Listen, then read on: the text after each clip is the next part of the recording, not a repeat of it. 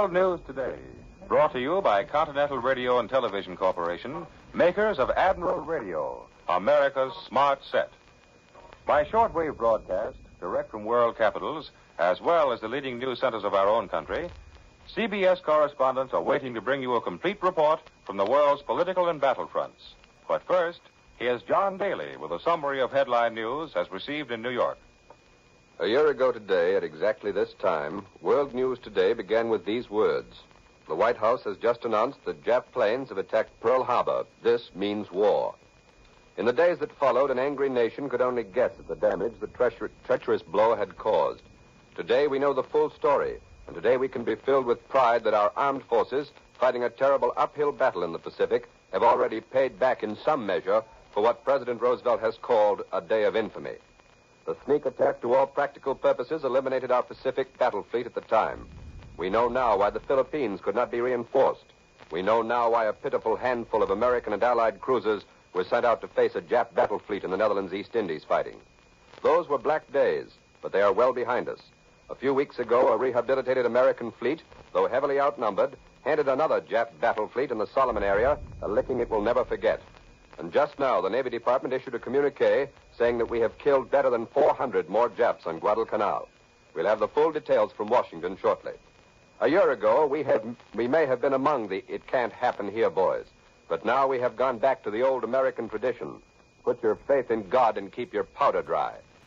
One of our allies has a good reason to celebrate today. It's the first anniversary of the start of the Russian winter offensive last year that saved Moscow. Then the Germans were within 18 miles of the city. Today, they are on the receiving end of heavy Russian attacks on fronts 130 to 250 miles west of Moscow. In the last 24 hours, 10,000 Germans have been killed, 160 guns and 54 tanks destroyed. The Nazis are putting up stiff resistance, and it's clear that reinforcements have been poured into the Stalingrad area, where the Russians admit the Nazis are using heavy tank forces. But there is every indication that the Red Army is still moving ahead, and that the German position is critical. Their army is still inside Stalingrad, but today's reports indicate that they have been pushed back into the northern and southern outskirts of the city in the last 10 days. On the Central Front, the Nazis are using big fleets of air transport to bring up men and supplies. One Soviet anti-aircraft battery shot down 12 of them and damaged 7 more. Generally, the exact position west of Moscow is confused, but there is reason to believe that Rzhev, the key to the German defenses, is surrounded. As at Stalingrad, the Germans are counterattacking desperately, and the Russians describe the fighting as particularly bitter. German attacks succeeded in capturing 2 of 3 villages, but Soviet counterattacks took the villages back, and field dispatches covering the fighting west of Moscow said that 3 more basic points in the German defenses near Rzhev and 2 near Velikia Luki had been cleared of the Nazis. Yes, this is a day of celebration for the Russians. Much of their country is still in German hands, but they have blasted the myth of the invincibility of the German Wehrmacht and with confidence have set out to destroy the despoilers of their country. In North Africa, the Allied lines near Teboba and Jadeda are straight and unbroken as the fighting grows in intensity and Allied reinforcements pour up to the front.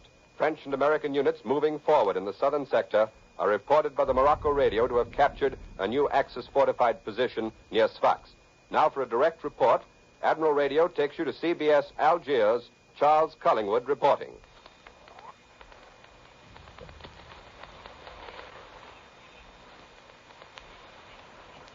This is Charles Collingwood at Allied Force Headquarters in North Africa. No part of the battle for Tunisia is more important than the battle in the air. And General Doolittle's boys of the 12th Air Force are doing a magnificent job. Here in the makeshift studio that we've rigged up in Allied Force Headquarters, we have a couple of boys who are very lucky to be here. Wouldn't you say you were lucky to be here, fellows? Well, I'll say we were. You're not kidding. That was Lieutenant Dave Slater and Sergeant Ray DeVilla, both of them from Houston, Texas, and both of them flying in the same bomber. And that laughter that you heard in the background came from the rest of the crew who are all packed in here watching Lieutenant Slater and Sergeant DeVilla getting ready to tell us how it came to be that they're all able to be here. Well, come on now, Slater. You're the pilot. Tell us about it. Well, you see, this is our first combat mission. You mean your very first? That's right. Well, this has nothing to do with the story, but were you scared? Well, I was scared. I don't know about the rest. You know, I was scared. Well, I'll bet you were. Well, let's get on with it. Where were you going on this first combat mission? We were bombing gators. We had an escort of P-38 pursuit. When we got over the target, we ran into an awful lot of anti-aircraft fire. And remember, Lieutenant Fighter, that's when we all stopped being scared. That's right, fella. And it was just as well, too. Because to make a long story short, we got hit. You got hit? Bad? Well, bad enough. I could feel this light stuff hitting us, but I didn't know where until I looked down at my pressure gauge and saw the port engine wasn't working. Well, what did you do then? Well, Let me tell him. okay, fella, you tell him. You see, the way we were hit, a medium bomber can't fly as far. Lieutenant Fighter kept us in the air as long as he could, but we finally had to get back on an even keel and land. Anybody hurt? No, sir. We skidded about 150 yards, and then we all jumped out, and nothing worse than bruises. Lieutenant Slater counted noses. Lieutenant Howard was the co-pilot from San Diego, California. Lieutenant Hogan, the navigator from Walmart, Arkansas. Sergeant Duran, the waist gunner from Muscatine, Iowa. And Sergeant Fleshman from Conway, Oregon, who's our tail gunner. All okay, but we were all miles behind the enemy line, right out in the desert. Well, what did you do then?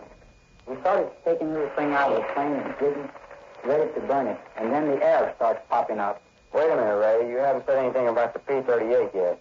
Oh, yes. I should have said we saw this P-38 from our escort circling around above us. Then it went off, we hoped, to get help. Well, what about these errors that popped up? Well, they kept arriving from nowhere in particular, and by the end, we collected about 25 of them. Were they friendly? They kept saying American or Alemán. When we finally convinced them that we were American, everything was fine. But they don't like the Germans, huh? These fellas didn't, but they called us comrades. Oh, there's another word they use, Ray. Oh, yes. They kept saying Ike or something like this until this moment. I still don't know what it means. Well, look, one thing that I haven't got straight yet. How far was all this from the German garrison that gave us? About 20 miles. 20 miles. And how long were you there? 2 hours and 41 minutes, and that was long enough. Well, how did it finally end? Oh, simple enough. One of the Arabs said, shh, and we all listened, and we heard some airplane motors. Then we saw a light bomber and 2 P-38s coming our way. The bomber saw us, landed on that awful rough desert, and taxied right up to it. That's right. And Lieutenant Howard of Seattle climbed out and said, jump in, boys. Jump in quick. And I'll bet you did, too. And what then? What happened then? Then Lieutenant Howard set fire to our plane, and the P-38s finished it off with incendiary bullets. And we were off. Nothing to it. If you ask me, there was plenty to it. And I'm darn glad that you fellows all made it and could be here tonight. We return you now to CBS in New York. On the old North African front, for several days, the dispatches have been reporting a lull in the fighting. Today's report had nothing to say about the land fighting.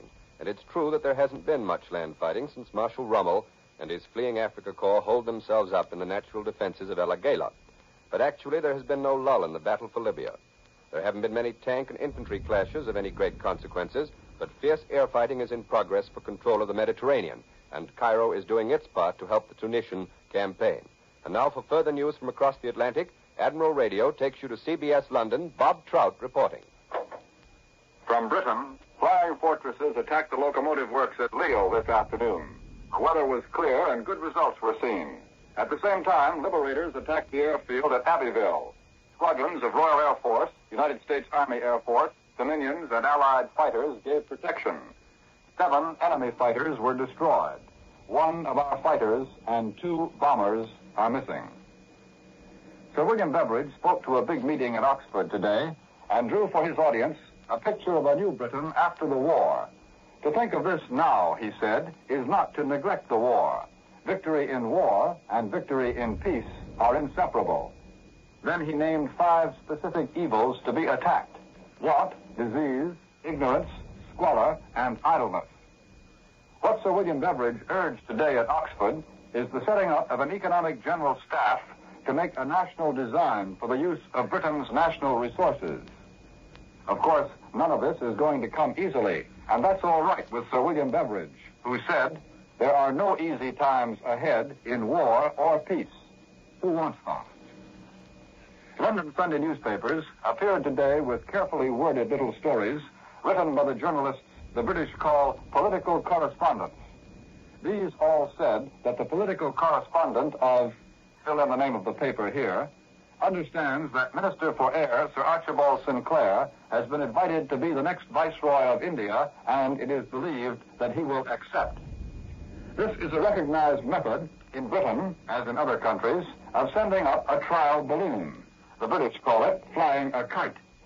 And the idea here, just as in the United States, is if the cautious little newspaper items bring roars of indignation, then the government can look surprised and can point out that nothing official had ever been said. So far today, there have been no roars of indignation. Not far from London is the town of Greenwich, home of the Royal Observatory. Through Greenwich runs the zero meridian on all maps and charts.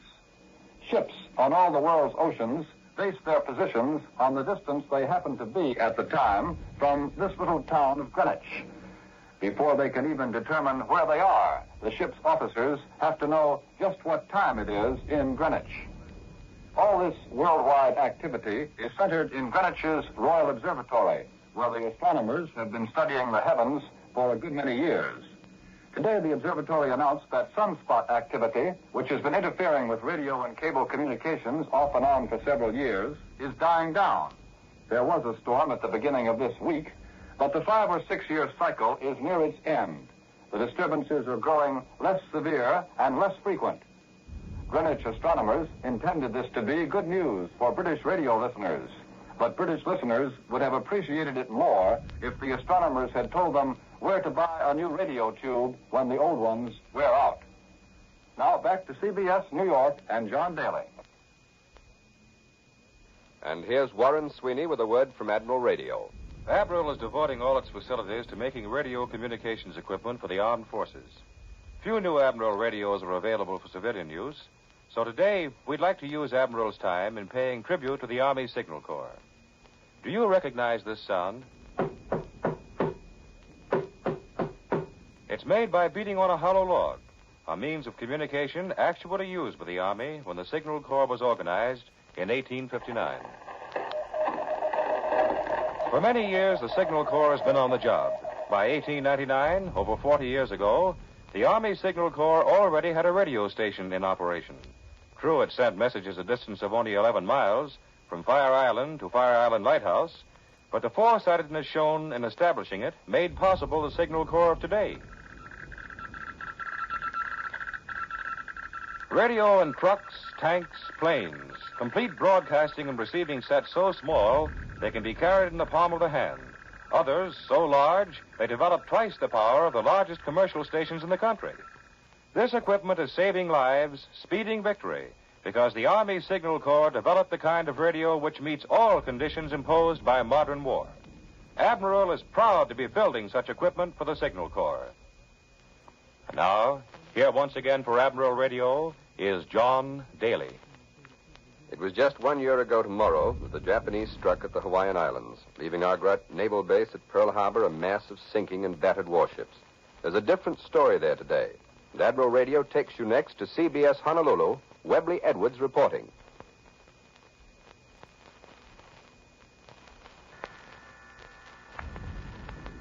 It was on a Sunday like this 365 days ago that this war started for America right here at Pearl Harbor in the island of Oahu in Hawaii. I had a sickening in my stomach as I saw the great ships of our Pacific Fleet bombed and torpedoed at their moorings that day. When it was all over, the Arizona was sunk and destroyed. The Oklahoma was turned over, her keel up. The California, Nevada, and West Virginia were far down in the water. The Pennsylvania, the Maryland, and the Tennessee had been hit. The cruisers Helena, Honolulu, and Raleigh were damaged. 2 destroyers, the Cassis and the Downs, were destroyed in a dry dock. Another, the Shaw, seemed to be blown half away. The great old mine layer, Oglala, was down in the water, and so was the old target ship, the Utah. 2 fleet task forces had been carrying out assignments at sea, and 2 Pacific Fleet task forces were in the harbor after extensive operations at sea.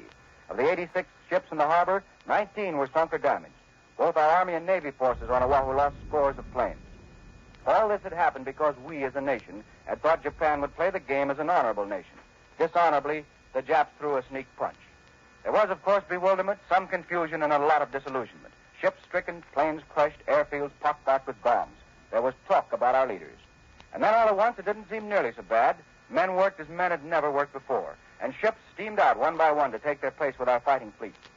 I'll never forget the thrill of seeing a battleship, another battleship that had been in the bottom of Pearl Harbor, Going out through the harbor narrows one bright morning, her flag proudly flying, her men lining her decks. She was going out to fight, and we all had lumps in our throats. Of those ships that were struck that reeling blow, only the Arizona is permanently and totally lost.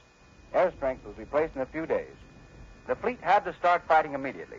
The raids on the Marshalls, Wake, and Marcus Island gave the fleet the confidence that comes from action. And that action was shown in the Coral Sea and in the invasion of New Guinea. Then the Battle of Midway, and now the Solomons, each action of increasing importance. We have lost ships, but the enemy has lost far more. We have lost men, but the enemy has paid a price manyfold. At this minute, our land and sea forces are busy in Guadalcanal and in New Guinea, blasting out the foothold for our future drive toward Japan. Today, 1 year later, Pearl Harbor looks mighty sweet. The old harbor is bustling, noisy, busy, and men have the bright look of confidence in their faces. And that's the situation out here 1 year later. This is Webley Edwards at Pearl Harbor. We return you to CBS in New York.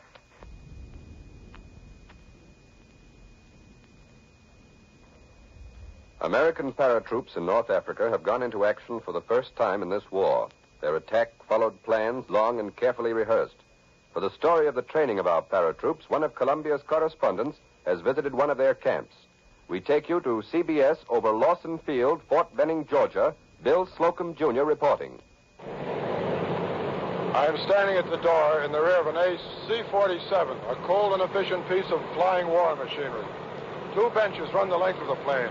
Sitting on the benches, facing across the aisle, are 8 young men of the 507th Parachute Regiment. They are going to make today's jump.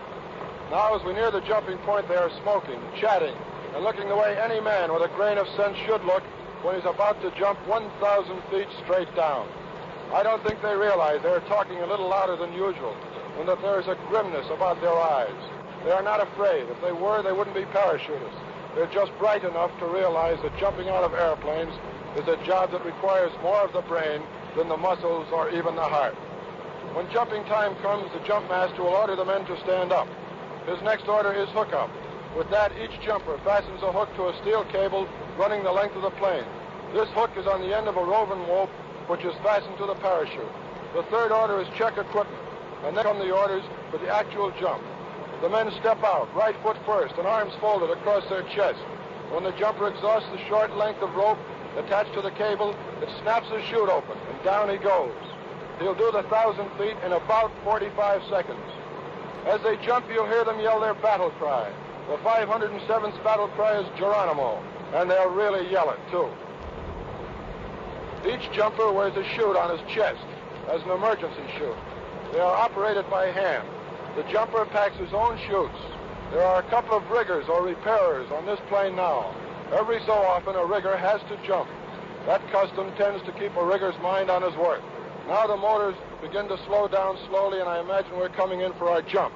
Stand up and hook up! There, the lieutenant orders the men to stand up and hook their static lines. Equipment!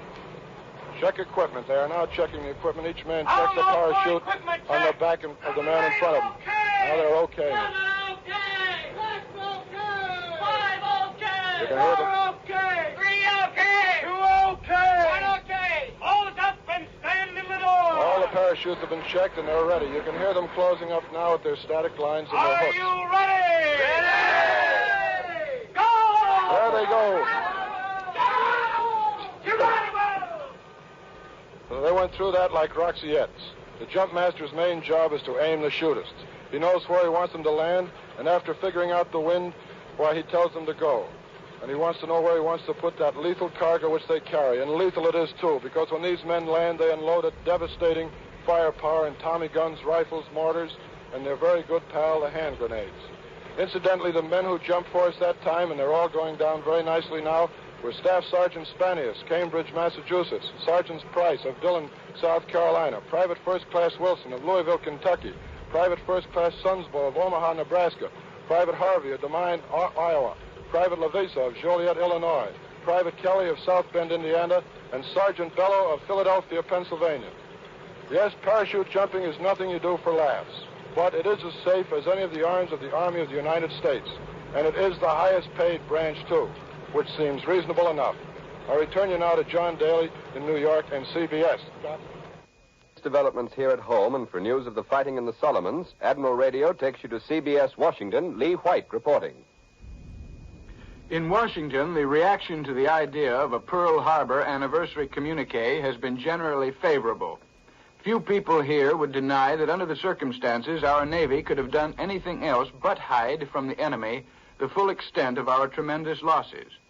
Release of most of the tragic details today has had a sobering effect on the people of Washington.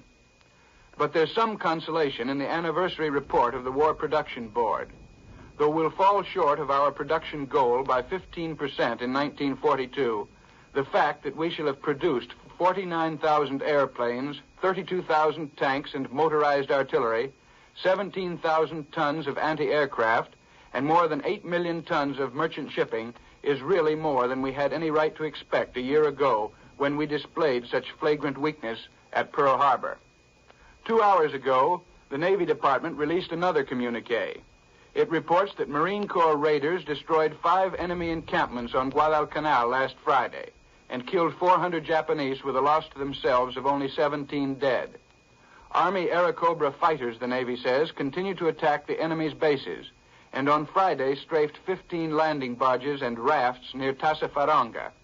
This would seem to indicate that the Japanese have been able to land small numbers of troops despite the battle of November 30th, when we destroyed their latest invasion convoy. Since the publication of the Beveridge Plan for post-war security in the United Kingdom, many people have been wondering if the United States government has not been working on a similar plan. The answer is it has, and it's now possible to reveal that a 50,000-word report of the National Resources Planning Board has been lying on President Roosevelt's desk for almost a month. We return you now to CBS New York and John Daly. And here's Warren Sweeney with a word from Admiral Radio. All over Europe today, the Nazi-controlled radio is pouring forth its usual torrent of lies, excuses, and edicts of cruelty. Here in America, radio serves a different purpose: to give Americans periods of honest news, such as this Admiral-sponsored program, to entertain, to promote free discussions of public matters, and to aid in understanding the various war measures. Because American radio does these things, a radio set is a necessity in the American home, and the radio you own should give the best possible service at all times. If it doesn't, have your Admiral dealer put it in tip-top shape. Never mind whether your set is an Admiral or some other brand. Admiral dealers are pledged to help keep all radios on the beam for the duration. When victory is won, they'll have new Admiral radios and Admiral radio phonograph combinations. For Admiral will again take its place as the world's largest manufacturer of radio phonograph combinations with automatic record changers. But until that time, Admiral will be busy supplying the radio equipment needed by the armed forces. And Admiral dealers will be on the job helping to keep our radios on the home front in perfect operating condition. World News Today is brought to you each Sunday at this hour by Continental Radio and Television Corporation, makers of Admiral Radio, America's smart set. Be sure to listen next Sunday, when Admiral will again give you World News Today by shortwave, direct from the leading news centers of the world. In spite of what you may have heard or read, our country is critically short of rubber. That, not a shortage of gasoline, is the reason for gasoline rationing. Our armed forces need rubber as much as they need arms and ammunition. Do your part. Obey the spirit as well as the letter of the law. Share your car and go twice as far. This is the Columbia Broadcasting System. The WBBM Theater, Wrigley Building, Chicago.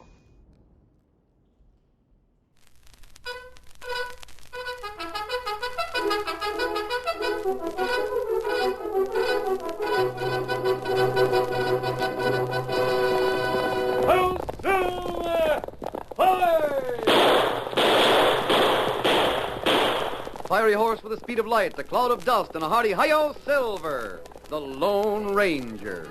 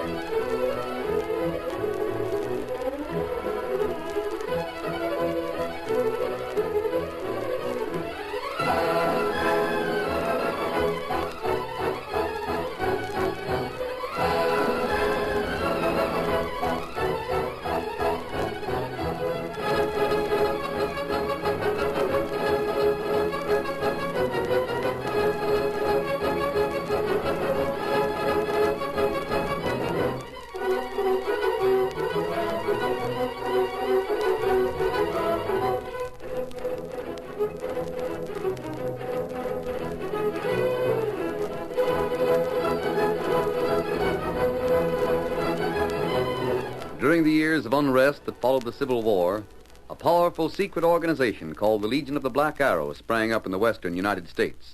Its members were to be found everywhere, defying the law or using the law for their own purposes, working toward the ultimate goal of revolt and the foundation of a despotic empire. It was the masked rider of the plains who led the fight against this band of outlaws and traitors, and for once his great strength and courage, his daring and resourcefulness were taxed to the utmost in the cause of democracy. Return with us now to those thrilling days when the West was young. From out of the past come the thundering hoofbeats of a great horse, Silver. The Lone Ranger rides again. Come on, Silver. We're on the trail of the Black Arrow. Hi-yo, Silver! Hi!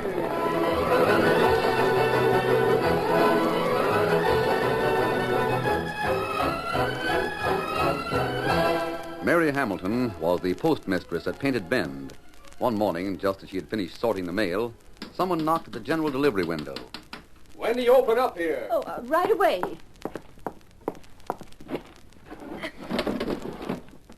What was it you wanted? I was wondering if you had some mail for me. What's the name? Jim Hamilton. Jim Hamilton? Oh, my goodness, it is you, Jim. Hello, sis. Oh, your face is so dirty I didn't recognize you. And your clothes. Come around and back so I can get a good look at you. I can't climb through this window. The door's over to your left. I'll unlock it. Come on in. You can sit down in that chair. No, thanks. I'd just as soon stand. I can't stay long. You can't stay long. You're looking fine, Mary. Well, I can't say the same for you. Where have you been? What have you been doing? Why haven't you let me hear from you? Oh, I'm no hand for writing letters. Well, you used to be a pretty fair hand at washing. You look like an outlaw, Jim. Do I? I'll give you the key to my cabin. You go over there and get cleaned up. You must have some better clothes with you. I'm sorry, Mary. That don't fit into my plans. You see, I just as soon folks didn't recognize me. You what? And I guess I can get by all right. Even you didn't know it was me for a minute. Jim, is something wrong? Plenty. What? What have you done? Are you mixed up with the law some way? I can't tell you much, sis, but I guess the answer to that is yes. Oh, Jim. There's no need to get excited about it. I'm not going to stay in town. Well, if you've done something, it won't do any good to keep running away. You've got to stand up and face the music. You let me handle it my own way, sis. I'm heading for Ghost Canyon. Why Ghost Canyon? Oh, it's a nice, quiet place. They say there's outlaws there. Do they? And things happen. Do you remember the big house up on the side of the canyon? Ned Rockwell's place? Where he used to live when the mine was going? Yes. Yeah, I remember. What about it? Well, Harry Starr was riding along the South Trail the other night, and when he was passing the opening of the canyon, he could see the house. There was a funny blue light in one of the windows. Well, it's no laughing matter. Those old Indian stories are coming back to life, huh? Harry isn't one to imagine things. Maybe not. And he heard a cry, like a wolf, only there was something human in it. Mm-hmm. Has the story gone the rounds yet? Well, naturally, everybody in town has heard it. They believe it, too, after what happened last week. What happened then? The sheriff found a dead man at the opening of the canyon. Not a mark on him. And no papers either. Nothing to tell who he was. The doctor said it was heart failure, and the folks that saw him said there was an awful look on his face, like he'd seen something horrible. So they're all steering clear of the canyon? Naturally. Well, what about the outlaws? Oh, that was a while back. Jed Hawkins saw a band of men with bandanas over their faces. It was up by the old mine. Near the house? Yes, but when the sheriff got up a posse and went after them, they were gone. Well, I ought to find it mighty peaceful in the canyon. You can't go there. I've got to. Oh, no, you haven't. I wouldn't care if the canyon was safe and the best place to hide out in the whole country. You aren't aiming to turn me over to the sheriff, are you, Mary? I couldn't do that. You're my brother. But if you've done something wrong, you have to pay for it, Jim. You can't run away. You won't tell anybody about my coming here, will you? Not if you say I shouldn't. Then don't. I wouldn't have tried it if I didn't think I could trust you. Oh, Jim, at least tell me what... I'll tell you this. If you should happen to see me in town, pretend you don't know me. That's important. And don't worry too much. I hope it won't be long before Anybody here? Somebody at the window. I'll let myself out the back door. Is anybody here? I'm coming. Good morning, miss. Or should it be ma'am? Miss is right. What can I do for you? Well, I just rode into town and... Ah, there it is. Postmistress, Mary Hamilton. How do you do, Miss Hamilton? How do you do?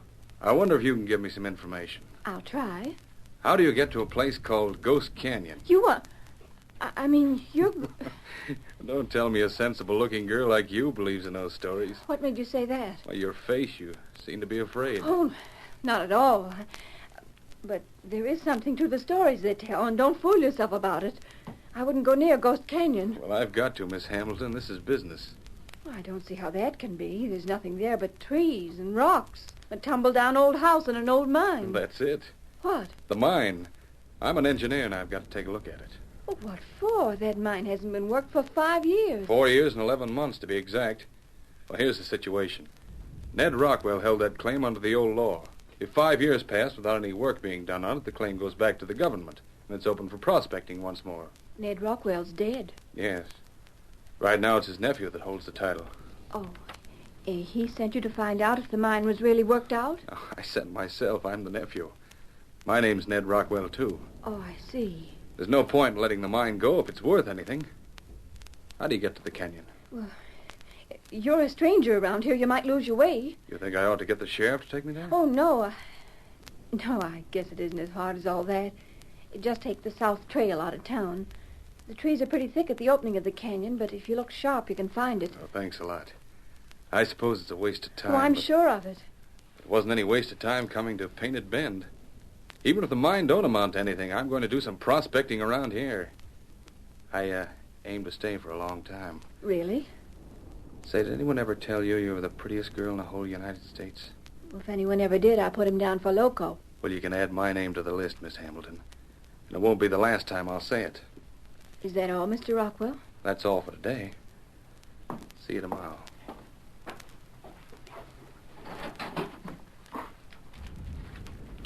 Jim must be on his way there. I'll have to warn him not to go near the mine. The post office is closed for the next 2 hours.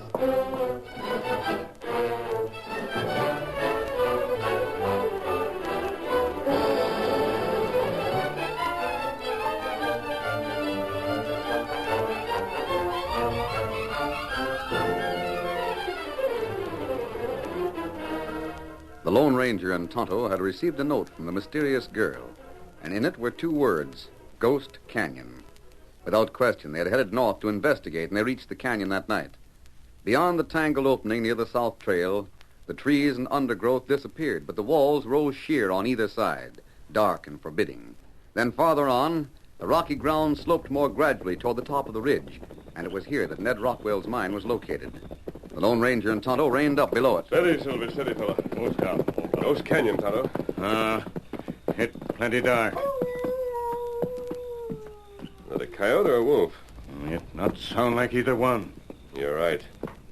There was something strange about that cry. Indian tell many story about this canyon. Yes, I've heard them, Tonto.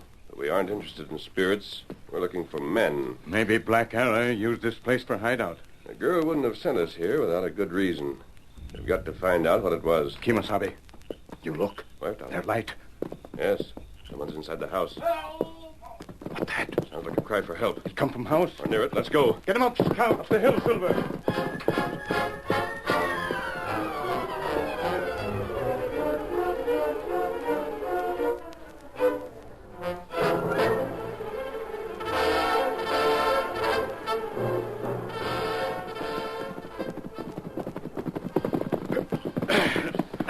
Watch your step, Tonto. Some of these boards may be rotten. The door's open. That's right. Can't see any light now. Plenty dark. Yes. Much darker inside here. I'll light a match. Nobody used this room for a long time. The kitchen must be that way. Why you want to go to kitchen? Because I can smell cooking. Oh. Wait a minute now. I'll light another match. Their lantern on table. Yes. Now we'll be able to see what's here. This is kitchen. There's stove. Still warm. Here's a skillet. Was used tonight. Marks in dust and floor, plenty fresh, too. Someone cooked supper here tonight. And then, listen. Out on the back porch. A man, Kimosabe. He's unconscious. There's water in here. Tonto, get it. He hasn't been wounded. At least there's no... Oh, here's a nasty cut. Someone hit him over the head. Here, water. You take bandana, washcut. Yes. Well, he's coming around. Oh, don't. This might have been made by a gun butt. Maybe so. See if you can find any tracks, horses or men. Time to do that. What happened? Someone hit you. Your mask. You're an outlaw. Never mind that. We were down below when we heard you cry out. Haven't you any idea what happened? There was a wolf. Yes, we heard that too. I went out on the porch. It sounded awful close, but when I stepped through that door, something jumped on me. Something? You mean someone? I can only tell you what I thought. Of course, I'd just heard the wolf, and I had a feeling it was an animal. I tried to free myself. Well, that's all. Everything went black. And you were hit by a man. Who are you? Ned Rockwell. This mine belongs to me. How long have you been here? Since noon today. I wonder if there is something to those stories after all. Kimasabi. Did you find anything, Tonto? Place where horse was tied. Over there by the big pine? That's right. Well, that's where my horse was. Isn't he still there? No, horse not there. Were there any tracks? No. Ground plenty hard. Oh, wait a minute. A masked man and an Injun. Maybe you've been using this place for a hideout. You didn't like me coming back here, so you tried to scare me out. That isn't true, Rockwell. No. Masked friend help you. Bandage head. Sure, after he hit me. Just so I'd hightail it back to town and stay out of the canyon. You're making a mistake about us. But as for the rest of it, well, you may be right. Huh? You understand, Tonto? What we do? We'll search the canyon. We can leave Rockwell here and... Kimasabi. Yes, I heard it. You heard what? Quick, Tonto. Put the lantern out. You heard what? A noise inside the house. There's someone in there. I didn't hear anything, and I still think this is a trick. It may be, but we didn't plan it. Now, you stay here and try not to make any noise. Let's go, Tonto. You have gun ready. Did you locate the sound? Any idea where it came from? Maybe front room. That's the way it seemed to me. Door closed. We didn't close it. That's what we heard. You think wind? There is no wind. Well, here goes. There's a little light behind you, mister. One more step and I shoot.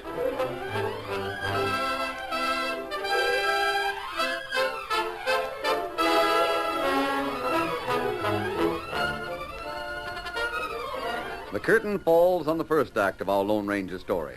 Before the next exciting scenes, please permit us to pause for just a few moments.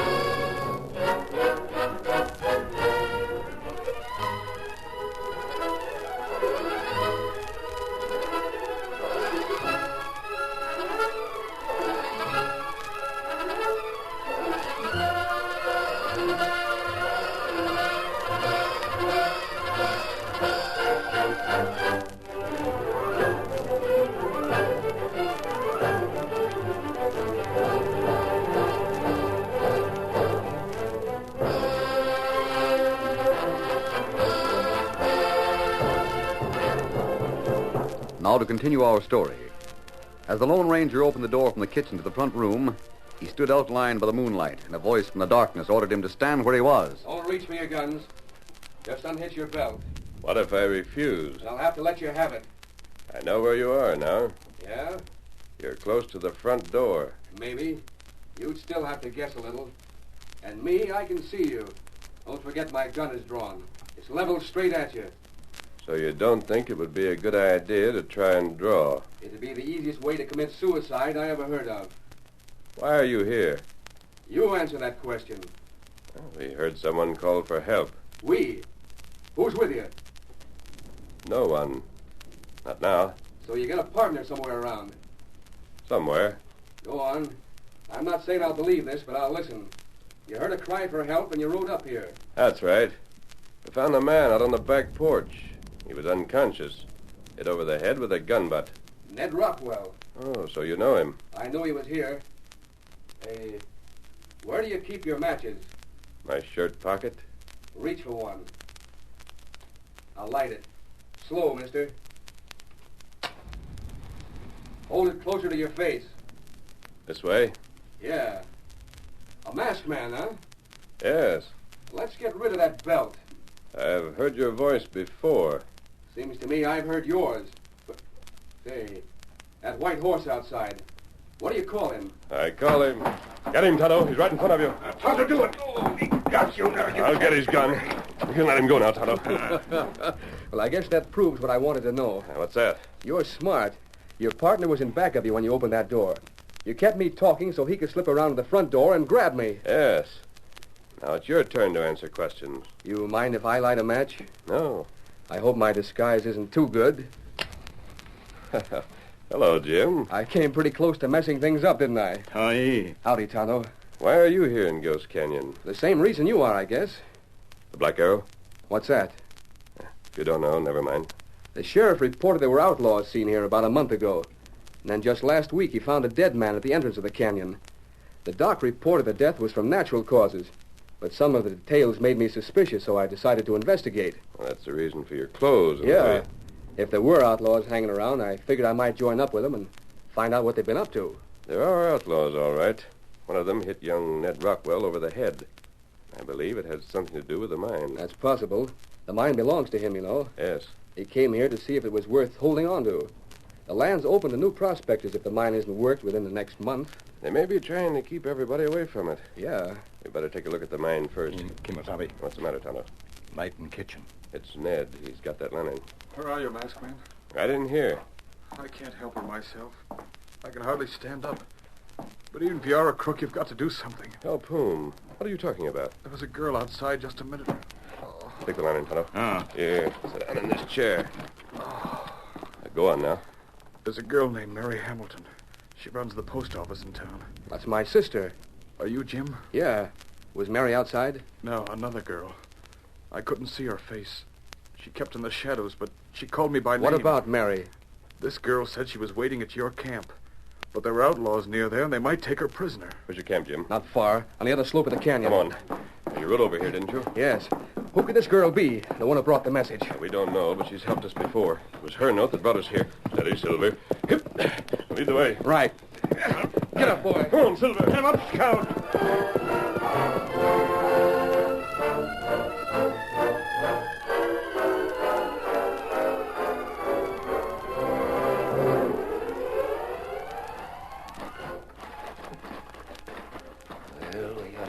Main tunnel pretty soon now. Yeah. And where? To the left. That's heading for the main entrance, isn't it? Yeah. There's a place where the tunnel broadens out. That's where the boys are. Are we in the mine now? Never mind the talk, sister. Just keep moving. Does my brother belong to your gang? You're the postmistress, aren't you? Yes, but from the way Jim talked, of course, he may not be using his right name. I thought you said that was your brother's camp where we found you. That's where he was camped today. No, sister. We saw that hombre. He isn't a member of the gang. Oh, thank goodness. You'd be better off if he was. To the left here, huh? Yeah. What are you going to do with me? It depends on how nice you act. Maybe we'll let you pay us a nice long visit. Hey, there's a light. Sing out to them so they'll know who you are. Don't shoot, boys. It's Jake and Mark. We got a prisoner. The hombre you went after? Yes, sister. That's almost as good. Yes, sister. Let's have a look at it. You can look while you're tying her up. Hands and feet. Keno. How about the man in the house? Knocked him out like you said. That was right, huh, Mark? Yeah. We'll scare him out if we can. If he's still around tomorrow morning, we'll let him have it. And leave him outside the canyon. You have to tie those ropes so tight. Sit down. Oh. Don't kick while I'm tying your feet. You said it was almost as good getting the girl as the man. I don't savvy. We left her horse at the camp on a trail that anybody can follow from there to here. He'll come after her. Well, you're loco. We'll be waiting for him, Sam. In about 5 minutes, these lanterns go out, and then we'll... I hear somebody now. Yeah, made it fast. Out with the lights and quiet everybody. Don't let the girl make any noise. I got it.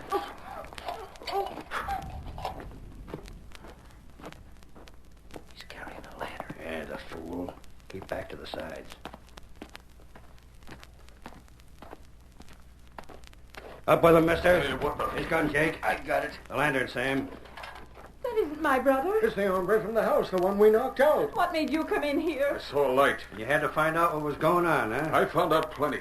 You've been working this mine. You've hit a vein of pure gold. That cook's your goose. The mine belongs to me. You're Ned Rockwell? Yes.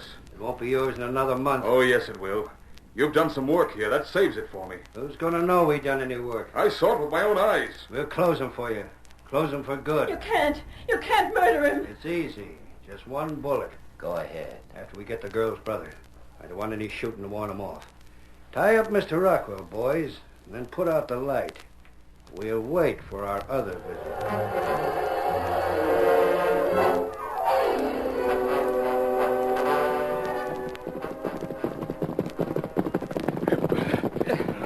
Well, the trail's led us right back to the mine. But this isn't the entrance by the house. It's a new one. Lots of fresh gravel around. The mine's being worked. They've been using this tunnel instead of the old one. Tonto not like it. Trail too easy to follow. We aren't stopping here, Kimosabe. Crook wait for you inside mine. We'll have to have some kind of a light to go in there. We'll pick up a few pine branches. Here. Here one. Yes, here's some more. We won't use these until we have to. I'm worried about the other entrance. What do you mean? They can escape by it. You better go around there and stand guard, Tonto. Tonto do it. Come along, Jim. Just a second while I get this lit. Not yet. We can follow the tunnel without a light for a while. Come on.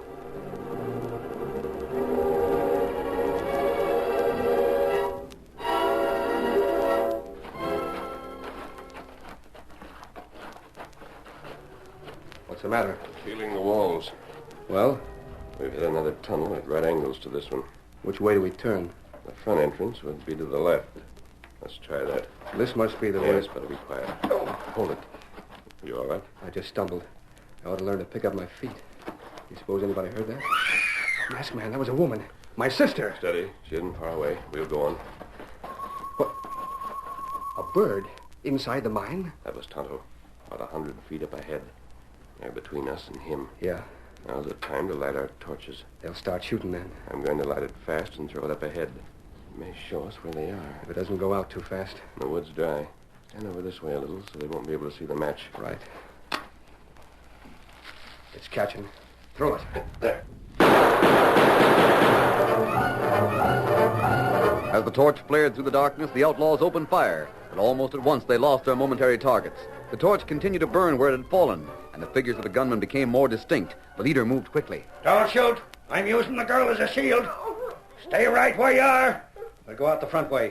Get moving. You can see her back there, can't you? If you shoot, you'll hit her. Mark. What's the matter? Something happened to Sam. I can't see, but I heard him get out. What's going on there? You let go of girl. Good work, Tonto. Come on, Jim. Are you all right, Mary? Are you hurt? You stand still. Try to get away and Tonto hit you like others. Stand back, Tonto. He's got a gun. Oh! Oh, not good. You shoot gun out of hand. Now you can talk, Mary. Are you hurt? No. Ned Rockwell's over there. Tonto cut rope. Take off gag. I guess you saved my life, Jim. But I don't know whether I'm grateful or not. What do you mean by that? I can see what your friends are like now. A masked man and an Indian. You are an outlaw. I don't judge your brother by the company he keeps, Miss Hamilton. He's a United States Marshal. A what? You can handle the prisoners, can't you, Jim? Sure thing. They're in no condition to make trouble. And Tonto and I'll be on our way. Rockwell, all right. I sure am. Adios. So long, masked man. Front entrance, Tonto. Did I hear right? Are you really a marshal, Jim? Yeah. Then I guess you're the one to tell. Those crooks were trying to keep folks away from the canyon because they'd found a new vein of gold and they wanted the mine for themselves. Still belongs to you, doesn't it? Sure does. Won't be long before I can think of getting married. Never mind that. Give me a hand here, Ned. We've got to get these crooks tied up. It's a pleasure. I still can't understand it. How can a United States Marshal be friends with a masked man? I wish he hadn't been, that's all. Maybe you can tell her who he is. I got an idea. There isn't a crook in the West who likes to meet that particular masked man, sis. This hombre's right. It was he and Tonto who saved your life, not me. All I did was take orders and help as much as I could. Well, who is he? There. We'll leave your feet untied. You've got a long walk ahead of you, mister. Who is he, Jim? Why, I'm almost ashamed of you, Mary, that a sister of mine could be so plumb ignorant. Well, how should I That know? was the Lone Ranger.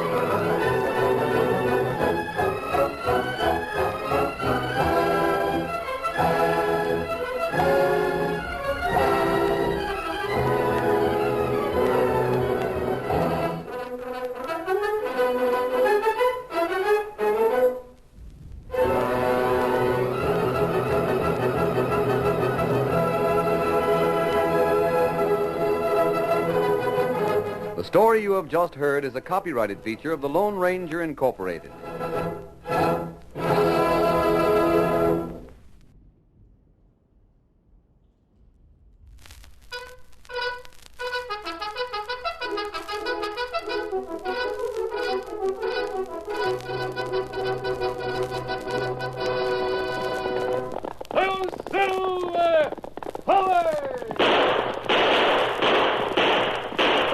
Fiery horse with the speed of light, a cloud of dust, and a hearty hi-yo silver, the Lone Ranger.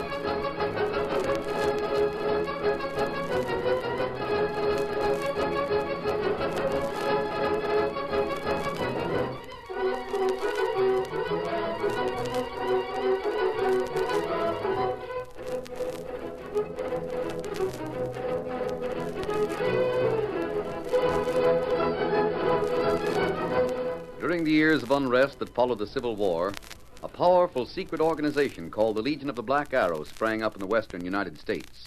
Its members were to be found everywhere, defying the law or using the law for their own purposes, working toward the ultimate goal of revolt and the foundation of a despotic empire. It was the masked rider of the plains who led the fight against this band of outlaws and traitors. And for once, his great strength and courage, his daring and resourcefulness were taxed to the utmost in the cause of democracy. Return with us now to those thrilling days when the West was young. From out of the past come the thundering hoofbeats of a great horse, Silver. The Lone Ranger rides again. Come on, Silver. We're on the trail of the Black Arrow. Hail, Silver! Away!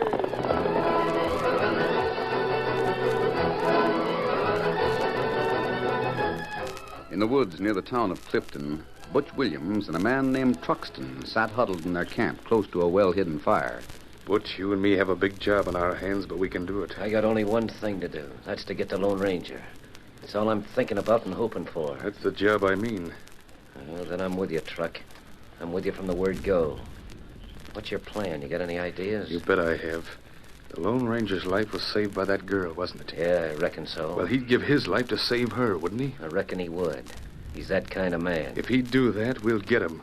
We've as good as got him right now. Truck, don't be too sure of it. This is one time when I'm dead sure of what I'm saying. We've as good as got the Lone Ranger right now. How's that? Because, Butch, I know how we can capture that girl. Yeah, that's big talk. We don't even know who the girl is.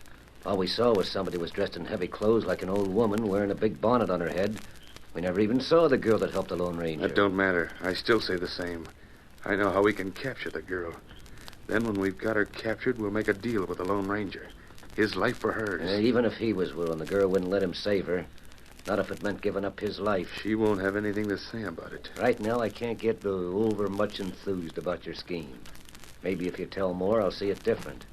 Sounds to me like you're tackling more than we can handle, more than the whole gang could handle before we got busted up. Well, listen. Well, in the first place, how'll you locate the girl? Remember the bonnet we found by the campfire? Yeah, but I mean now. We know that she's in the town of Clifton, don't we? Well, that's where she's likely to be. She'll hear about anything that happens in town. Sure. Now then, who was in the jail in Clifton?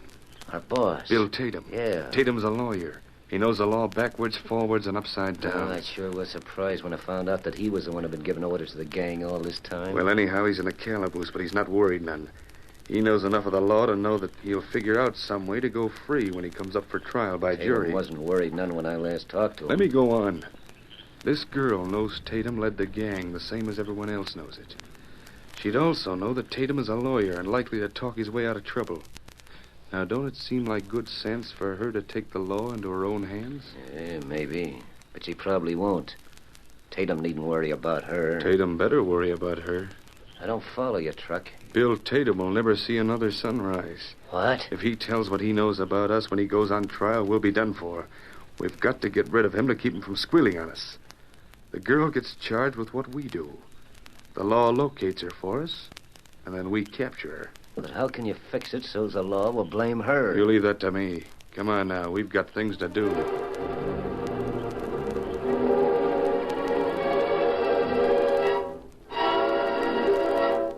Bill Tatum was in jail, but not asleep. He could hear the measured pacing of the special guard outside his window. His mind was busy with plans for his defense in court. I'll beat the law on my day in court. Those local fools will hear of laws they never knew existed. Sure, they have evidence against me. But how'd they get it? They took it from my house. They didn't show me any search warrant. The law says that's illegal seizure. Evidence must be ruled out. My confession?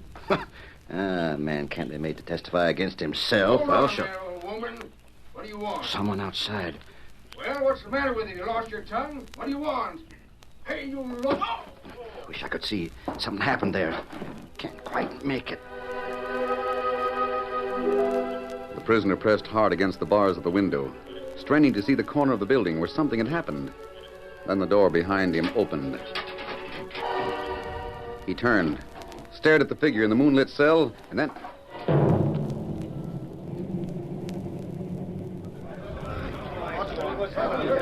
He's dead, knifed. You sure got him sudden. Where was the guard? Who done it? Something said about a woman. Well, where is the sheriff? Anyone gone for him? What about the guard? Let me through there. What's going on? Sheriff, Bill Tatum got knifed. Yes, Sheriff, he's dead. Get back. Don't touch things. Where's the guard? Where's Hank Loomis? Sheriff, I'm here. I got knocked down by that old woman. Hank, what happened to the prisoner? Who knifed him? Great guns. I didn't know he got knifed. Well, look at him there on the floor. I just come to. It must have been the same woman. Who? Hey, the door's unlocked, too. Where's your keys? Keys? My keys, let me see. What? Well, they've been stole. While you were sleeping off that blow on the head. What kind of a guard are you, anyhow? Sheriff, I you couldn't... say a woman done it? Yeah, it was. Who? I don't know. She wore a big bonnet that hid her face. She come up to me, not saying a word. I asked her who she was and what she wanted. Still, she didn't say anything. Then all of a sudden, she raised her hand, holding a hunk of wood or something, and clouded me alongside the head. Letting a woman do that. And you carrying a rifle. She didn't give me no chance at all, Sheriff. Some of you gents get more light in here. We gotta look for clues. I'll fix him. I know where there's a lamp. Fine thing. Prisoner getting knifed when he's here in the jail. Well, I'll find who done it and hang him. But I tell you, there's a woman. Is that all you can tell me about her? I didn't get a good look at her, Sheriff. Sheriff, I found something out in the road. Look at this. What's that? It's a woman's bonnet. Sheriff, that's like the one she wore. Let me see it. Why, sure, it's the same one. I'd bet money it is. Now we got something to go on. Hey, bring that lamp over here. Hurry. Coming. Here you are. Anyone know who owns this here bonnet? Why, it's Mrs. Penny's. I've seen her wearing it. Mrs. Penny, are you sure of that? Dead sure. Come to think of it, I've seen her wearing it. But hang it all, Mrs. Penny wouldn't knife a man. She'd walked a long way around to keep from stepping on a cockroach. Hold on, Sheriff. I just thought of something. Speak up, then. What reason would Mrs. Penny have to do a thing like this? Mrs. Penny wouldn't have a reason, not her. But what about that girl that lives with her? Who? That youngish girl. The one that nobody ever seems to know much about. Maybe she borrowed the old woman's clothes. Hank, maybe you got an idea at that. I reckon we'll have a talk with Ma Penny. Right now. The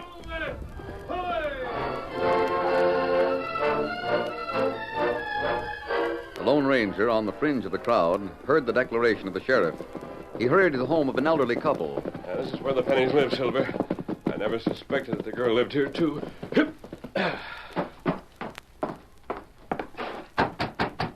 Not much time. Sheriff will soon be here. Yes? A masked man. Please wait. Don't close the door. Listen to me. Oh, what do you want? Are you Mrs. Penny? Yes, but I've got nothing worth Please, stealing. Mrs. Penny. Believe me when I tell you I'm not here to rob or harm you. I'm masked, but not because I'm hiding from the law. That horse. It's white. You're the one. Has she told you about me? Yes, you're the Lone Ranger. Where is she now? Who? The girl. I don't know who you're talking about. I don't know anything. You better go. Wait, you just said she had told you about me. No, that was a mistake. Please, mister. But I must speak to her. The sheriff is coming here. He'll be here at any moment. I can't tell you anything. I gave my word. I mustn't say any more. Then listen to what I say. Last night, a man in jail was killed. That's got nothing to do with me. Go away. Your bonnet was found at the jail. The guard was knocked down. He described the dress and the bonnet of the one who knocked him down. Oh. Go on. Then what? That's better.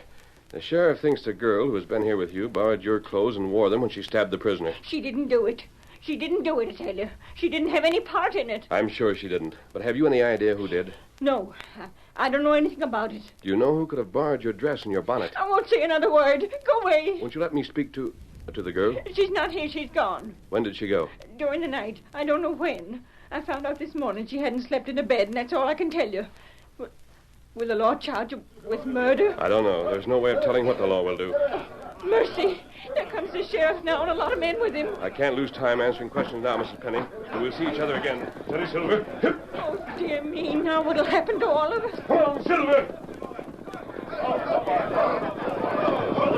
Some of you men get after that masked man. Fetch him back here so I can ask him a few questions. All right, Sheriff, we'll get after him.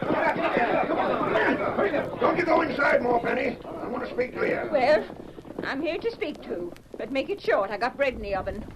What's the matter with you, Sheriff? First of all, I want to ask you if you ever seen this bonnet before. Of course I have. It's mine. That settles that, then. Now, when did you wear it the last time? When? That's what I said. When? Last night. You hear that? Be quiet, Hank. What time last night did you wear it, Miss Penny? I don't know the exact time. Why are you asking all these questions anyhow? I got more to ask. You had a girl here living with you, didn't you? What of it? She didn't bother anyone, did she? She hardly ever showed herself around. Maybe she kept herself scarce so she wouldn't be found so easy when she finished with Bill Tatum. Who's he? That's the prisoner that was in jail. Till he was knifed last night. Knifed, huh? Well, I reckon he must have had it coming to him. Oh, Penny, you're a hard woman to talk to. But you'd better help the law. I know you didn't kill Tatum, so it must have been the girl who wore your bonnet when the deed was done. Now, if she's innocent, the thing for her to do is show herself and prove it. I always thought it was up to the law to prove a party guilty, not up to the party to prove herself or himself innocent. Only so far, the proof is that she's guilty. If she don't have something to say, we'll have to place the charge against her and find her. She's not here now. No? Well, maybe you can tell us where she is. I don't know. What's her name? Sheriff, all I know is the name she used here isn't the right name. She said I could call her Jane, and if I wanted two names to make it Jane Doe. Well, Ma, I'm sorry you won't help us out more than this. I'm sorry I can't. Good day to you, Sheriff. Oh, I'm not leaving here unless you make me go back to my office and get a warrant to search this house. I'll do that if need be. But I'm hoping you'll save me the trouble by letting us go through the house without a warrant. Search my house? Yeah. I told you the girl's gone. I never can tell. She might have left some clues around. Maybe something in the shape of a letter or a note. Or something that would give us a hint as to where she went. She didn't leave anything. Then you sure can't mind if I have a look. You can't go in there. Oh, I'll get that warrant if I have to. You don't need to hunt for that girl. She didn't have anything to do with the murder of Bill Tatum. You speak as if you knew something. I know she didn't do it. How can you be so sure? I know who did. You do? Well, did you hear that, Sheriff? Who done it, Mrs. Penny? Who killed that prisoner? I can't tell you that. Please, Sheriff, please. Take my word for it. The girl didn't do it. I know she didn't because I know who did. Oh, the only way you can convince me that that girl is innocent is by telling me who's guilty. You found the bonnet? It's mine. I admitted as much. Who wore it last night? I did. You mean you confessed to that murder? What else can I do? Take me away if you must. I'm ready.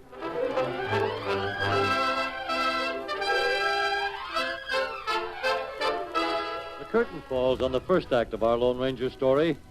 Before the next exciting scenes, please permit us to pause for just a few moments.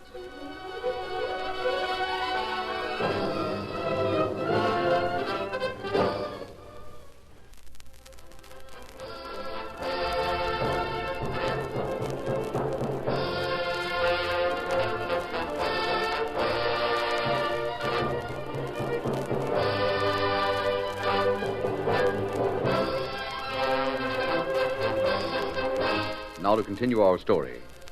The sheriff heard Ma Penny's confession, but instead of arresting her, he chuckled. Ma, that's too thin. I sure take my hat off to you. You've a heap of spunk. But I know better than to believe any such yarn as you just told me. What do you mean you don't believe me? Just that. You didn't get Bill Tatum. You confessed to it so he wouldn't search the house. You did it to shield that girl. Well, that makes us all the more sure that she's the guilty party. No, Sheriff, please. Hank. Yeah? You mosey back to the office and get a search warrant. We'll have a look around here.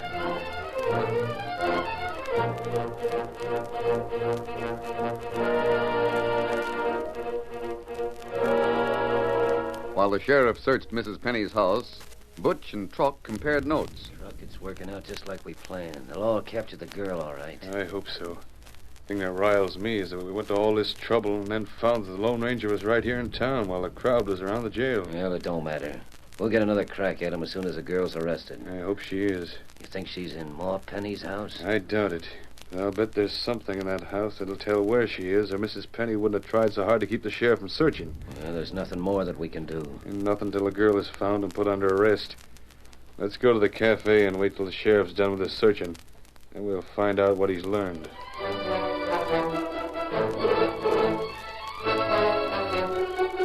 Inside the house, Mrs. Penny followed the sheriff and his deputy from one room to another.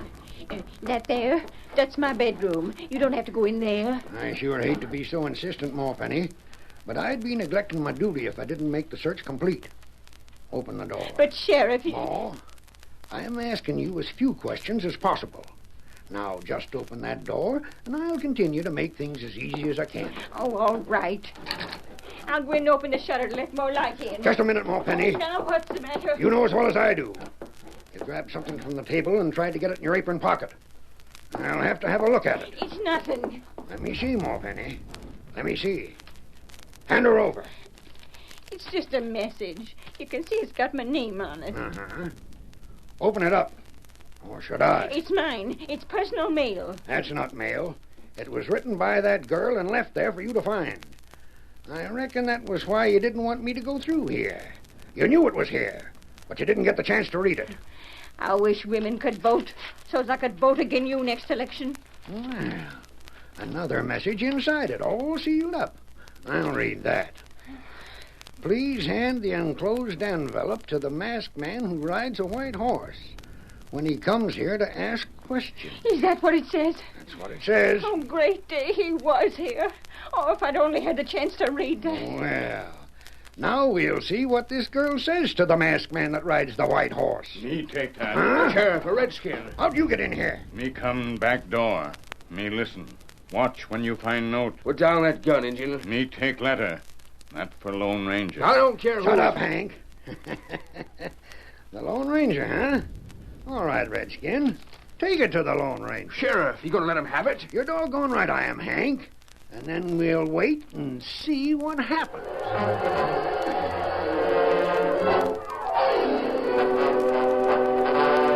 When Tonto joined the Lone Ranger in camp, the masked man said, I had to ride in a roundabout way to get here, Tonto. The deputy stayed behind me for quite a while. Maybe this message important. Addressed in the girl's handwriting.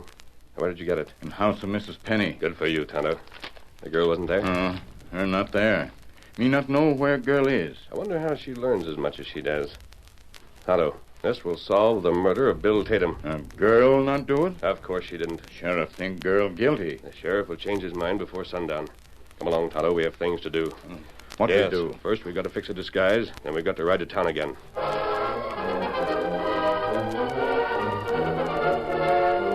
Later in the day, shortly after noon, the cafe was a beehive of activity as men gathered to discuss the death of Bill Tatum and the suspected girl who had disappeared. Yeah, they tell me the sheriff has a dozen men out looking for her. I heard he had more than that. He's being mighty mysterious about the whole thing.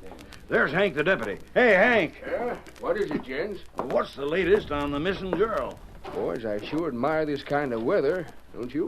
Which means you won't talk about it. Oh, come on, Hank. The sheriff is holding out on us. Gents, it'd cost me my job if I said anything. Hey, deputy, we hank you to know about the sheriff's plans. You do, huh, Butch?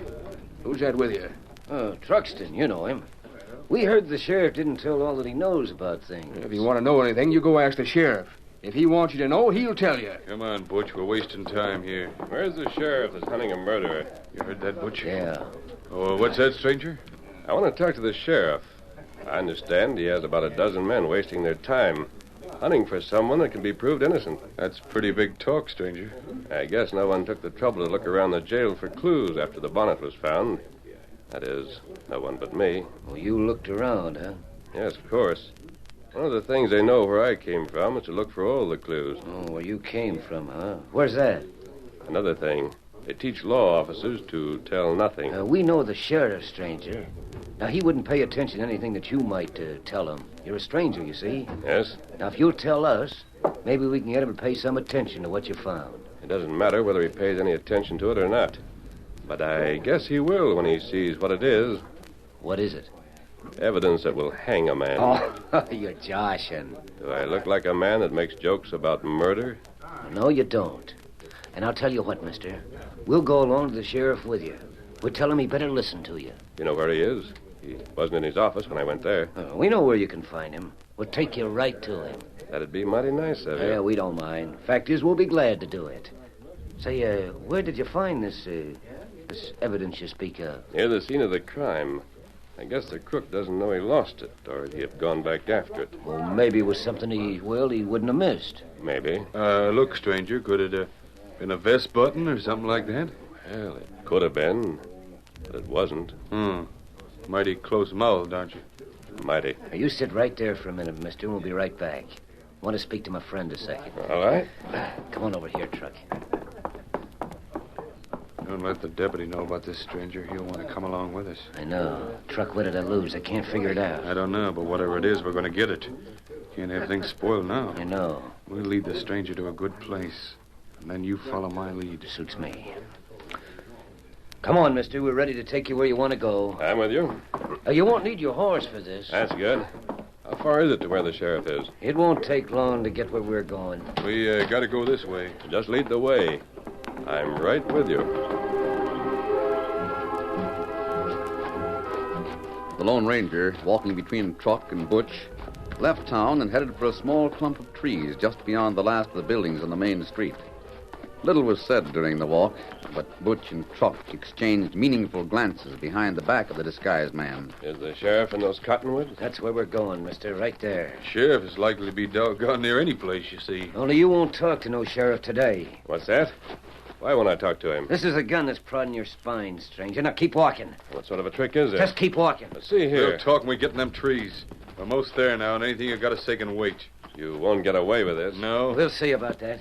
You're not going to take me to the sheriff at all. That's one time you're dead right. You want the evidence I have for yourselves. You want to collect the rewards, huh?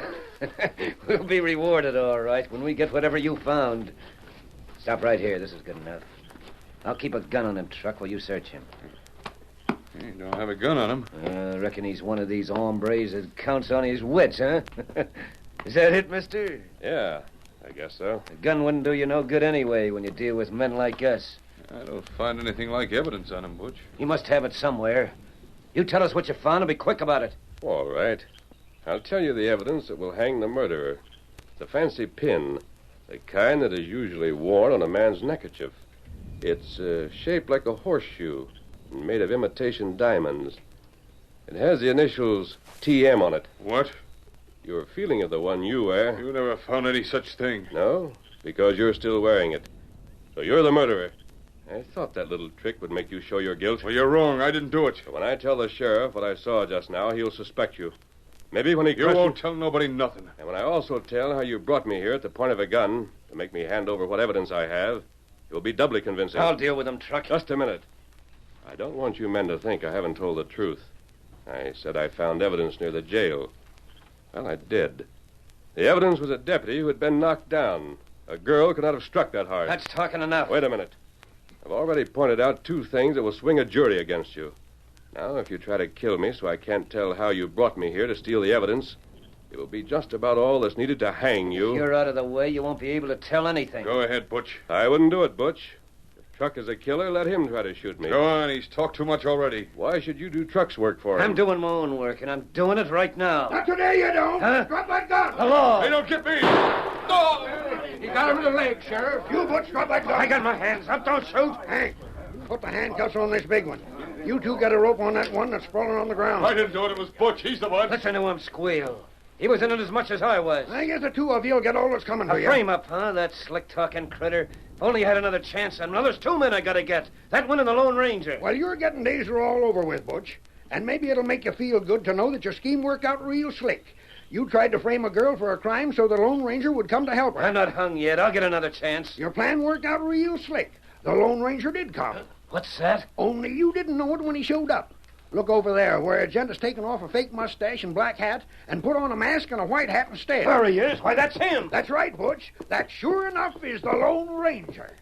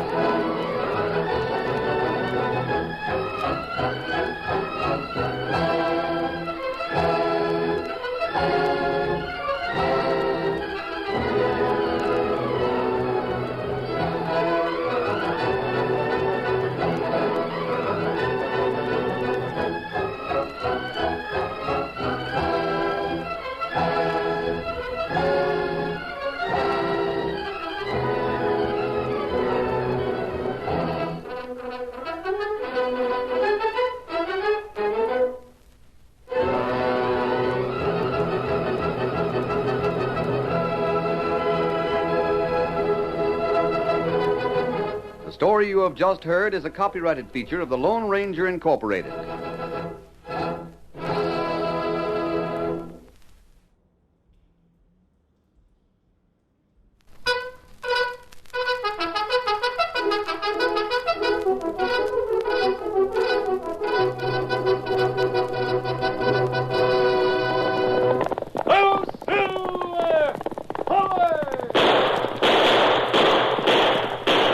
Fiery horse with the speed of light, a cloud of dust, and a hearty hi-yo silver, the Lone Ranger.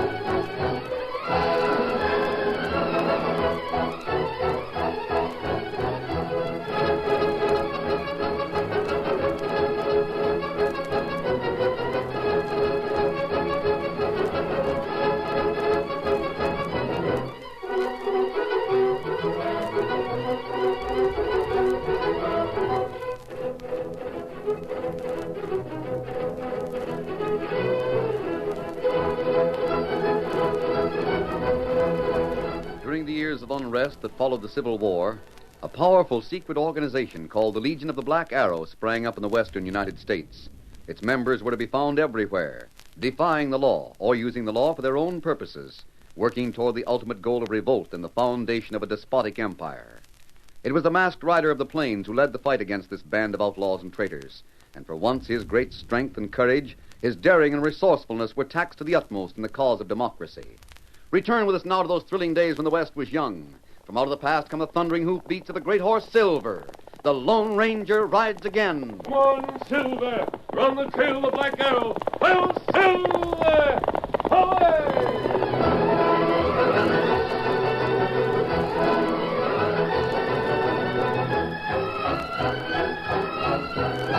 It was only an hour before dawn.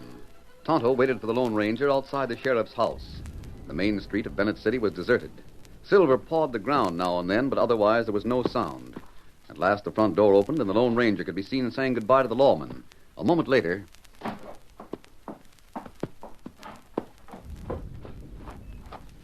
What you find out? The girl's message told the truth. Colonel Harcourt was here, and he met 3 men. Girls say men belong to Black Arrow? She wasn't sure, Tonto. She left it up to us to find out. Where, Colonel, now? The 4 of them left Bennett City yesterday. Where them go? The sheriff couldn't tell me, but they were sitting around a table in the Lone Star Cafe for a long time. Rafe Burton owns the place, and the sheriff's given me a note to him. We'll see if he can tell us what they were talking about. Where Burton live? His cabin's on the edge of town. Steady, boy. Come on, Silver. Get him up, Scout.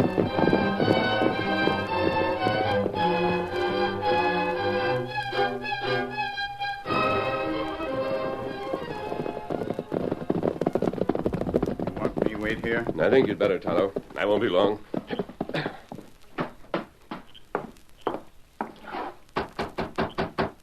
Gun ready. Him maybe see mass. Shoot first, talk after. I know.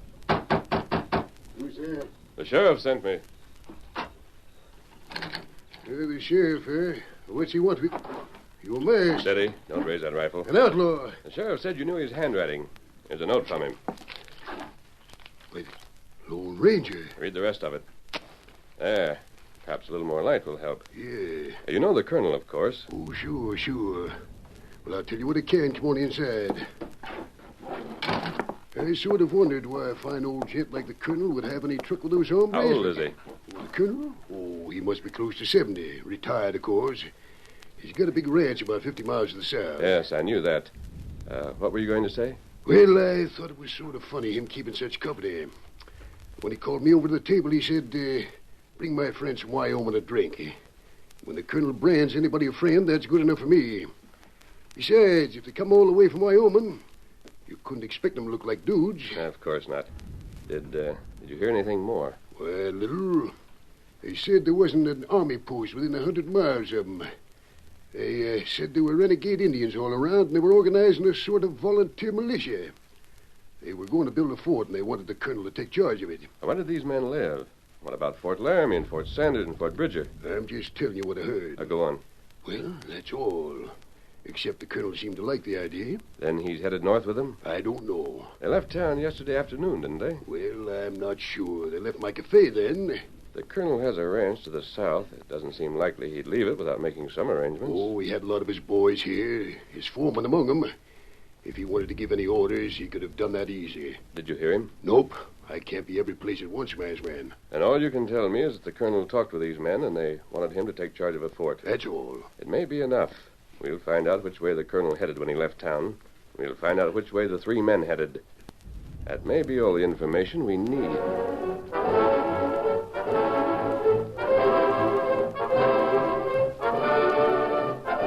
The Lone Ranger and Tonto found it easy to pick up the colonel's trail outside of town. And they also found evidence that 3 men were traveling with him. Their direction was north. The masked man and the Indian urged Silver and Scout to their greatest speed. By daybreak, they'd reached a wooden ridge and charged up the steep slope. Come on, Silver. Faster, boy. Hit him up, Scout. From a leafy cover at the top of the ridge, a man took careful aim with a high-powered rifle. For seconds, he waited motionless. Then he squeezed the trigger. I got him. I got the Lone Ranger.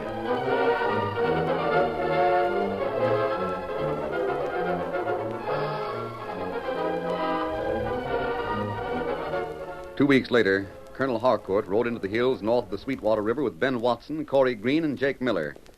When they reached the top of a hill that commanded the river, Ben reined up his mount and the others followed suit. Here she is, Colonel. We figure this is the place to build our fort. It's a good location. build it strong enough, and a garrison of 20 men could hold it against an army. You mean that? Against trained soldiers, not just against Indians? If it's planned right.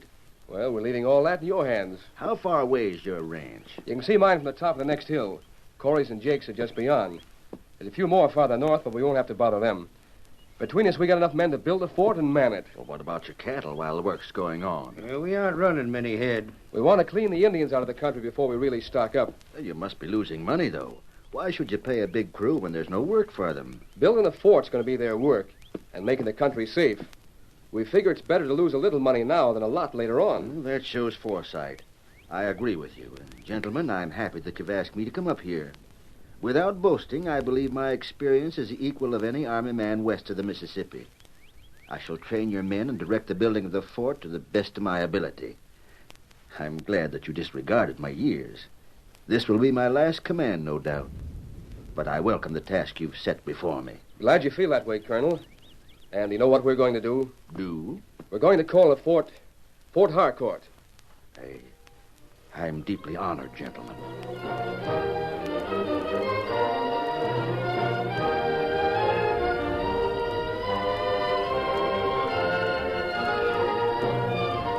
During the weeks that followed, the wild hills above the Sweetwater changed their character.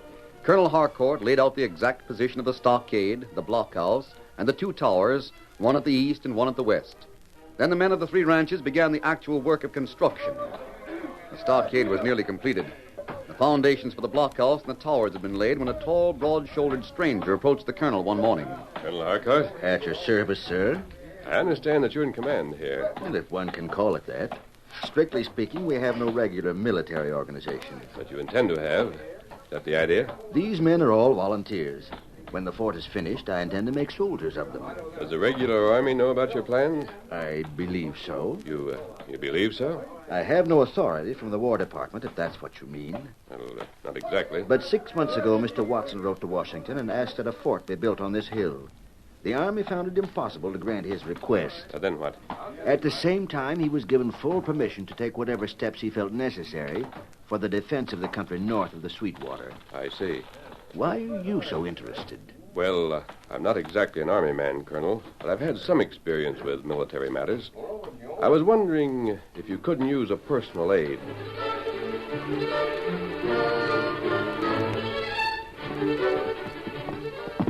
You say the colonel sent you? Yes, he did. They'll need these supplies in a week. He suggested the wagon start tomorrow. I'll attend to it. Oh, that's fine. Steady, fella. Come on, boy. Well, Jake, what do you think of that? I don't like it. Neither do I.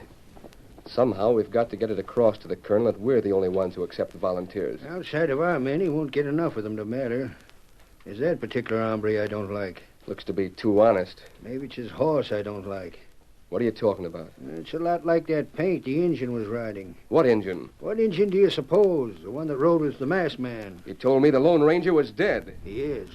Well, then we got nothing to worry about. I didn't say the Injun was dead. He was behind the masked man, and he ducked into the trees after I shot. You just got a bad conscience, Jake. There's lots of paint horses in the West. Well, maybe so.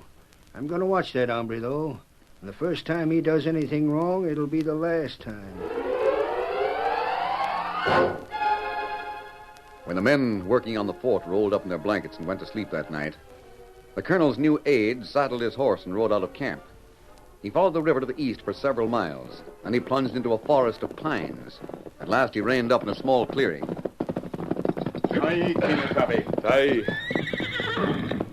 Silver, plenty glad to see you. I'm glad to see him. It's too bad we can't work together, boy. You might be recognized. Them not know you, huh? No, Tonto. You've done a fine job with my disguise. How you feel? Never better. It's not good you ride much. You don't have to worry about me, Kimosabe. Thanks to you, I don't feel the wound at all. What you find out? Well, it's hard to say. The girl hadn't told us that Watson and Green and Miller were members of the Black Arrow. It would be easy to believe they were the most public-spirited citizens in Wyoming. What about men work for them? There's nothing wrong with them, I'm sure of it. Watson hired most of his men down south in Texas. Miller's crew came from around Cheyenne. They've taken this job of building a fort as more of a lark than anything else. When it's finished, they expect to go back to riding herd. Maybe so. Yes, and maybe not. A whole lot of them may be fired and new men brought in. Otto, that wasn't either Silver or Scout. That's right. Get away from the campfire. be seen from here. You think somebody right after you? The ground's soft. Someone might have followed my trail, even if they kept out of sight. You listen. He's riding away. Him not get close enough to see us. We don't know. His horse wasn't close. Oh, that's plenty bad. Better you not go back to fort. I've got to. It's the only way we can keep track of what's going on. Well, better we ride to Laramie. Bring soldiers. They're needed where they are. We can't bring them all the way out here until we're sure there's something wrong. Well, Tonto, sure. Scout the country, Kimosabe. See what you can find. I'll meet you here tomorrow night. And you not come, then Tonto know him right. Me find you. If I don't come, you'll know I've been taken prisoner. Here, Scout. Tomorrow at midnight. Easy, Scout. Come on, boy.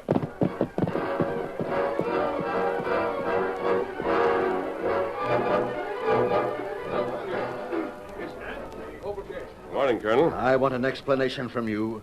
What about? Did you leave camp last night? Yes, I did. Did you meet an Indian? Well?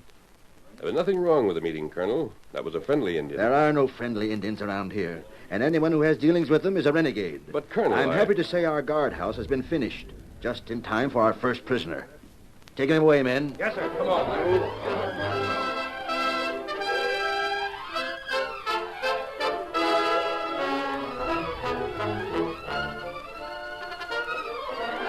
The curtain falls on the first act of our Lone Ranger story.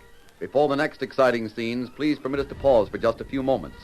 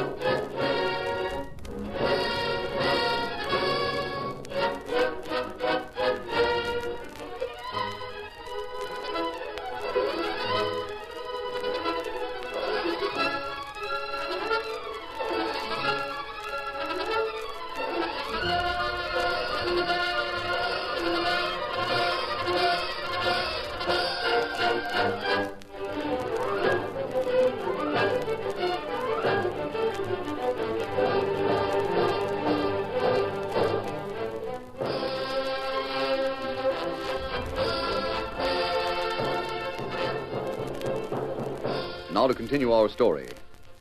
On the night of the day the Lone Ranger was locked up in the guardhouse, Jake Miller was summoned to Ben Watson's ranch, and the two men drew their chairs up to a table in the living room. The breeze from the open window stirred the papers which had been placed there. What's all this? Orders straight from the leader. They were delivered to Corey, and he brought them over this afternoon. Well? We got a week to finish the fort and fire the cowboys. They're sending a force of 200 men. That's plenty. They'll have their own rifles and ammunition, but we have to bring in a reserve supply. We would if the colonel hadn't thought of that already. Yeah, it was a smart idea picking him. He knows his business. It'll be easy enough to get rid of the cowboys, Ben, but that don't go for the colonel. Why not? You can't just tell him he's through. When he sets eyes on those 200 men they're sending us, he's going to ask a lot of questions. What of it? We might as well tell him everything. You mean that the fort is going to be used by the Black Arrow? Sure. You're local. He'll never live to repeat it, Jake. Oh. Why should he? I can't think of any reason. We'll get rid of him, and we'll get rid of that hombre in the guardhouse. I think we can manage that before next week. All we have to do is convince the colonel he's a renegade. And he'll be shot at sunrise with all the trimmings. I've convinced him of that already. You accused him, but you couldn't prove anything. We'll fix up the evidence. I'll leave it to you. Wouldn't surprise me at all if we got it. What the? Ben! I heard him. There he goes. He called the horse Silver. It's an engine. You can tell by the way he rides. I knew it. You knew what? Don't you see, Ben? I was wrong. I drilled the Lone Ranger, but I didn't kill him. He's come up here with the engine, but instead of riding his own horse and wearing a mask, he's riding the paint and wearing a disguise. That hombre at the guardhouse. We can't let him live, not even until morning. Come on.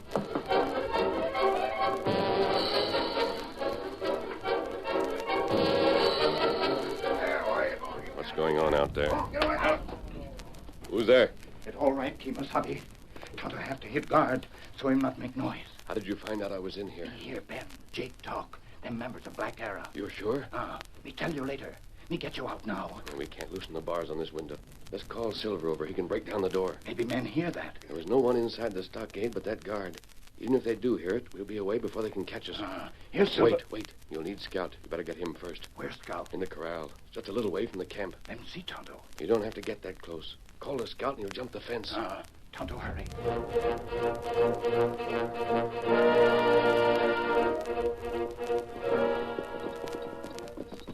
Good, Tonto.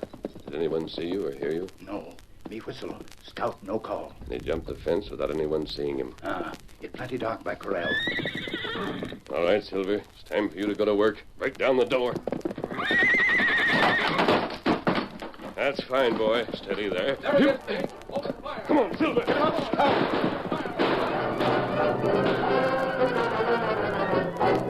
The Lone Ranger and Tonto raced away into the night, and for a whole week nothing was seen of them near the fort. The work was nearly finished when Jake and Ben walked into the colonel's quarters on the following Saturday. Good evening, Colonel. Gentlemen. We're on our way to the camp. I'd like you to join us. Oh, yes, Saturday night. You're paying off the men. We're paying them off for good. For good? I don't understand. We're firing them, that's all. But why should you do that? That's our business. Surely you must have a reason. For myself, I've never met a more cheerful, hard-working group of men. They're too cheerful. We want fighters. They can fight. I'll answer for that. We're paying them, Colonel, so it's our decision. We're letting these men go tonight. Our new crews will be in tomorrow. Is there nothing I can say to change your minds? Nothing at all. Then, if you don't mind, gentlemen, I prefer to let you handle your own business in your own way. I shall stay here. Suit yourself, Colonel.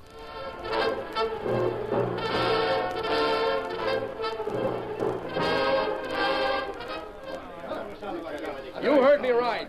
We hired you, now we're firing you. You can line up and Jake will pay you off. Pack your war bags and get out. Mr. Colonel, I thought he was going to stay in his cabin. Men, I want you to know that I had nothing to do with this. As you look at that fort above us, you have a right to feel proud. You've done a fine job. As we part now, and there's nothing I can do to prevent it, I want to offer you my congratulations and my friendship, my regrets, and my confidence that no matter who Mr. Watson and Mr. Green and Mr. Miller hire to take your place, they can never find worthier men.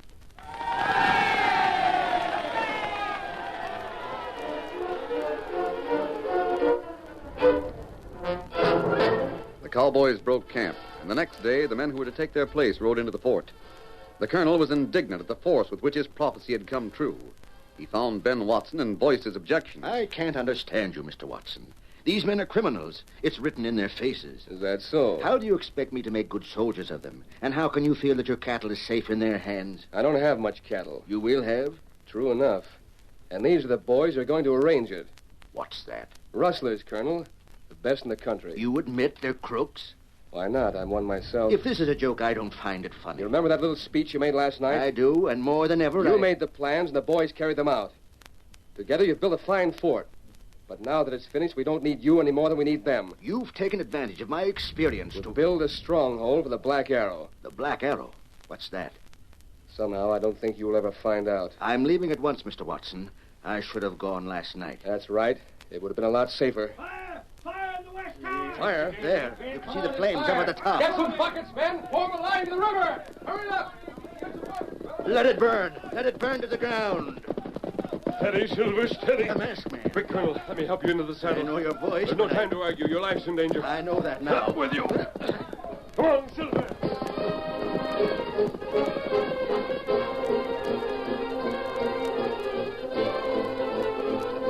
Once away from the fort, the Lone Ranger checked the speed of his mount and explained the whole situation to the colonel.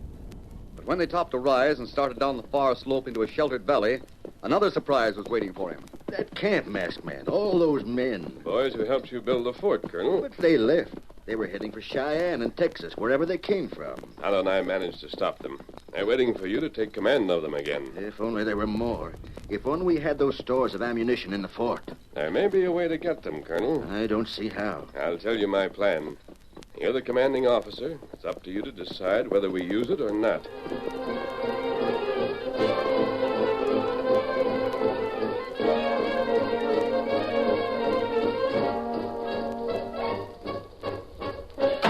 Ben, I got bad news. What's the matter? Look what they just shot over the stockade. A note? An arrow was stuck through it. When the guard got up to the parapet, he was out of range. Who was? What are you talking about? The engine. Read what it says. It's addressed to me. Yeah. Calling on me to surrender the fort. Those cowboys didn't leave. They're camped in the valley, just waiting for reinforcements and ammunition from Laramie. And the colonel's with them. That's his signature. This is a trick, Jake. If it was true, they wouldn't warn us about it. I aim to find out about that. Go ahead. Send out a scouting party. Right away. And if the cowboys and the colonel are still in the valley, we'll wipe them out.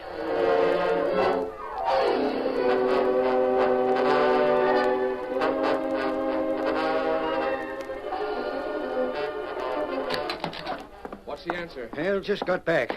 It's true. They're all camped out there. I'm going after them, Ben. I'll take your time. You'll need all the men we have. I know that. I'll get them ready. Wait. Not before it's dark. You can charge right into their campfires. They won't hear you coming until the last minute. They won't have any chance to get ready. That's smart, Ben. That's the way we'll work it.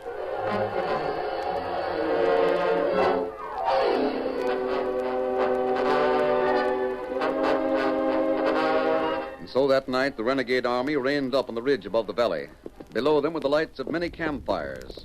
There was a whispered conference. Follow me and hold your fire until you can shoot to kill. Pass the word along. All right. Now, come on. Get up there. Come on, get up there. The outlaws swept down the slope. When the circle of campfires was reached... There's nobody here. Just the fires and some branches stuck in the ground to make shadows. And that's the engine. They've been warned and they got away in time. We can't follow their trail tonight. Back to the fort. Get up there. Come on, get up there.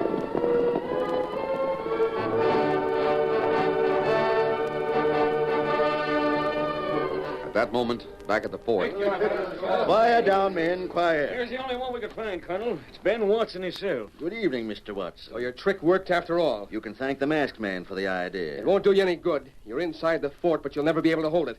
We got twice as many men as you have. But we're inside and they're outside. We have all the supplies and ammunition we need. We'll hold out as long as we have to. It doesn't have to be long, Colonel. Well, what do you mean? I don't think Ben Watson wants to die. But, suppose we find out.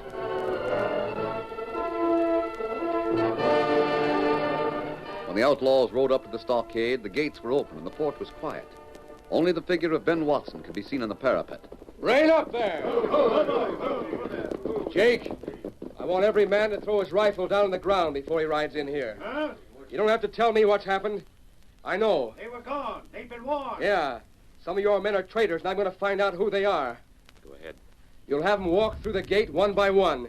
I'll search them inside here. Did you say walk? Yeah. Leave their horses and their rifles outside.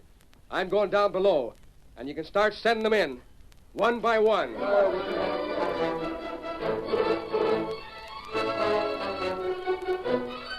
Jake did as he was ordered. One by one, the outlaws walked through the gate.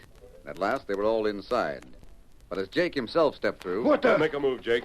You're covered. What's going on over there? This was another of the masked man's ideas, Mr. Miller. Colonel Harcourt. Yes. As your men walk through the gate, we've been sticking a gag in their mouth and tying them up. There they all are. I don't think they'll make any more trouble. Ben, you dirty double-crosser. I may go to jail, but I won't die. You're yellow. I still got my... No, you don't, mister. I'll take that. Good work, Curly. Maybe you got the fort, but you won't hold it. We've been told that before, but we're turning it over to the United States Army.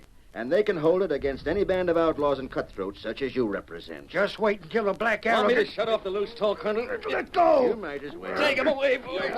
Come on. Where's the masked man? Well, I don't know, sir. He was here a minute ago. He's gone.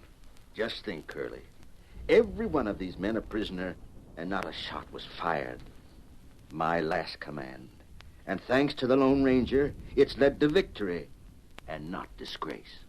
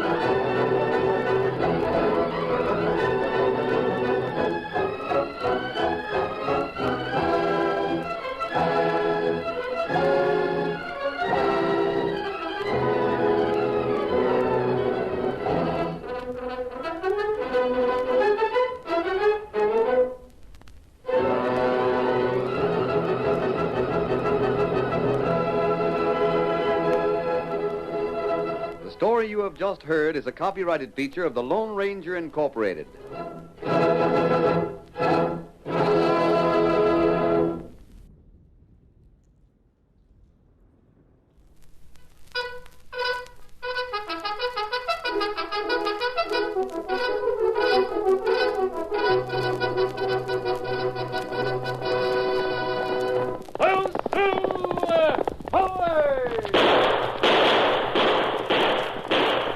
Fiery horse with the speed of light, a cloud of dust, and a hearty hi-yo silver, the Lone Ranger.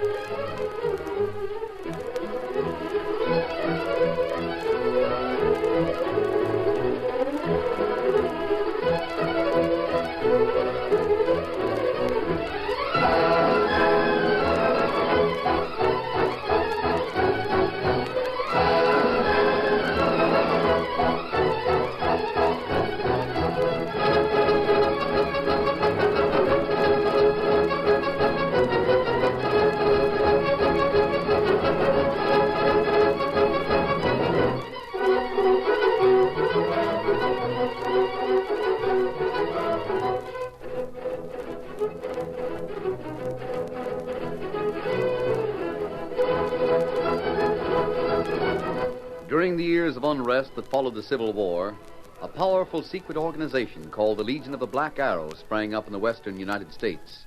Its members were to be found everywhere, defying the law, or using the law for their own purposes, working toward the ultimate goal of revolt and the foundation of a despotic empire. It was the masked rider of the plains who led the fight against this band of outlaws and traitors, and for once his great strength and courage, his daring and resourcefulness were taxed to the utmost in the cause of democracy. Return with us now to those thrilling days when the West was young. From out of the past come the thundering hoofbeats of the great horse Silver. The Lone Ranger rides again. Come on, Silver! Go on the tail of the Black Arrow! Hail, Silver!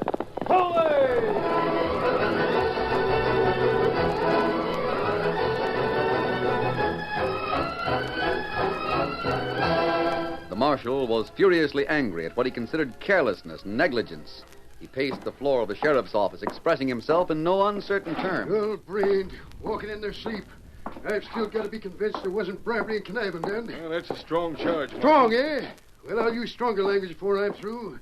Never in all my years as United States Marshal have I seen a man slip away as complete and easy as Sidney Drake. What'll I tell the Lone Ranger? Well, Girlie, I don't know. What can I tell him? I don't know. Sheriff, you listen to me. Well, I am. You know what the Lone Ranger went through to get the goods on Drake. You don't answer me. You I'll tell you. He went to jail. He risked his life. He covered in a split hair being hung to get proof from those killers that Drake was a head man in the Black Arrow. And he got it, didn't he? Well, yeah, I reckon so. And then what? He was going to make Drake tell where the headquarters was located. All you had to do was hold Drake in jail. Just hold him, that's all. Now what happens? Drake slips out, escapes. Hang it all, what's the use? I swear I didn't do it a purpose. That man's clever. He's slick. He's like a ghost or something. And hang it, he even looks like one. Let me line my sights on him and I'll make him a ghost. Here, I'm to meet the Lone Ranger tonight and try to make Drake talk. And Drake is gone. Marshal, Stop talking. I don't want to hear you. If only we had an inkling of where the headquarters is. Marshal. Yeah? The Lone Ranger. I can hear you talking. The Drake has escaped. How did that happen? Ask him. The guard made a mistake, that's all.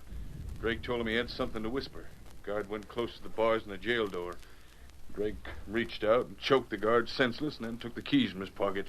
How long has he been out? Long enough to get away. The guard didn't come to for some time. When he did, he couldn't find me to tell me about it until a few minutes ago. We scoured the town, but Drake is gone. Well, come on. Let me have it. Let you have what? The marshal's lambasted me. Now you may as well tell me what you think of me. I reckon I got it coming. I don't think any great harm has been done. We hoped Drake would tell where the headquarters is, but I don't think he could have been made to talk. No, maybe not. Drake wasn't the kind that gives in. I have a general idea where the headquarters is. You have? Here, take a look at this wall map. I'll draw a circle on it. The headquarters is somewhere inside that circle. Jumpin' Juniper. Do you know what you circled? Yes, Marshal. The big forest in the country north of it. North of the big forest is a high cliff. And the forest itself covers mountains and valleys and streams and gullies. Why, a whole army could hide there. An outlaw army has hidden there. And for all we know, the headquarters may be north of the forest, somewhere beyond the cliff. Well, we can organize a posse to search the forest, but... Men from town won't be of help to us. They might walk right over a trail and never see it. Then who are you We going need men who know the woods and the trail signs. But where are you going to We get... need men who can make a broken twig tell a story. Men with eyes so keen that they can follow a trail no matter how difficult. They must be men without fear. They must find the trail and be ready to fight to a successful end no matter what the odds. Well, I don't know who you can get to. There are men like that. Around here? How about Bill Cody? Well, a man like that... Bill Hickok. Well, sure, but... Dan Jurgen. Arizona Pete, Jim Sherman. Oh, if you could get one or two like that... We'll have all of them, and others equally experienced. Those men helped when we first started on the campaign to smash the Black Arrow. They're ready. Glad to ride again when they got the call. Can you find them? Yes, Sheriff. Hello, you ready? We're starting out. Yes, Silver. Let me know when you need me. I'm ready. I will. Did you hear those names, Sheriff? I heard them. There never was such a pack of hard-fighting men brought together in the history of the West. Ready, boy. Let's go, Tonto. Get him up, Scout. Silver, away!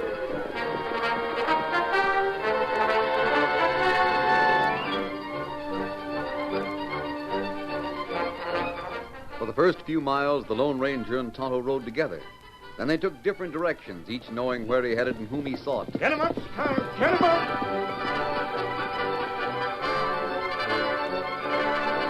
The steady pound of hoofs sustained throughout the hours of darkness. Come on, Silver!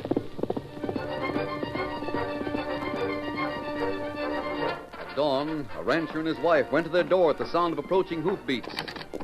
Well, look, Ma. The horse is Snow White. Steady. Tell Bill Cody to meet me in Grand Pass. Cody! Come on, Silver!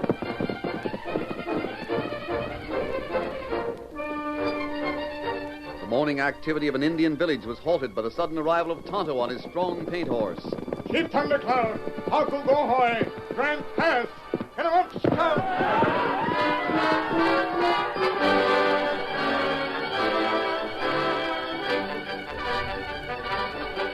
The Lone Ranger and Tonto rode all day and part of the night that followed, spreading the word in ever-expanding circles to reach remote places in the hills and valleys.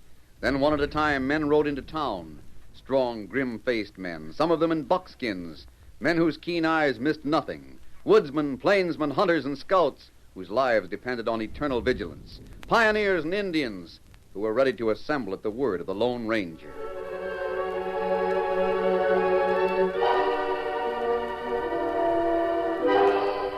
Meanwhile, Sidney Drake had gone through the big forest to the cliff that bounded on the north. He passed through a narrow cleft in the sheer wall of rock to a hidden valley, a sort of basin which was surrounded by cliffs. At the far end of this, Drake entered a vast cave. He identified himself to the men in the cave and then... Which of you is named Carver? My name's Carver. And who are you? Me? I'm called Strangler Grimes. Grimes. I'm in charge of what are left of us. How many are left? Well, you know how the Black Arrow organization was set up. There's about 150 men that wore the tattoo mark. Each of them was in charge of a separate gang. Yes, I know. Each gang worked as a unit. Some gangs were made up of savage Indians. Others of ranchers and other people who had been won over to our cause. But how many are left? We've got about 50 men here in the cave right now. We can bring 40 or 50 more here in a couple of hours' time. Close to 100 men all told. About that. Good enough. We'd had a lot more if it hadn't been for the Lone Ranger. He's made a plenty of trouble for us. He fixed a couple of traps so the whole army was against us, capturing our men by the dozen. The Lone Ranger's going to learn a few things about traps. He's got out every trap we've fixed so far. Well, he's playing right into our hands now. How's that, Mr. Drake? He's getting a group of men to come into the woods south of here and search for the trail that leads to our headquarters. They won't find this hideout in 5 years of hunting. Grimes, it's that sort of reasoning that has made you fail. What do you mean? You think this place can't be found. If it were found, you'd be unprepared. Oh, but how I can know you... the type of men the Lone Ranger will have helping him. They're men who will not miss the slightest clue. Any one of them might find this place. Well, what can we do about it? Take advantage of our opportunity. That's what we can do about it. The Lone Ranger is bringing together every man in this part of the country who's dangerous to us. An outfit like that would be tough to beat. It will, if we're unprepared. But let's assume they will find this hideout. Let's plan on their finding it. And in one stroke, wipe out all our dangerous enemies. How? A trap. Huh? The Lone Ranger wants to find this cave. Well, he's got to find the opening in the cliff and find the valley first. He'll find the opening in the cliff, and the valley and the cave. I'll see to that. And we'll plan a hot reception for him. Not only for the Lone Ranger, but also for every man he has chosen to help him fight us. Golly, if we could clean them all out, we'd have clear sailing. We could repair the damage the Lone Ranger has done to our organization. Then nothing would stop our march to success. But if he finds our valley in the cave, he'll figure on fighting a lot of us, won't he? That's where the planning comes in. I'll make the Lone Ranger think he has only a few men to face. We'll let him capture those few and think we're conquered. Then overwhelm him.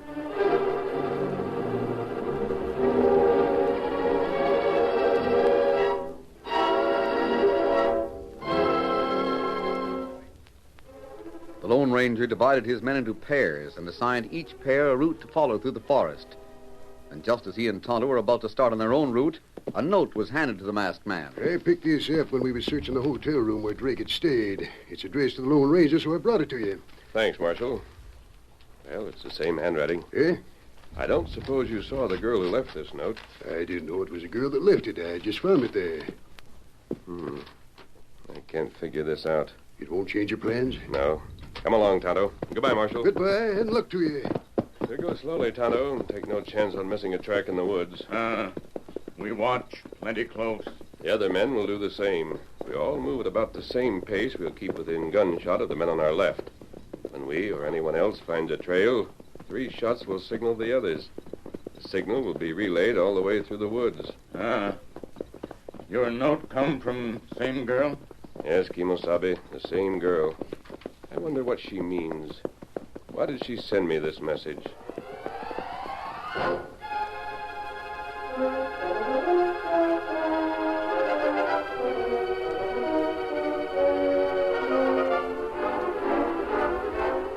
The days that followed were uneventful. The Lone Ranger and Tonto went through the woods until the cliffs on the north obstructed them. Then they recrossed the forest at a slight angle, constantly alert for the slightest sign of a trail. Maybe Drake not go through woods at all. I'm sure he did, Tonto. I'm also sure that Drake wouldn't have the ability to hide his tracks the way the other members of the Black Arrow do. We keep on hunt. I can't help wondering why the mysterious girl sent me that message when we started out. Where message now? Here, in the secret compartment of my ring. You keep it there? Yes. I don't want to lose it. It must have some significance. Here, I'll read this to you, Tonto. In Sidney Drake's room, there were makeup materials such as actors use. Drake may be skilled in the use of disguise. That all? That's all the message says. Well, if Drake leaves stuff in room, him not got it now. He may have some makeup material with him, but it wouldn't matter. No. Makeup on his face wouldn't hide his footprints. We're looking for footprints. That's right. We find a man who doesn't resemble Drake, we can make sure it isn't Drake in disguise. That may be why the girl sent this message to us. Yet, Tonto, I can't get rid of the feeling that there is... Silver, what is it? Someone ahead. Come on. There in those bushes. Me see him. Steady, Silver, steady. Hold a gun on him, Tonto. Me got him. I'll have a look. Help me. You're covered. Come out of those bushes. In the name of goodness, help me. Help me. Why, it's Sidney Drake. But, Tonto, what's happened to him?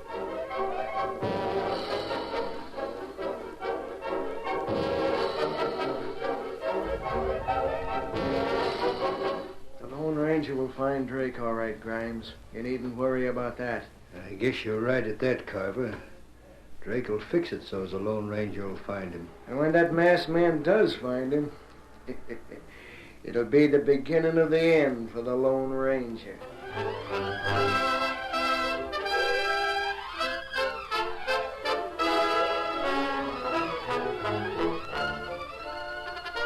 The curtain falls on the first act of our Lone Ranger story. Before the next exciting scenes, please permit us to pause for just a few moments.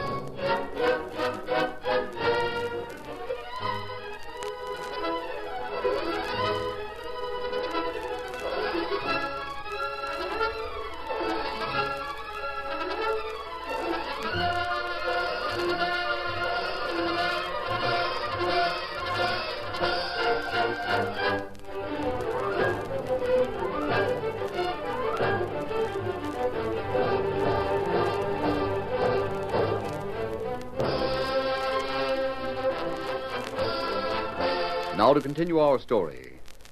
The Lone Ranger and Tonto examined Sidney Drake, whom they found badly bruised and battered, with clothing torn by thorns and brambles in the underbrush. There's no serious injury, Tonto. No bones broken. No. Plenty scratch and plenty bruise. That all that's wrong. And weak, barely conscious.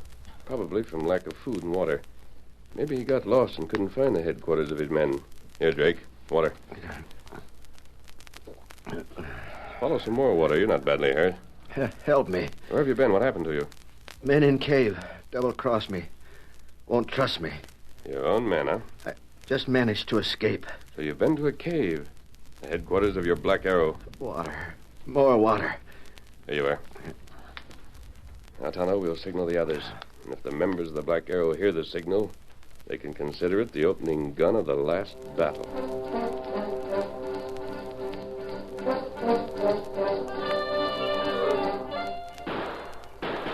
3 shots. The signal. East of us. That means the Lone Rangers found the trail. Relay the signal.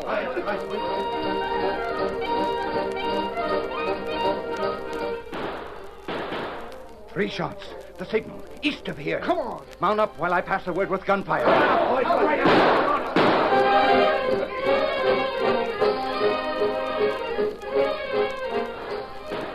Shots rang through the woods as each band of hunters heard the signal and then fired. The end of the long search at hand, hard-riding men broke through the woods, heading for the meeting with the Lone Ranger. You got one of them, huh? Great work. He came from the cave. We can follow his back trail. Good. We passed the word. The others are coming. But what about all the gunfire? Want to put the crooks on guard? Let them know we're coming. It won't matter. Now, keep away from Drake. I don't want him to know how many men we have. If he thinks we have more than we really have, so much the better. Here comes Bill Hickok. Oh, there. Oh, now. Oh, boy. Here we are. How soon can we start the fireworks?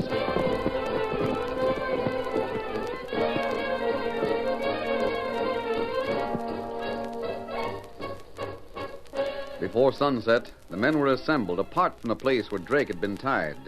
Tonto returned from a survey of the trail and reported to the Lone Ranger. Kimasabi, trail plenty clear. Good. You think we'll be able to follow it all the way? Tonto thinks so. We still have about 2 hours before darkness. Maybe we can finish this job tonight. You can finish it. What? I know when I'm beaten. You might as well know all I can tell you. We don't need your help, Drake. But if you're conquered by the men in the headquarters, in the cave, I'll die too. I'd sooner take my chance in court. I want to help you. Maybe the law will be lenient with me. I'd like to untie your hands and call on you to shoot it out. But I expect you'd be too yellow for that. Bill, I want you and Tonto to keep Drake between you. I'll go first. You follow right behind me. The others will come after you. It'll be just as well if Drake doesn't know the size of our group. He might yell a warning to the others. Right. In fact, that might be the reason he's here. You got the right idea, Lone Ranger. Don't take any chances at all with a polecat. But I You wanna shut up. What you want doesn't count. Get going.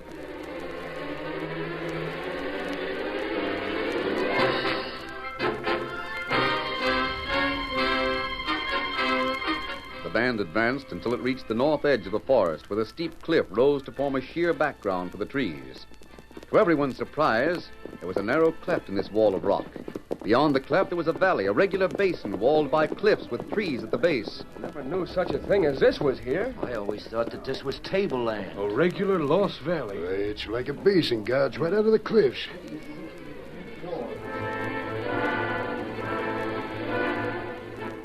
The Lone Ranger continued along Drake's back trail, which led among the trees that were thick at the edge of the basin. Meanwhile, Drake was secretly well pleased. The plan is working perfectly. Following my back trail to the cave, they'll be thrown completely off guard. They'll walk right into the trap.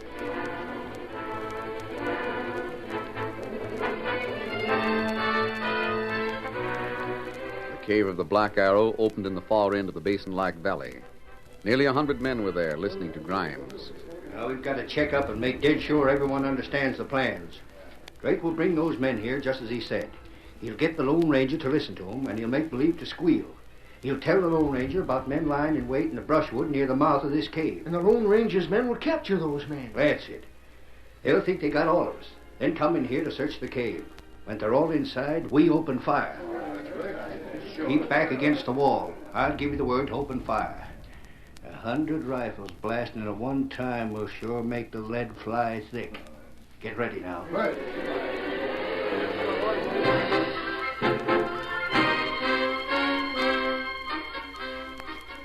The Lone Ranger walked ahead through the trees at the edge of the valley.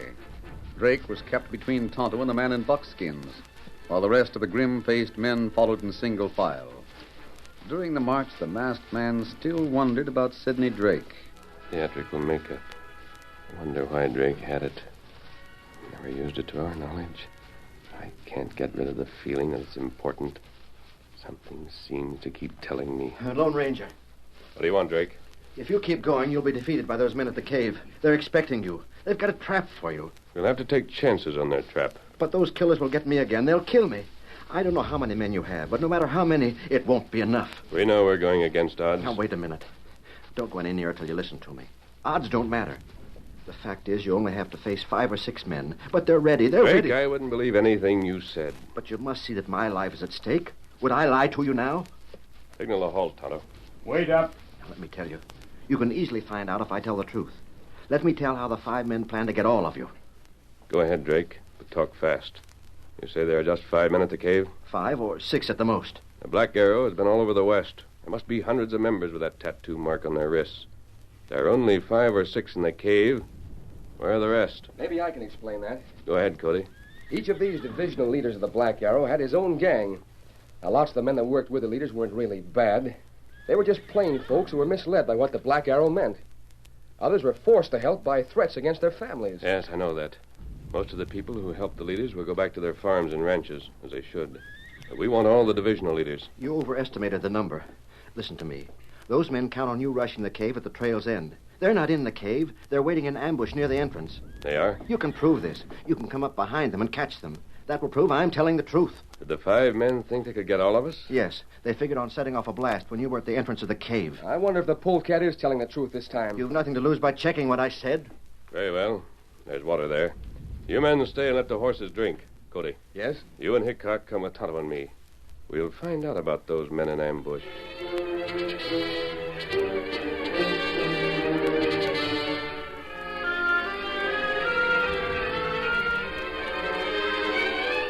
On feet that made no sound, the quartet crept up behind 5 men hidden in the brushwood near the mouth of the cave. It was hard for the Lone Ranger to believe that Drake at last was speaking truthfully, but the evidence was there before him. He raised his hand to signal Tonto and the others and then called, Take them! Get your hands up. We're trapped. They got us from behind. We get in. Don't shoot. Don't Fix them. Wheel on us, a dirty snake. Get them ropes and go back to the others. Now we'll be able to search that cave. Get going, you crooks. You can hang alongside of Drake. Get going. On your way. Inside the cave, Grimes whispered, All slick and according to the plan. Now, boys, be ready. They'll be coming here to the cave in a few minutes.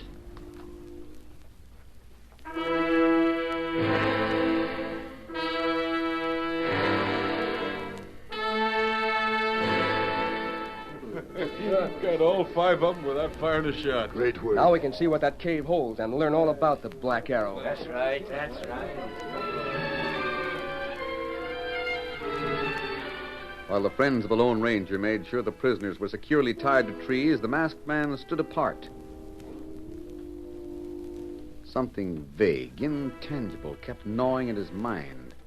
He couldn't rid himself of a peculiar feeling of apprehension. There must be something. It was too simple, too complete. Drake squealing, capturing those men. 5 men. The Black Arrow is stronger than that. The Lone Ranger toyed with the ring on his finger, thinking of the girl's note of warning he kept in the secret compartment. Makeup in the hotel room. Theatrical makeup. Never used it. Drake is a far-sighted schemer. Kimasabi. Now all men tied to tree. We search cave. I don't know, Tonto. How about it, Lone Ranger? There's nothing to hold us back, is there? I guess not. You've got them all now. Now they can't murder me. You can get all the evidence from the cave. I'll take my chance in court. Wait. Tonto, take Drake to that stream of water. Wash his face and wash it good. No, the bruises, the cuts, the scratches. Scrub it and scrub it hard. No, don't let him. It's inhuman. No. What's the idea of that? Cody, I don't think Drake was beaten by his own men. He didn't run from them to save his life at all. He wasn't injured as badly as he tried to make us think. He recovered his strength too quickly. How about it, Tonto?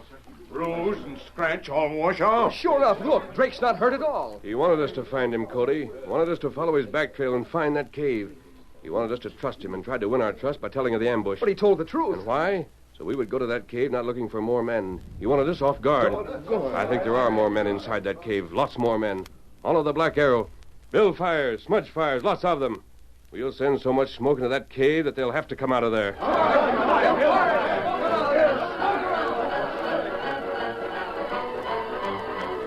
In no time, great fires were built. Huge clouds of smoke rolled into the cavern, choking and strangling the outlaws. I can't stand it. Come on, have air. Let me out. Boys, we gotta make a rush. It's our only chance. Get your guns and rush that bunch. Let him have it, boys. There's the Black Arrow.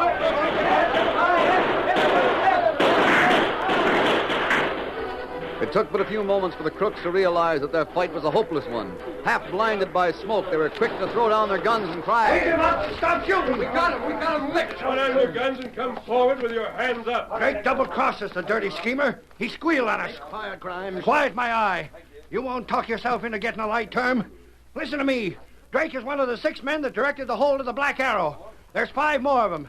If Drake is going to get off easy, I am, too. Grimes, you crazy fool. Be quiet. I won't. You listen to me. I'll name the others. Kimberly, the railroad man, is one. Webster, the fur trader, is another.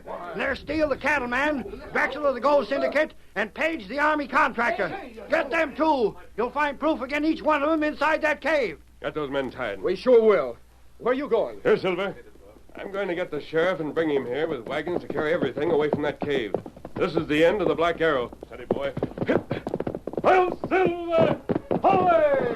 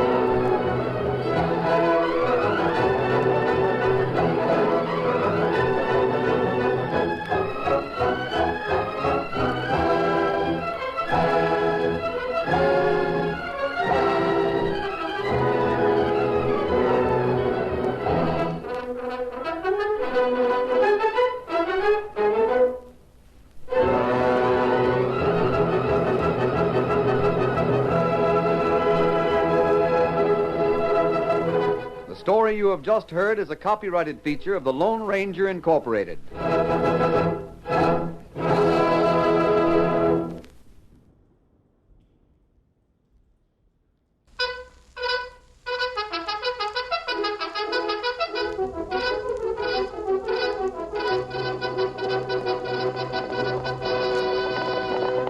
Hail, Silver! Away! A fiery horse with the speed of light, a cloud of dust, and a hearty hi-yo Silver, the Lone Ranger.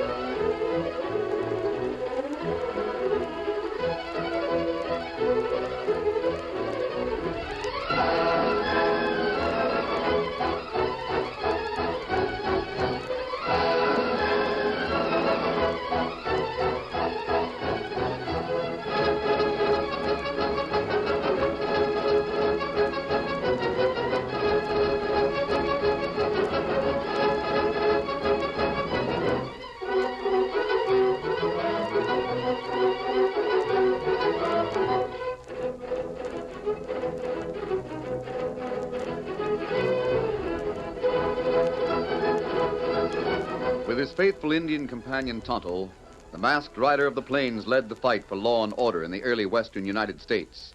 The stories of his strength and courage, his daring and resourcefulness have come down to us through the generations, and nowhere in the pages of history can one find a greater champion of justice. Return with us now to those thrilling days of yesteryear. From out of the past come the thundering hoofbeats of the great horse Silver. The Lone Ranger rides again. Come on, Silver. We're heading for Tomahawk Basin. I'll Silver! Hoy!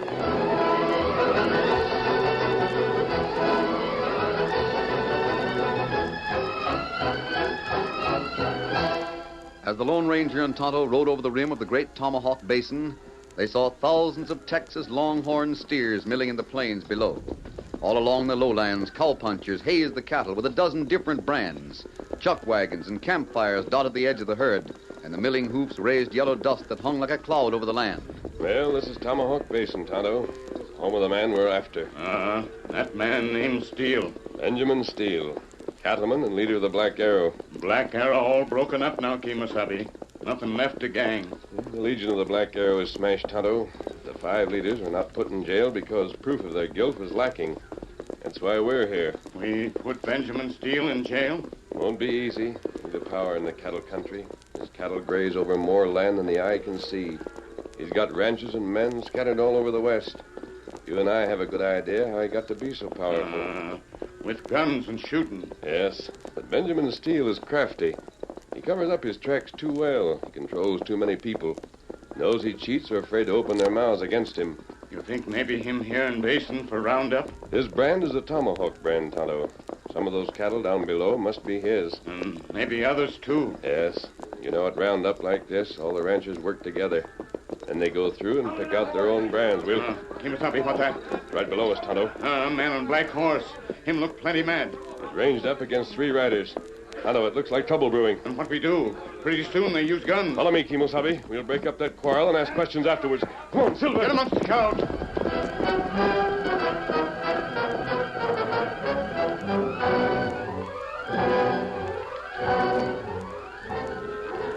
Olin, I'm warning you to sling a diamond hitch on your tongue. Any more loose talking like that and you'll get daylight through your middle. I want my cattle, Pharaoh. Take them and you're welcome. But don't go cutting out no steers wearing the Tomahawk brand, Savvy. Then loose your rope off that wall-eyed longhorn. Olin, this steer's wearing the Tomahawk brand. Your eyes gone loco? My eyes are a heap better than yours say-so. The last time I set eyes on that steer, he wore the Bar-A brand. Somebody's aching for trouble, Pharaoh. Let the 6-shooters do the talking. You hear that, Olin? You better vamoose before it's too late. When I go, that steer goes with me. Who changed that brand? Nobody changed that brand. Are you calling me a cattle thief? I'm just asking you who changed that brand. Say that once more. Now, there's 3 of you against just me, Pharaoh. But no sneaking coyote's gonna face me down. If it's Gunsmoke you want, then Gunsmoke you'll get. You're a lying yellow hombre, because that Longhorn's brand's been changed. Get him, Pharaoh. Pino, slap leather, Olin. What the? Put up your horse. Blazes, you shot the guns from their hands. No time to argue. Head for the hills. Tonto, slap his horse. Get him up. Doggone you, let loose in the rain. Come on, Silver. Get him up. Jump the Mavericks, Pharaoh. That hombre wore a mask. My hand's still numb from his bullet hitting my gun. He's a slick hand on the trigger. What are we waiting for? Whip up the horses. Let's get after him. Easy there, now easy. It's all right. But, Pharaoh, I tell you... Slack your reins, I tell you. In the first place, our hands are still numb. We couldn't do no real shooting.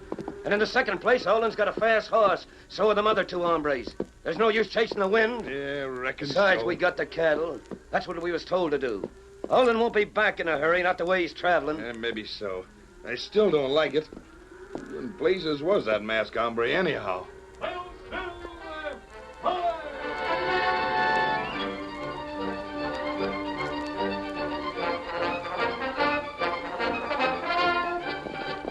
Despite Alden's protests, the Lone Ranger and Tonto urged him forward at a steady gallop that left Tomahawk Basin far behind.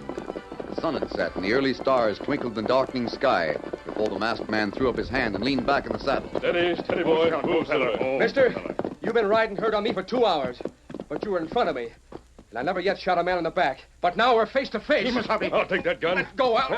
That's better. Here, Tonto. Take care of this gun until we get better acquainted.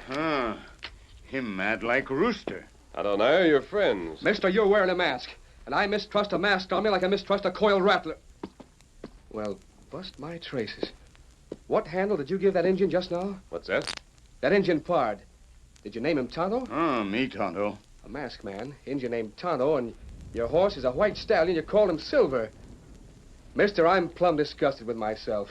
If I hadn't been boiling mad, I'd have known before this. You're the Lone Ranger. Yes? I was told all about you. I was told you might be around these parts. Not many people knew we were heading here. A woman did. Kimasabi. Did you say a woman? Yeah, that's right. A couple of nights passed. I met her outside my line cabin. I didn't get a good look at her because it was dark. But somehow or other, I put a lot of trust in what she said. Go on. There wasn't much. She just told me to watch my step come roundup time. And she also said that a masked man and a redskin might be showing up. And that masked man would be the Lone Ranger. Kimasabi, that mystery girl. What's that, Injun? Never mind. Just that Tonto and I came here because of a note left for us by that same girl. Oh. Well, mister, now that I'm cooled off a bit, I'm bound to admit you saved my life back there in the basin. Hell, it was 3 against 1. Yeah. Except for you, I'd be food for the buzzards by now. Some trouble about cattle? Yeah, a gent named Pharaoh had his rope slung around one of my steers. So I noticed. My brand's a Bar A. My name's Alden. Jeff Alden. That's how come I put that brand on my steers. An A with a bar sticking past it. Oh, that's plenty easy to change to Tomahawk brand. Yes, Injun, but I never figured there'd be any of that. Gosh, Benjamin Steele owns a Tomahawk. He's a mighty big man. He wouldn't rustle cattle. I'm not so sure of that, Alden. From what you say, it looks as if he has. Oh, no. Pharaoh done that. Pharaoh? The man I was fixing to trade bullets with when you rode in. He works for Steele. Looks to me like Pharaoh switched that brand of mine for his own sake. But wait, Alden. What can Pharaoh do with a Tomahawk brand that belongs to Steele? Pharaoh draws his pay in beef, mister. It'd be mighty easy for him to count extra that way, seeing how big Steele's herd is. Steele would never miss him. Alden, suppose I told you you're mistaken. Huh? Suppose I told you Steele is the biggest cattle thief in the country. Would you believe me? You're joking. Am I? Benjamin Steele, a cattle thief? I don't believe it. Well, that trouble. Nobody believe it. You're not serious, are you? That's what Tonto and I are here to prove.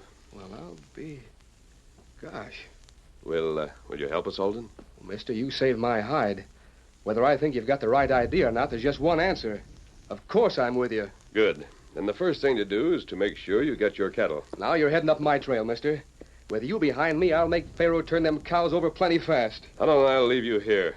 But you said that... I said we'd help you, but we'll have to do it our way. I want you to head back to your spread, Alden, and stay out of trouble till you hear from me. You understand? Well, all right, mister, whatever you say. I'll be waiting. Good. Tonto and I don't know where we'll start, but... What in thunder? I came behind the trees. That shot. It came from over that way. We was outlined clear against the sky. Follow me. We'll head in that direction with the trees to protect us.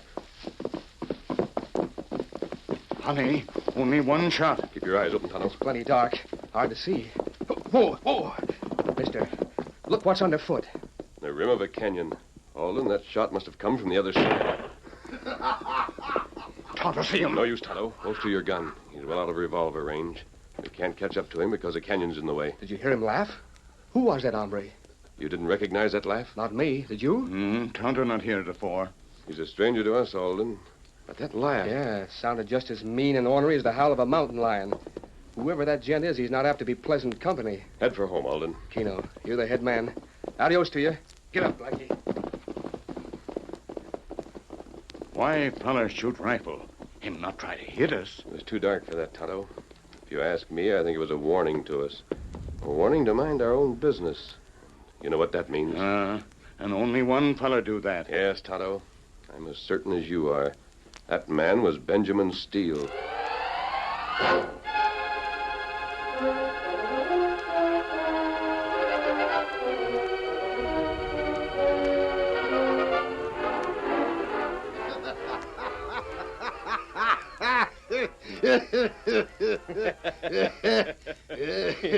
When you laugh, Senor Steele, when you laugh, it makes the shiver to run up and down the spine, no? Yeah, there's nobody can beat Benjamin Steele, huh, Breed? You are a very dangerous man, Senor. But this masked rider, he too is very dangerous. I'll whittle him down, Breed. He is the one who single-handed discover and defeat the Black Arrow, Senor. I'm the biggest cattleman in the West. Before I'm through, I'll control every longhorn that travels on 4 hoofs. I hope so, You Senor. hope so? Now, last year, I've taken over more than 100,000 head of cattle, haven't I? Yes, Senor. But the way you do it. What about the way I did it? You rustle cattle. You burn ranches. You cut off the water and force small cattle owners to sell out to you for your own price. So I have, Breed. But there's one thing I've been mighty careful about. Which is, senor? That I made certain there's nobody or nothing can point a finger at me and prove I've been crooked. But you have been crooked. I said prove it, Breed. There's a lot of difference between saying it and proving it. I skin mighty close to the law, but I play my cards real careful, savvy? You are one smart hombre. I hope you keep on being smart, yes? Reed, I'll tell you something. The Lone Ranger knows who I am and how I operate. He came out here to get the goods on me, to put me behind bars, but he'll never do it, Breed. Never. Let's forget that. What about Jeff Alden's cattle? You made all the arrangements? Si, Senor Steele. I give order as you direct to Faro. He will carry them out. Kino, and that... Senor! What in tarnation? Who broke that window? No, senor. Horses. Somebody's been listening. Senor, look. Look what I find underneath the broken window. This bull. Here, let me... Reed, it's a silver bullet. That was a Lone Ranger. Senor, this is not good. You laughed at the Lone Ranger before. You give him the challenge. Now with this bullet, you return the challenge. Yes, Breed. I reckon there's going to be more trouble than I figured on.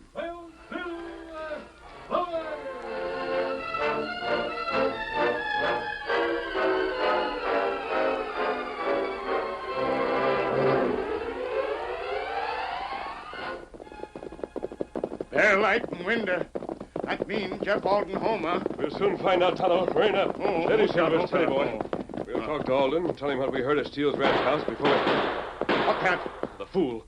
Alden, don't shoot. We're friends. Him still shoot. Tonto see gun flash from corner porch. Follow me, Tonto. Come on, Silver. Get him up, Scout. You get him. Steady, Silver. I'll take that gun. What's the matter with you, Alden? Don't you... I should have waited. I should have waited till you were closer. I'm sorry. This woman. You must be Mrs. Alden. We're your husband's friends, and he can vouch for us. Where is he? His horse came home an hour ago. But the saddle was empty. Something's happened to Jeff. Something terrible.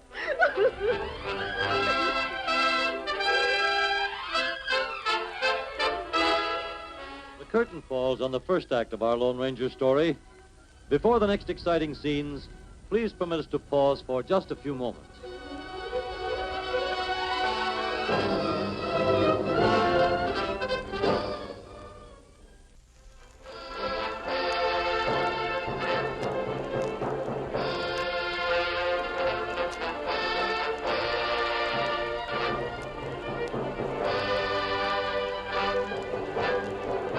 Now to continue our story.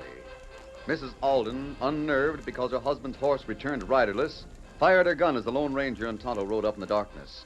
But the masked man quickly explained that he and Tonto were Alden's friends. A short time later, they brought Alden's horse from the corral. He bring horse, Kimasabi. There. You can see for yourself, masked man. Stirrups hanging loose. The reins broken. I'd say he was dragged from his saddle. Huh? He must have met someone on the trail. He held onto the reins as he was pulled off. That's how the leather snapped. Maybe it was something else, mister. Maybe he got off himself. No. You haven't noticed a scratch on the saddle. Scratch? It's the mark of a spur scraping on the saddle leather. If he got off himself, he'd have swung his leg clear. That right. That mark mean him dragged from saddle. Oh. It'll be dawn very soon, Mrs. Alden. I might be able to follow the trail and see where it happened. I'm afraid. You'll be safe. There's been things going on, mister. Our cattle's been disappearing.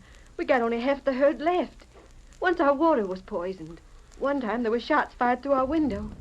I wanted Jeff to sell out to Steele's tomahawk spread and leave this country, but Jeff wouldn't. He's mighty bullheaded.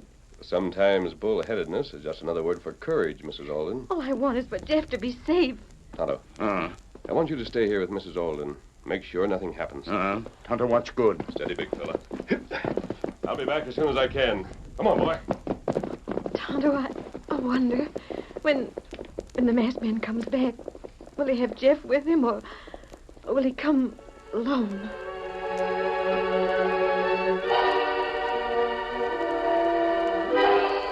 It's high noon, Tonto. You haven't had since the long... Tonto not hungry. I reckon I ain't hungry either. It's been hours. We watched the sunrise. You look. Rider come from north. Tonto, is it... That Lone Ranger, that's Silver. Tie! Injun, you got good eyes. There's so much dust. Tell me, is the masked man alone? Has he got Jeff riding behind him? Him all alone. Oh.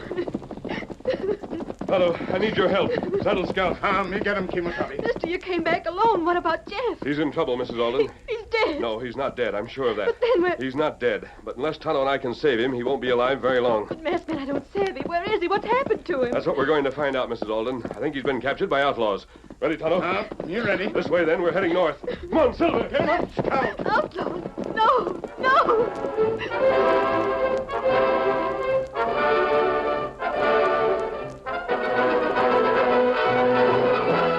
That's what you are, outlaws. Ornery, yellow-backed cattle rustlers and thieves. Only this time I got you dead to rights. You don't say, Alden. If you didn't have me hog-tied and roped, I'd Never shoot... mind the talk, Alden. It won't do your liquor good. What are you waiting for? Why don't you shoot me and get it over with? If you don't keep quiet, that's what I will do. What's holding you back? Because I got orders, that's why. I got orders to make everything look as... Well, you got your mouth open, but you stopped talking. Never mind.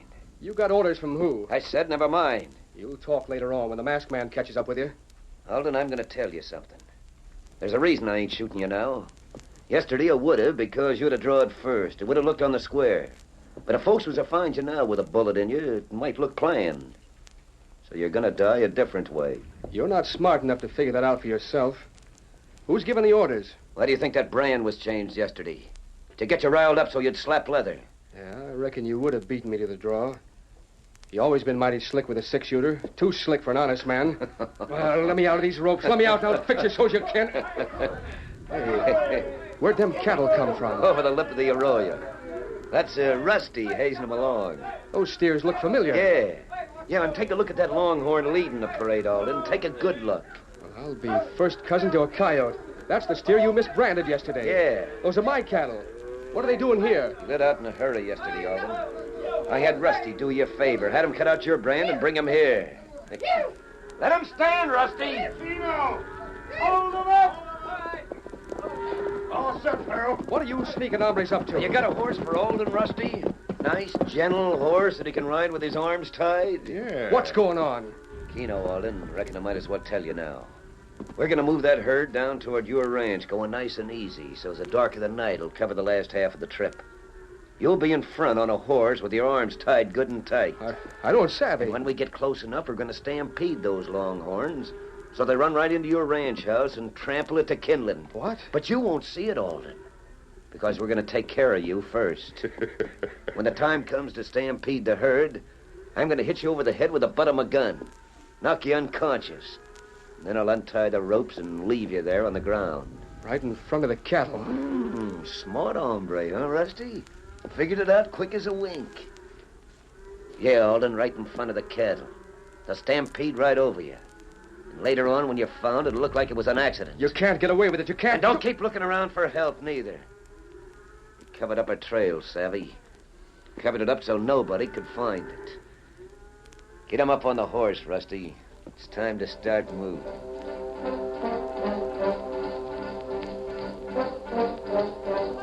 But Pharaoh was wrong. Although the trail had been covered with care, the men who searched for it had the keenest eyes in the West. Or even the best guide or the cleverest woodsman would have wandered in circles. The Lone Ranger and Tonto did not fail. Slowly but surely they followed the faint signs from the point where Alden had been yanked from his horse, across rocky slopes, through clear rushing streams, and dense strands of chaparral they went, until just as the setting sun was casting long shadows toward the east, they came over the lip of the arroyo. Kimasabi. Steady, Silver. Steady, boy. Yes, Tonto. Campfire. Alden was kept prisoner here last night. Place empty now. Look at the signs, Tonto. He was put on a horse here. And different horse from first time. Then they set out this way. Came down this slope and... Tonto, look. Hello. Herd of cattle moved south. Alden went with them. Cattle not moved by themselves. Signs show they herded along. Yes, quite a few hours ago. Kimasabi. What is it? You look to south. There's plenty dust way off. Cloud of dust. The cattle made that, Tonto. And what we do? Keep going. If we cover ground, we'll catch them soon after dark. Now we can travel. Come on, Silver. Get him up, Scout.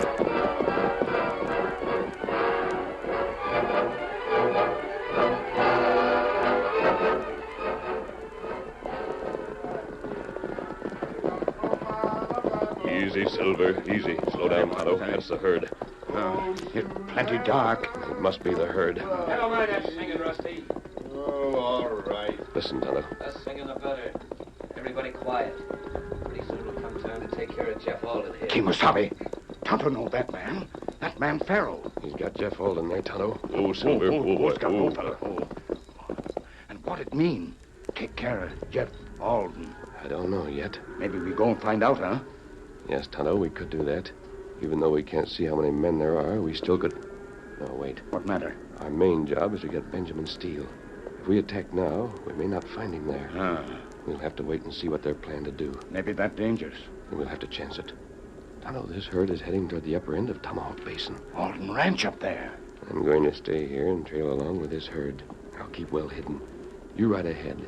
Get Mrs. Alden and have her get as many of the ranches as she can rouse. Head north again until you meet the herd. Tonto Savvy. On your way. Noise of the herd will cover Scout's hoofbeats. Adios. Adios. Get him up, Scout. All right, Silver. Just the two of us now, boy. We've got to be ready. There's no telling when things will start to happen.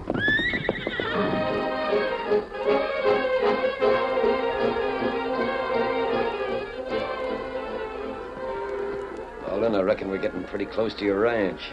Looks like a light up ahead. You can't go through with this. Sparrow!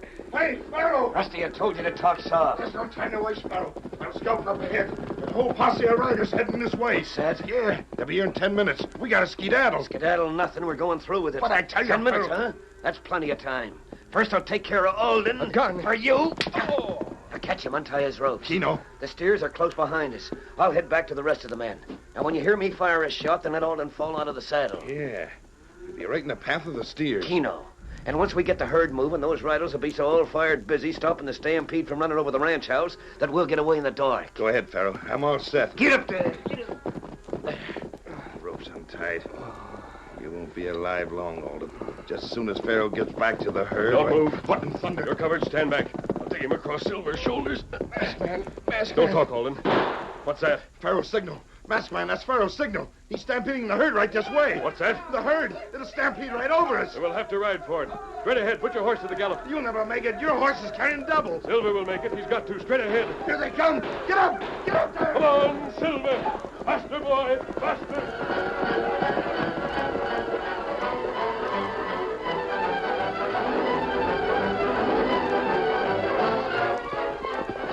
Injun, we've been riding for almost an hour now. Are you sure that herd was heading this way? Tonto sure. Plenty soon we find... What's that? Injun, that sounds like cattle. They're shooting. That herd. Then make 'em stampede. It's the Lone Ranger. Kimasabi. Tonto, there isn't a moment to lose. We got ahead of the stampede. Those cattle must be turned aside. You got Rusty Marlowe with you. Rusty's an outlaw. We have to get the rest of them. And, mister, you got Jeff. I see you got Jeff. He's safe. Yes. Can you take care of him? I sure can. And I can take care of this skunk, too. I got a gun and I know how to use it. Good. All right, you men. Are you ready to follow me? Use your guns. Turn that herd first and then capture the outlaws. Now, come on. With Silver flashing ahead and Scout close behind him, the posse raced forward straight toward the pounding cattle. At a shout from the masked man, shots rang out over the heads of the bewildered steers. The leaders slowed down, turned, and wheeled.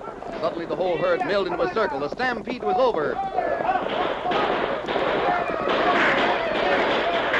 Sweeping onward, their guns blazing, the posse closed in on the schemers before they could recover from their surprise. Don't shoot. We're dropping our guns. We got them. Yippee! We got every one of them.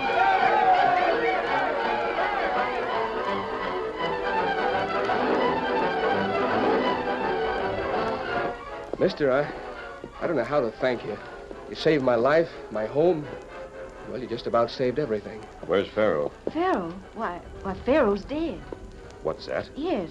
Pete Haskins found him off to one side. His horse must have stepped in a gopher hole and thrown him out of the saddle right in front of those stampeding longhorns.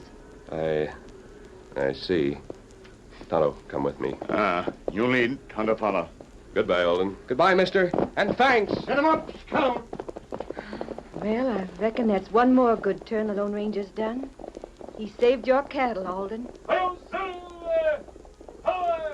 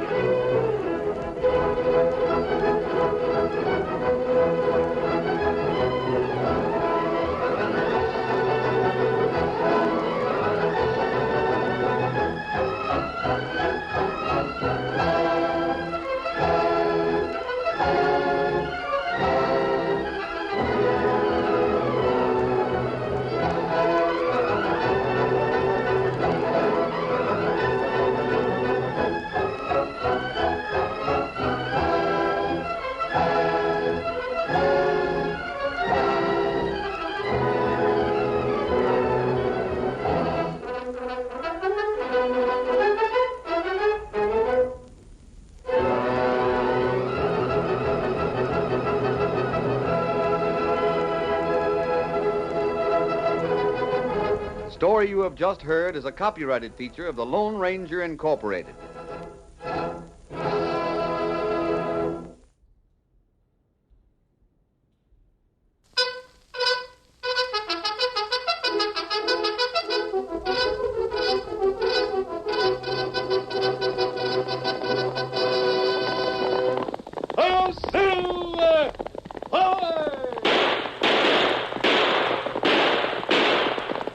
Fiery horse with the speed of light, a cloud of dust, and a hearty hi-yo silver, the Lone Ranger.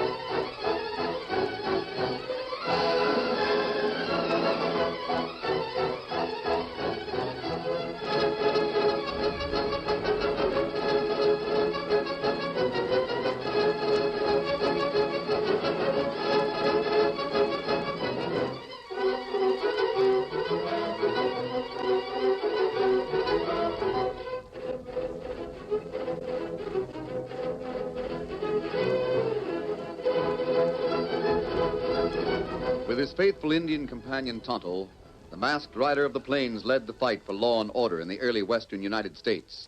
The stories of his strength and courage, his daring and resourcefulness, have come down to us through the generations. And nowhere in the pages of history can one find a greater champion of justice. Return with us now to those thrilling days of yesteryear. From out of the past come the thundering hoofbeats of a great horse, Silver. The Lone Ranger rides again. Come on, Silver. We've got to meet Tonto at Tomahawk Basin. Hi-yo, Silver!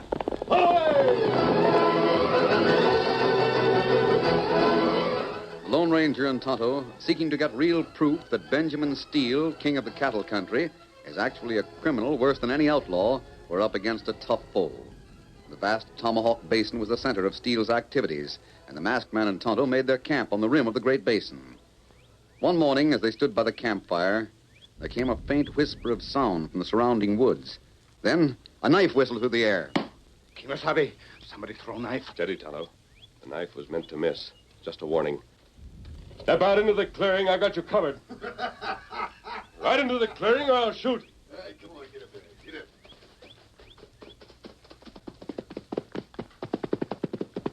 I'll give you credit, masked man. You don't scare his aim. Kimasabi, horsewear Tomahawk brand. I reckon you don't know who I am. Tomahawk, brand of Benjamin Steele Ranch. You work for him. I don't think this man worked for Steele, Tonto. You've never met me, masked man. But I don't mind telling you who I am. I know who you are. Oh, you do, eh? I can guess. Your name is Benjamin Steele. Huh? Mister, what they say about you is sure a fact. You're the coolest hombre I ever met, outside of myself. Yep, I'm Steele. Steele, you're a member of the Black Arrow. I was a member of the Black Arrow, but the Black Arrow's gone. You smashed it. Just as you'll be smashed someday. Well, you're holding a six-shooter on me. Why don't you take me to jail? I'm not a fool. What matter, Kimasabi? You got prisoner. We take him to jail, get him to sheriff. If we do, he'll be free inside of an hour. Sure, because you gotta have proof to put a man behind bars, Injun. There's nothing on earth to prove that I've been a member of the Black Arrow. Just as there's nothing on earth to prove I don't run things fair and square and according to the law. Steele, this gun is aimed at your heart. If I pull the trigger, there would be no need of a judge or a jury. No need for jail. You know, mister. But you won't pull the trigger. No? You won't pull the trigger because you're the Lone Ranger. A Lone Ranger believes in law and order. You do everything according to what's honest. That's why I came here bold as brass. I knew you wouldn't shoot. All right, Steele. Got to the point. Mister, the point is as sharp as that knife sticking in the tree. Clear out. You and the Indian both. Clear out. Because you say so? I run things in Tomahawk Basin. If you try to stop me, you'll end up 6 feet underground in your grave. Tonto and I are staying here until you land in jail, Steele. So it's that way, huh? War, is it? Call it anything you like. But you'll end up in jail. What can you do against me? A masked man and an Indian. You're stubborn, that's what. So be it, then. It's your funeral. I hope you give me a good fight, because I like fights, savvy. I like 'em and always win 'em. The Tomahawk Basin belongs to me. I own half the cattle roam the grasslands. Soon I'll own all of 'em. I'll use any methods I like, and nobody's going to stop me. Those that have nerve enough to stand up against me will die. And that goes for you, mister. Steele, clear out before I change my mind. I hope you live to regret that. Adios. Get up there. Him plenty bad. He's clever, Tonto. He knows we haven't a shred of proof against him. That's why he could meet us face to face. Him got plenty men and plenty guns. We stay in Tomahawk Basin. Maybe any time we ride into ambush, get shot. We've got a job to do, Tonto, and nothing will stop us. We're riding into the basin.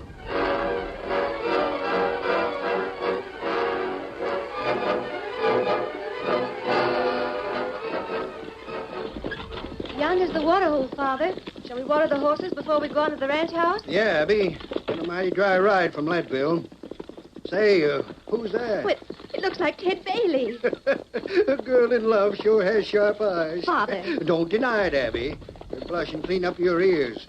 But Ted Bailey's a nice young feller. I wouldn't mind having him for a son-in-law. Oh, he hasn't even asked me yet. Sure. Now, don't tell him I said so. Whoa, whoa there, boy. Whoa. Well, howdy, Miss Abby. It's nice to see you. I'm here, too, Bailey. Oh, well, of course, Mr. Carey. Howdy to you, too. You didn't think I overlooked you. I wasn't sure, son. Been waiting long? Waiting? Well, I haven't been waiting. Oh, just a coincidence, huh? Yeah. Then how come your horse has trampled down the ground so much? Well, that is... Now, Father, you stop that. Ted Bailey wanted to wait around to pass the time of day with us. There's no call for you to think it's funny. Well, I reckon you must be right thirsty, Miss Abby.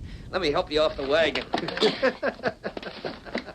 It's mighty nice seeing you again. It's been quite a while. Well, I ride herd for Mr. Steele. I had to make a trip to Chisholm. Oh, the water's nice and clear, isn't it? Yeah. Haven't watered my horse yet. I didn't want him to muddy up the water before you came. Here you are. Take a sip. Don't drink that water. Hey, what in thunder? Ted, it's the masked man. Stand back. Let me get my gun. Look out, him got gun.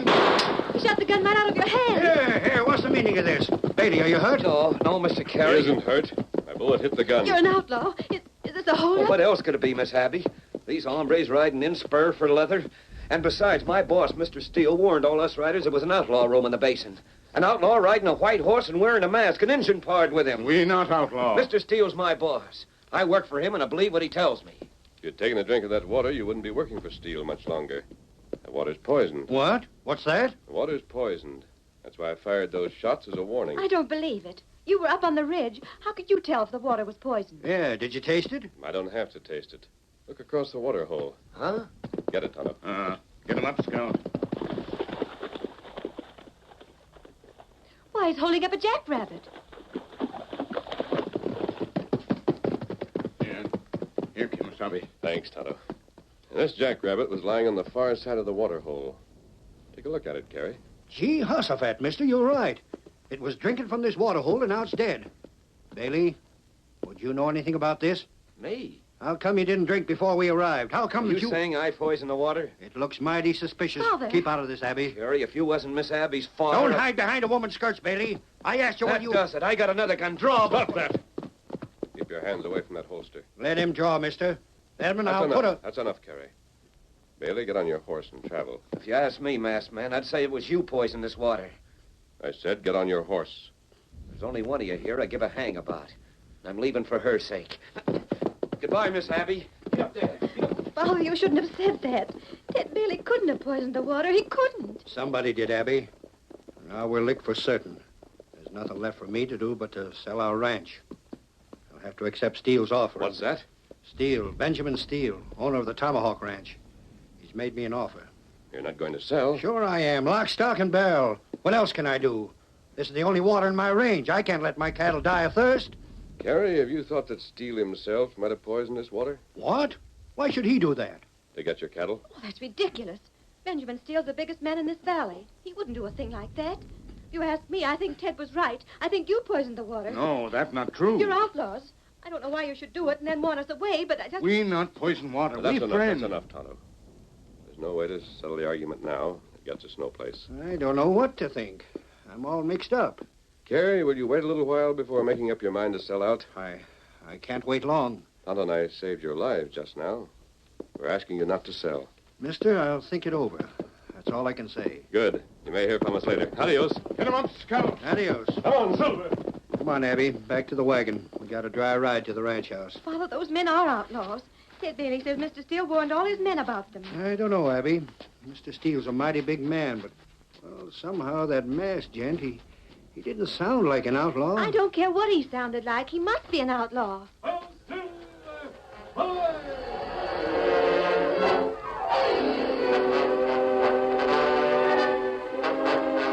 And I rode right straight back here to the ranch house, Mr. Steele. And if I'd been able to, I'd have shot that masked hombre like you said. He's an outlaw, all right. No honest man would be so fast on the draw. Keno, Billy, I'm glad you told me. So Carrie's water hole was poisoned, eh? Well, him and me had a couple of words. Yeah? I thought you and Carrie were pretty friendly. Well, I'm sorry about it now. He accused me of poisoning the water. No. Of course, now that I'm calmed down, I'm going to forget about it. Poor Carrie's had so much tough luck lately, he's all on edge. Yes, a poor fella. I hope he takes my offer. At least it'll give him some cash to settle on a new place. I reckon I'd better go now, huh, Mr. Steele? Yes, Bailey. Head back and ride the line on that south herd. You better stop in the kitchen and have some grub, seeing as you missed dinner. Well, thanks, Mr. Steele. Gosh, you're a straight hombre to work for. Adios. Adios, baby. Straight hombre to work for. That Bailey kid's still wet behind the ears. I sure got him fooled. You got everybody fooled, Senor Steele. Howdy, Breed. You been here all this time? Yes, senor. I stay in corner very quiet. You heard what Bailey said? The masked man, he make trouble already, yes? Breed, if him and the Injun had one in, I'd own Carrie's ranch. Huh? Sure. Carrie and his daughter would be dead from that water. That is true, yes. They'd be dead. And with no living relatives. I could have taken their place like that. But Bailey, he would be dead, too. What of it? That ignorant cowpuncher wouldn't be any loss to me. It's easier to get his loco weed. I want you more careful, Breed. The masked man hadn't seen that dead rabbit. They'd have taken that water. Senor, I put the poison in the water hole. I do not stay around to watch. I have a moose pronto. Well, never mind. You go somewhere, senor? Settle my horse, Breed. I'm riding over to see Carrie. I'm going to pay cash and get his ranch right now.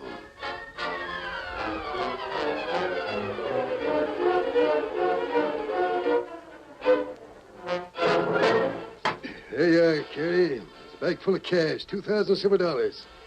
Just sign this bill of sale. I'll get you a ranch, and the cash is yours. Well, I sort of promised the masked man. Masked man? Jumping cactus, that hombre's an outlaw. I'm doing you a neighborly turn, offering to buy your place. I got a good mind to take back my offer. Father, Mr. Steele is right. Sign the bill of sale. You know, if I could only locate the skunk who's poisoned my water hole and burnt my winter hay. I reckon I'm wasting my time. Give me my cash and adios to you, Carrie. Father. No. No, wait, Mr. Steele. Keno, I'll sign. I knew you'd have sense, Carrie. Now, there's a pen dipped right in an inkwell. What's the... The masked man. That bullet smashed the inkwell. There's ink all over the bill of sale. Carrie isn't signing, Steele. Clear out. Carrie, are you going to let this ornery outlaw talk you into losing his sale? You heard me, Steele. Clear out and take your money with you. And don't come back.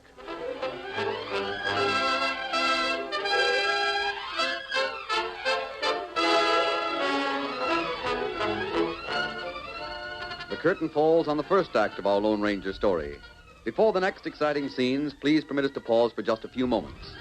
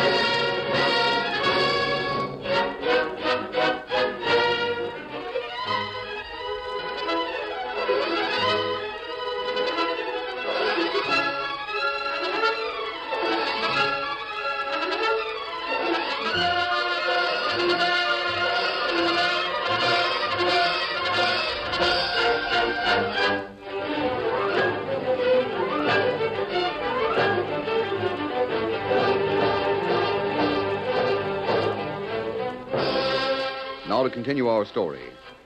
Faced with the 2 6-guns in the steady hands of the Lone Ranger, Steele rode away from Carey's ranch in a fuming rage, leaving the masked man and Tonto. Harry, I thought you promised me you'd think it over. In another minute, Steele would have had your ranch. Mister, you and the engine, get out of here. Carey, you mustn't sell. Mustn't? Right now, I probably lost my one chance. Steele won't make that offer again. Not after this. There must be some other way. There's no other way.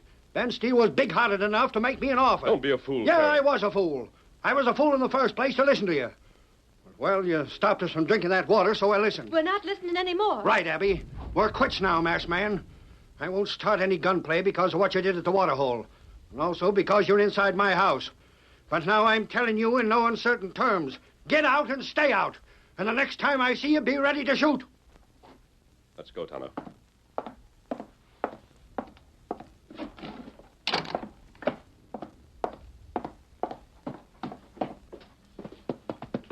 Steady, big fella. Get him up, Scout. Come on, Silver. What we do now, Kemosabe? Carey doesn't know what he's getting into, Tonto. Steele is as crafty and dangerous as a rattlesnake. Him worse than rattlesnake.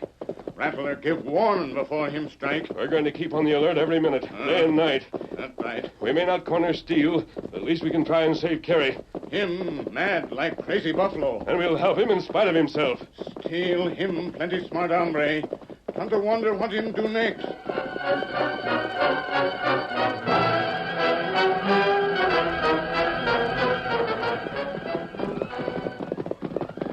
Oh, there. Oh, boy.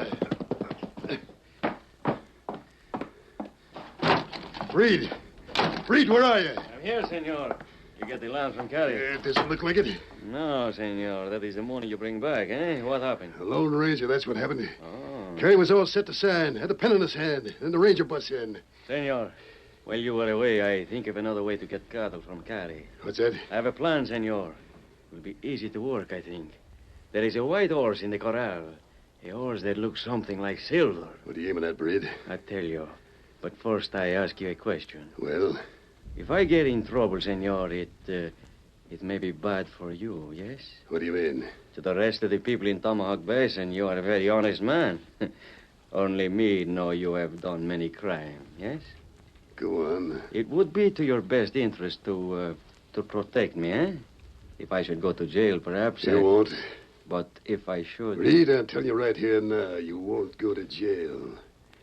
But if you ever did, you can count on me to get you out. I hope so, senor. I'll have to get you out. If you talked, you'd put a rope around my neck. See. I make sure you understand that is all. Well, let's have it. What's your scheme? You are a good neighbor, Senor Stair. You have a water hole not far from Senor Carey's ranch, yes? That water's mine. It's not open water. So? Then perhaps you will open it, yes? Senor, for this scheme, I use the white horse. I race like the Lone Ranger. And to take the message to Senor Carey, we can use Ted Bailey. You listen now, I tell you.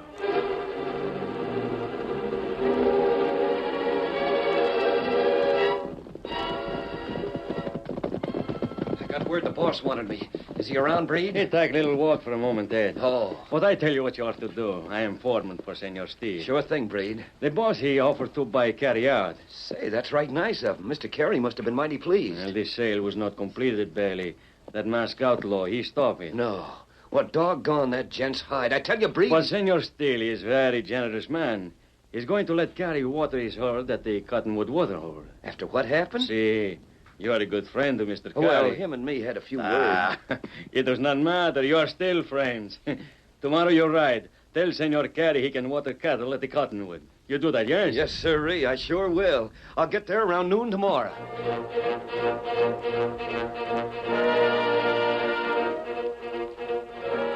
Now, you eat that dinner, Father. I didn't cook it just to look at. Abby, I can't help feeling that... Howdy. I've been riding all morning. Got some chow for a hungry man? Ted Bailey. What in tarnation? You young whippersnapper. Whoa there. Hold on, Mr. Carey. My holsters are empty. You left my guns out with a horse. And besides, I'm the bearer of good news. Yeah? Yes, sir. Now wipe that gloom off your face. First off, I'm apologizing for getting riled the other day. And second and most important, Ben Steele sent me to tell you that you can drive your cattle to the Cottonwood water hole and let them drink their fill. The Cottonwood? But that belongs to Mr. Steele. I haven't any money to pay him the watering fee. It won't cost you 1 red cent. What's that? Not 1 red cent. Mr. Steele says there's no sense letting good cattle die while you and him are fixing to make a sale anyways. Say, that is good news. I don't have to get back to my job till the day after tomorrow, Mr. Carey. If you want me, I'll be glad to give you a hand getting the cattle to the water hole. Ted. Youngster, draw up a chair and sit down. Abby, dish up some more of that grub. I could eat a wolf. A hide and hoofs and hair. You're getting good food, Ted Bailey. Pile the plates high, Abby. I got my appetite back. Yep, Bailey, we'll round up the cows this afternoon. Start moving them right out. I reckon we ought to get to Cottonwood water hole a mite before sundown tomorrow.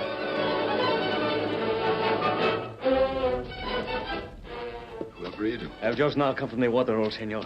I lowered the heavy sack with the poison into the water. In an hour, all the water will be poisoned. What about Carey? I saw his herd of cattle from the top of the hill. Another 3 hours, and they will drink. Good. You better get back there in time to put on your act. Si, senor. As they approach the water hole, they will catch sight of a masked man riding away at full gallop. Only it will not be the Lone Ranger, eh? It will be someone else.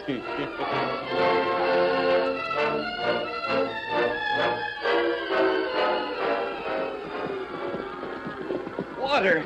There's a water hole up ahead. Listen to the steers. They can smell it. Don't let them go too fast. They've been thirsty so long, they'll drink too much. Keep them in control. Yes, sir. Yippee, you longhorns. You're going to drink your fill. Nice, fresh, sweet water coming mighty soon. Get along there. Move along. We'll herd them tandem. I'll ride point up front. Good boy.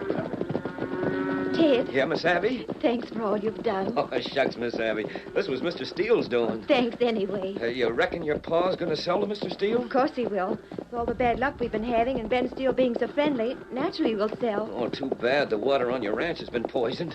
Usually takes a month for the poison to disappear. We couldn't wait that long. Well, you could now if you keep on using this water And not hole. pay for it? No, Ted, we can't take any more advantage of Ben Steele. Father will sell. It's the least we can do and stay honorable. Yeah, I reckon so. I guess that means you'll leave Tomahawk Basin, doesn't it? There's no more land to settle here. I'd sure hate to see you leave. You would? Well, Miss Abby, I haven't asked your father yet, but Abby, will you marry me? Will you? Ted. Oh, I know I'm just a plain cowpuncher, and I shouldn't even ask. I think my father will say it's all right. What's that? And so will I. Abby, you mean you'll marry me? I've been waiting for you, Dad. Oh, gosh, Abby. Bailey! I don't know what this... what's that, Mr. Carey? Look up ahead. Huh? Doggone it, Bailey. Stop looking so calf-eyed. Look, they're galloping away from the water hole. That's a white horse. Father, isn't that the masked man? Did you hear that? It sure is him. I don't know, Father. That horse doesn't look as big somehow. Those words he shouted, they don't Say, sound there's the something same. mighty peculiar going on. What was that hombre doing at the water hole? I don't know. Maybe he was waiting in ambush for me. Then when he saw there was 2 of us, he changed his mind.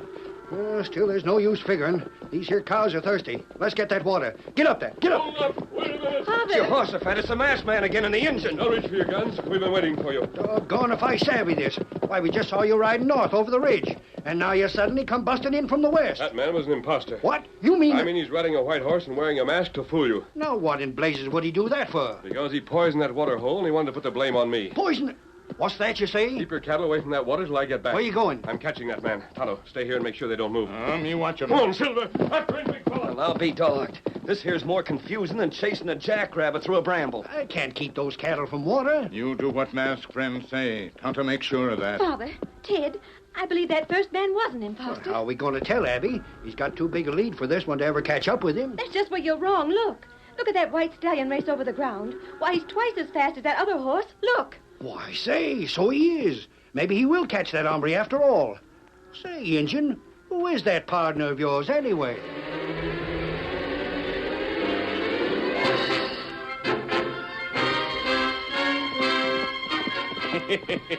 We fix Lone Ranger good, eh, horse? For this one carries herd, they die.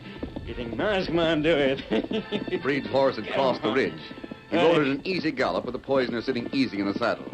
Breed had no fear of pursuit until suddenly... Come on, Silver. Catch him, boy. What is this? Caramba. Breed straightened, turned, and looked over his shoulder. Over the ridge behind him flashed a great white stallion. The Lone Ranger. Get up! Get up! In sudden panic, Breed clapped spurs to his mount, flattened out in the saddle as his horse lengthened his stride. But it was no use. Closer and closer pounded Silver's great strides. Closer and closer. No use. Stop or I'll make you stop. You'll never catch me alive. Keep your hands off that holster. The 6-gun dropped from Breed's nerveless fingers. Then a rope snaked through the air, whipped tight around his body. Who are you struggling? You haven't got a chance. You're going back, understand?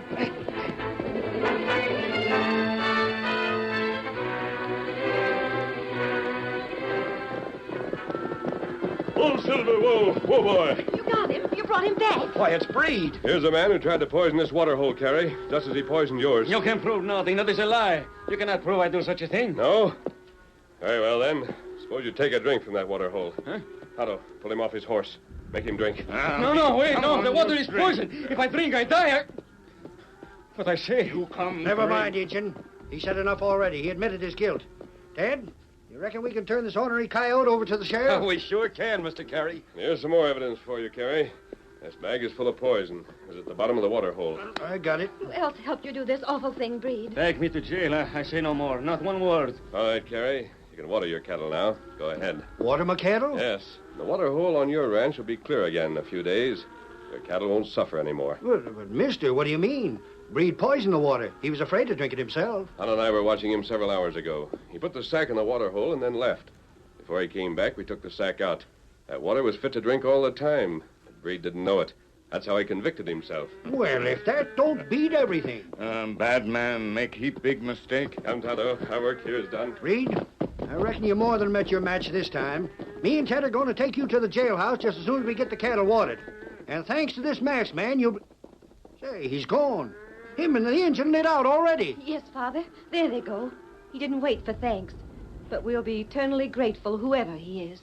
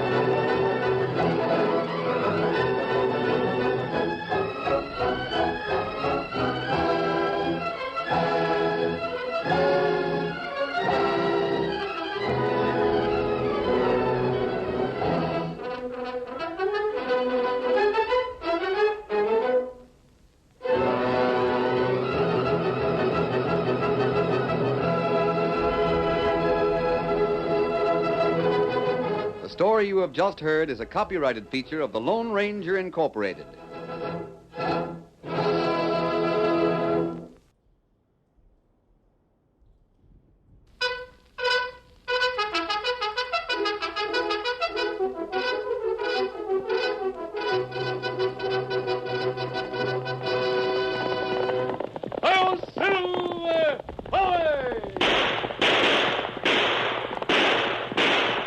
Fiery horse with the speed of light, a cloud of dust, and a hearty hi-yo silver, the Lone Ranger.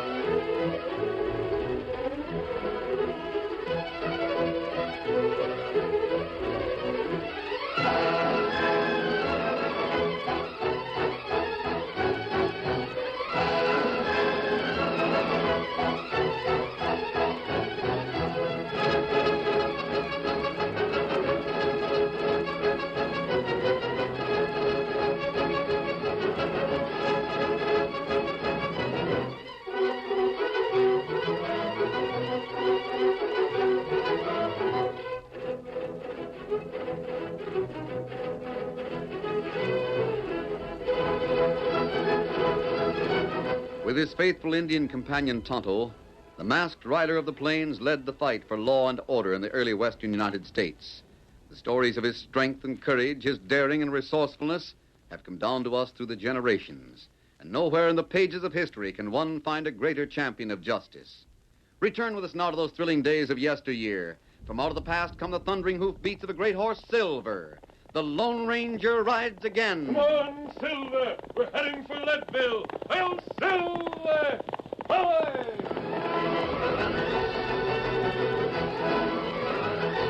The whole vast stretch of Tomahawk Basin was an armed camp.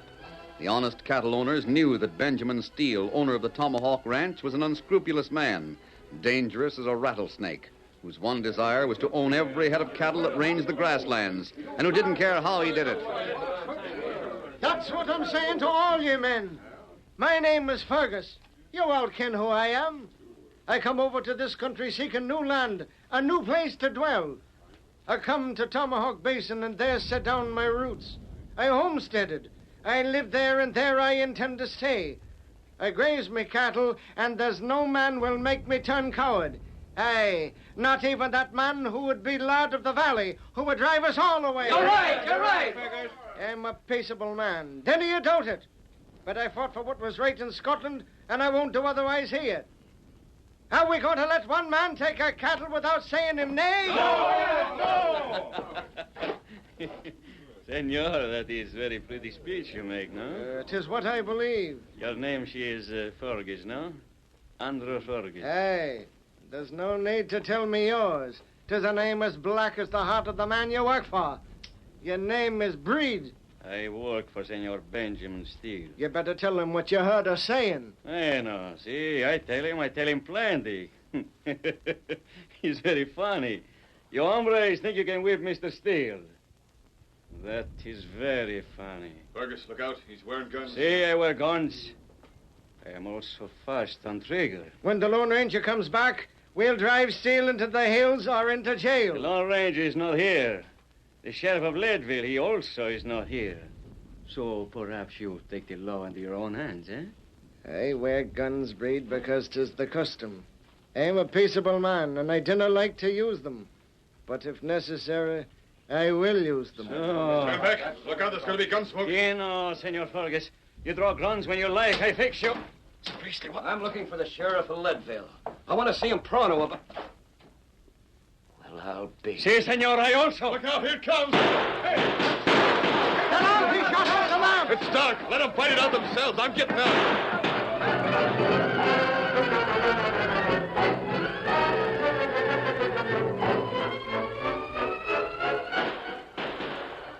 Shooting's slowing up. Reckon Breed and that other gent are all out of bullets. Aye, I wonder if anyone is done for. And Breed's a dangerous hombre with a 6-gun. Aye, that he is. But who in blazes was that other gent? I dinna ken exactly, but still. Soft, man. Here comes one of them. Steady, boy. Steady. Where's the sheriff? He's gone. He won't be back in Leadville for a few days. Are you hurt, lad? I want to see the sheriff. Nothing else matters. Adios. Get there. There goes one of them. If he finished Breed, all I can say is it's good riddance to the whole community. Where's that hombre go to? Oh, so you're alive, Breed. Your opponent has left, and I'd advise you to do likewise. See, I go. But, senors, I tell you now, I work for Mr. Steele, his biggest ranch in Old Tomahawk Basin. I tell you for him, get out of the basin or he will drive you out with guns and bullets, have we? Adios, hombres.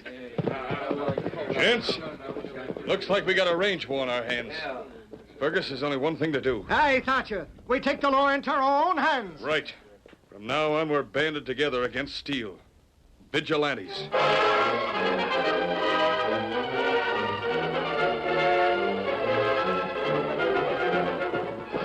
It's not far now, Silver. We'll be on the rim of Tomahawk Basin soon. Tonto, this way, Silver. Hi!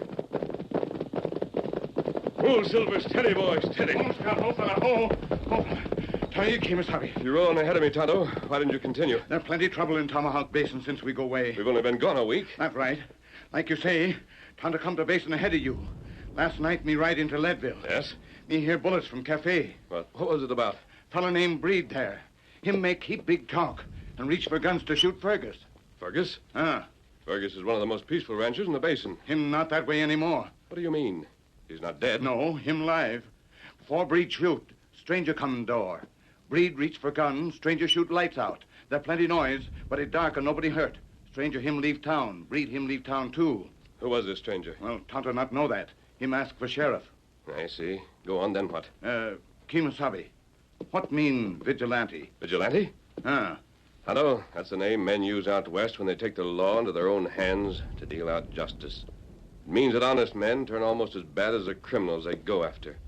Vigilantes. That's what Tonto think it mean. What about Carey and Fergus and Thatcher? Them all join.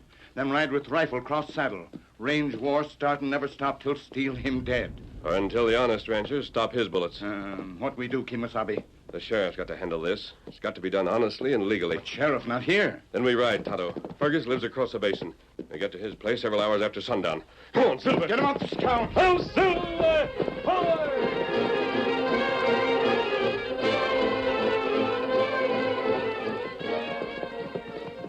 Say that the ranchers have banded together as vigilantes to wipe us out? Is that it, Breed? Si, I arrived from Leadville to tell Senor Stair. That is why you and me, we leave ranch. Why, them vigilantes haven't got a chance. We can outshoot them any day. We're gunfighters. They ain't. That's right, Rusty. So you and me, we have a job of work to do. You savvy? Yeah. I savvy, all right. We're riding toward Fergus's ranch. Senor Fergus and his daughter, they are alone.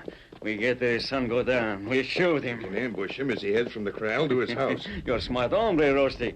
After that, we have another job of work. Yeah? You hear maybe I have gunfight in Leadville, yes? Yeah, some stranger, wasn't it? Walked in the cafe and you and him started blasting. Then he lights out. Yeah, that was no stranger, Rusty. Huh? I know who that man is. Senor Steele, you also know. You and me, we got job to find that man and to finish him. Sounds important. Plenty important. We must finish him before he get to sheriff. Yeah, that's easy to say. But where's he camping out? This valley's an almighty big stretch. We search for him all night, all day. But first, right now, we go take care of Fergus. Keno, Breed. You give the orders. No, Senor Steele, he give the orders. Now we go, eh? Get up, boy. Get up.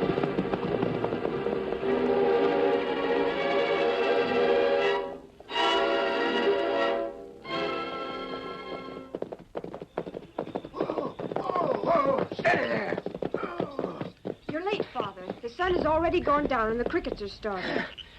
Meg, why out here at the corral? What about the evening meal? Supper's been ready for an hour. I came out to wait for you. I didn't like being disobeyed, lass. Father, I heard shooting off to the west.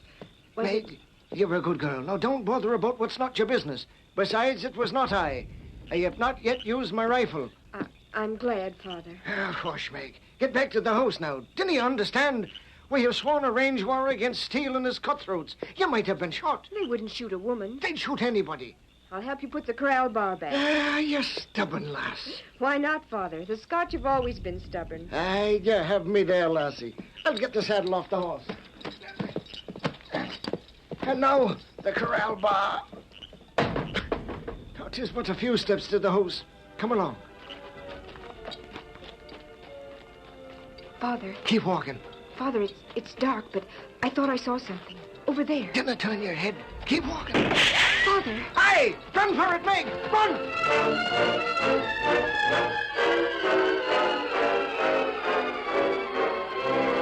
It was 3 hours later when the Lone Ranger and Tonto reached the Fergus ranch house. As they galloped up, the windows were dark.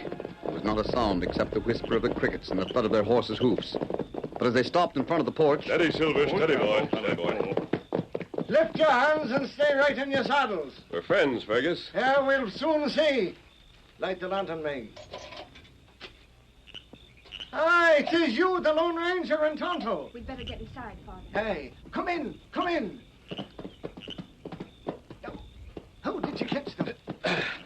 What's that? The men who tried to ambush us just after sundown. They were driven off. It was dark, but we thought that Wasn't you... us. Tonto and I just arrived, and we've been riding hard all the way. Sundown, we were miles from here. Who tried to ambush you? We don't know. It must have been Steele's men. And you don't know who drove them off? No, it was dark. All at once, they were shooting behind them. Then Father redoubled his fire. They were caught in between, so they ran for their horses and got away. Whoever was helping us went after them. Aye, it was one man. Fergus, you've got to stop this. Are you talking about... I'm talking about taking the law into your own hands, starting a vigilante movement against Steele. Steele is a murderous criminal. And let the law deal with him. It's too late. The sheriff wasn't here, and we took the law into our own hands. By the Totten of the clan, Fergus, that's it. What, Father? I have been wool gathering, lass. The man who helped us at sundown. Why, I should have kenned that horse he rode looked familiar. Who was it? His name I never got. But he was the stranger who was in Leadville last night. He asked for the sheriff. Ask for the... Fergus, will you promise me to stay in your house and not try anything till I return? That depends. Where are you going? Tonto and I are going to trail the man who helped you. But it's dark, Masked Man. How can you find his trail? Moon come up soon. It's your way. Yes. Suppose the men he's following turn on him. He wouldn't have a chance.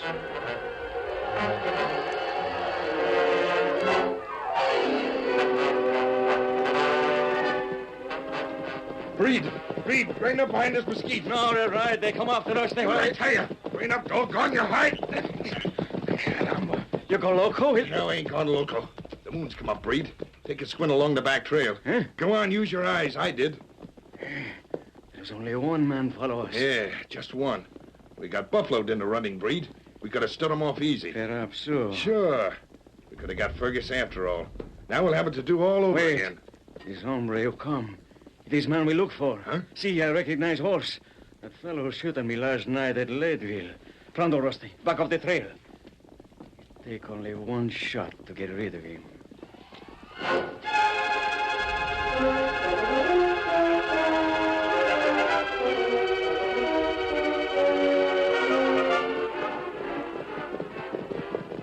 Moon plenty full now. Track's easy to follow, huh? We're gaining on them, Tonto. These tracks are fresher. One rider up ahead. Him just now disappear over ridge. We'll be up with him in a... Steady, Silver. Oh. Kemosabe. One shot. Only one, Tonto. Come along, fast. Get up, Scout. Faster, Silver. It come from that way. Over the ridge. What's that? There he is, on the ground beside his horse. Me not see anybody else. No, they heard us coming. They rode off. Here we are. Steady, boy. Whoa, Silver. Whoa. Fella. Easy, mister. Him shot. Yeah, Injun. From ambush, I didn't have a chance. I wanted to see the sheriff, but now I'm cashing in my chips. Reckon I'm done for.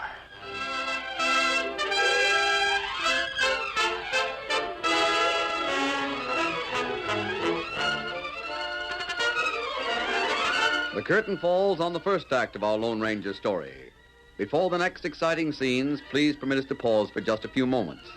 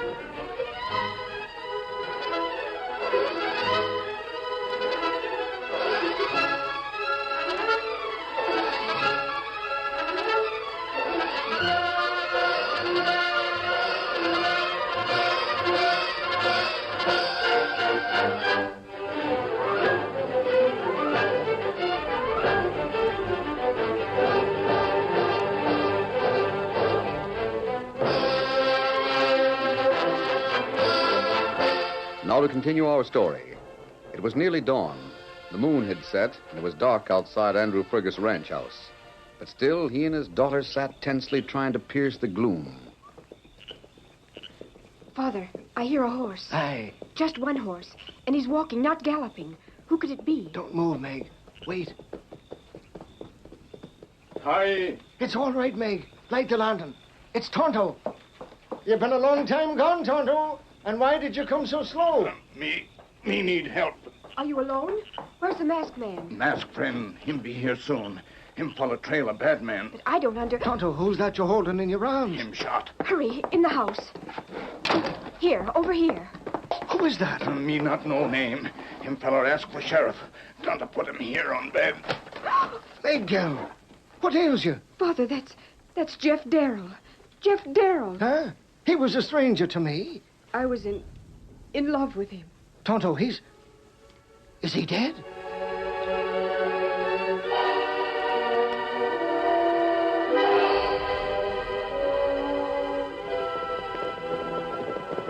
Pull, Silver. Steady, boy. Aye, Tonto. How is he? Him inside. No, you not go in. Why not, Kimasabi? Girl in there. She know Darrell long time. Darrell? That's his name? She tell me story. Him feller named Jeff Darrell. Him own ranch other side of Tomahawk Basin near Leadville. They meet when she go into town to buy supplies for father. He left the basin? Him leave sudden 'cause of trouble with Benjamin Steele. So that's it. And that must mean that... Tonto, he wanted to see the sheriff. Well, girls think maybe Darrell have evidence to put Steele in jail. No wonder Breed and Rusty shot him. What, that? Breed? Rusty? Yes. While you brought Darrell back here, I trailed them. They headed straight for the Tomahawk Ranch. Well, I recognized them when dawn came up, but I was too late to go after them. Plenty men on ranch, huh? Yes, Kimosabe. Steele's ranch is an armed camp. Now, where's Fergus? It's going to be a wide-open range war unless we persuade him to call off this vigilante business. Too late to do that. Too late? When Fergus learned girl loved Darrell, him take rifle and horse. Him go get other ranchers to fight Steele. They can't do that. Take the law into their own hands. Besides, they're outnumbered. Unless they use strategy, they haven't a chance. Me say that, too, but Fergus, him too mad to think straight. Tonto. What is it, Miss Meg? Meg. You open eyes now, huh? You get better, huh? I reckon so, Injun. Meg says... She says you're a doctor and saved my hide. I don't know how to thank you. Steele forced me out of the valley. He used unlawful means. Reckon I was a coward for a while, but now I've come back. Looking for the sheriff so he can put Steele and all the coyotes who work for him where they belong. In jail where they... Don't try to get up, Darrell. We'll get the sheriff for you, and we'll get Steele. Well, where's Father? I've got to tell him. Well, what's wrong? Where is he? You didn't notice? Notice what? He's gone, Miss Meg. Gone? While you were busy watching over Darrell, your father left. And unless he can be stopped, he and the rest will try to attack the Steele ranch. Oh, no, it would be suicide. Yes, unless... Unless what? Tonto, the sheriff is on his way to Leadville. I'm going to meet him and hurry him up. Now, here's what you must do.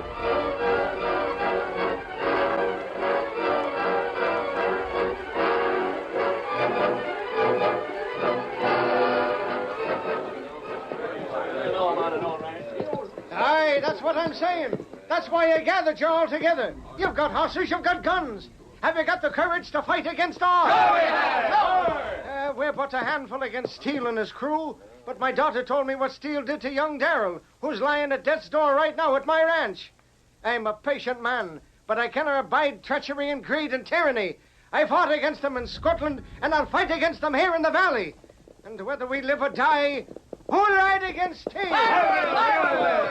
Well, you wait. It's Tonto. Tonto, where's the Lone Ranger? We can use him. The Lone Ranger say you wait. Him ride for sheriff. We're sick of waiting. It's not bad to die, but we want to die fighting against a foe, not shot down from the dark like Darrell. Darrell not dead. Him get better. Huh? You wait for sheriff. Wait for mask friend. You not have chance against Steele if you not wait. Aye, then, Tonto, we'll wait. But we cannot wait for long. If the Lone Ranger does not return by sundown, then legal or no legal, odds or no odds, we fight. That's right.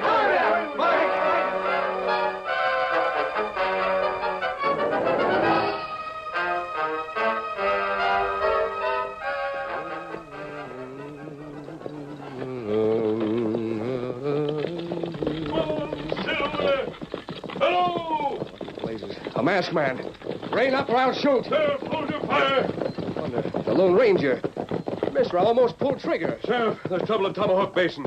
Fergus and the small cattle owners have formed a vigilante outfit. They can't do that. It's not lawful. There's no time to argue. For all I know, they may be shooting now. Those men are ranchers, not fighters. They don't understand how to fight, and Steele's got more men. They're gunfighters, dead shots. Fergus hasn't got a chance. Doggone, if I only had legal proof to go after Steele and his crew, I'd I'd have legal evidence. Huh? It's waiting for you at the basin. Cut your horses loose from the traces and ride with me, steady big fella. I sure will. Here, slap this saddle on the bay. Right. I'll cut him loose. There we are. I'll put on the saddle. Let me tighten this cinch. There. Right. If I ride one and let the other trail along free, maybe I can keep up with Silver. Kino, mister, let's travel. Get up there. Come on, Silver.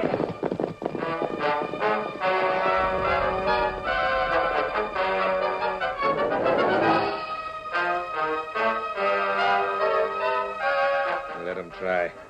Let those hombres try to shoot it out with us. We'll fill them so full of lead they'll weigh more than a Texas steer.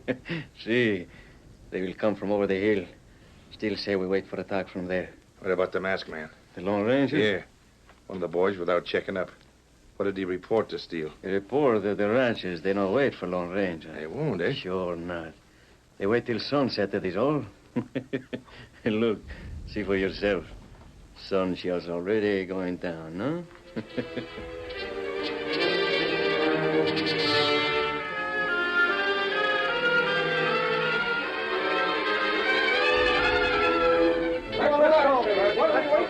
How about it, Fergus? How about it? No, you wait for masked man. We've been waiting half the day. Let's go get him. We've been waiting too long altogether. Let's go. Aye, the sun's gone down. No, Fergus, no wait. Now, Tonto Bailey is right. We've waited too long. Up, men, gallop your horses. We'll ride o'er the ridge and swoop down on them like Robert the Bruce. Gallop your horses.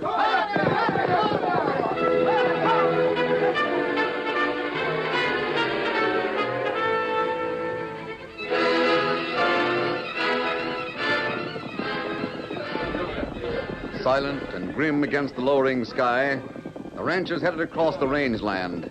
Anger and a fierce determination sealed their lips tight. Tonto, riding with them, tried to argue and argue again with Fergus, but in vain. Fergus had only the one answer. The time for waiting is past. Now is the time for guns, and whether we live or die, at least we shall strike a blow for freedom.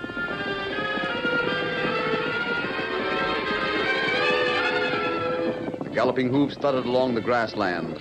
Under the broad sweep of their Stetsons, the men's eyes were fastened on the ridge, behind which waited the guns that would shatter the night silence. But then, out of the west from Leadville flashed a great white stallion. A voice echoed across the night.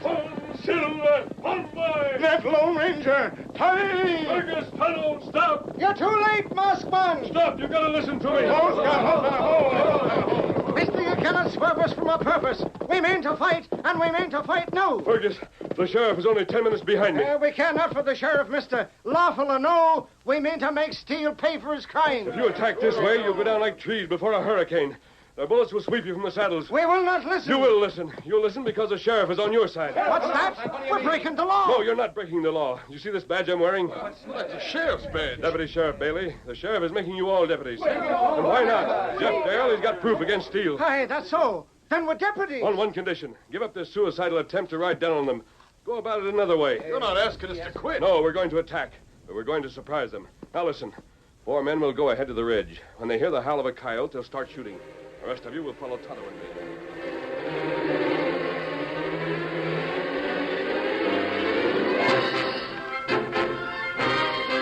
It's getting on, Breed. I thought they were going to come after us. Boys are ready, but... See, Rusty. What keep them? Boys are beginning to get nervous. Oh, you call nervous? You think I run like a coward? Hey, wait, I didn't mean you. You better not. Still, what you say is very peculiar. What happened to them? Yeah, it's nothing. It's always the same like this before the guns start, eh? What was that? Coyote howling as moon. There ain't no moon. It is the attack. This is it, hombres. Let them have it. Let them on the ridge. Make them in bullets. Fire at the gun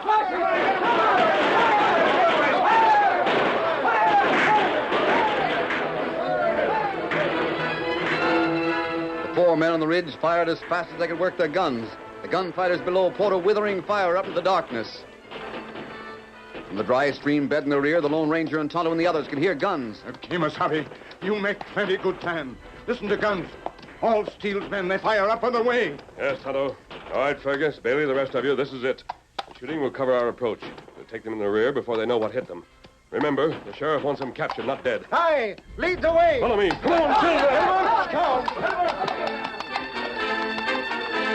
Silver and Scout forged ahead as the posse raced up the bed of the dry stream. Before the bad men had time to turn, the posse swept over them like a tide.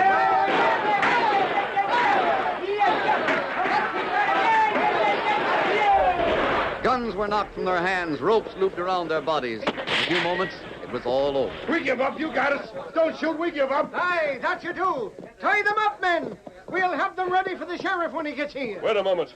Where's Breed, Rusty? Huh? Breed was here with you. What's happened to him? I don't know. I'll be doggone. That yellow skunk has pulled up stakes and left us out. You'll do nothing. You'll go to jail. Maybe Breed in Ranch house with the steel. That's where you're wrong, Injun. What's that, Bailey? Didn't you cover the house? Sure, mister. We went there, but Breed wasn't there. Steele's gone, too. Both of them vamoosed as soon as the trouble started. There's no telling where they headed. Well, never mind, man. We got the rest. We've broken Steele's power in Tomahawk Basin. And from now on, every man can walk in peace and friendship with his neighbor. And if it had not been for the Lone Ranger's help, we... He's gone, Andrew, while you were talking. Gone? Where to, man? I don't know. Perhaps after Steele and Breed. But that's the way the Lone Ranger is. He's one gent who never waits around for thanks.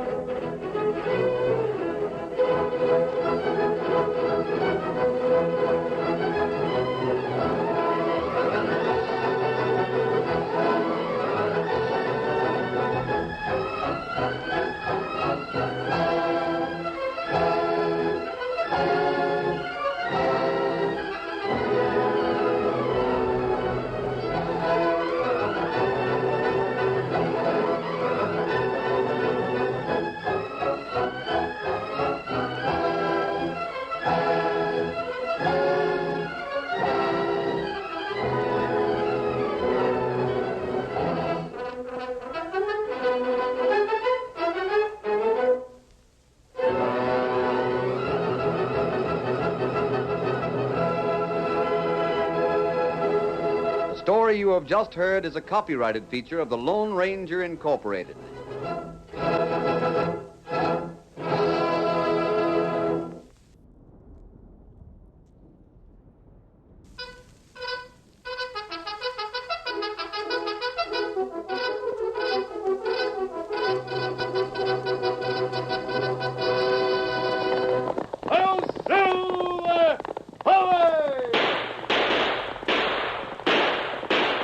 Fiery horse with the speed of light, a cloud of dust, and a hearty hi-yo, Silver, the Lone Ranger.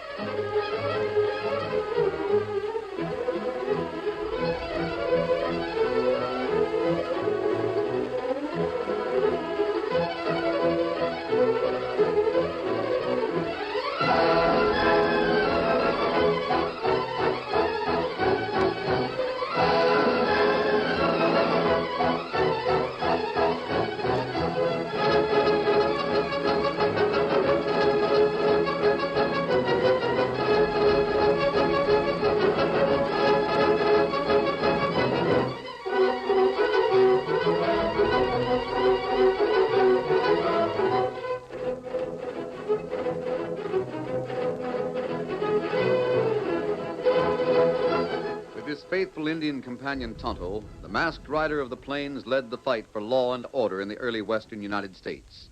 The stories of his strength and courage, his daring and resourcefulness have come down to us through the generations, and nowhere in the pages of history can one find a greater champion of justice.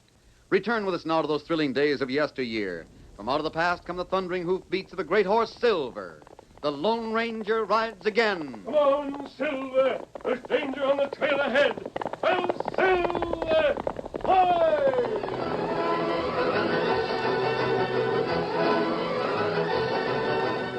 Benjamin Steele and Breed Gomez kept to the back trails as they headed south for the border. They were travel-stained and weary. Their mounts were jaded, but they kept on doggedly mile after mile. When night comes, we will be at the Rio Grande. On the other side is Dos Brazos. We shall be safe there, senor. Safe? It's better to be safe than sorry. I'm not finished yet, Breed. No, you'll start over again in Mexico. You have much money with you. You will find many chances to make more across the river. I won't be able to make more than I did in Tomahawk Basin. It's better for you to forget Tomahawk Basin. Now that Darrell has talked to the law, you are wanted for murder. I'm going back. You're loco, senor. They'll put you in jail as soon as they see you. They won't see me until I'm ready. You are alone now. Do not forget that. All our men are in jail. 100 of them. If I had them all together again, I'd play the game different. I'd drive the law out of the basin and take what I wanted by force. Still your men are in jail. There have been jailbreaks before. Oh, so that is what you plan. Yeah. There are other things to consider. Your men will do no good if they do not have rifles and ammunition. We can get them south of the border. And horses, senor. There's plenty of horses in the basin. There's plenty of my own horses there. It's better for you to stay in those places. Not a chance. What about the Lone Ranger? We have been lucky to get away from him. He'll be waiting for us when we go back. That's the main reason I'm going. I want to even the score with that hombre. Other men have tried that. Hold up a minute. Oh, boy, whoa there. Breed, are you with me or against me? The way you're talking, No, I am with you, Senor Steele. I only ask you to consider. I have. The Lone Ranger won't stay in the basin long. The jailbreak can wait until we're sure he's someplace else. And when he does show up, we'll be ready for him. See, that will make a great difference to have men behind you. 100. My orders will be shoot to kill on sight. Come on, get up there. Get up.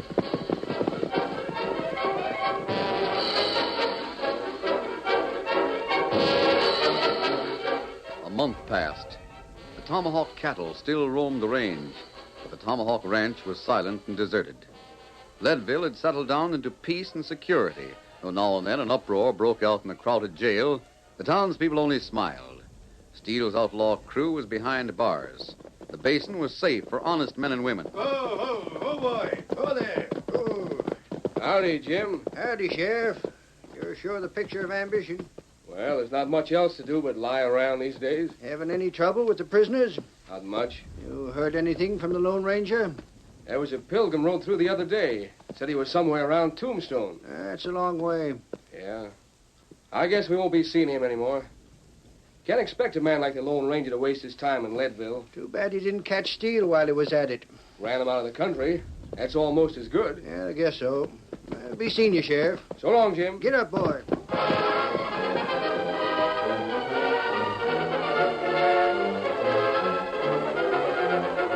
Then came a week of rain, and in spite of the dam and the hills, the level of the river that flowed through the basin rose foot by foot. There was no alarm. If the river overflowed its banks, the cattle could be driven to higher ground until the flood subsided. But one night, as the sheriff was standing at the bar in the crowded cafe, a new sound was added to the noise of the wind and the rain. A muffled explosion drifted down from the hills, and then afterwards, the roaring of the floodwaters. Ben, that sounds to me like the dam's broke. There's a flood on the way down to the basin, and there's still a lot of cattle near the riverbank. I'm calling every man who can ride a horse to follow me and help the ranchers get their herds out of danger. Come on, then.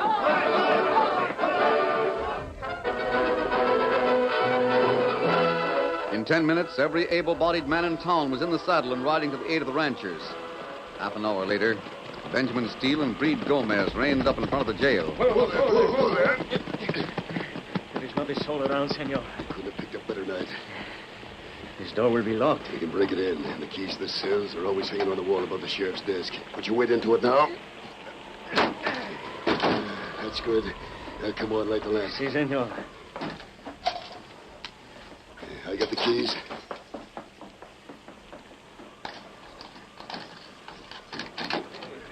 Hey, look, boys. It's a boss and Breed. We have come to let you out. How'd you manage it? We blew up the dam. There is a great flood. Everybody in town ran out to help drive the cattle to higher ground. Here, Breed, let the others out. Oh, si, senor. I gotta hand it to you, boss. Here's a gun. I don't think we'll have any trouble getting out of town.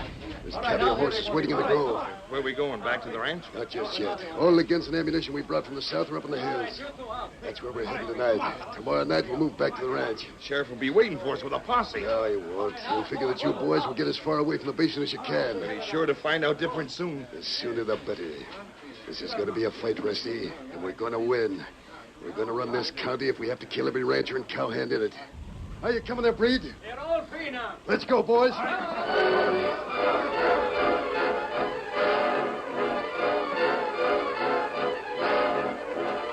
The rain slackened just before dawn. The sun rose in a cloudless sky. And when the men rode back to town and saw the open doors of the jail, they realized a storm of a different sort was about to break. They had help from outside, that's sure. Can Steele have come back here? I don't know. If he has, If he has, we're in for trouble. He's wanted for murder, and he won't stop at anything. Well, as soon as the boys have something to eat and get fresh horses, we're going out after him. You haven't a chance to pick up the trail.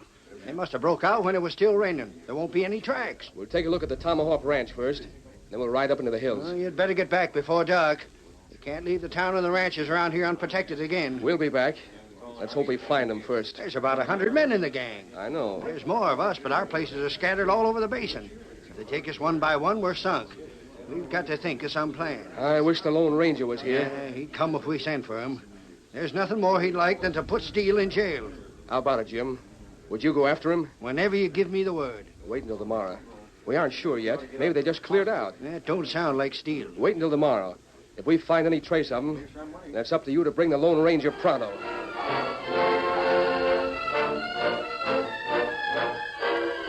Steele and his gang rode down from the hills that night, and 3 cowboys were unlucky enough to cross their trail. The outlaws asked no questions and shot to kill. In the morning, the cowboys were found, and Jim Carrey prepared to ride for the Lone Ranger. Tell them everything, Jim. Tell them how they're back at the ranch and they're fixing it up like a fort. Tell them what happened to Larry Oliver and Pete Smith and Johnny Day. You're not going to try and smoke them out? No, it cost us over 100 lives. I can't take the responsibility. Not when there's a chance of catching them in the open sometime. You're right. I don't have to tell you, Jim. You're taking on a mighty dangerous job. I'll get away all right. One man's got more chance than 6. And I couldn't spare any more than that. I know. Good luck, Jim. So long. Get up there, boy. Well, let's hope he gets through.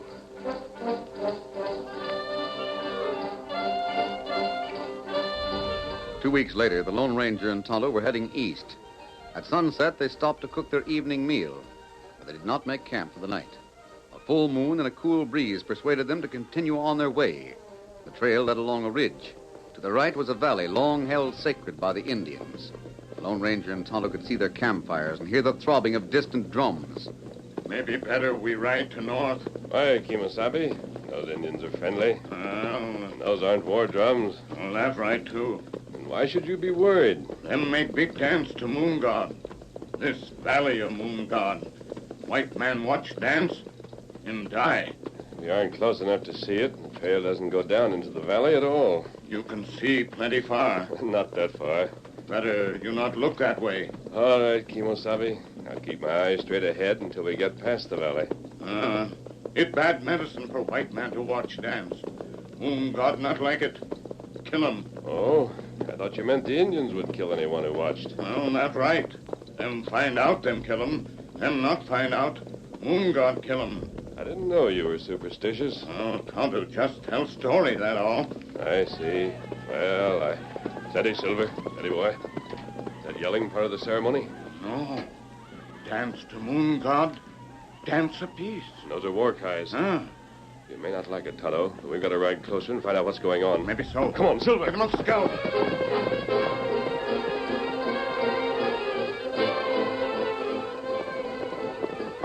Steady there, Silver. Steady, boy. Look, Tonto, there's a man riding toward us. An Indian chasing. His horse is tired. They're gaining on him. That's right. We'll ride alongside and he can get on Silver. You grab the reins of his horse. Keep riding. Come on, Silver. Get him on scout. You know me, last man. I'm Jim Carrey. Jim Carrey from Tomahawk Basin, Kimosabe. Those Indians are after my scouts. Swing free of your stirrups. You're changing over to Silver. Shall I rein up? You don't have to. Just get your legs free. That's it. Now lean over, grab my shoulder. I'll help you over. There. We got the reins of the sorrel, Tonto. Oh, Silver! Hoy!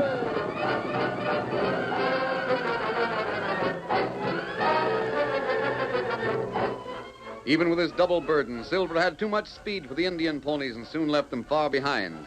When they were out of danger, the Lone Ranger, Tonto, and Carey made camp, and Jim told his story. So that's why I headed west to find you. If I hadn't found you when I did, I wouldn't have got any farther. You plenty lucky get away from Injun. I didn't know what they were up to. I I just rode up to their campfire hoping I could get some information about you and the Lone Ranger. You can forget about the Indians now. We've got to think about getting back to Tomahawk Basin. It's been 2 weeks since you left there. Yeah. No telling what's happened since then. Otto. Fort Union's 100 miles north of here. That's right. You better ride there and tell the colonel everything that Jim has told us. If he can spare some men, lead them to the basin. You ride on? Jim's horse is tired. You let him rest tonight, but we'll start out the first thing in the morning.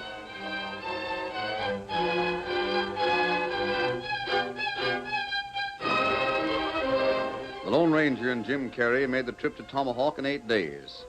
Uncertain as to where Steele and his gang might be, they avoided the hills to the west and entered the basin from the south. Except for the cattle, it seemed deserted. A number of ranch houses had been burned to the ground. There was no sign of life around there that remained intact, not even around Steele's place.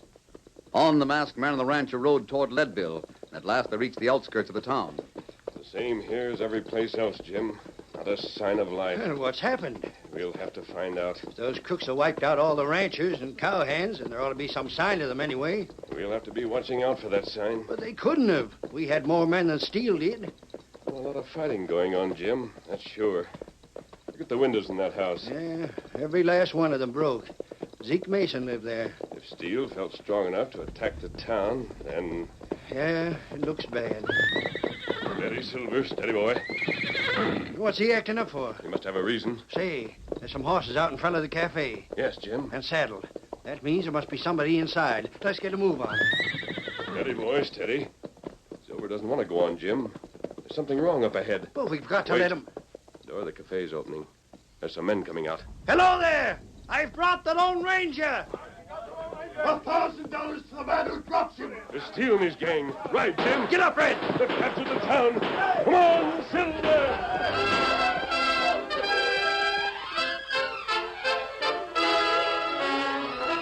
The curtain falls on the first act of our Lone Ranger story.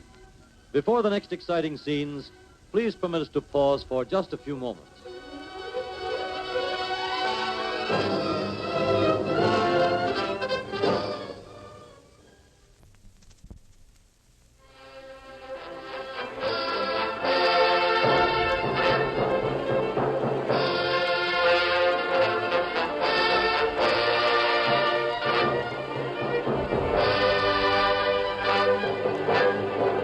Now to continue our story.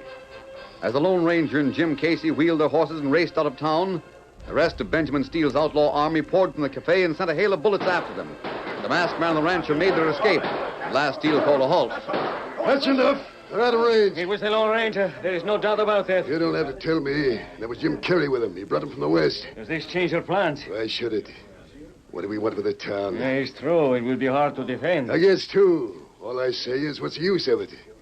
We got most of the supplies that were here out to the ranch already. Rusty. Yeah?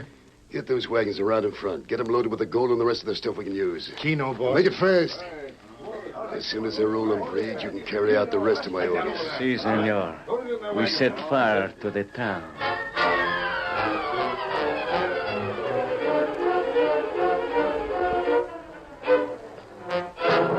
The sun had already set when the Lone Ranger and Jim Carrey reined up on a high ridge that overlooked the basin. They started to make camp, but suddenly a bright glare lightened the gathering dusk below them. It's fire. Yes. They're setting the town on fire. They've decided not to stay there. The ranch will make a better stronghold. This is the end of Leadville. It never was much to look at, but it was our town, and... Oh, golly. I understand how you feel, Jim. If only there was something we could do about it, but there's only you and me. What's happened to everybody? My daughter and Abby and Ted Bailey and all my hands. Have they been killed? Have those crooks murdered every honest man and woman in the basin? No, that can't be, Jim. Then where are they? Quiet. I can't be quiet. Listen, Jim. Somebody riding this way. Right out to this point. It's the sheriff. You're right. Sheriff! Who is it? Jim Carrey! Oh, boy. Howdy, Jim. So you got through and found the Lone Ranger. I was worried about you. Quick, Sheriff. Tell us what's happened. They've set fire to the town. We can see that. It's my fault, all my fault. I waited too long. What do you mean? You know. I was afraid to attack the Tomahawk Ranch when I had all of our men together. Then I couldn't hold them together. One after another, the ranchers took their crews back to their own spreads. That's just what Steele wanted. He went after them one by one, burned them out, drove off their cattle. Well, Abby and Ted, are they all right? Yeah. Where? Back in the hills. We didn't try to defend the town. There were too many women and children there. We didn't have as many men as when we started out, and Steele was getting reinforcements every day. He's still getting them. All the gunmen and outlaws in Texas. What did you do, Sheriff? I ordered everybody to load what they could into wagons. And one night when there wasn't any moon, we started for the hills. You gave up without a fight? Oh, no. The town had been raided 2 or 3 times. Now it's all finished. We might just as well keep on moving. Give up the basin and head west. What do you say to that, masked man? You aren't giving up the basin for long, Sheriff. There's help on the way. Help? Troops from Fort Union. How many? As many as the colonel can spare. May take them a few days, but they'll get here. You are sure? Yes, I am. The colonel has orders from Washington about Benjamin Steele. A few days, huh? Are you safe for that long? It's hard to tell. Steele's men haven't come into the hills yet. We still have arms and ammunition, but we could be attacked all right. I've been hoping they'd think we cleared out for good. Take us to the camp. We'll have a look around. Well, I'm turning everything over to you. Whatever you say goes.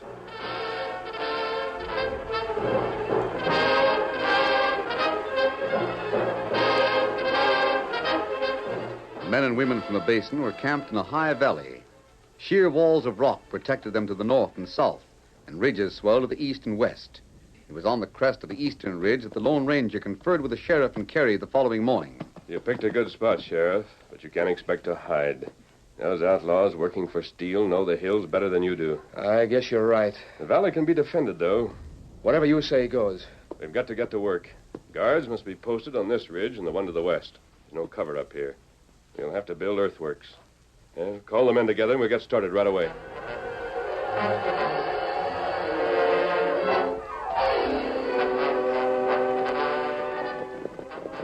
It was late that afternoon that Rusty pulled his Mustang to a sliding stop, slid from the saddle, and ran up the steps of the Tomahawk Ranch house. Boss, I found him. That's fine. I had a hunch he was still in the hills. Yeah, but where? You know the valley, high up. Yeah, I'll draw you a map. Here, this pencil and paper. The Lone Ranger's there with him. I guess he's getting them organized to stand off and attack. We'll have to move fast. What's that you're marking? Sunset Peak. The valley's a half a mile to the north. I know. You're right to the top of ridge, and there it is. That's right. They could line up their men at the top and stand us off. They haven't got as many as we thought they had. And I got an idea riding back here, boss. Well? We go after them just at dawn, just as it's getting light. Yeah? First, we send about 20 or 30 men up the west slope. They can get around there when it's dark. But that's just a fake, see, to draw them to the west ridge. We hold most of the boys below the east ridge. And when we hear the shooting on the other side, I'll bet we can ride straight to the top. After that, it's simple. We'll try it. There's plenty of time to get ready. Pass the word to the men.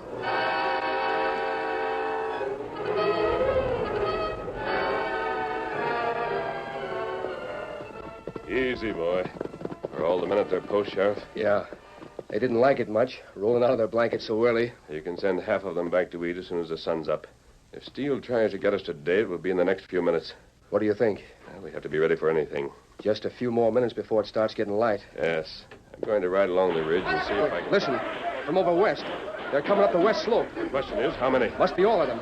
I don't see or hear nothing down below here. It's still too dark to see. Hadn't we better send the men on this ridge over there? No, Sheriff. There are enough there to hold it, and we can't afford to leave this side unprotected. But there's no sense in trying to... Yes, there is. Listen to that. Most of the gang are attacking here. Open fire, men!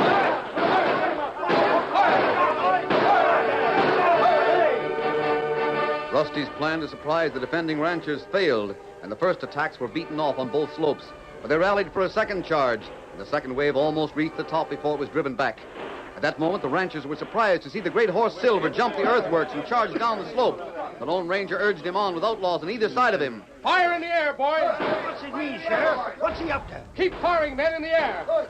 He's going to make it, Jim. Well, I don't savvy. He can't be running away, and if he's trying to capture all of them, it's just plain local. They're so anxious to find cover, they don't even know he's riding with them. He's ahead of all of them now. They're sure to recognize Silver. No, you see? He's cutting to the trees just as they open fire on him. But what for? Why did he do it? Steele isn't with his men, Jim. The Lone Ranger's going after him.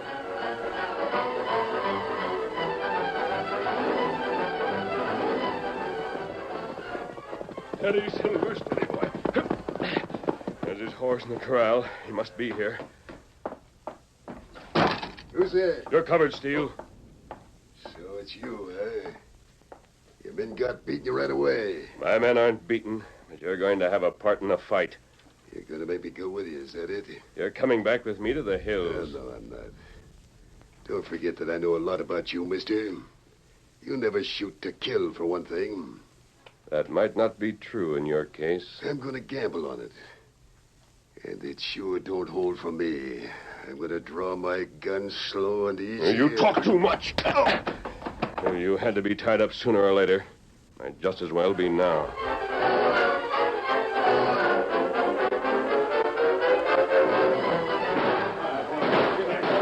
Hold your fire, men! Here comes the Lone Ranger up the hill. Why don't the outlaws fire at him? Don't you see? He's got steel.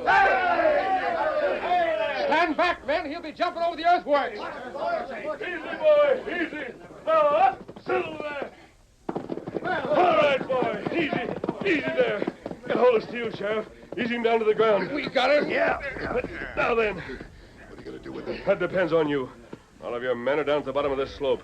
I want you to order them to throw down their guns and march up here with their hands up. What if I refuse? And I'll turn you over to someone else. All right. Let the sheriff arrest me. Not the sheriff. I'll turn you over to the men whose homes you burned. No, you can't do that. I'm waiting. You don't have long to make up your mind. All right, I'll tell them. Hurry up. Breed! Rusty! Tell the boys to throw down their guns and surrender! What is that? Throw down your guns and surrender! March up the hill with your hands above your head!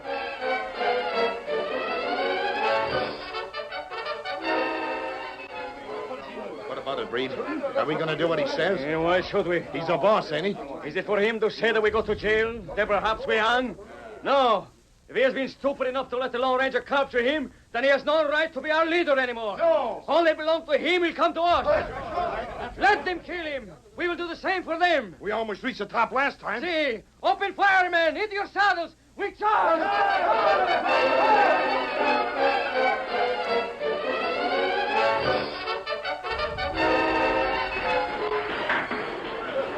It didn't work. They're coming after us again. For the line hold. We've had to send some of the wounded men down into the valley. We're strung out pretty thin, masked man. We can mass our force when we see where they attacked. Hey, what's that? The cavalry. They're coming up the western ridge. The army, boys! Open fire on the outlaws. We don't have to hold out much longer. There's the flag coming over the top of the line.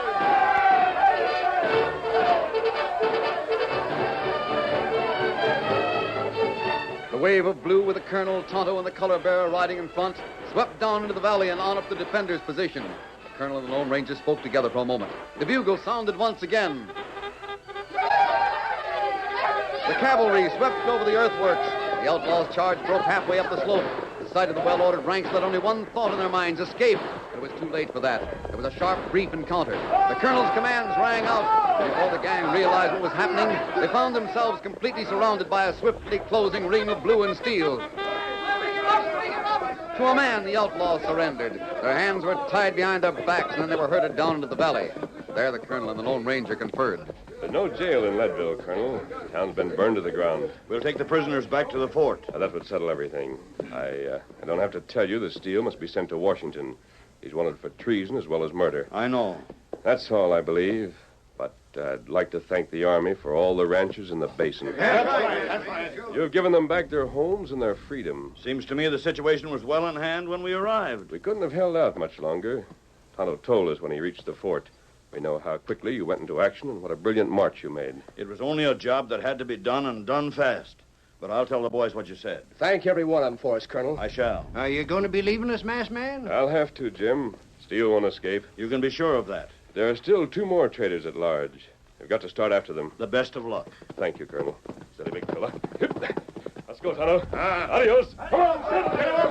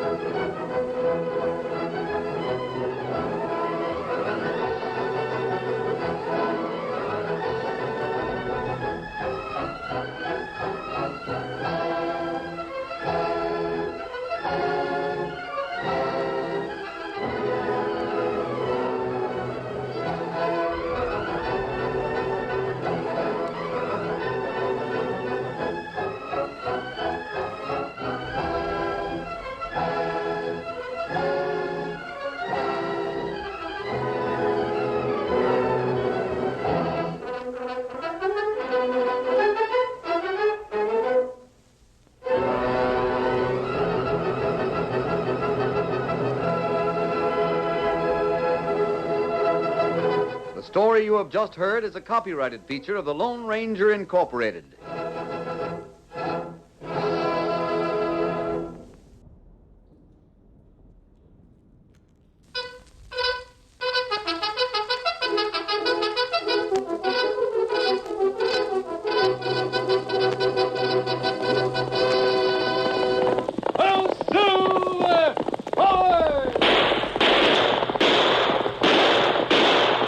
Fiery horse with the speed of light, a cloud of dust, and a hearty hi-yo silver, the Lone Ranger.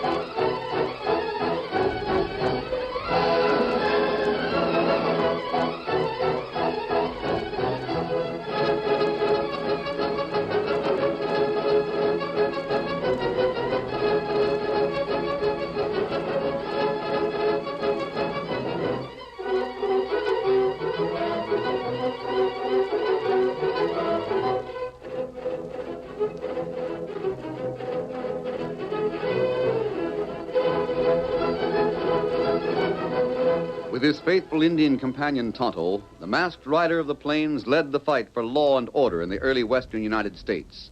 The stories of his strength and courage, his daring and resourcefulness, have come down to us through the generations. And nowhere in the pages of history can one find a greater champion of justice. Return with us now to those thrilling days of yesteryear. From out of the past come the thundering hoofbeats of a great horse, Silver. The Lone Ranger rides again. Come on, Silver. There's danger on the trail ahead. I'll Silver!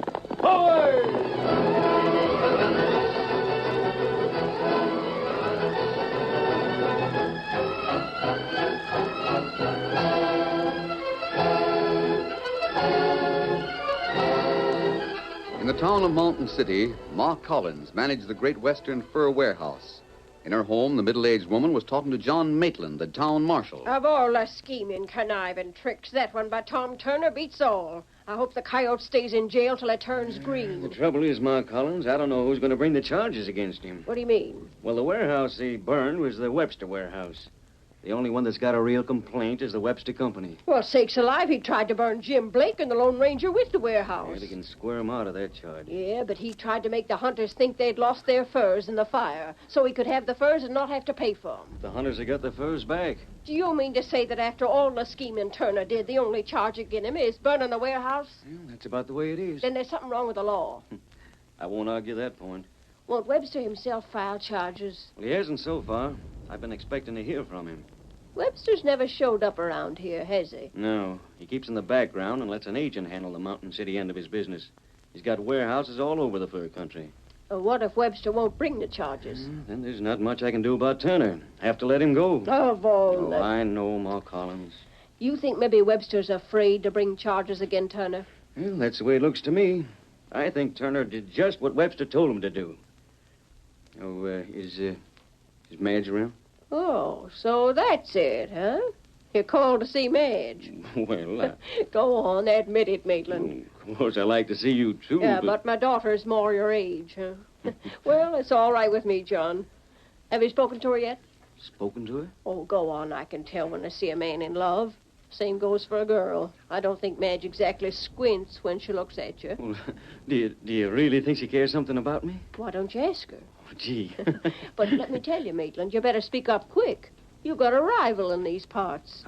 I Well? Ever since the fire at the Webster warehouse, Madge has been talking about the Lone Ranger. Oh. If that gent was to walk into this house right now with Madge here and start talking, I bet she'd just go limp. I never saw a girl admire a man like she does that one. Well, maybe I should get me a mask, huh? Oh, not worried, huh? No. I guess the Lone Ranger's a heap too busy to spend time talking to pretty girls. Is he still around here? Well, I don't know as to that, but I bet if there's any more deviltry like Tom Turner tried, he'll show up plenty quick. Mo, between the two of us, the Lone Ranger's trying to get the goods on Webster. On Webster? That's right. Has Webster busted any law? Well, not that can be proved, but he was into some sort of organization that threatened to undermine the government. It was called the Black Era. Uh-huh, he was, huh? The Lone Ranger knows that, but he can't prove it. That's why he wants to see Webster jailed. He don't care what it's for as long as Webster lands in the calaboose for a long time. I hear a horse being reined up. Maybe that's Madge. Golly, maybe it is. Does my tie look straight? Oh, sure, your tie's straight, and the part of your hair is straight. Oh, that can't be Madge. I'll go see who 'tis. Set yourself down again and wait there. Oh, howdy. What can I do for you? I'm looking for John Maitland. I heard that he was here. Well, that's John Maitland sitting over there. How do you do? Howdy, ma'am. May I come in for a minute? Oh, sure. Step in. Sorry for not thinking of it myself. You're the town marshal, aren't you? Yes, ma'am, that's right. You have a man locked up in jail? Mm-hmm, two of them. One named Turner, the other called Butch. His real name is Laughlin. You're a stranger around here, aren't you, miss? Yes, I just arrived. Well, the train's not due for a week. I drove a buckboard from Cragg's Bluff. Oh. Reckon you got there by stagecoach, huh?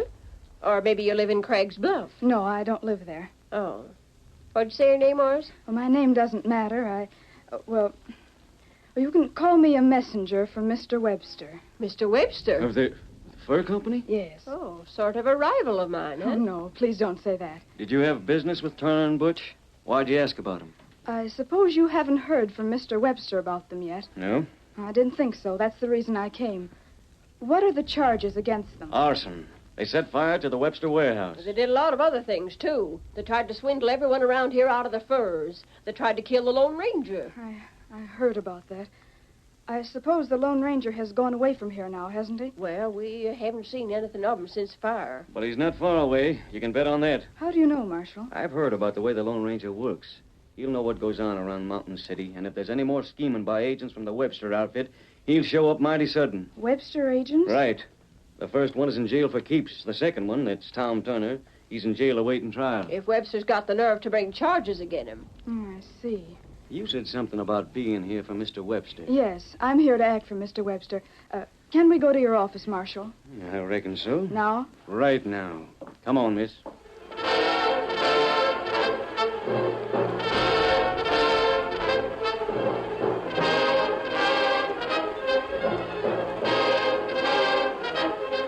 Tom Turner and his accomplice Butch sat in the jail discussing the chances of going free. Turner was much more confident than Butch. Webster won't make a move against us, Butch. Don't you worry about that. Are you sure? Webster's got to do something, or everybody will think he was behind the burning of the warehouse. He was. The whole thing was his idea. Yeah, but he can't let anybody know about it. Webster'd see our necks stretch and think nothing of it. We don't mean anything to him. Oh, we don't, eh? Well, do we? We do. How's that? How do you think I got my orders? About burning the warehouse? Sure. I was told everything we was to do. I was told how to raise the price we paid for furs so we could get all the furs that honors could get together. Then when it was all in the warehouse, they was to be taken out at night and the warehouse set fire to. I know, but when you figure that... And I got all those orders in a letter from Mr. Webster himself. You did? Sure.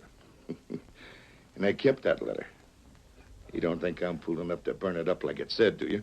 You still got it? I have. And in a safe place, too. Let Webster file charges against us and see what happens. I'll make him wish he hadn't. Doggone, Turner, you got more sense than I thought you had. Someone just came into the other room. Yeah, likely it's John Maitland. Maybe so. He's coming this way. Sounds like his steps. Yeah. And that you, John? Yep. Well, how you doing here in the jail? Oh, not bad. But you can't keep us here much longer. No? And why not? What are the charges against us? When do we get a trial, or don't we get one? Maybe you can't find anyone to appear against us at the trial. How about that? You gotta try us or turn us loose, John. You know the law. Oh, you boys will get your day in court. Don't worry about that. We will, huh? And I suppose Mr. Webster's going to accuse us of setting fire to his warehouse.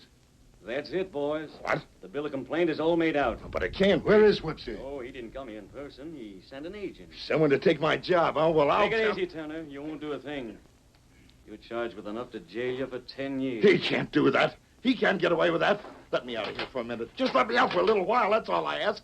I'll show him a few things. Now, take it easy. Easy nothing. Let me out of this place just long enough to get something. That's all I want. You can go with me. You can send a dozen men to guard me. Turner, you're here to stay, and that's that. And Butch, the same goes for you. I won't do it. I'll get out.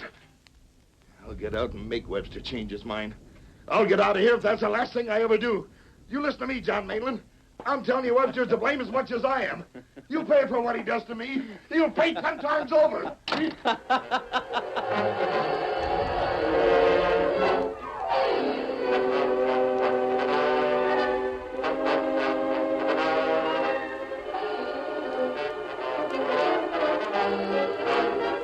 That night, Tonto went to the camp in the woods where the Lone Ranger was waiting.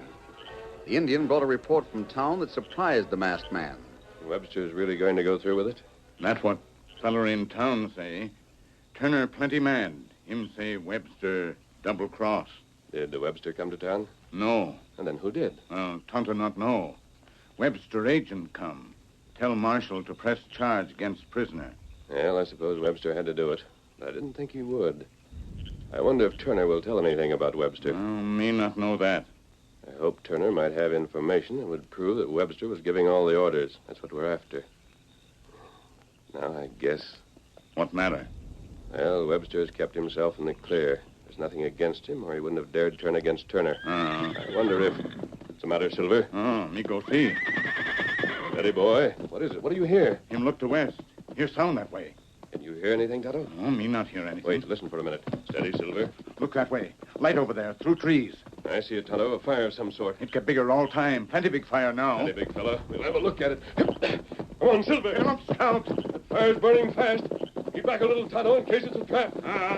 Me not see anyone near fire. Neither do I. But look at it burn. Pull there, Silver. Steady, big fella. Whoa. Tonto, that fire was set to attract someone. That's no campfire, nothing but brushwood. That's right. The fire was to bring you. Here, read this. Wasabi, that voice a girl. I hear her riding away. Me go find her. Tonto. She doesn't want us to follow her.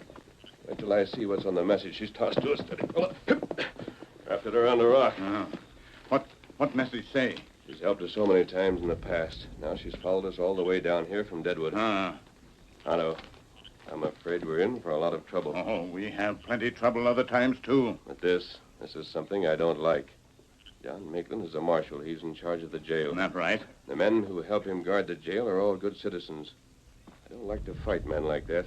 We fight them? We've got to let them shoot at us. We've got to pose as friends of Tom Turner and his partner, Butch.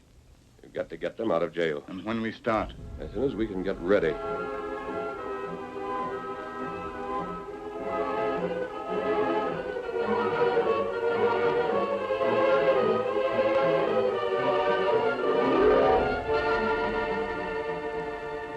In town, while the shadows of night surrounded the jail, John Maitland spoke to two of his friends who were on guard. Turner's desperate, so keep a sharp watch. There's no telling what might happen before morning. Now, don't worry, John. We'll be on the job. I'd like for something to happen. If only those two would try to bust out of the jail, we'd have a good reason to start shooting. Don't take any chances at all. If there's any move made to get him out of the jail, shoot. I'll be right across the way at my house. I'll come on the run if I hear a shot. Right. And there's one thing more. I don't know about the friends of the prisoners, but you can be sure they've got some. I reckon so. There's plenty of men that work for the Webster Fur Company. Maybe they got friends among them. Be on the watch for men outside the jail as well as the two that are in. We will. All right. Then I'll be... What is it? Jeb, look over yonder. Right between my house and the one next to it. You see anything moving there? It's hard to tell. It's pretty dark. I see something. I see it now. Me too. Jeb! I got him! He's following. What did you shoot for? We don't know who it is you shot. Well, whoever it is, I got him. There won't be no jailbreak while I'm on guard.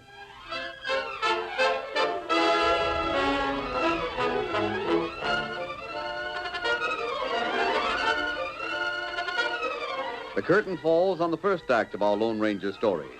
Before the next exciting scenes, please permit us to pause for just a few moments.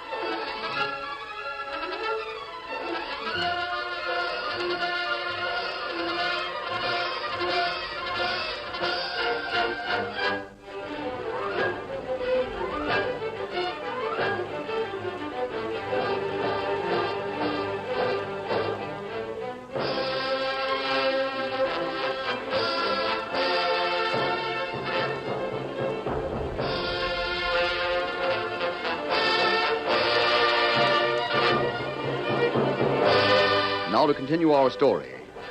When the Lone Ranger received a message from the mysterious girl, he realized that it would call for all his skill to get Tom Turner and Butch out of the jail without hurting John Maitland and the other guards. One of the guards, seeing a moving figure between two buildings, suddenly fired his rifle.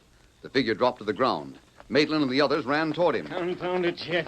You shouldn't be so handy with your shooting iron. Well, anyone that's around the jail at this time of night's got no business there. He wasn't around the jail at all. He was across the road between a couple of buildings. Well, got no business there either. Here he is. He's flat on his face. Hey, looks like a redskin. Wish there was more light here. We can't see how bad he's hit. Can't even see if he's someone we knew. Here, we'll take him inside my house. Pick him up. Jeb, you take his feet. Right. I'll go ahead and open the door. All right, Kit. He's plenty heavy. Hang on now. If I do say so myself, John, that was mighty fine shooting I done. I wouldn't have believed I could hit him. Well, old Jeb, why'd you have to be a crack shot now of old times? Well, the fact is, John, I didn't mean to hit him. I fired to scare him more than anything. Figured that if he was on the level, he'd say something. Otherwise, he'd clear out. I might have known it. If you wanted to miss him, you should have aimed at him. You never hit what you aim at. If I did, I'd turn hunter. The door's open. Watch your step now. Careful of him, Jeb. I am. I'll strike a match and see if I can find the lamp. It's right under the window on the table, Kit. Right, I'll get it. Say, what's that? It's trouble outside. Let this man to the floor. Hurry now, Jeb. Down. We gotta see what's going on. Look out now. Hurry. Jailbreak! It's a jailbreak! You hear that? Jailbreak. Come on. Turner's out of the jail. Well, there they go. They got horses. The men are coming from the cafe. There they go. Oh, they got away. Somebody helped them. Look at the door of the jail. It's wide open. John Maitland, where are you? Where's your guards? That ornery polecat busted out of jail.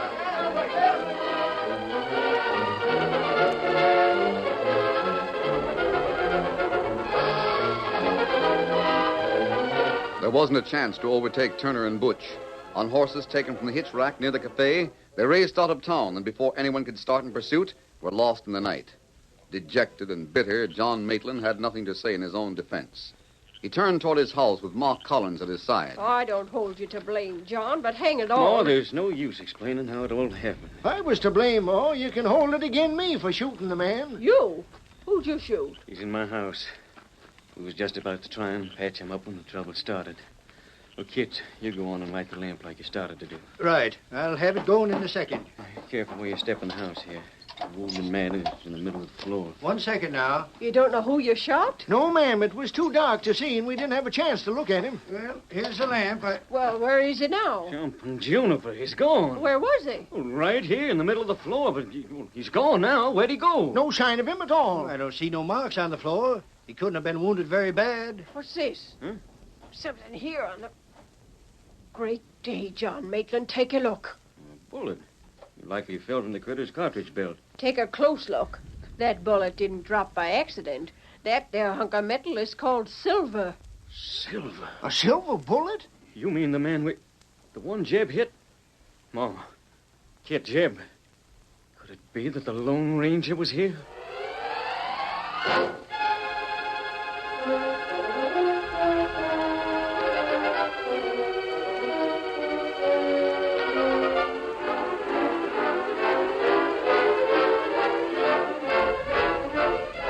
The next day, John Maitland came to the home of Ma Collins with a grim expression on his face and a folded piece of paper in his hand. He closed the door behind him and spoke directly to the point. I'm looking for the girl that was here yesterday, Ma. Have you seen her? Not since yesterday. Why? I want to talk to that girl. I've got some mighty important questions to ask her. There's some funny business going on here, and I don't like it. How about Tom Turner and Butch? Have you got any trace of them yet? No. Well, now, where do you suppose I'm not looking for them anymore. I called in the men. After them escaping from jail like they did, John Maitland, why don't you go... I'm a heap more interested in finding that girl. You dead sure you haven't seen her? Well, I told you I hadn't. She sure dropped out of sight mighty sudden. What's the trouble? What's she done? That's what I want to know. I want to know why she came here saying she was a representative of Webster and ready to file charges against the men in jail. Well, but This is a telegram from Webster. Oh, what'd you say? When I couldn't find the girl this morning, I sent a message to Webster to see if he knew anything about her. He didn't. Webster didn't know about her? Not a thing. And what's more, he don't intend to make trouble for Tom Turner. Says that he hasn't the time to come here and bring the charges against Turner. Oh, sakes alive.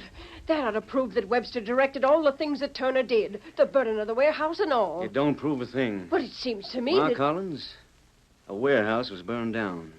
That's about all that happened. We can't prove any attempted murder. But burning down the warehouse That ought was to a be... crime against the Webster Fur Company.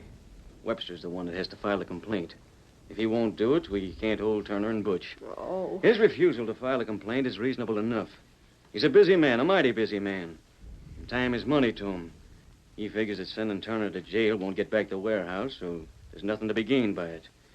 And I can savvy that. But an ornery schemer like Turner running loose and at large. But, John, it's downright dangerous to the community. Webster don't give a hang about the community. He's thinking of his pocketbook. Thinking of his neck, if you ask me. He's scared that Turner will tell a few things about him. That's why he's willing to let Turner go free. Well, that's neither here nor there, though. What I want to know is this. Where's that girl, and why'd she come here saying she was from the Webster Company? What was her scheme? Doggone if I know. Say, did you hear anything further about the Lone Ranger? No. But it was a silver bullet that was found in your house last night. It was. Well, then... Oh, shucks, I can't make head or tail out of the way things have happened around here in the past 24 hours. Seems like they must all hitch up some way, but I can't figure out. Excuse me a minute, John. Maybe that's the girl. Yes? Oh. Me want Marshal. John. Redskin. Say, I've seen you before. You see me last night. You come plenty close to shooting me. Well, then you're the one. Great guns. I thought for a time you was dead. Oh, me play possum last night. But what drat it, you might have been killed. Oh, fella not good shot. Hunter not take much risk. You come now, huh? Lone Ranger want you. The Lone Ranger? Lone Ranger, John. He wants you. I'm with you, Tonto. Come on. And get other fella, too. Maybe 2 guards. 2 guards? You want them, too? Jeb and Kit. I'll get them right away and be with you in 2 shakes of a lamb's tail. Ma, if that girl shows up in the meantime, you tell her to wait. I want to speak to her. I'll tell her, but I don't guarantee she'll stay around. Oh, girl not come back. You know? Her work finished here. Her go away now. Maybe never come back to Mountain City. Now we go, huh? I'm right with you. Let's shove off.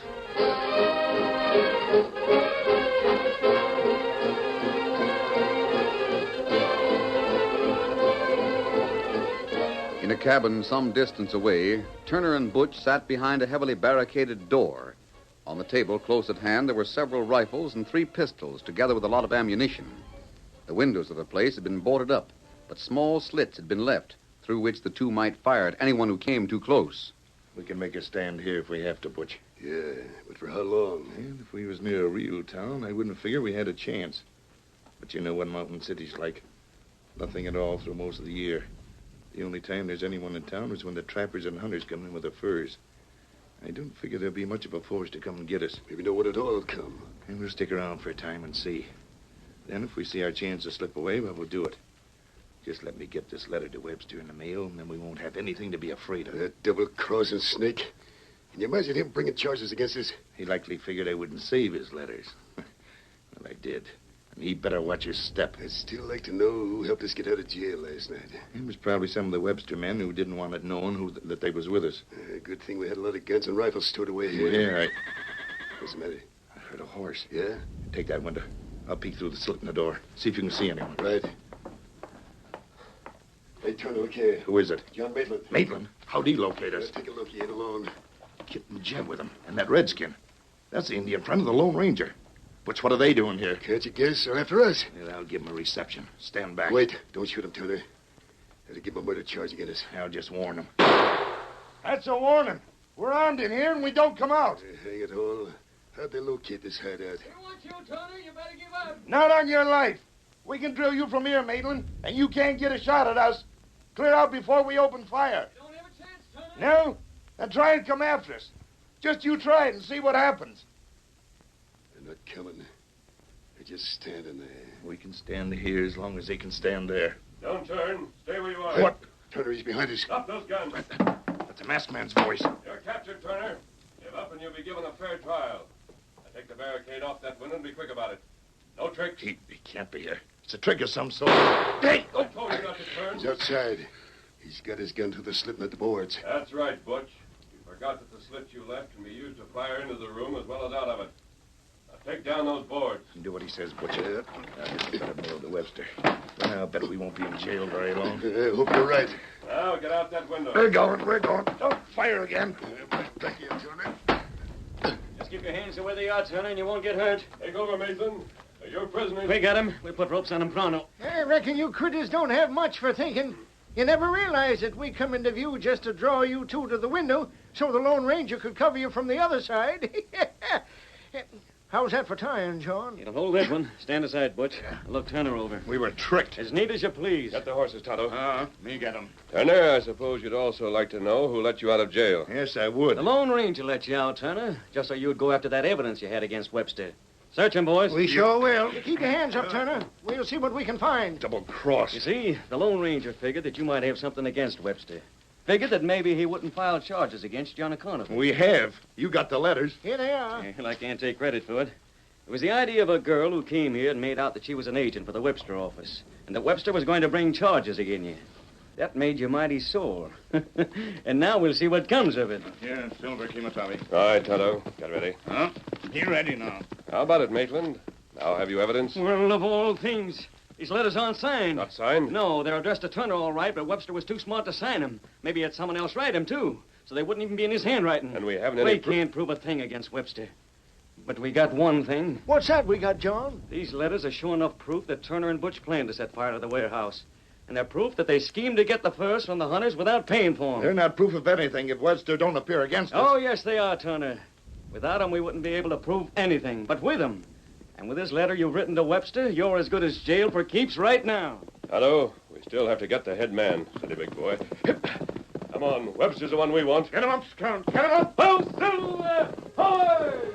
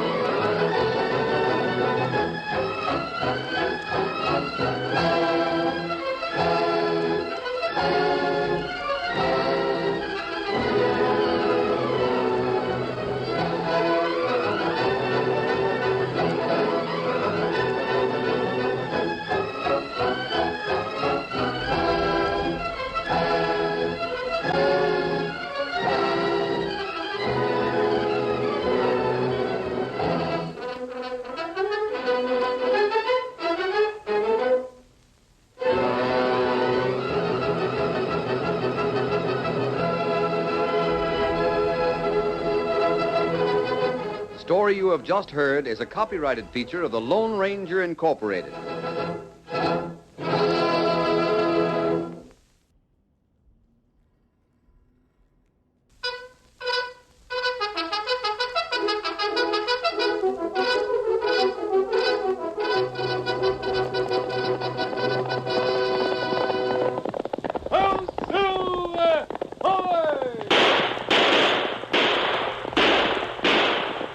fiery horse with the speed of light, a cloud of dust, and a hearty hi-yo, Silver, the Lone Ranger.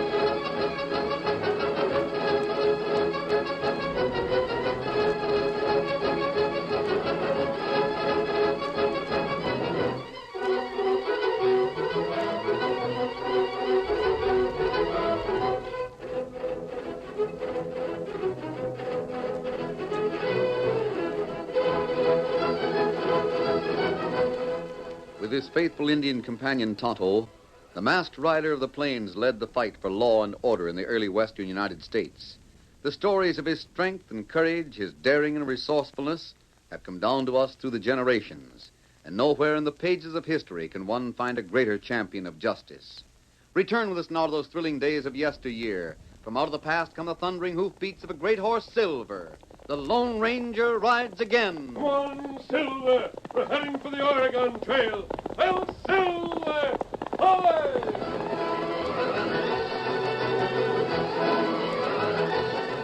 The pioneer trail to Oregon was a dangerous trail. Whoever rode it faced miles of lonely country, where marauding bands of Indians swept down from the barren hills, where bad men and buzzards waited to attack the weary traveler. Along the wagon tracks, the broken remains of burnt wheels and the tattered canvas that once covered prairie schooners were mute evidence, a constant warning to all who passed. Beware. Keep your eyes sharp and your guns loaded. There's danger on the Oregon Trail. But danger was the farthest thing from the mind of Randy Davis as he and his family prepared to start for the west. Everything's packed. We're all ready to hit the trail. Climb aboard, Martha. Climb up, Deborah. We're starting off for Oregon. Land sakes, Randy, I forgot the spinning wheel. Come along, Deborah. Yes, Mother. Look spry there. I want to get going before the dew's off the grass. It'll only be a minute. So you're bound determined to go, eh, Davis? Bound and determined, Silly. Mighty risky taking the Oregon Trail by your lonesome. Why don't you wait until you can join up with the wagon train? Shucks, I've been sitting for a month now. I'm tired of waiting. If I wait any longer, I won't never get to Oregon. Besides, I got a good wagon and good horses. I can make good time. Maybe I'll meet up with the wagon train along the way. There's bound to be some of them where our trail joins the one heading out of St. Joe. What about Injuns and outlaws? Oh, Injuns and outlaws. I'm a good hand with a rifle. I can handle trouble. Sonny, what makes you so all-fired fearful for me? Well, what? Some news just come over the telegraph, Davis. Lance Kennard shot his way out of a posse. When last seen, he was riding by his horse northwest from Long Meadow using a whip and spur. Lance Kennard. The fastest, meanest outlaw in the West. Handles his guns like chain lightning. Yes. Well, if Kennard's heading northwest from Long Meadow, that means he ought to hit the Oregon Trail. His middle name is Trouble, Davis. He's an ornery coyote. Sure, but slick as a fox. Got more than 20 killings to his credit. He's cold and cruel. Got the sack of wood you'd already carted. I guess we're all excited, aren't we, Pa? Well, Davis? Put the wheel in the wagon, Deborah. Yes, And sakes alive, what's troubling you two men? Randy, you're staring at Mr. Sutter like the two of you was playing poker. Better think it over, Davis. Think what over? Randy Davis, what is it? Is something wrong? Well, Sutter, thanks for the advice, but I don't think I'll take it. It ain't one chance in 1,000 I'd ever meet up with that hombre. Meet up with who? Never mind, Martha. Come on, up you come. And about time, too. Give me your hand, Debbie. I can get up by myself, Pa. Well, I reckon this is it. Adios, Davis. I wish you clear skies and plenty of water along the way. Adios to you. You get to Oregon, look us up. I'm not loco. I'm staying here. Well, we ain't. We're heading west, and we ain't going to stop till we get to Oregon. Goodbye. Bye, everybody. Here we go. Get up there. Get along, horses. Get up there.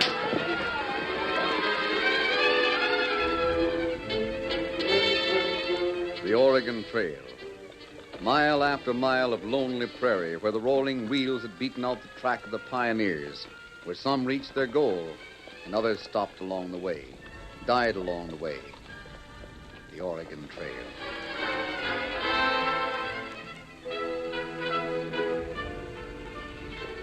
It was night. Under the distant stars, two men were crouched beside a small fire. They heard the drumming of approaching hoofs. No, steady there.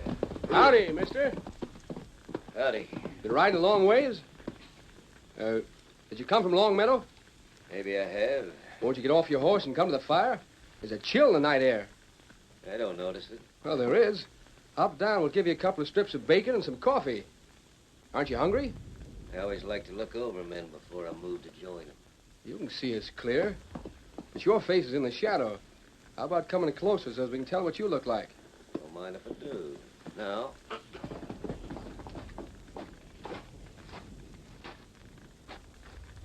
How's this? Yeah, now I can see you good. This gent with me is named Wellman. I don't know him from a hole in the ground. Just met up with him myself. Wellman? Howdy. Pleasure. My name is Graham. Been ranging out this way for wolf. I'm a bounty hunter. Get paid for shooting the ornery critters so they won't... Never mind all the talk. You said bounty hunter. That's enough. Yeah. Well, anyway, my name's Graham. What's yours? I said... I heard you. My handle is Kennard. Kennard? Yeah. Kennard. First name, Lance. Lance Kennard. Well, glad you told me. Had to drag your name out of you like pulling the steer out of quicksand. Lance Kennard, huh? Glad to meet you, Mr. Kennard. Well, you're a gunman. I seen posters up for you all over the West. You're a killer. You asked for it. Oh, you were too fast. Didn't give me a... Dumb little maverick trying to stand up against me. You sure smoked him down, Lance. I always do. Now speak up, Wellman. How come you were teamed up with this hombre? I told you to wait for me alone. Oh, don't get your dander up, Lance. Could I help it if the kid come along while I was waiting for you? I couldn't tell him to vamoose, could I? No? No, not him. He was too all-fired friendly. And I couldn't leave myself, could I? You told me to wait right here for you. Right here, and that's what I done. Yeah, got away from the posse, huh? Sure I did. You gave him the slip? Sure I did. They'll never find me. There's only one thing I'm a mite concerned about. Yeah? What's that? I saw a couple of riders coming toward me and didn't want them to notice me, so I pulled off the trail. They was heading for Long Meadows. They might have carried word to the posse. You're a real smart hombre, Lance. Real smart. Oh, I don't know. Them two riders, why should they trouble you? I don't know. Just something about them.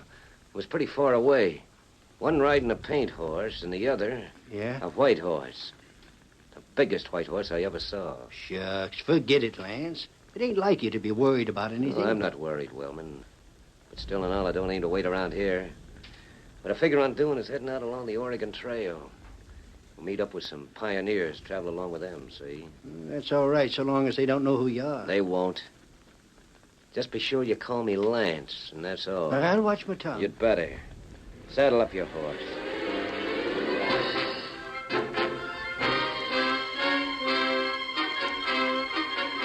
Hours later, the eastern sky paled. The sun came up. In the dawn, a coyote lifted his nose and howled. And drifting down from the sky, black wings against the gray, were the buzzards. Buzzards, scavengers of the air. With the first faint glimmering of dawn, their sharp eyes had seen the sprawled figure lying motionless beside the dead embers of the fire. Now they wheeled in great arcs closer and closer. Soon they would settle to earth. The Lone Ranger and Tonto, mounted on their great horses, saw them in the sky. Buzzards, Tonto. Oh, that's right. Kimasabi, what that? That's what they're after. That man sprawled beside that fire. Come on, Silver. Get him up, Scout. The horsemen galloped across the plains. The buzzards wheeled, their wings lifting them higher as they flew away from the lonely fire, and the man sprawled on the ground. Steady, boys. Fire cold. Here's the man's gun, Tonto. He dropped it. Man not move, Kimasabi. Lying on his face. His clothes covered with dew. That means he was shot last night. Easy, Tonto. We'll roll him over. Easy. Easy does it. Him plenty young. One bullet. Tonto, is he? Me not sure. Me try to find pulse. He looks as if he... Kimasabi, this fella not dead. Bullet hit him plenty hard, but him still alive. Alive? You feel pulse. I don't feel... Yes, Tonto. It's very weak, but it's there. He is alive. But can we keep him that way? We get blanket, cover him up, keep him warm. If we work plenty hard, maybe fella him live.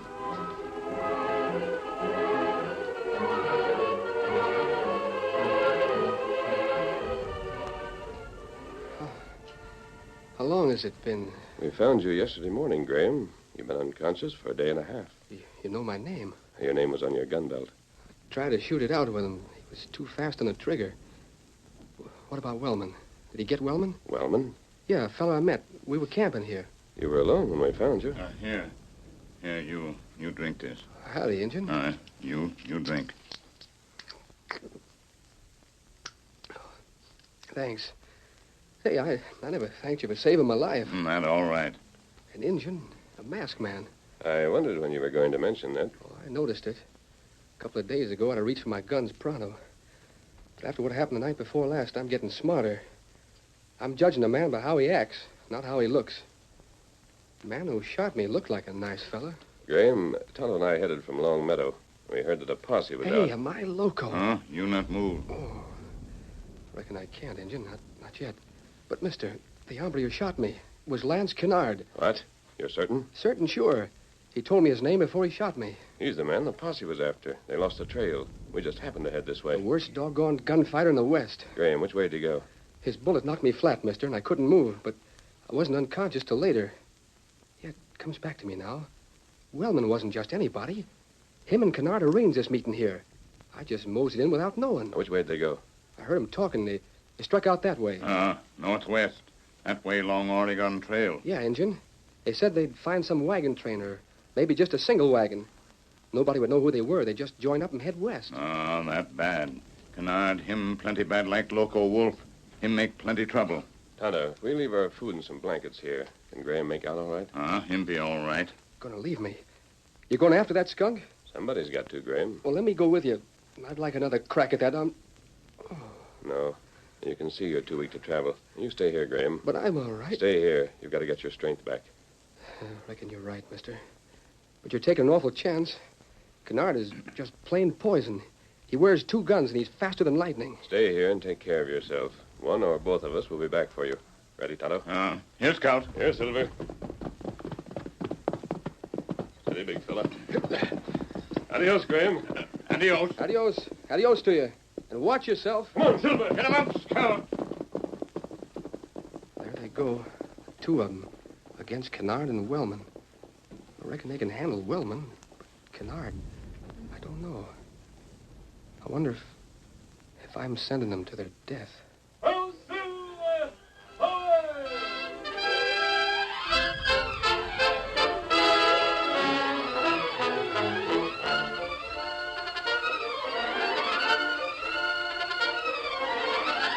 The curtain falls on the first act of our Lone Ranger story. Before the next exciting scenes, please permit us to pause for just a few moments.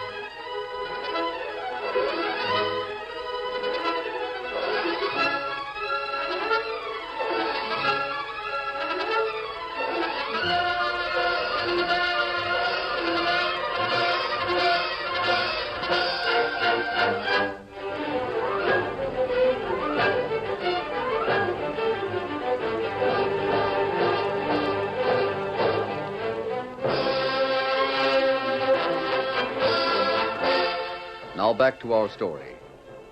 The Ranger and Tonto headed northwest toward the Oregon Trail in search of Lance Kennard and Wellman. They moved slowly. The trail was hard to follow.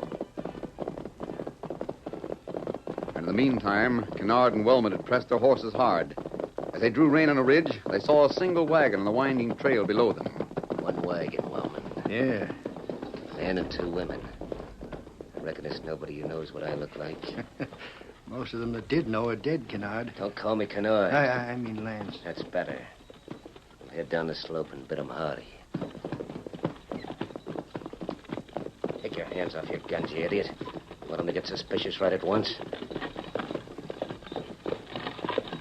Howdy. Oh, howdy, gents. We're glad to have company. Heading west? I reckon we are. You likewise? Yes, sir. Yep, we're heading for Oregon. My name's Davis, Randy Davis. This is my wife, Martha. My daughter, Deborah. Yeah, howdy, folks. Glad to know you. I don't think I caught your names. We didn't mention him. My name's Wellman, Mr. Davis. My partner here, his name's Lance. Traveling all alone, huh, Mr. Davis? Shucks, there's nothing to worry about. Nope, reckon not. If the fellow's reasonably smart. Say, you don't mind if Wellman and me keep you company a while. We're heading west, too, make it more pleasant all around. Oh, Ma, isn't that just Jim Dandy? Why, you were just saying that with us having a whole chest full of gold coin, a couple more men along to help guard it. Oh, I went and said it, didn't I? Yes, you did, Deborah. Well, I reckon there's no way to put a lock on a young girl's tongue, is there? Gold, did she say? Gold coins? Well, yes. I figure on buying a business when we get to Oregon. Don't you worry one bit, Mr. Davis. Matter of fact, it's mighty fortunate for you that we happened along. Isn't it, Wellman? Why, it sure is. Don't you see, Mrs. Davis? Now there's 2 of us besides your husband to make sure nobody steals your gold. Yeah, Wellman's right. And as you can see, Mr. Davis, we're both wearing guns. If anything goes wrong, we can use them. Yes, I see. I hope guns won't ever be needed. Get along there, horses. Get up.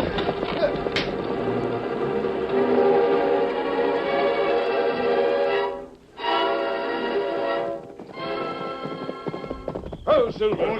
Oh, Tonto, this is it. The Oregon Trail. It take us a long time to get here. The tracks were faint. We had to make sure. It dark. Me not see sign of campfire. Graham said they'd be heading west. That's the way I'm going. What's that? You not go alone. Yes, Tonto. Well, Tonto go with you. No, Kimosabe. I allowed you to come this far because I needed you to pick up the trail in case I lost it. But Graham needs your care, Tonto. I want you to go back to him and make sure he's well. You go alone. What happened? You meet up with Kennard and Wellman, huh? I intend to meet them. But that 2 against 1. Kennard, him plenty bad. I'll have to take my chances, Tonto. But Graham needs help. Besides, Silver's faster than Scout. I'll have to let him run his best. And why you do that? Because Kennard and Wellman must be far ahead of me. No telling what may happen. Well, Tonto not like to leave you alone, Kimosabe. You must, old friend. Me go. Maybe find posse. Then there be someone to care for Graham. Then Tonto come back to you, Kimosabe. We're partners, Tonto. Adios. Aye. And good fortune ride with you. Get him up, Scout. Adios, Kimosabe. Easy, Silver. All right, big fella, let's go. Ho, Silver! Away!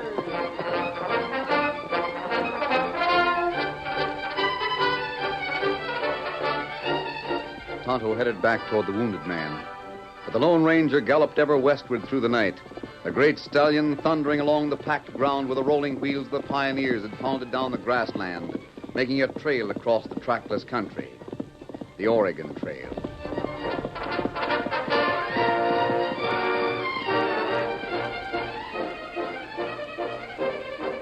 I'll be right back, Ma.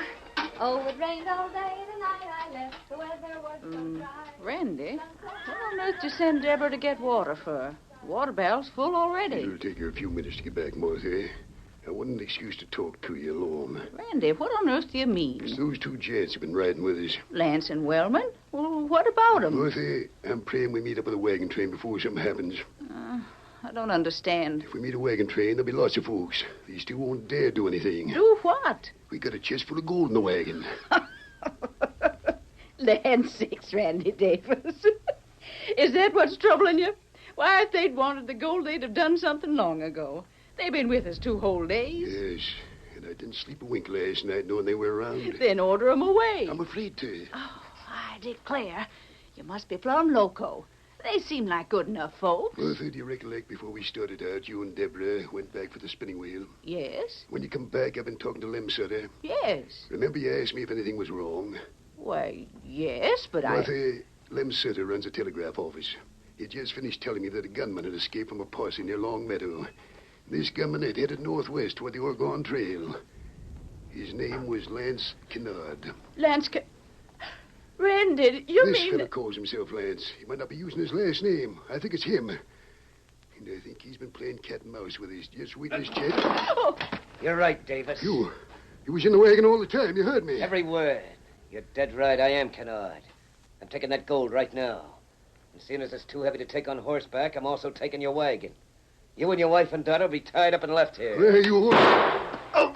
Randy! I just skinned your knuckles that time, Davis. Try it again and I'll aim different. Now, unless you look forward to making a widow out of your wife, why, just lift your hands while I collect your gun. That's fine and dandy. Hey, what in thunder? It's Deborah. Lance! What's the matter with you, Wellman? I told you to take care of the girl. Where'd you get that horse? I couldn't help it, Lance. Honest, I couldn't. She must have been watching from the cottonwoods near the waterhole. When she heard the shot, she must have seen plenty and guessed the rest. That's where the horses are. Before I got to her, she was gone. Well, you loco, get another horse and take after her. She took the fastest one. Oh, I see. That settles your hash, Kennard. Deborah's heading east. She'll bring help. Yeah. She's got no food, no water. She can ride for days without running into anyone. No, Davis. If anyone's licked, it's her. And you. Tie him up, Wellman. I want to get my hands on that gold.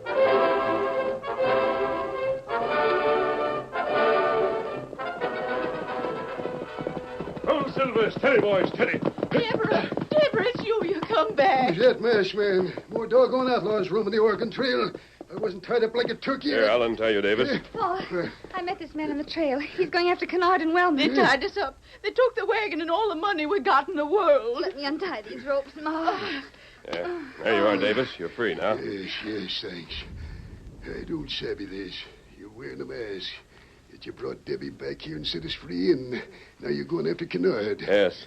How long ago did he leave? Oh, must be over 3 hours. Mrs. Davis, sometime soon a posse ought to come along this way, heading from Long Meadow. There'll be an Indian with them, an Indian named Tonto. Tell him I've gone ahead. Indian named Tonto? But you can't tangle those two alone. They're sudden death. Kennard's the worst gunman in the West. Thanks, but I'll take my chances. Then I'm going with you. Suit yourself, Davis, but Let nothing. Horse has got his wind back now. I'm going with you. Very well. Into the saddle, then. Here, Silver. Steady, big fella. There, steady. Gather your range. We're going to cover ground. Come on, Silver. Get up there, Bruce. An Indian named Tonto. And that man called the white horse Silver. Ma, he's a brave man, isn't he? Yes, Deborah. Even if he is an outlaw, he's a brave man. But Paul hasn't got any guns. That masked man's the only one that's armed. He hasn't got a chance, not against Kennard. Deborah, that man's no outlaw. He's the Lone Ranger.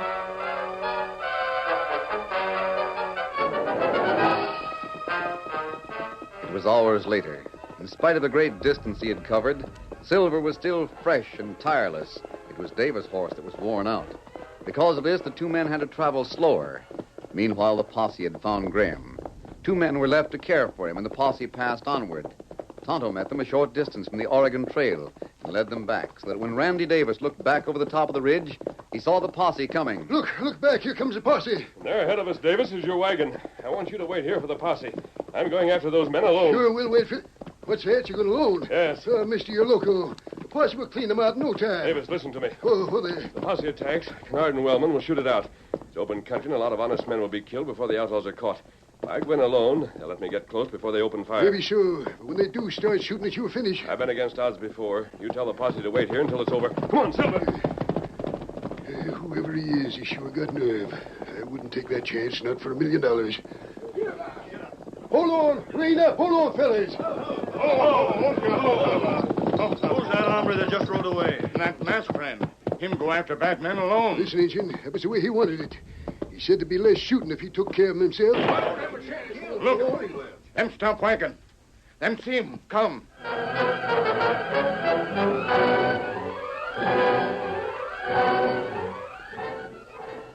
Who is that hombre? He gives me the willies. He's got his hands at his sides, and he's walking his horse. Yeah, I see him. Should I shoot, pick him off? No, never mind the rifle. Let him come. He's alone. All right, mister, that's close enough. I said that's enough. Stand there. Kennard, you might as well give up right now. Nobody takes Lance Kennard. Nobody. Anything, fella? No? Look at his eyes behind that mask. Drop that gun, Wellman. Drop it. Don't come any closer, mister. I'm warning you. Kennard, you're a gunfighter. You're a bully and a coward. I'm calling you, Kennard. Nobody can talk to me like that. I'm talking to you like that. I'm calling you, Kennard. Reach for your guns. I'll kill you. Reach for your guns. You can't bluff me. All right, I will draw. Oh, my hand. The only thing that's hurt is your pride. What about you, Wellman? No. I got my hands up high, mister. You shot the gun right out of Lance's fists. I'm coming peaceable. All right, Wellman. Hey! Come and get them!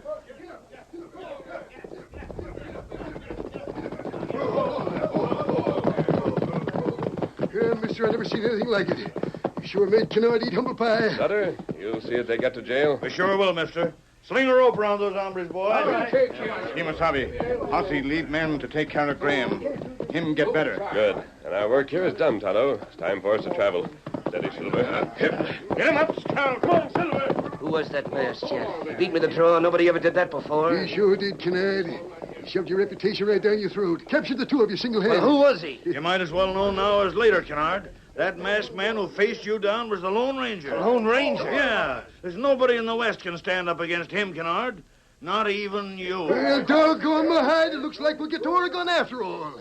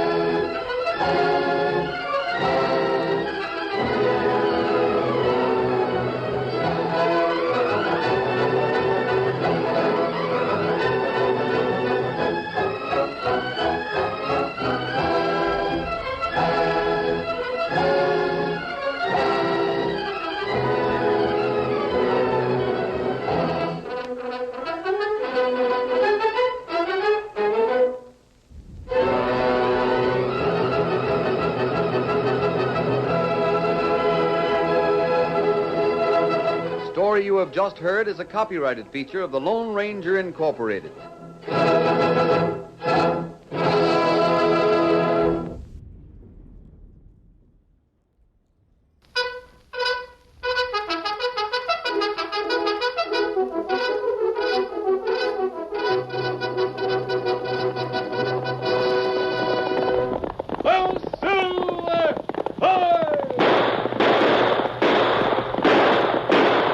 Fiery horse with the speed of light, the cloud of dust, and a hearty hi-yo, Silver, the Lone Ranger.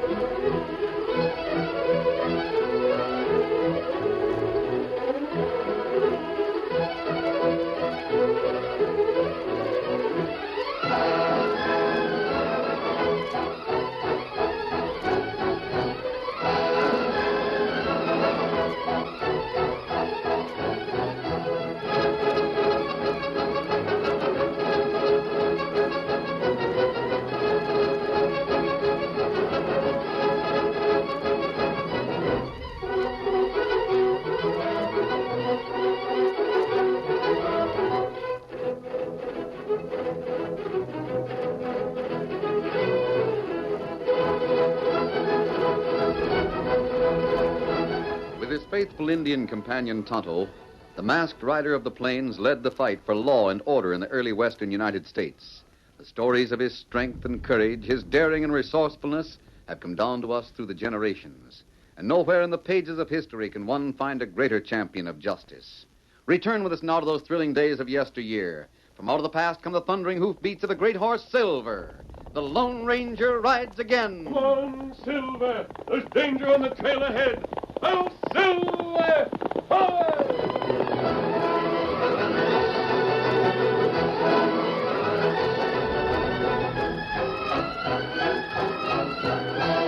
Morganville was the headquarters for all the sheep ranchers in the county. It was quieter than any cattle town, and the sheriff, Sam Blake, had often complained there wasn't enough action connected with his job.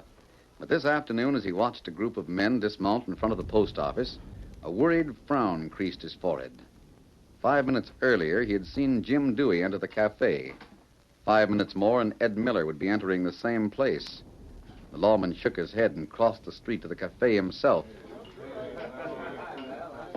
Once inside, he studied the men at the bar, then walked directly to Jim's side. Jim. Howdy, Sheriff. Ed Miller's over in the post office. He's sure to find out what you've done. I expected he would sooner or later. It might save me a little trouble if you didn't meet him until he got over it. You figure he's going to get over it? Let's hope he does. He won't. There's nothing wrong with what I've done. I'd just as soon face him now as later. Well, maybe you're right. I see there's no gunplay. Here he is now. Where's Jim Dewey? I'm right here, Ed. Why, you ornery sneaking coyote, ought to break you in two. You want to try? There's not going to be any fight, men. Start the tangle and lock you both up. Shucks, Ed's bark's always worse than his bite. You ought to know that, Sheriff. What's the matter, Ed? You know what's the matter. You've leased that north half section from old man Hardy. Yeah, that's right. Leased it for 10 years. It won't do you no good. Oh, you think not? Just try to graze your sheep there and see what happens. Well, now, careful, Ed. I got the law standing beside me. You got no right to... Don't talk about right to me. That land is mine. It belongs to old man Hardy. That don't say you haven't been using it, but it's about time that Hardy got some rent out of it. He needs the money. Now, look, Jim. Sheriff's right about this. There's no need for a fight between us. Now, you just sign that lease over to me and there won't be any trouble. You sure got a lot of nerve. I'm warning you. If you don't... You can't bluff me like you bluff the rest of the small ranchers around here. They all been afraid to rent that north half section because your flocks are grazing on it. Well, not me. I can use the land now, and I've got it. Better get your sheep off it, Ed. What's that? You heard me. Jim's got the law on his side. Yeah? Well, we'll see how much good it does him. Come on, boys. You can depend on me, Jim. I'll give you all the protection I can. Ed won't take a chance on going to jail.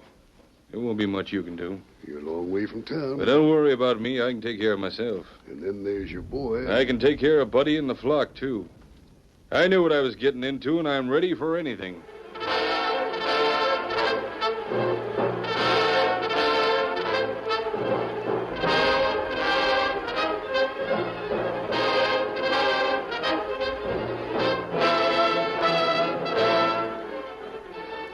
Jim's flock ran to nearly 2,000 head. They were grazing in a valley so far from his home ranch that he and his son were living in the camp wagon. When he reached it that night, it was long after dark. Buddy and the sheepdog Laddie were sitting close to the campfire. Oh, there, boy. Whoa. Hiya, Jim. Hello, Buddy. Did you have any trouble? No. A few of the sheep started wandering away this afternoon, but Laddie brought 'em back. Say hello to him, Jim. He won't stop cutting up till you do. Good boy, Laddie. Good boy. How about the lease? Well, I got it. But on the way back, I started thinking. What about? You? You know, this is a mighty lonely spot for a youngster to be hanging out all summer. Wouldn't you like to go into town and live with Mrs. Moran? No, sirree. Well, you and Pete are pals, aren't you? Well, sure. But you and me are pals, too. We got a work to do here. You wouldn't have been able to go into town today if I hadn't been around. Well, I won't have to go in again for a long time. You can't fool me, Jim.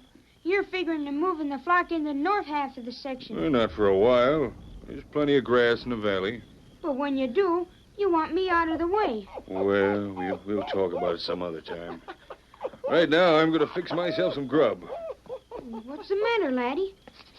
Look at him sniffing the wind, Jim. It might be a coyote. You sure wouldn't be standing here if it was. Hey, what's that light to the north? Listen, somebody's riding this way. That's That's what he was trying to tell us. A couple of horses. Here they come. A white and a pink. You better have my guns ready just in case. That's an Injun, and the man with him is masked. Steady, Silver. Steady, boys. Steady. Don't slap leather. I got you covered. You don't need those. We came here to warn you. So Miller's hiring outlaws to do his dirty work. Look to the north. That's fire. Fire? It is, Jim. I can see it now. You have to drive your flock to the south. They won't be safe until you're beyond the creek. Laddie, get them moving. Quick, Tonto. We'll ride ahead and start another fire. Wait a minute. What's that? The way this breeze is blowing, you'd never make it to the creek ahead of the fire. Got to start another one ahead of you that you can follow. That only way to save flock. I get you. Well, let's go, buddy. We have work to do. Come on, Silver. Get him up, Scout.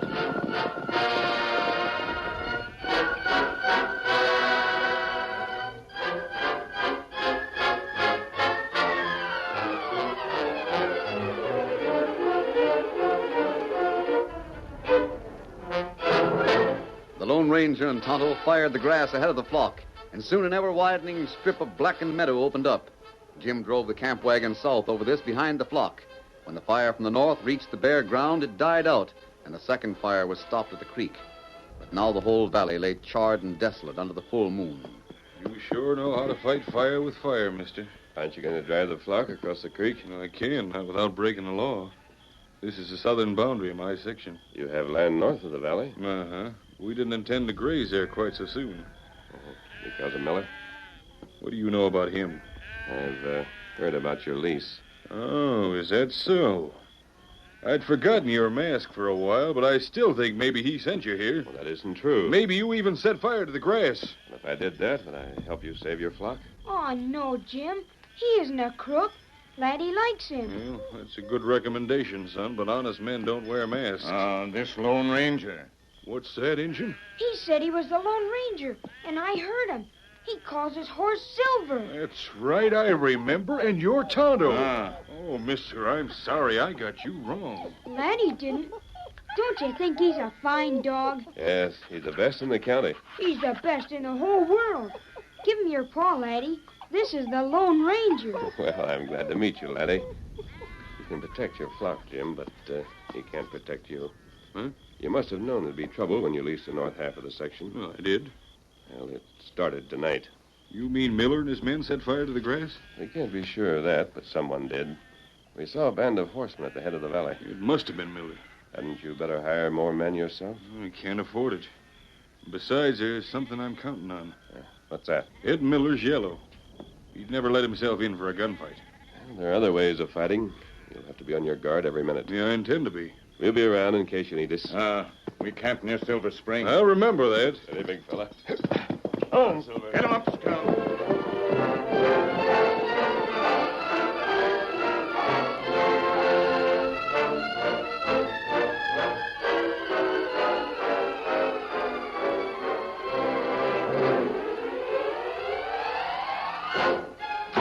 Ed. Yes, Bragg? Fire didn't work. Didn't lose a single head. You're sure? I saw the flock with my own eyes. What's more, with the valley all burned out, he's driving them north. Yeah? Yeah? Are we going to let him get away with it? No. All right, then. What are we going to do? Nothing today. We'll wait until tonight. You got an idea? I think it's a good one. Smokey's gonna imitate a coyote. Imitate it? Yeah, I don't savvy. He's good. When he sets his mind to it, he can call him right up to a campfire. What's that got to do with Jim doing? Yeah, it's got plenty to do with his dog. And that's how we're gonna get Jim. The dog sends his master to jail, or he gets him killed.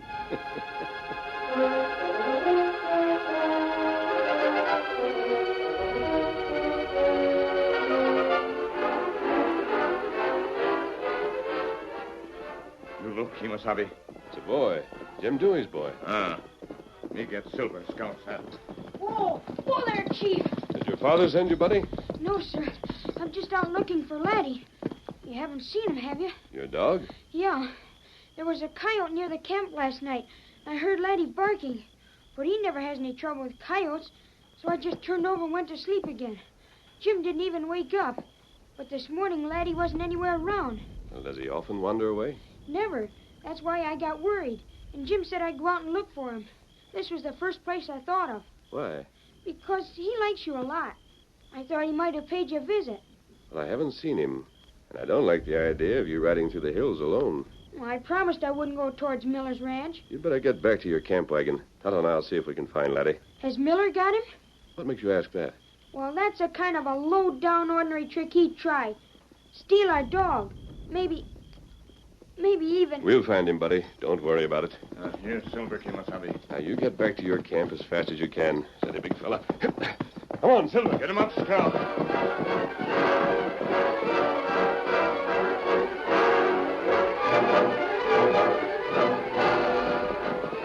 There, talk now. Looks like him.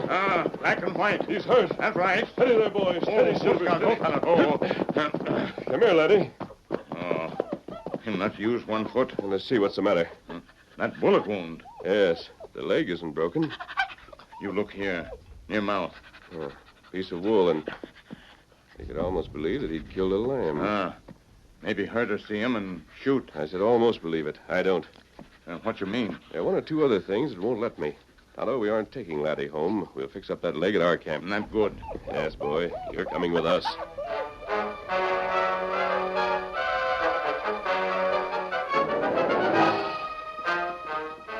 Get inside the wagon, buddy. It's Miller and his men. I want to stay with you. You get in there.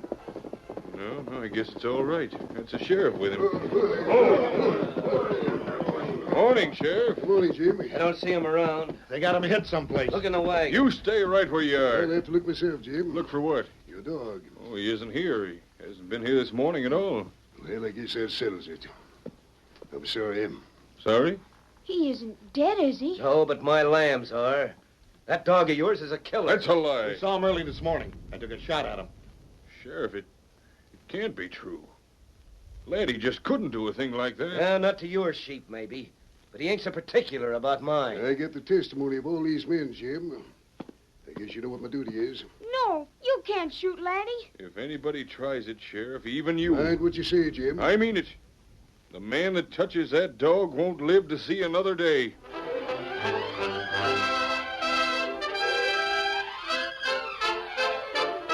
The curtain falls on the first act of our Lone Ranger story. Before the next exciting scenes, please permit us to pause for just a few moments.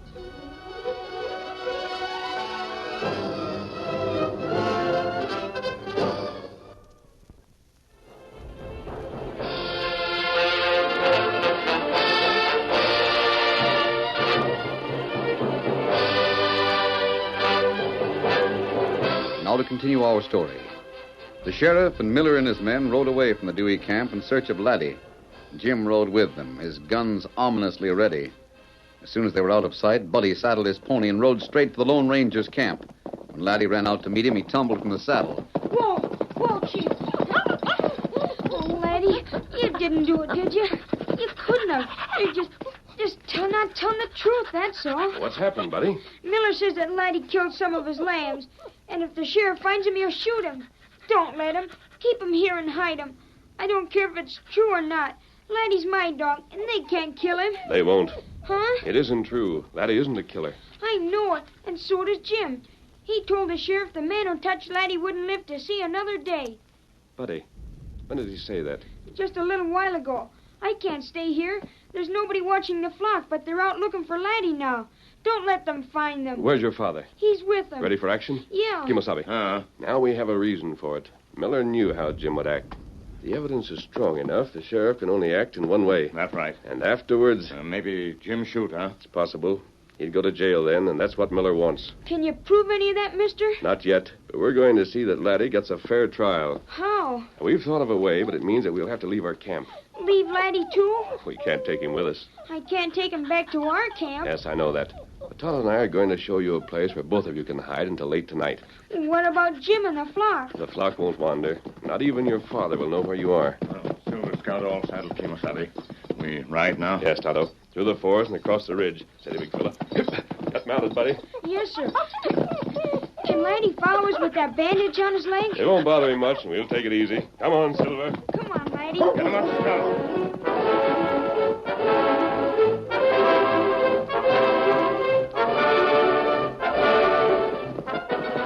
It was nearly dark when the Lone Ranger and Tonto reined up at a ramshackle cabin beyond the county line. Steady, Silver. Steady, boy. Well, he still has a dog. We're in luck. Howdy. And there's Jake now. Hi. Well, leaping cactus if it ain't the Lone Ranger and Tonto. Oh, shut up there, Wolf.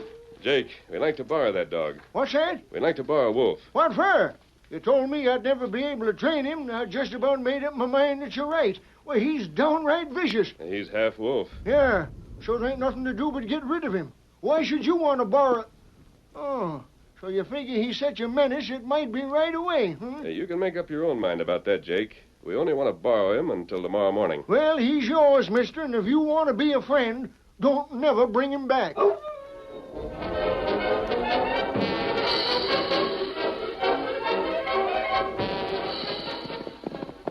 Steady, Silver, steady.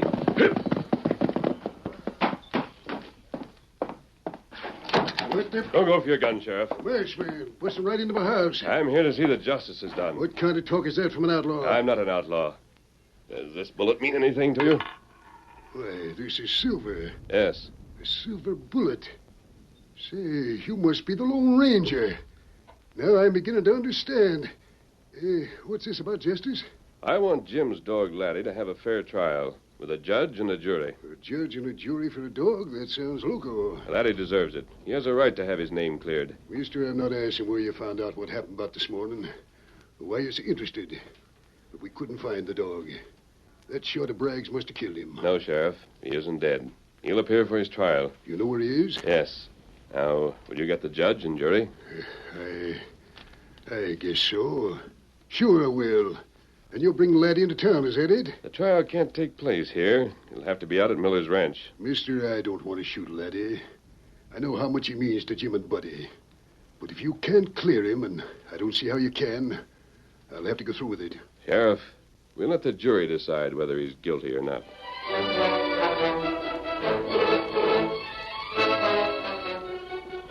Quiet, laddie. I can hear the horses all right.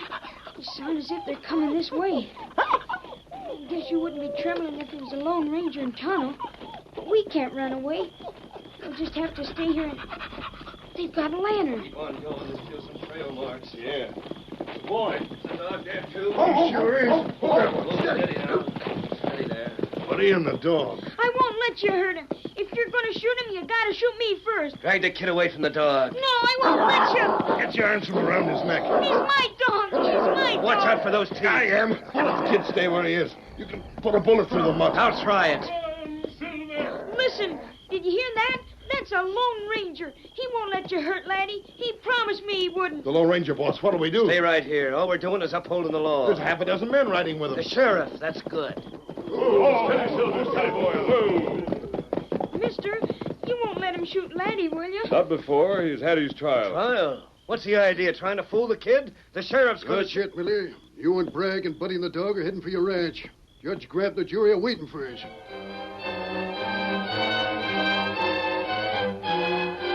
One of Miller's larger flocks was bedded down in a little valley near his ranch house. A crowd of men were waiting for the Lone Ranger and the sheriff on the slope above it, and when they arrived, Judge Grant raised his arm for silence. Quiet, boys. Now, there's some of you here that may think it's beneath the dignity of a judge to conduct a trial for a dog. I don't figure it that way. For one thing, it's a Lone Ranger who's asked for it. For another, the dog's a mighty important individual out in this country. Your own dogs are the best friends and the best helpers you got. You're right there. You're right there. So that's why I'm out here, and that's why you're out here. I want order in the court. Yeah, this is a lot of... I said order. Bring the prisoner forward. Here he is, Judge. Speak to the judge, laddie. Hi, fella. The charge is killing the sheep. We'll have the evidence against him first. That's me. All right, speak up, Miller. Well, Bragg and me rode out from the ranch house toward this valley early this morning. Well, it's yesterday morning now. Well, get on with it. We heard the sheep raising a fuss, so we got here as fast as we could. And it was just in time to see this dog finishing off a lamb. That's right. We saw him. He let out and I shot at him. That's why he's wearing the bandage. And there's more evidence, too. Now, just look close and you'll see some wool still cut in his coat, right up here in the ruff and around his neck. Order. Is that all? That's plenty. The prosecution rests. Now, how about the defense? Are you going to speak for the prisoner, Jim? Oh, not me, Your Honor. It's the Lone Ranger who's going to do that. Well, sir? Your Honor, the first thing I want to establish is Laddie's good character. A good sheepdog will lay down his life to protect the flock. It doesn't matter whether the flock in question belongs to his own master or not. Yeah, it does with that dog. I'll prove you're wrong. Is that your flock down there? Yeah, and if you was to let him loose, and of course if nobody was Now, around... let me finish. I don't know whether you can see him or not, but Tonto's on the far side of the valley. He has a wolf dog on a chain. You may know the one I mean. He belongs to Jake Summers. What's your idea of bringing him here? When I signal with this lantern, Tonto will let him go. Let him go? Why, you'll head straight for my sheep. That's right, and the only one who'll have a chance of saving them is Laddie. I won't stand for anybody setting a wolf on my flock. If Laddie doesn't stop him, Hell, I'll shoot him myself. I'll take you up on that. This is my flock, not Jim's. No orders, you understand. Just slip the leash on him. That's the way it'll be. Let go of him, buddy. Yes, sir. And now for the signal. That's Wolf, all right. I can see him streaking toward the flock. There goes Laddie. But it's true. Laddie won't give up until he dies. And maybe that dog is too strong for him. I won't let it go that far, buddy. The chain is still attached to Wolf's collar. I'll be able to drag him off with that. Look, he's cutting him off. Wolf won't get to that flock. There. Laddie knocked him off his feet. Great work, boy. Have I proved my point? Is Laddie a good sheepdog? Then we'll stop the fight, steady fella. Come on, Silver!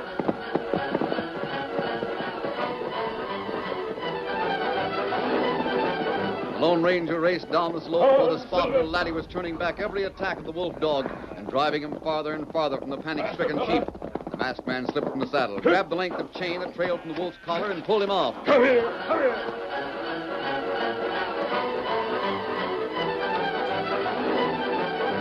A few minutes later, Laddie was standing in front of the judge once more. Harry, Al, get that wolf dog out of here. Take care of him. Is there anything more you want to say about Laddie's character, masked man? No, Your Honor. He protects sheep. He doesn't kill them. He did mine. The jury may not think so after I'm through. Did you ever chain your dog, Jim? Of course not. Well, Laddie has been chained, and recently. Chained so tightly that it cut through his coat. Here, you can see the marks for yourself. Easy, boy. I'm not going to hurt you.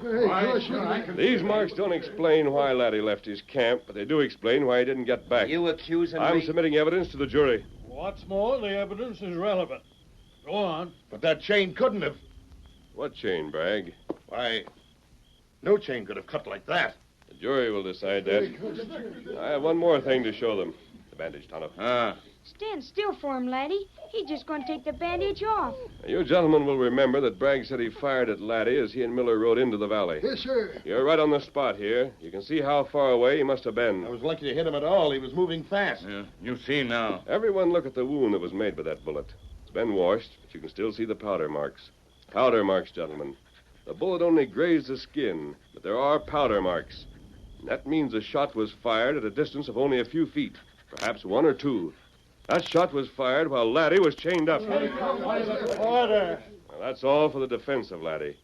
But now for the prosecution. Wait a minute. What do you mean by that? The sheriff has to make another arrest after this trial is over. You can't Miller and Bragg tied Laddie up, stuck pieces of wool in his coat, shot him in the leg, made him look like a killer because... I deny it. It ain't true. Because they wanted Jim Dewey to either kill or be killed in protecting him. But Jim either in jail or dead, there'd be no one to stop them from using the north half of Jim's section. This is a case of attempted murder. The defense rests. Order. Order. Is the jury ready with its verdict? Yeah. Then let's have it. Guilty or not guilty? You mean Laddie? I mean Laddie. Is the dog a killer or isn't he? No. You're doggone right he isn't. Case is dismissed. But there's been a charge made in this here court, and I'm calling on the sheriff to arrest Miller and Bragg for attempted murder. That's a pleasure. You can't prove anything. You tried to frame Laddie, and I heard you threat Jim myself. Take him away, boy. Gosh, mister. What, buddy? Jim and me, we won't ever forget what you did for Laddie. Laddie won his own freedom. I only helped him out. You hear that, boy? Shake hands with a masked man. Goodbye, Laddie. Keep up your good work. Ready, Tonto? Tonto ready. Steady, big fella. Adios, then. So long, mister. Come on, Silver. Get him up, Strong. Get him up. Oh, Silver! Hi!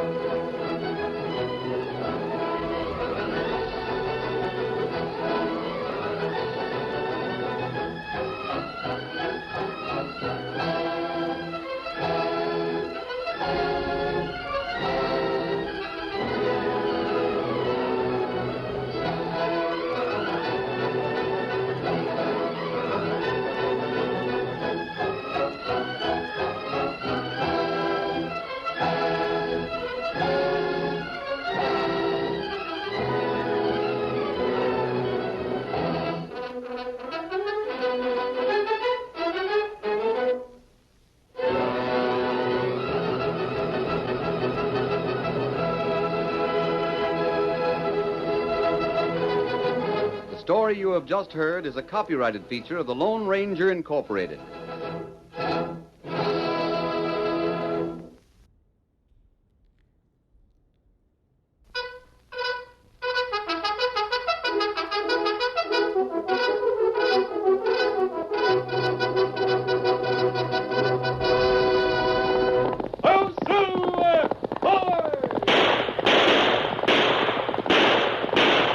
Fiery horse with the speed of light, the cloud of dust, and a hearty hi-yo Silver, the Lone Ranger.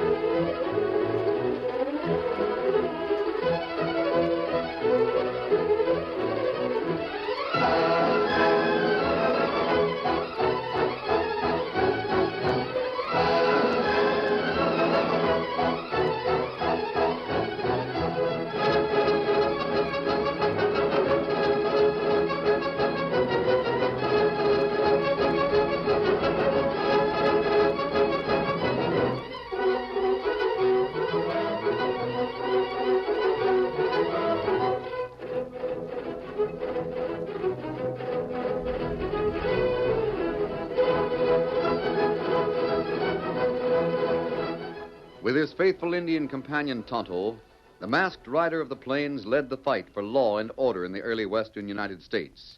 The stories of his strength and courage, his daring and resourcefulness have come down to us through the generations, and nowhere in the pages of history can one find a greater champion of justice. Return with us now to those thrilling days of yesteryear. From out of the past come the thundering hoofbeats of a great horse, Silver. The Lone Ranger rides again. Come on, Silver. We're heading for Elephant. I'll Silver!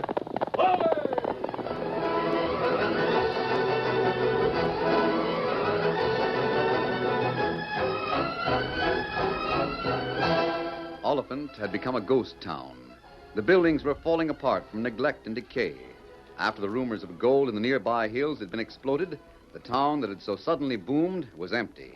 It looked bleak and desolate as the Lone Ranger and Tonto rode through the dusty path that had once been the street. Hurry up, Tonto. I want to look this town over. Oh, Scout, oh, fella. Steady, Silver. Steady, boy. Oh. What's there to see now? Town all fall down. Just a short time ago, Kemosabe, this was a boom town. There's life and activity on every side. That's right. Don't remember. And now look at it. Doesn't look as if anyone has been here in ages, does it? Steady, big fella. That's right. And why you stop here? Let's look around a little bit. See if you can find any sign that anyone has been here. Tonto not see sign of people. Anyone has been here recently. There should be some evidence of it near the well. Let's take a look. Does it appear as if water had been drawn lately? No. Well, not used for plenty long time. Then what did the people who came here do? There were a lot of them. They've all disappeared. Since then, one or two others have come to the ghost town of Elephant. Never been heard of again. What is the answer, Tonto? Where are they? Wait. Tonto wrong. You look here. What's that? That water. Yes, I see it. Tonto, this water couldn't have been spilled very long ago. That's right. Sun dry water. Yes, water was spilled. Someone spilled it. If someone was here, there should be footprints. Their prints? You see a trail? Me think maybe it'd go that way. Not very plain. Tonto, follow it. And come, we lead the horses.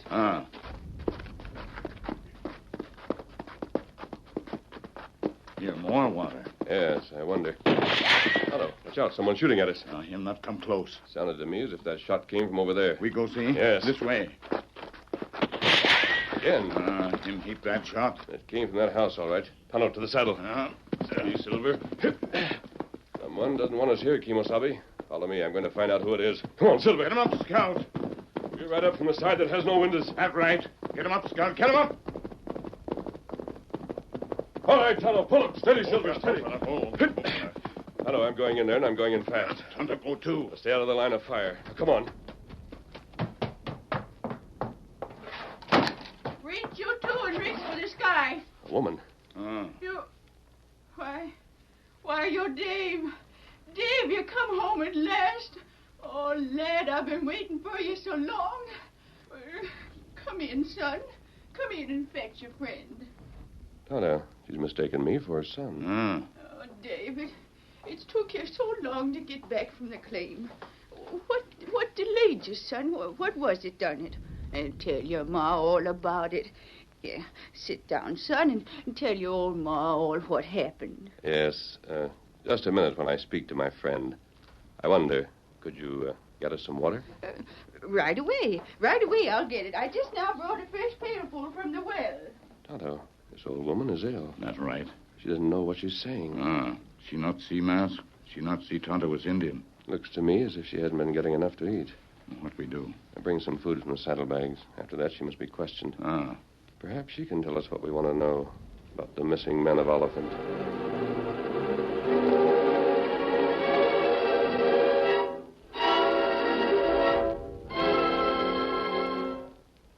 While Tonto prepared a meal in the home of the white-haired old woman, other events were taking place not far away. In a tunnel that penetrated the side of a hill just half a mile outside of town, a score of rough-looking men were gathered. The tunnel had been converted into living quarters and showed signs of having been occupied for some time. The man who seemed to be the leader addressed his companions. Fellas, every one of you here deserves a living. The country owes it to you. You've been trying to get by on your own for years, and where are you now? Ain't got nothing to show for it. Just so. Been stealing enough grub here and there to make out, and that's all. Ain't a leader in the lot of you. Just a pack of spineless no-accounts. Here, Snake. You can't talk to us like that. No? No, you can't. I'll show you what I can do and what I can't. You asking for more? Oh, I didn't mean it, Snake. I was just talking. Don't hit me again. Well, I reckon that'll show you who's boss. And if any of you got doubts, I'm telling you right now, me and my two pards here equal to the whole bunch of you. We don't take nothing from nobody. Now, if you got that straight, I'll tell you my plans to show this part of the country a real outlaw. I need men. Ain't you going a little fast, Snake? How do you know we want to turn outlaw? And if we did, how do you know we want to follow you? Turn outlaws? Well, you're all outlaws right now. You've all stole cattle. You're all wanted by the law. We only took what we had to have to keep alive. You're outlaws anyhow. You're all slated to hang for cattle stealing. And what's more, you're blamed for half dozen killings, some stage hold-ups, and the shooting up of them towns down south. Oh, now, Snake, no one would blame us for all those things. We're not bad men. We're willing to work. We don't ask more than a chance to make enough to live. That's right. Oh, is that so? Sure it is. Well, that's where you're mighty mistaken. I don't savvy. There was a few men killed in a certain cattle stealing over near Amaranth. What did you know about that robbery? Heard of it, huh? Sure. Well, I planned it. You planned I it? happen to know just what the law needs to make a few arrests for that job. I can arrange things so you and your men will be charged with it. Kid, you hear that? Yeah. And what's more, the Butterfield stage has been held up 3 times in the past few months. I'm always sure doggone anxious to find the critters that did that. You did it. Sure. But the law can't prove it. I'm only telling about it to explain that I wouldn't have much trouble fastening that job on you and your pals here. So you better join up, or else. Boy, we ain't no choice. You're doggone right. Well, then I got just one thing more to say. First man to disobey me gets a taste of the bullwhip. And if it happens a second time, well, I reckon he'll be begging for a bullet to put him out of his misery. Now, you fellas just keep that in mind.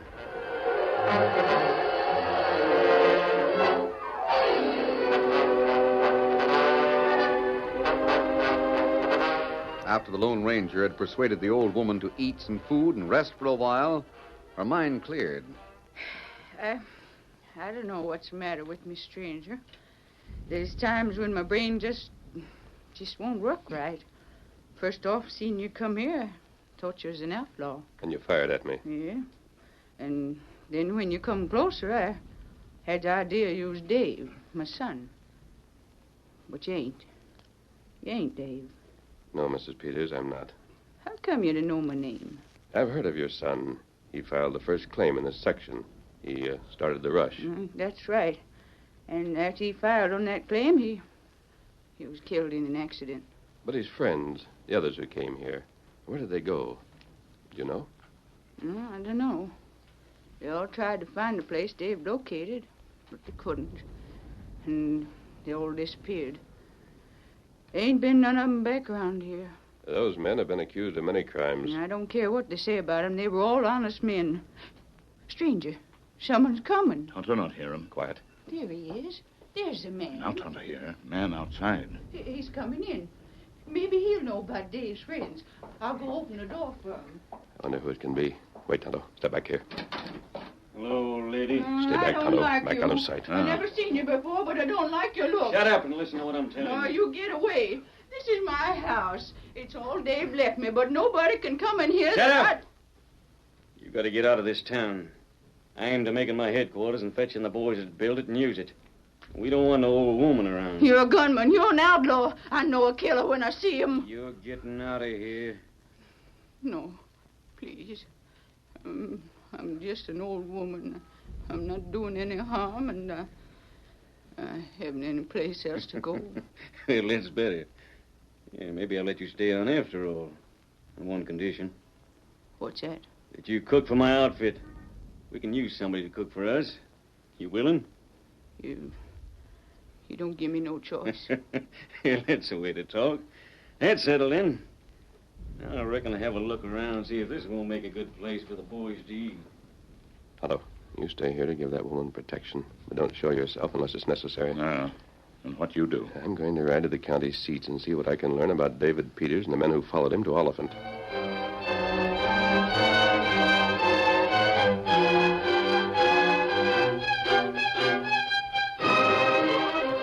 Ben Davidson, the sheriff at the county seat, looked up in surprise when the door of his office burst open and revealed a tall, broad-shouldered, masked man. What the? You don't need that gun, Sheriff. Hey, who are you? I came to talk to you. Take off that mask. The mask stays on. Sheriff, have you ever heard of a man known as Snake Fenner? Heard of him. Mister, he's a murdering coyote. Killed at least 10 fellas if he's killed one. Haven't you often wondered what became of the men who settled the town of Oliphant? No. No? No, I know about them poor fellas. They went to find gold, but didn't. They knew there wasn't a living back here for them, so they stayed there. Yeah, they're living in a cave near Oliphant. How did you know that? Oh, I'm no fool. I've heard how they stole a beef or so to keep living. They ain't bad fellas. They'll give up looking for that gold one of these days. What if Snake Fenner persuaded those men to follow him? Well, I know he's tried to get those boys blamed for a lot of things he's done, but I wasn't taken in by it. Sheriff, Snake is in Oliphant right now. He is? And them two sidekicks is with him? Yes. Well, then, by thunder, I'm getting a posse and going after them hombres. How'd you locate the skunk? Now, hey, wait, hold on. Sheriff, bring plenty of men. Now, stand where you are. Oh, drat him. Well, I'll find him again, and when I'll do, I'll see to it he talks.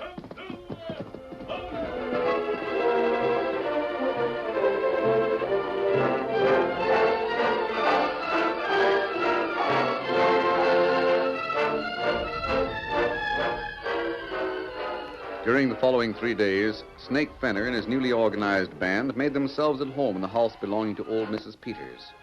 Tonto had not yet been discovered, and the men were gathered about the table where they had been eating. Snake was speaking. Well, fellas, it won't be long now till I have you all rich. I've already figured out half a dozen places where a gang this size can make good hauls. Hey, you old woman, get some more grub here and hurry. I'm so tired. Quiet! You can't keep us fed, then you'll have to get out of here. I don't like this. What's that you said? What's that? Speak up so I can hear. Snake, I say you're being too hard on that old woman. I was a friend of Dave's, and she his ma. You aim to argue with me? Why, you little undersized... You leave gun go. Hey, you redskin, leave go my arm. Where in thunder did you come from? Eat your gun. You not shoot. Anybody see where the engine come from? Grab the critter, grab him. I got him. Here's your gun, Snake. Let go there. Looks like this fella's been hiding right here in the house. I reckon I'll just have some fun with this engine. Time tight, boys. When I get around to it, we'll see just how much a redskin can stand, huh?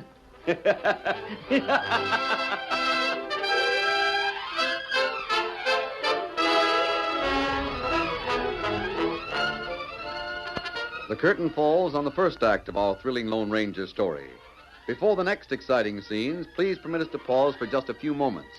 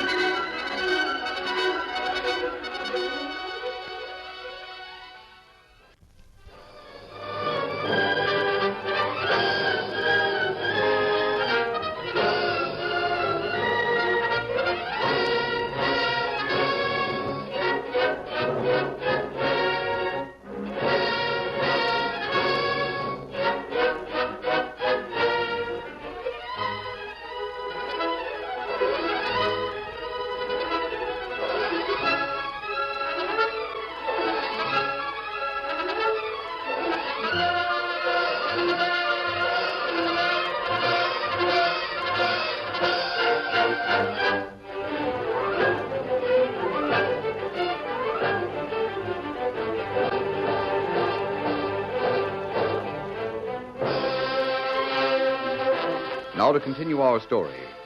When Tonto was overpowered after having wrested Snake's gun away from the outlaw leader, the men in Snake's gang swiftly bound his legs and arms with sturdy ropes. When the process was finished, Snake said, "Now, Injun, you can stand there till I get done eating. And then, by golly, I'll make you sorry you was ever born." Sit down, fellas, and we'll finish up. Snake, I don't feel much like eating anymore. Tony Yeller, I ain't got no use for men that ain't got the nerve to do what I want. You'll eat right now. I'll have that grub stuffed down your throat. Just a moment. You come. Hey, grab that hombre with the mask. Stand back, every one of you. Stop, lad. Why, you... Quiet, Snake. Sheriff is on his way here to get you. Well, let him come. I'll welcome any lawman with sizzling bullets. Boys, the sheriff is coming. Well, that's great. We'll use him to show other folks that we ain't to be fought against. Now, stranger, you put them guns down and I'll lower one gun so that I can cut this Indian's ropes. But don't any of you make a move. And a good thing you come. Tonto got plenty to tell you. Fine. Steady there, you at the end. Watch yourself. All right, Tonto. At the door and to the horses. Snake, the only thing I'm hoping you'll do is to stay here and defy the sheriff. If he comes here, I'll get him and I'll get his posse. And one of these days, I'll get you. All right, fellas, they're going out that door. Let them have it. Shoot them down.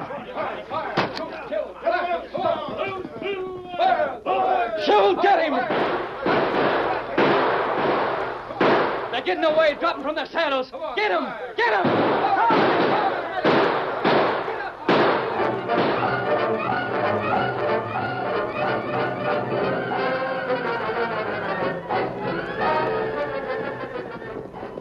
With bullets flying thickly about them, the masked men and Tonto raced to safety, their powerful stallions thundering down the dusty street.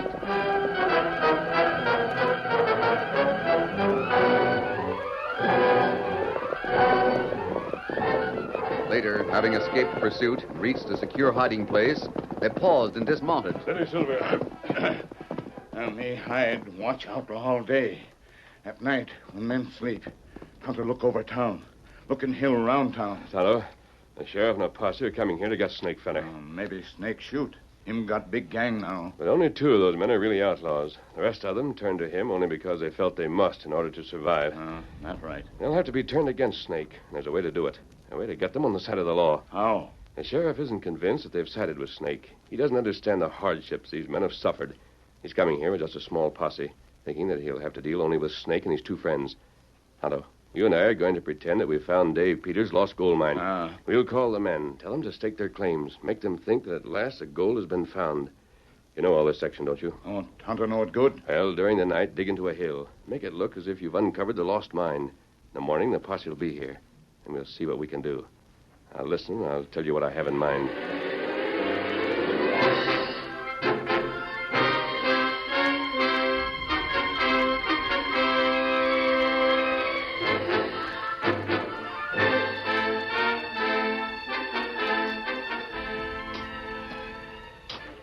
With darkness, Tonto and the Lone Ranger started digging. I don't know how much of a tunnel we can make, Tonto. We'll do the best we can. It take plenty long time to make much of tunnel in hill. And he dig many week to make good tunnel. We can just go far enough to give the right impression. Perhaps our plan will work. We'll have to try and keep the men from examining this too closely. That's right.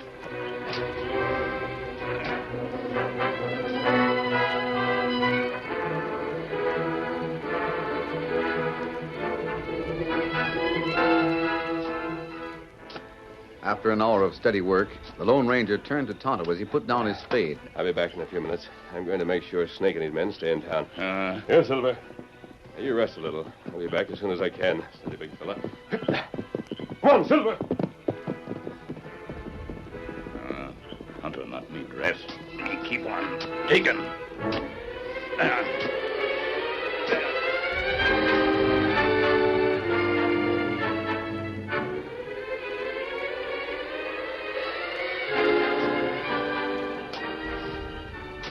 Steadily, rhythmically, Tonto continued the work, with ears tuned to catch the sound of the masked man's return. And suddenly his spade broke through to an open space beyond where he was working. That plenty strange. Seems like hole in ground. Me take look.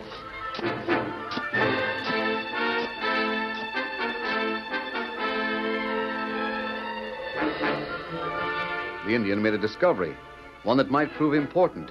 There really was a sort of tunnel in the hill, a tunnel that had been hidden by a cave-in at the mouth. When the Lone Ranger returned, he too was pleased by what he found. The two men worked till daybreak, widening the opening and clearing away the dirt. Then at daybreak, they heard the sound of hoofbeats. Hello, it's the sheriff. Just time for us to act. Here, Silver. There's only a half dozen men in that posse. But maybe, big fella, that half dozen will be enough. Steady. Silver, we're riding to Ma Peter's house. Come on, big fella, come on!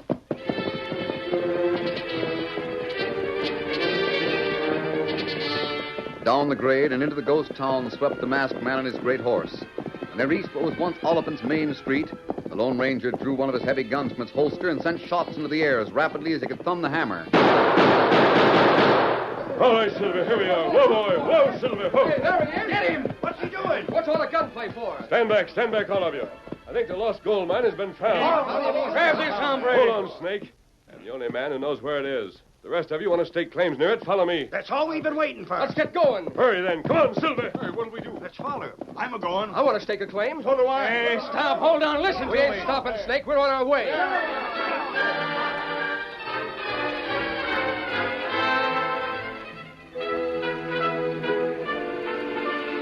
The frenzied men, once more at fever heat with the desire for gold, set out to follow the masked men on foot. Snake could not halt them. Finally, the outlaw leader with his two partners joined the others. With their departure, Maggie came out of the house. When she glimpsed Tonto, who had been waiting... Is it true, Tonto? Has Dave's mine been found? You come. Tonto take you. Oh, I've waited so long for this. You look. There comes Sheriff. Him come after outlaw fellas. The sheriff will be killed. You come with Tonto.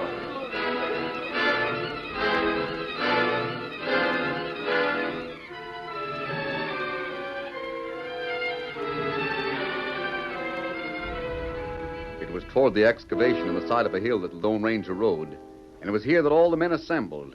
Each was frantically hopeful of staking his claim nearest to the original discovery. Here's Rob's staking mine. I knew the mine would be located. There's enough for all of you. Take your time. Hey, Snake, put it now. Snake, hoist your hand. What's it? Boys, it's the sheriff. Shoot it out. Get him. Hold on. Listen to me. Ben, the choice is up to you. The sheriff is here only for Snake and his real partners. The rest of you can go clear. Become outlaws by siding with Snake. I'm your boss, Chance. Help me. Don't reach for no gun. I don't want to be an outlaw. Yeah, why should we be? We found the gold. We're rich. We'll all be rich. What's that? You're turning on me. You let me down. You're a pack of cowards. I guess these men have decided, Sheriff. Make your arrest. Smoking them two gents beside him's all I want. Boys, put ropes on them. I'll help you, Sheriff. Me too. Be glad to. Count me in. The gold mine's better than jail.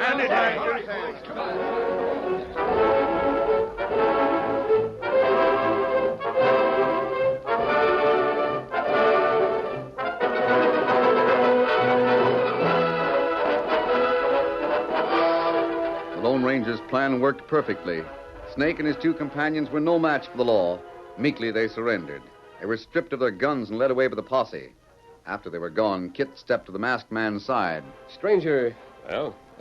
Look, mister, you told us this is where Dave's mine was. Maybe so, but we'd like to have it proved to us. That's right. I don't see no digging. Hold on, one moment. Don't you men realize it yet? You've been given something far more precious than gold. What kind of lingo is that? It's straight talk. When Snake Fenner is about to die with a noose around his neck, he'll be willing to give up every gold mine that was ever discovered in exchange for his life and his freedom. I don't savvy what you mean. Wait. You men still have your life and your freedom. Those are things you can't really appreciate until they're almost taken away from you. Say, hold on there. Yes? Just what are you getting at? Ain't there no gold here? Is that what you've been trying to tell us? Wait, man.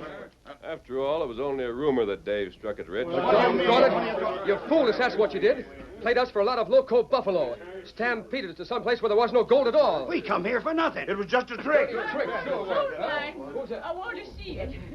Dave's gold mine. Where is it? Where's my boy's gold mine? There, gold mine. Is that it? You look inside. But, Kimosabe. What matter? Aren't you... are you sure you know what you're saying? Tonto not make mistake. Then, you mean you found the real mine after all? This is it? Tonto find it. Tonto find it after you leave. Me find real mine. Well, I'll be doggone.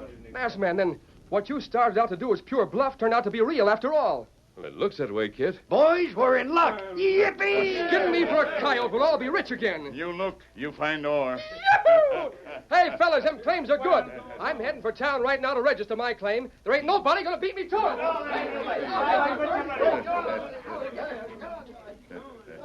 Well, Tonto, thanks to you, it looks as if this town is going to boom again. It's no more a ghost town. That heap good, huh? And you fooled me completely. Me want to make surprise. You surprised everybody in sight. Mister, Yes? Yes, Mrs. Peters? I reckon Dave will rest a lot easier now that he knows I'm provided for. Yes, Mrs. Peters. This is your mine now. You'll have more than enough to care for you for as long as you live. Dave helped a lot of folks besides me, too. That's right. Even though he's gone, he put Oliphant back on the map. Somehow that makes me feel better. Ever since Dave died in that accident, I've been sorry I didn't have enough money to build him a monument. A real nice monument. But now I ain't sorry. And I won't miss him so much. Because every time I look around this town and see how happy and prosperous everybody is, why...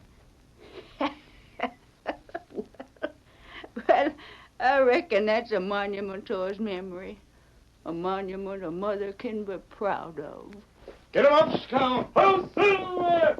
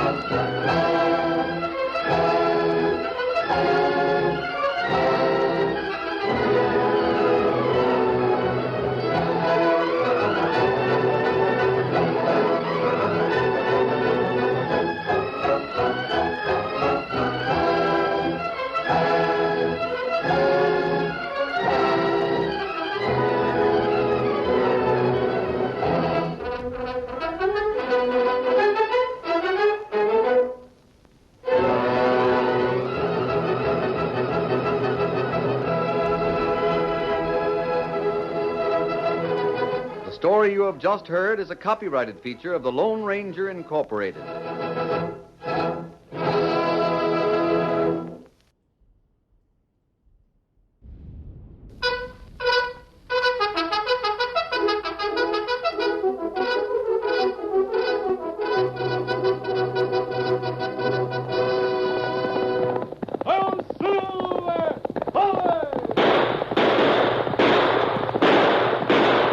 Fiery horse with the speed of light, a cloud of dust, and a hearty hi-yo, Silver!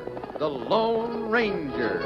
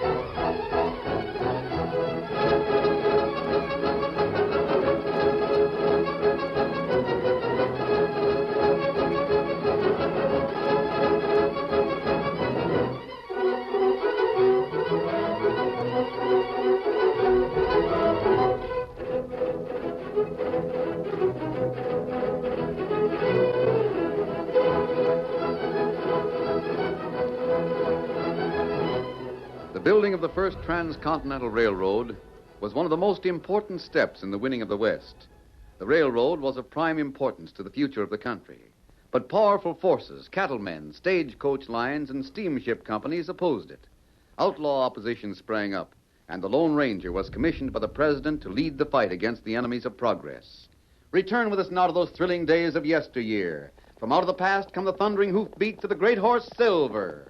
The Lone Ranger rides again. Come on, Silver. We're heading for end of track. Oh, Silver! Away!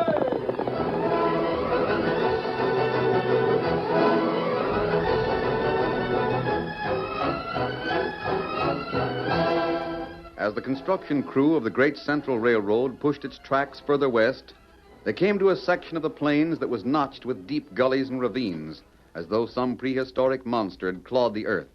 It was also the home of the hostile Cheyenne Indians, and as the little steam engine chugged along, pushing loaded flat cars toward end of track, the workmen became increasingly nervous. I tell you, Joe, I don't like it. What's the matter, Sam? This country, it gives me the creeps.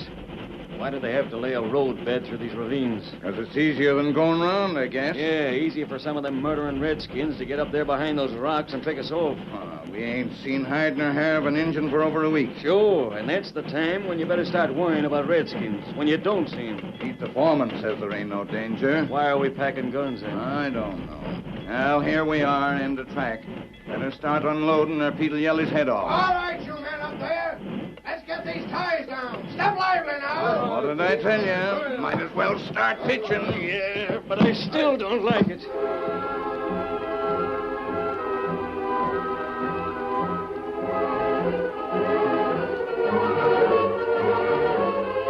Perhaps Sam's fear was prompted by more than suspicion, for at that very moment the construction crew was sighted by three men who crouched behind a large rock high on one side of the ravine. The leader of the trio was thin-lipped Doc Barlow.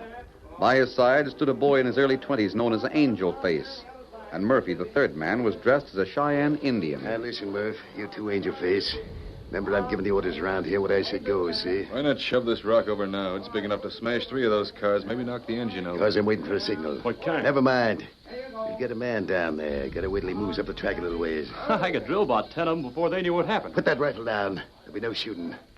When I get the signal, you shove the rock. Murphy, you stand up so they can see you. Let out an Indian war whoop, understand? Yeah. Don't I even get one shot? Not unless they try to drill Murphy. Then what do we do? Get on our horses and ride from Plaintown. Thought I was hired on this job to do something. Only when I tell you to, Angel Face. Fine job. You just forgetting, ain't you? There were just three peaceable hombres that come out west from St. Joe. Yeah, but the Iron Spur is another name for parlor games and pink tea. That's right. Parlor games and pink tea.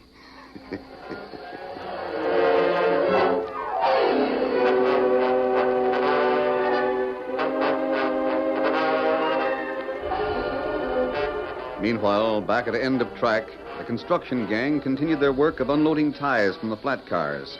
They did not realize that high above them on a bluff overlooking the roadbed, 3 members of a notorious iron spur gang were planning death and destruction. Pete shouted to his men. Now, men, all together on these rails. We'll take it one at a time.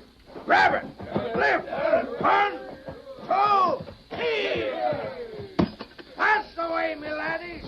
Now the next one. I'm over thirsty. I gotta have a drink of water. Well, go down the track and find the water boy. And send him back here. We all could use a drink. Thanks, Pete. Hey, let me borrow your bandana, will you, Joe? The place is steaming. Sure, Sam. Here it is. Yeah, thanks. Now another one, men. Pick it up.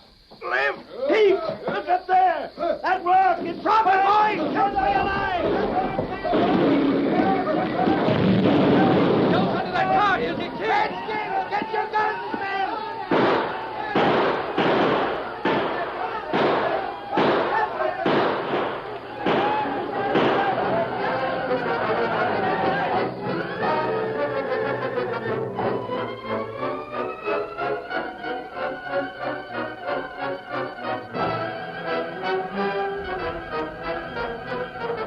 Finally, the Indians were beaten off, and Pete and the railroad men bandaged the wounded men, put them on the train, and headed back to the long line of construction shacks where the workers made their camp.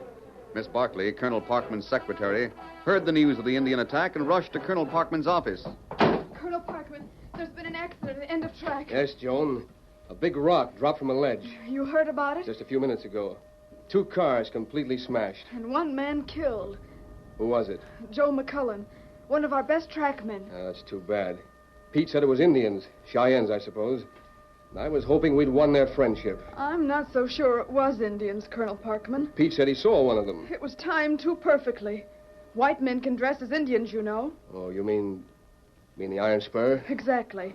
They know that the best way to put fear into the hearts of every man working for the railroad is with Indians. They've tried to rouse them against us, and failing in that, they're imitating them. Maybe you're right. I'm sure of it. I've asked for a detachment of soldiers from the fort, but the commanding officer seems to think I'm exaggerating the danger of this job. We still have the Lone Ranger to help us. Can you get word to him? I'm going to try.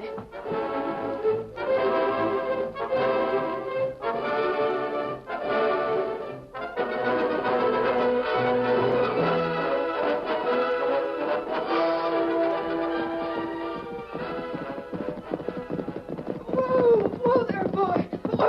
Whoa there, boy. From here, we'll both walk.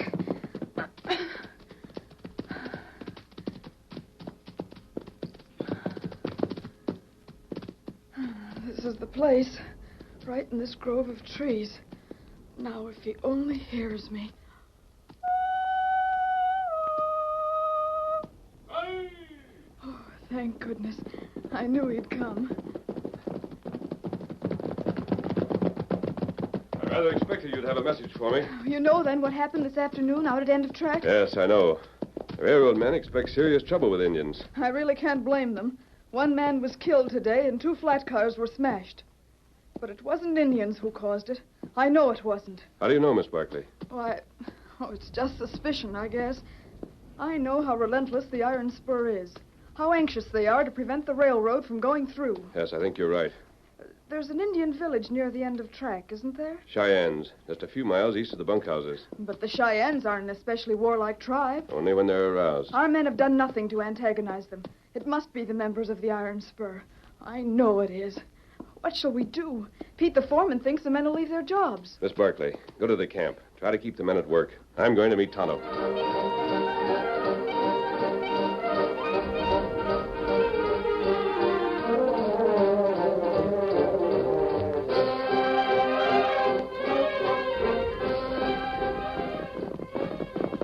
Whoa, Silver, whoa! Hi. Tonto, I've been talking to Miss Barkley. Tonto, wait. Have you been over to Plainville? Are there any strangers in town? Anyone who looks like a member of the Iron Spur? 3 stranger. 2 old, 1 young. Who are they? Well, Tonto not know. Maybe them Iron Spur. Are they still there? Ah. Come on, then. We'll see who they are. Get 'em up, scout. Come on, Silver.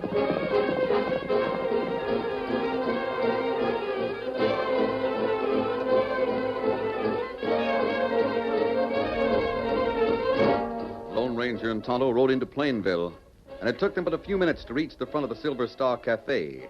Inside was the sound of much celebration. The masked man and his Indian partner dismounted, walked up the steps of the cafe, listened for a few moments outside the door, and then entered. They saw three men standing at the bar engaged in a noisy conversation. Taking a table in a corner where they would not be noticed, they listened to the heavy-set member of the trio as he laughed about his exploits earlier in the day. You know, the best part of it was when we tied that young Cheyenne Indian to his horse and sent him home, eh? It sure was funny. Anyway, look what he got his haircut for. I told him that was a regular railroad haircut. Hey, wait till this old man, Chief Blackhawk, sees it. Yeah, boys, I think we did a real smart Hey, wait till old Blackhawk Otto, those are the men. They captured the young Indian and cut his hair off. That'd be plenty bad. Yes, I know. It's the worst disgrace that can happen to a brave. Cheyenne Chief put blame on railroad men. Otto, you know Chief Blackhawk.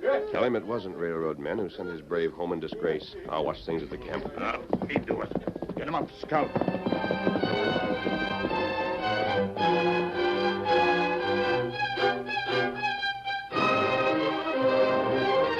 Meanwhile, Pete, the foreman of the construction gang on the railroad, was trying to persuade them to stay on the job.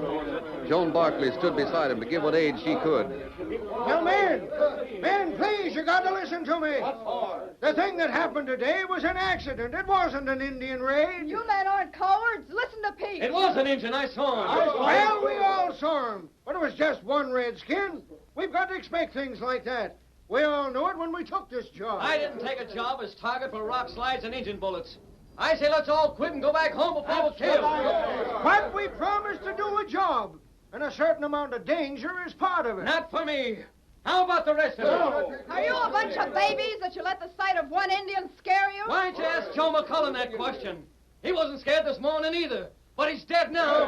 But that doesn't mean that we'll all be killed. That's a good enough sign for me. All right, Sam. If you're afraid, why don't you quit? I'm just talking sense. Boys, I never steered you wrong, have I? All you care about is this railroad with all their money. I say there ain't enough money in the world to pay for getting killed by engines. Quiet!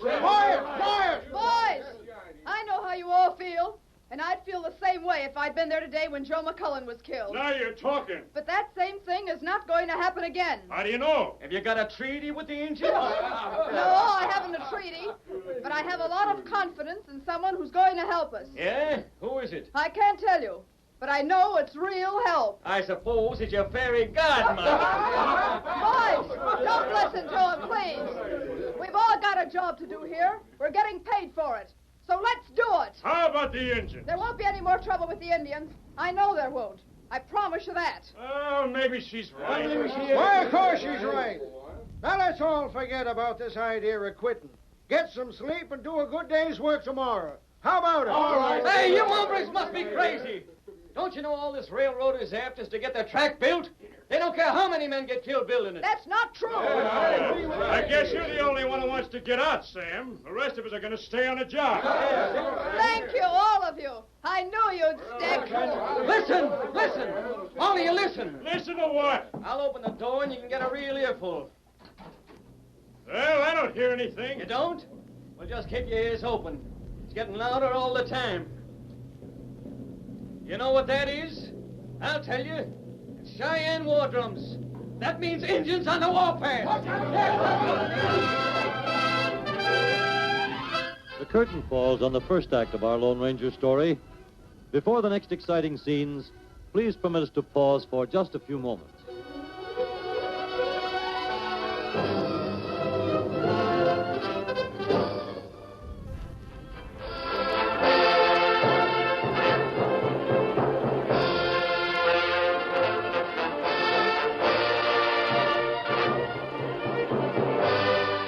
Now to continue our story. The Lone Ranger rode hard to meet Tonto at the Indian camp before Chief Blackhawk could attack the railroad men. He reined up short at the edge of the camp where the sound of the Indian war dance was louder than ever. There's Tonto. Wool Silver, steady, boys, steady. Tie! Hi, Kimasabi. Hip! Where's the TP of Chief Blackhawk, Tonto? Tonto, show way. All right, lead the way, old fellow. This teepee. Raise the flap, we'll go in. There's no time to lose. Chief Blackhawk, Tonto come back. Bring white friend. Blackhawk, no friend with mask. Aye. Chief, I want to ask help of Blackhawk. Make talk, Black Hawk, no. Your braves are on the warpath. They're going to attack the railroad men. Why did they do this? Men from Iron Horse make fool Cheyenne brave. I know what happened. I saw the men who did it. Bad. Black Hawk not like. Make war medicine. But you're wrong, Chief. The men who cut your brave's hair are not with the railroad. Brave tell Black Hawk. He was mistaken. The men who did that are outlaws. If you make war against the railroad men, you'll be killing innocent people. How Black Hawk know white friends speak true? Because I give you my word. It has never been broken. Masked men always speak truth. Iron Horse and you? No, I come alone. Because you're making a mistake, innocent people will suffer. Will you stop war medicine? Will you do this for me? For white friend, Black Hawk do. For Iron Horse, no. It's for me. Black Hawk tell braves. Ologa Manite! Ologa Manite! Thank you, Black Hawk. I'm proud to have such a good friend. Come along, Tonto. There's much to be done. We go find outlaw? No, Tonto. They can't do any more damage tonight. We'll keep an eye on the construction gang tomorrow. Steady, Silver. Steady, boy. You think Cheyenne not make war? They won't unless they're provoked. It's up to us to see that it doesn't happen. All right, Tonto. Get him up, Scout. Come on, Silver.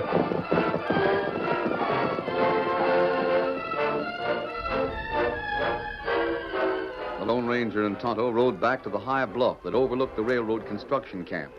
There they kept a vigilant watch all through the night, alert for any sound or sign of movement that would indicate the Indian chief had broken his promise. But Black Hawk was true to his word. The ominous throb of tom-toms was heard no more. The braves had taken off their war bonnets and all was peaceful. However, the scheming members of the Iron Spur had also heard the war dance stop suddenly. They didn't know the reason for Black Hawk's sudden change of plans, but they realized the Indians would not attack. And on the following afternoon, their leader, Barlow, called a meeting. I found out why those critters didn't make the attack last night. It was the Lone Ranger that stopped them. Lone Ranger? Hang it, that hombre's always Hold pulling on, up. Murphy. I still got an ace up my sleeve. We're going to do something tonight that the Lone Ranger that doesn't like him can't interfere with. What is it, Doc? Fire. I don't get you. There's a square mile of dry buffalo grass between the Indians' camp and the railroad bunkhouse.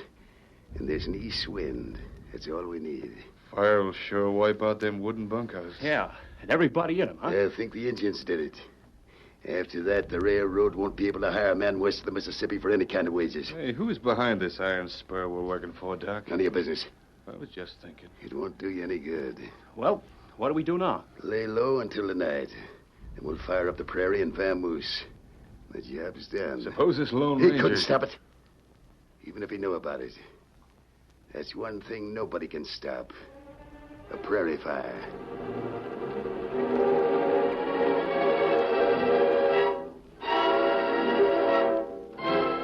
Nervous and distraught by a strange sense of impending trouble, Joan Barkley spent all of that day watching the construction gang at work. She knew the Lone Ranger had somehow been able to prevent the threatened Indian attack of the night before, but she also felt that the present lull was an unnatural quietness which might portend another outbreak from some new and unexpected quarter. If the members of the Iron Spur were unsuccessful in arousing the Cheyennes to declare war, would they try the same tactics a second time, or would they postpone the attempt until some future and indefinite time? These were questions she couldn't answer, and thinking about them only increased her fear and anxiety. At sundown, when the workmen had finished and gone to their bunkhouse, she returned to Colonel Parkman's office, tired and worried by a fear she could not put into words. I don't know what to expect next, Colonel Parkman. I wish I could feel that there was permanent peace with the Indians. The Lone Ranger is doing what he can to keep them friendly, but... But you think there'll be further trouble, huh, Joan? I'm afraid so. If only we could defeat this Iron Spur. As long as there's one member left to fight against the railroad, we must look for... What is it, sir?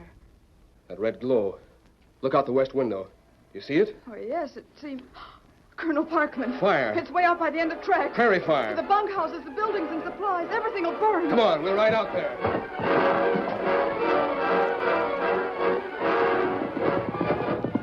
It's fire, Tonto. Somewhere between the Indian camp and the railroad. Isn't it plenty big? With this wind, it'll get bigger every minute. Come on, Silver. Get him up, Scout.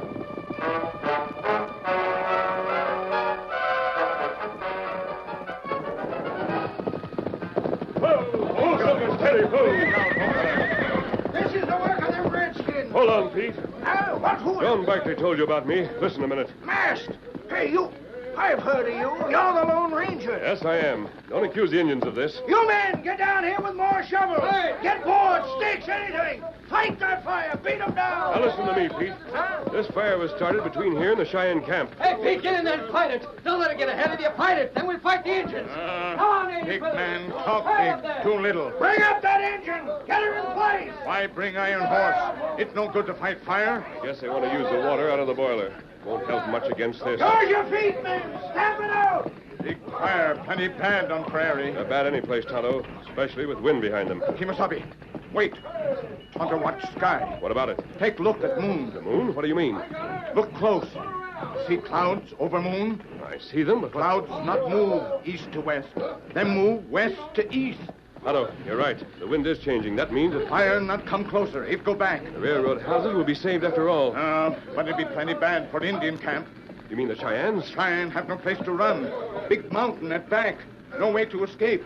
Fire burn camp. All Cheyenne burn. That's right. They'll be trapped. Any way wind blow, fire bad. Wait a minute. The railroad goes by the south side of the mountain, skirts their camp. If we could use the engine and cars, we could save them. Railroad men not like to save Cheyenne. Indian lives are just as important as any others. Pete! Oh, Pete! I won't. I haven't got time to pull out. You won't have to worry. The wind's changing. The wind's...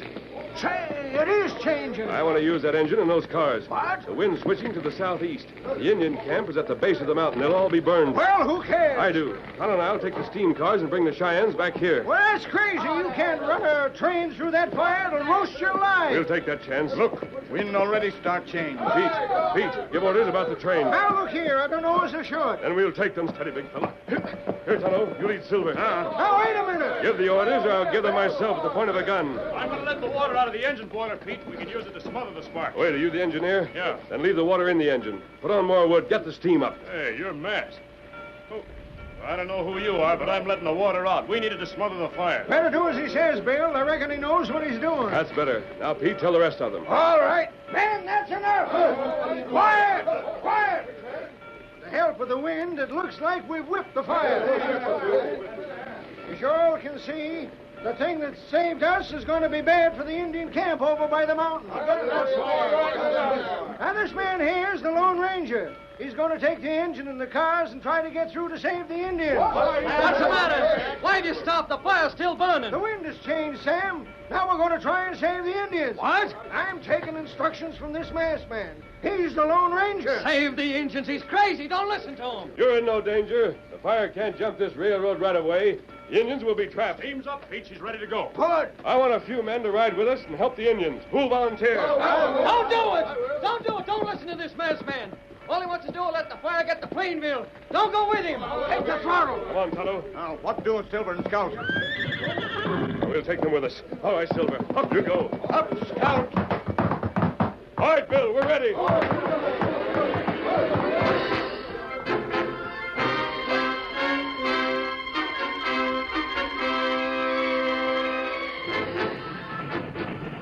Gradually picking up speed, the engine and three flat cars plunged into the inferno of blazing prairie grass.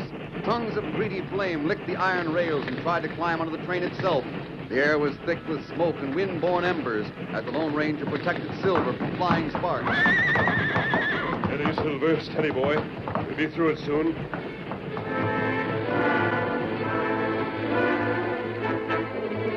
Finally, they reached the base of the mountain and the south edge of the Indian camp. There they found the stoical Cheyennes working in little groups trying to fight off the fire. You find Chief Blackhawk, Tonto. Tell him to get his people on the cars as quick as he can. Time to do it. All right, Silver. We won't have to go far. Jump, boy. There you go. I'll be right back, steady, big fella. Come on, Silver.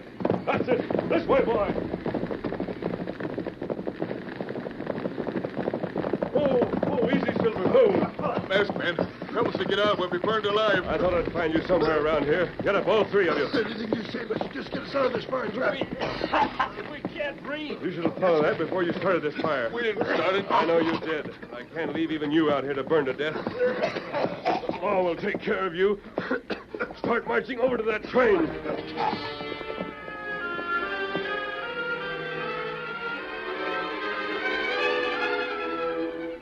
Back through the raging fire, the engine labored with its heavy load. The Indians were silent, but grateful for their deliverance. While under the watchful eye of the Lone Ranger, the three members of the Iron Spur were surly and sullen. As the rescue train backed up to the front of the bunkhouse, a large crowd awaited them. Everybody glad Lone Ranger helped Cheyenne. That's Colonel Parkman and Miss Barkley, Tonto. It's the most amazing thing I've ever seen. How did you do it? Most of the credit is due the engine and the men who ran it. Colonel, here are 3 men you better turn over to the sheriff. Who are they? I don't know, but the sheriff will find out. Down, Silver, down, boy. Here, Scout.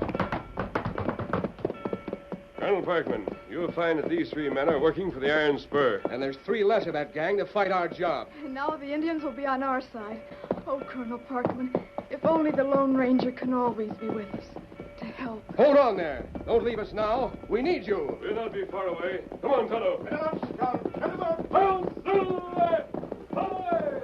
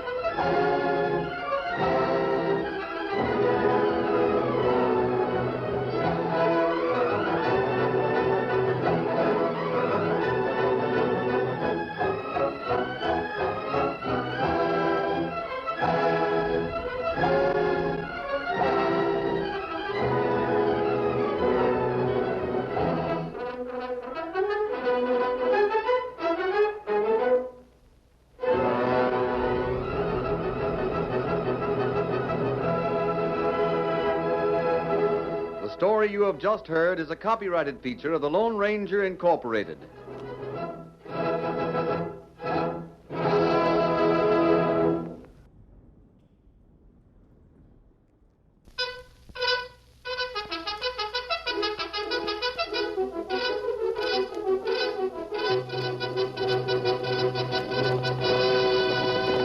Hail, Silver! Away! Fiery horse with the speed of light, a cloud of dust, and a hearty hi-yo, Silver, the Lone Ranger.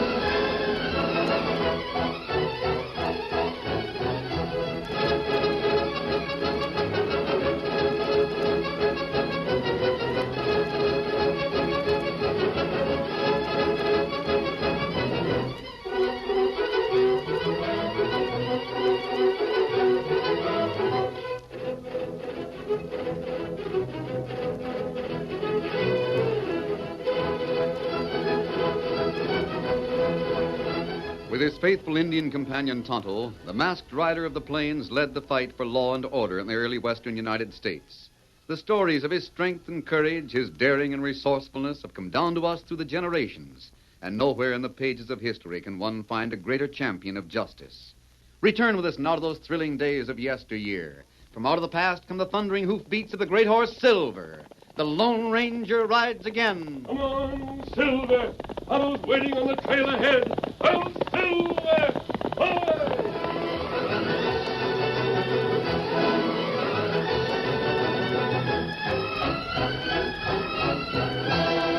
The territorial prison was only a few years old, well built and strongly guarded. No one had ever escaped from its high stone walls, although several men had been killed in desperate and fruitless attempts. This knowledge was in Lew Russell's mind as he and Pete, another prisoner, were being led across the yard by an armed and surly guard. Keep moving, you two. This ain't no picnic. Russell glanced up at a dark and overcast sky, then spoke to his companion in the tight-lipped undertone that is common to prisoners the world over. Storm blowing up. That'll help. Yeah. Remember now, there'll be a jar of Mexican pottery in the corner of the room. The guns are in that. You shove me. I got you. Cut the gab. You hombres asked to see the warden. The only talking you'll do is to him. Out. Open up, Bill. What's this? Warden's orders. They asked to see him. All right.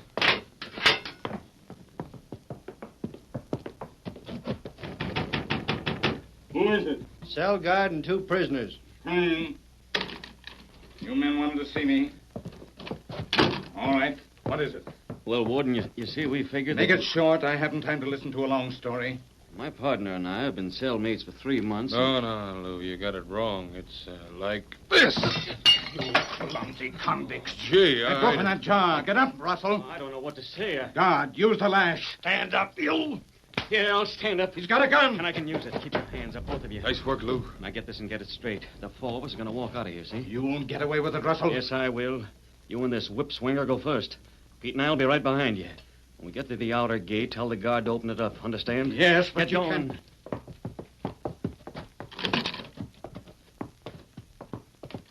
can't. Start talking, Warden.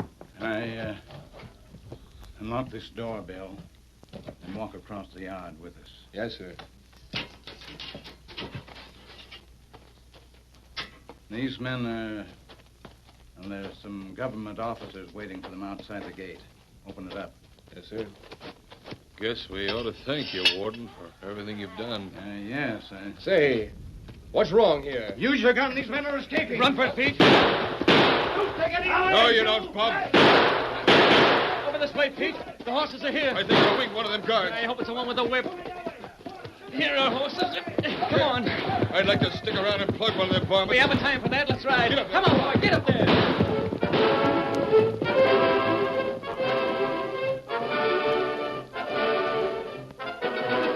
A few minutes later, and not far from the stone prison, a masked man and his Indian friend were resting their horses in a small grove of trees. That sounded like gunfire, Tonto. Maybe men hunt. There's no hunting in that direction. Might be a... Somebody's headed this way. We'll stay out of sight. Whoa, steady there. I think we've lost him, Pete. Sure we have. Those guards can't hit anything they can't reach with a whip. Dan, this is where I'll turn north. North? Where to? A little town called Classen. Why go back there? It's the nearest thing I've got to home. Oh, now, Lou, don't be loco. You were the best sheriff that town ever had. What did they do for you? Not much. They railroaded you into the pen on a fake charge of cattle rustling. Is that your idea, not much? That's why I'm going back. I gotta prove I was framed. Don't forget you're not a free citizen now, son. You're an escaped convict. Now, let's head out west and start clean. No, Pete. I'm going back to Classen. You're crazy. Maybe. Well, then, I guess this is where we say so long. How do you figure? You're going out west, aren't you? Listen, you sidewinder, I can't be put off that easy. You're loco enough to go back to Classen? Well, I'm loco, too. Thanks, Pete. What are we waiting for? Let's hightail it. Get up there. Get along, Come on, fellas. get up. Tonto, those men have just broken out of prison. You think they speak truth? I don't know. These men not go away. That's what puzzles me. They could leave the country and be free. Yet one of them insists upon going back to the town where he was convicted of a crime. Me not savvy. Neither do I. Anyone who will gamble freedom against prison to prove he's right may need help. Here, Silver. Here, Scout. Steady, big fella. Steady, Silver. Steady, boy. Where we go now? Same trail they're on, to Classen. Come on, Silver. Get him up, Scout.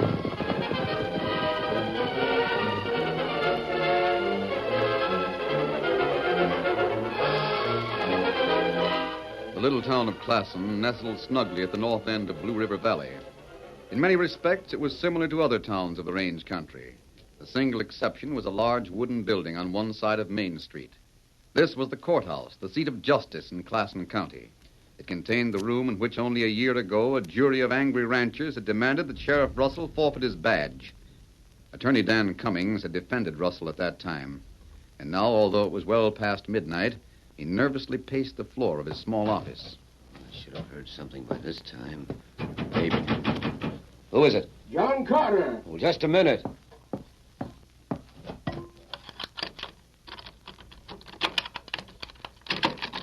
I was just heading for home when I got your message.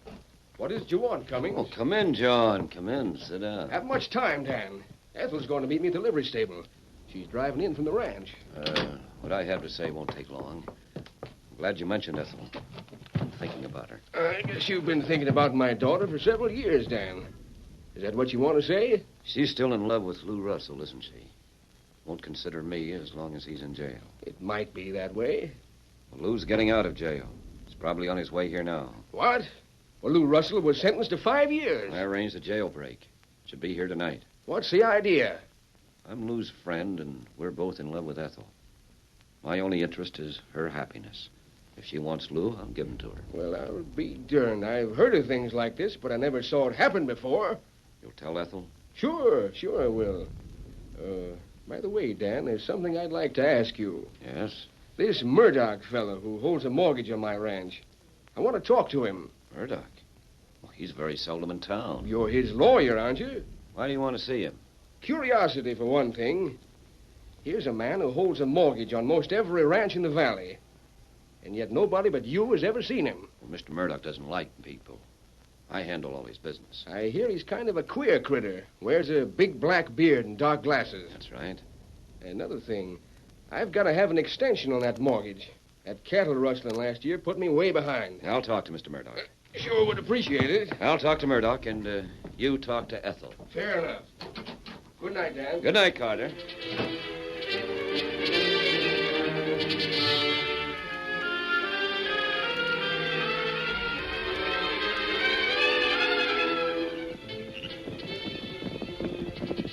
Ho, Silver, ho. Yeah, this is Classen, Tonto. We'll wait here by the courthouse until we see what those two men do. They stop by Longman's place. I think it's the lawyer's office. We follow him? No. As long as the street's dark, it's best to wait here and see what happens.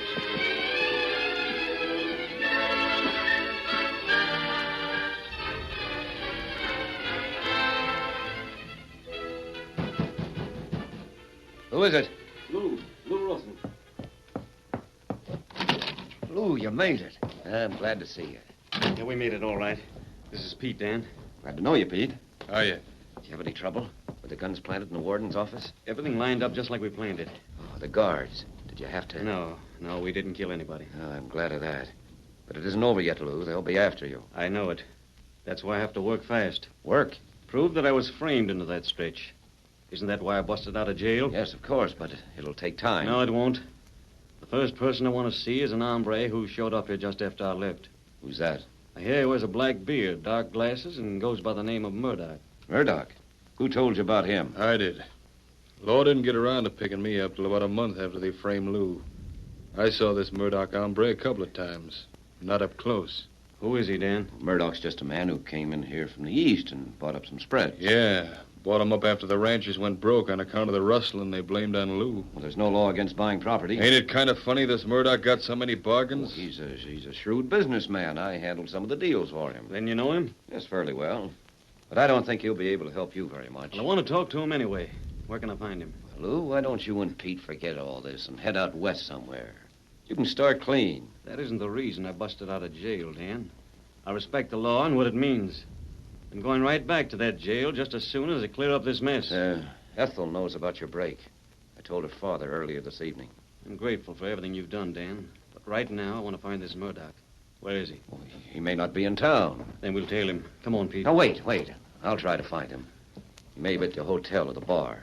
Now, it wouldn't be good for you to show yourself in either of those places. I'll chance it. I'm sure if I find him, I'll find out who was behind my frame-up. All right, Lou. If you're bound to talk to Murdoch, I'll bring him here to the office. Good. But hurry it up, Dan. Like as not, there's a posse on my trail right this minute. Yes, I'll be right back. Say, Lou, are you real sure of this fella Cummings? What do you mean? Well, didn't he say he handled some deals for Murdoch? Well, you're crazy. Dan Cummings is the best friend I've got. Maybe. We wouldn't be here now if it wasn't for Dan. Well, don't get riled. I was just thinking. That's all.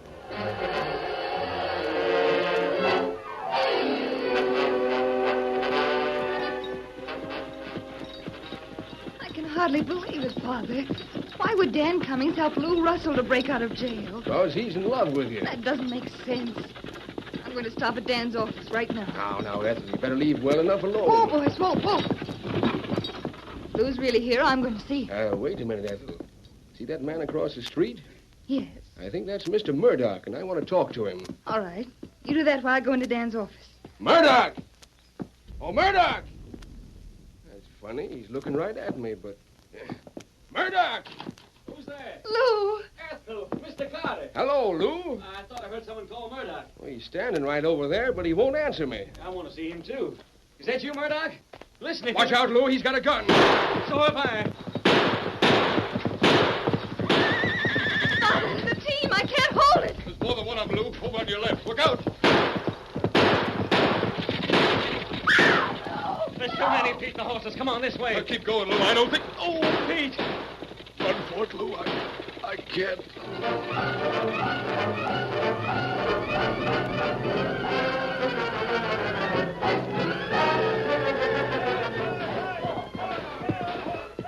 That gunfight has roused the whole town. Look, man run his way. Yes, one of the men we trailed, and he's wounded, Tonto. Help him. Put him on your horse and meet me along the river south of town.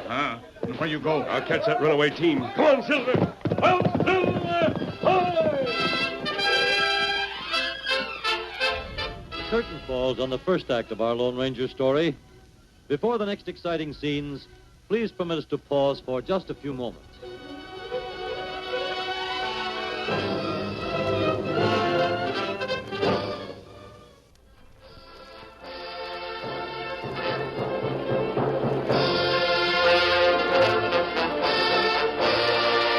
Now to continue our story. Ethel Carter's team of young ponies were badly frightened by the gunfire. They raced headlong down the river road with a light buckboard careening behind them. Ethel and her father clung desperately to the wagon. What can we do? Nothing but hope. If I could only Bridge, down at the bend. We'll never make it. But at that same instant, not far behind the runaway team that was lunging through the night with ever-increasing speed, the Lone Ranger was urging his great white stallion forward. Come on, Silver! Come on, boy! Slowly but surely, the masked man in silver drew alongside the team of wild and frightened ponies and the straining, tossing buckboard to which John Carter and his daughter clung precariously. They held on tightly, although they knew that at any moment the light wagon would be smashed into a million pieces. As he drew abreast of the racing team, the Lone Ranger paused for just a moment, then leaped to the plunging back of one of the ponies. Whoa, boy, whoa, steady, back, whoa, whoa! His firm and steady hand brought the horses to a standstill. There now, boys. It's all over. Everything's all right. Never saw such riding in my life. You saved our lives. 100 yards and we would have hit the bridge. Steady. They'll be all right now, after they rest a few minutes. I don't know how to thank you, stranger. Thanks aren't necessary. I'm glad I could help. But at least you let me... Mask? You're wearing a mask. A masked man and a white horse. An outlaw. It was you who fired those shots at Lou. No, I didn't fire the shots, but I saw everything that happened. I don't understand it. I think I do, Father. Will you answer some questions? If we can. The name of the man who walked out of the lawyer's office just before the shooting is... Lou Russell. He used to be the sheriff here, but... He was convicted of cattle rustling and sent to the penitentiary. He escaped from there this afternoon. How did you know all that? Who's Mr. Murdoch? He's the one who started that gunfight, or I guess it was him. I don't rightly know. You've never seen him? Only from a distance, like tonight. He's a queer-looking bird. Dark glasses and black beard. Thanks. Here, Silver. big fella. I think your pony is arrested now. Be gentle, too, after that long run. Lou, I just remembered. Maybe he was No, killed. he wasn't killed. He may be badly hurt. Let's drive back to town, Father, as quick as we can. You might not find him there. And if you don't, I can assure you he'll get the best of care. But how will we know? I'll let you know just as soon as I can. Come on, Silver. Oh, who do you suppose? I'm awfully mixed up about a lot of things that have happened tonight. But I'm sure of one thing. What's that? That man we just talked to. He saved our lives, and he rides a white horse named Silver. Well? There's only one answer. He's the Lone Ranger.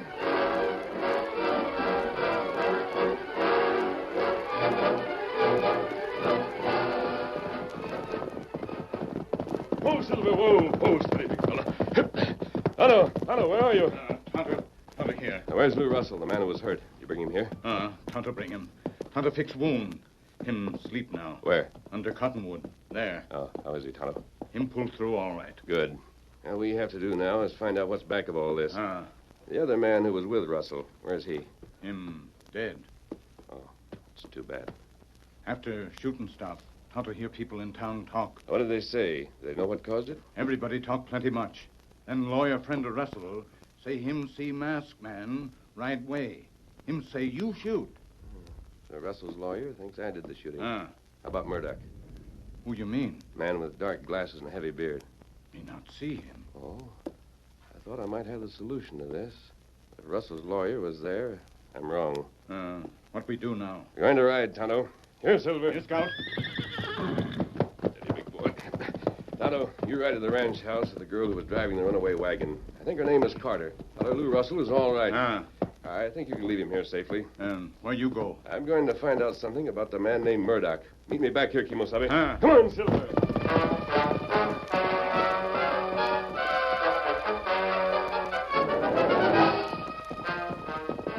Come on, Silver. Whoa. Tonto. Tonto means an Injun.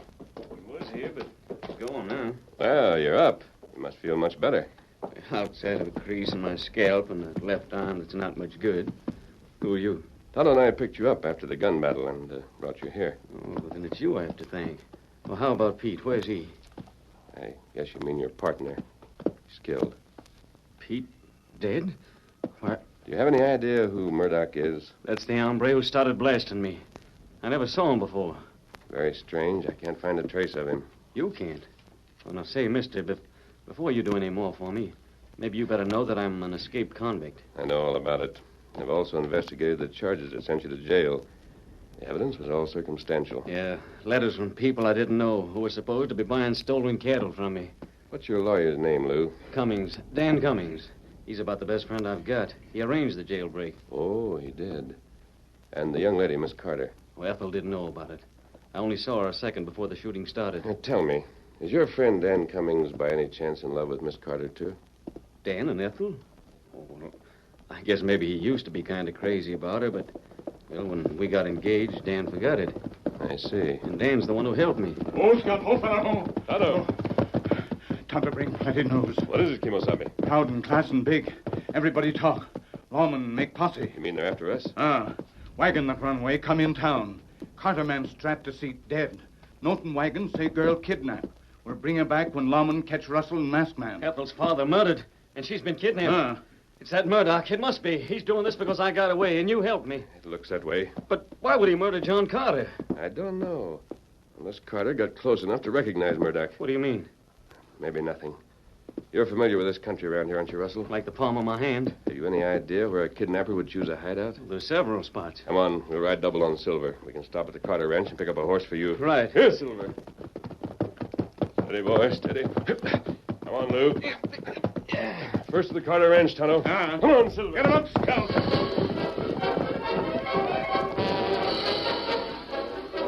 After securing a mount for Lou Russell, the three horsemen spent hours scouring the hills and broken country for trace of the man who kidnapped Ethel Carter. Finally... How much further is it to the old mine? Just around the end of the trail here. There it is. You can see the old tool shed. Whoa, Silver, whoa. Looks like we're headed at last. Steady, big boy. I think you're right. Stay back. He can't hit us if we don't go any further. Let me line the gun sight on that hombre. No, we can't risk shooting at the shack. The girl may be inside. Yes, that's right. Tonto, can you climb up one of these drawers and circle back of him? Tonto go. Now, if we can keep him interested by shooting in front of the place. Well, that's simple. That's it, Lou. Another one ought to give Tonto time to get there. Don't seem like he's going to make it. Hey, you! Tonto's got him. He's coming out of the shack with his hands up. Come on. Ethel, is she all right? Brilliant fight. Me hold gun on outlaw. Good work, Tonto. I'll see if Ethel's all right. You outlaws ain't going to get away with this. That's very funny, coming from a kidnapper. The boss will take care of you, and I'll... Better keep those hands up. All right. So you beat me to the draw. Throw down that gun. Throw it down. Keep him covered, Tonto. Who is he, do you know? No, Tonto not know. Here's Ethel. She's not hurt. Oh, I knew you'd come. I prayed you would. Glad you're safe, Miss Carter. Lou, who is this man? Do you know him? Sure, I know him. It's Squint Davis, liveryman down at the barn. This job isn't his idea. Who's your boss, Squint? I ain't talking. There are ways to make you talk. I don't think they'll be necessary. Miss Carter, Yes, your father was killed when you were kidnapped, wasn't he? yes, he was murdered. Did you recognize the man? I don't think so. You see, our wagon was attacked from the rear. Naturally, you couldn't see anyone. But I think we have a good enough case to take to the sheriff. Maybe he can make Squint talk. That's where you're barking up the wrong tree. Oh, do you think so? Yeah, 'cause the boss has already got warrants sworn out for you three critters, and the sheriff does what the boss says. I think it's time to go to Classen and find out who the boss really is. Can you manage him, Tonto? With gun and back him right good. You and Ethel can use your horse, Lou. Sure. Come on, then. There's no time to lose.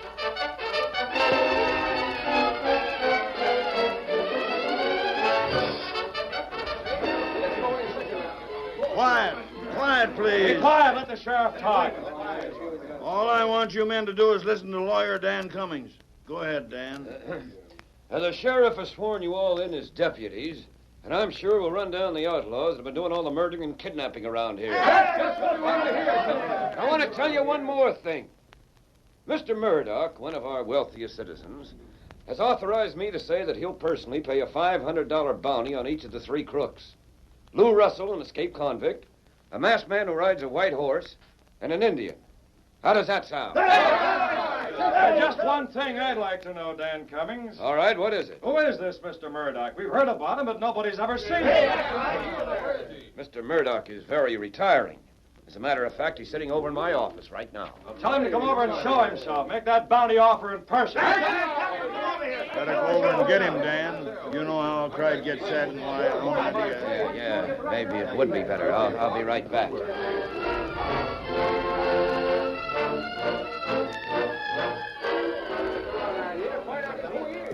It's the first time I ever heard of men arguing about who was going to pay bounty money. What do you care? We just want to see Mr. Murdoch, that's all. Ain't that right, boy? All right. Here he comes now. He has got a black beard at that. Fellow citizens, I can assure you that everything my attorney, Dan Cummings, has told you is the truth. I'll pay... Just a minute. Whoa, Silver, steady, boy. Whoa. If that outlaw's got nerve enough to show up here, I'll... Don't draw, Sheriff. I've got you covered. You haven't got me. Ooh, my hand. Your hand isn't hurt. Shot the gun right out of his hand. Will anyone else try to slap leather? I want to show all of you something. Come here, Mr. Murdoch. Oh, now you Come here. Pay close attention, everybody. Here you have Mr. Murdoch, a man who pays $500 for outlaw bounties. And here you have Mr. Dan Cummings, a thief, a murderer, and a man who betrayed his best friend. Yes, he's a man who's behind the cattle rustling last year. He's the man who framed Sheriff Lou Russell, the man who murdered John Carter, kidnapped his daughter. Let's string him up. No, wait. No. We'll turn him over to the sheriff, and the law will take its course. You can handle him, can't you, Sheriff? Otto has another prisoner for you, too. I'll handle the sidewinders all right. And I'm sure if you asked the governor for a pardon for Lou Russell, you'd get it. Sure I will. Well, I guess you and Miss Carter have some plans, haven't you, Lou? I'll say we have. And I think our job is done, Tonto. Steady, Silver. That's right, Tonto. Come on, Silver. Get him up, Scout. Who did you say he was, Ethel? The Lone Ranger. I didn't know him by that name, but he's sure a real man. Oh, Silver! Boy!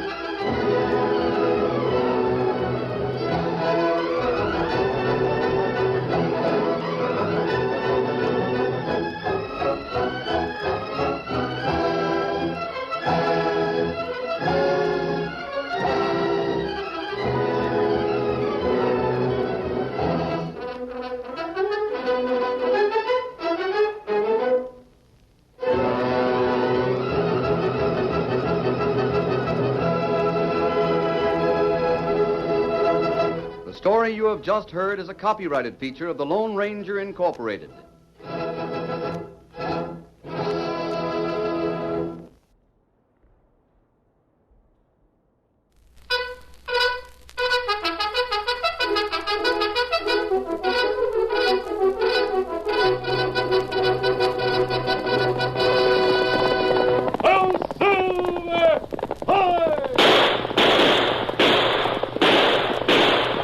Fiery horse with the speed of light, a cloud of dust, and a hearty hi-yo, Silver, the Lone Ranger.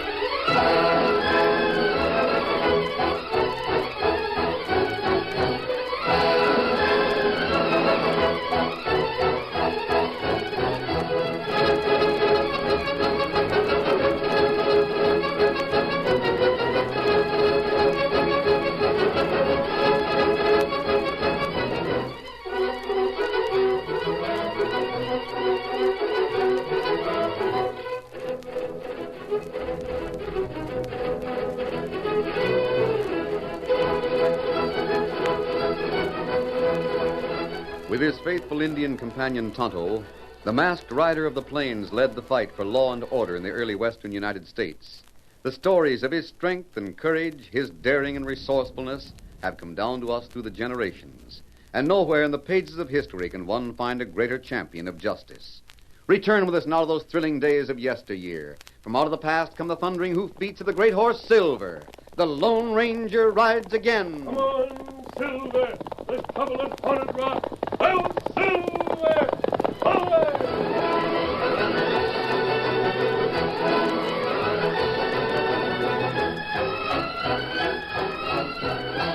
The little group of frightened people sat huddled close to the small campfire in the buffalo grass. They had been asleep, but now they were awake. And in the dark night, all of them were turning toward the west, toward the narrow entrance between towering black cliffs which they knew were there, but which they could not see. I heard it. I tell you. Shucks, it isn't anything, Abby. I heard it, Carrie. So did you. It woke us up. Well, I don't hear nothing now. We all heard it. Listen. There it is. Well, maybe it's a mountain lion. It's not a mountain lion, nor a coyote either. We know what it is. It's Haunted Rock, that's what. Carrie, let's get back to town. No, Abby. I don't care if your father does own land in that valley. I don't ever want to see it or even hear about it. But it's only... No. That sound. You know what it is, and so do I. Only we're afraid to admit it. Well, I'll admit it. It's a ghost, that's what. It's the ghost of... Wait. There it goes again. Carrie. Abby, sit down. No, I'm going. And you've got to come with me. Abby, wait. Listen to that. Now, I got a hankering to make tracks myself, Carrie. That thing sends shivers down my spine. Steady, horse. Well, I can see I can't reason with you. All right, we'll go. We'll go. No, we won't come back. We'll never come back. Oh, get up. Get up there. Abby, wait. Dawn. Oh, come on, horse. Get up. It isn't any use.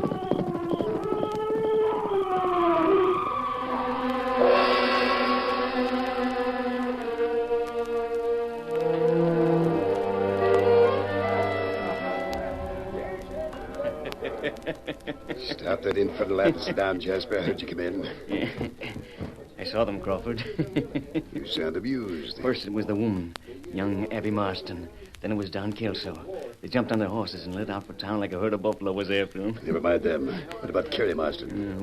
Did he run? Yeah, but he didn't act scared, Crawford. Didn't, No, they hightailed toward town. He went after him. But he acted more annoyed than scared. Yeah, that's not good, Jasper. They won't go back, Crawford. They'll be glad to sell you their land. And for a handful of salt, too. I wouldn't be too certain. If Carrie Marston doesn't scare easy, he'll be one to go back there. He doesn't give up so easy. Put your mind at ease, Crawford.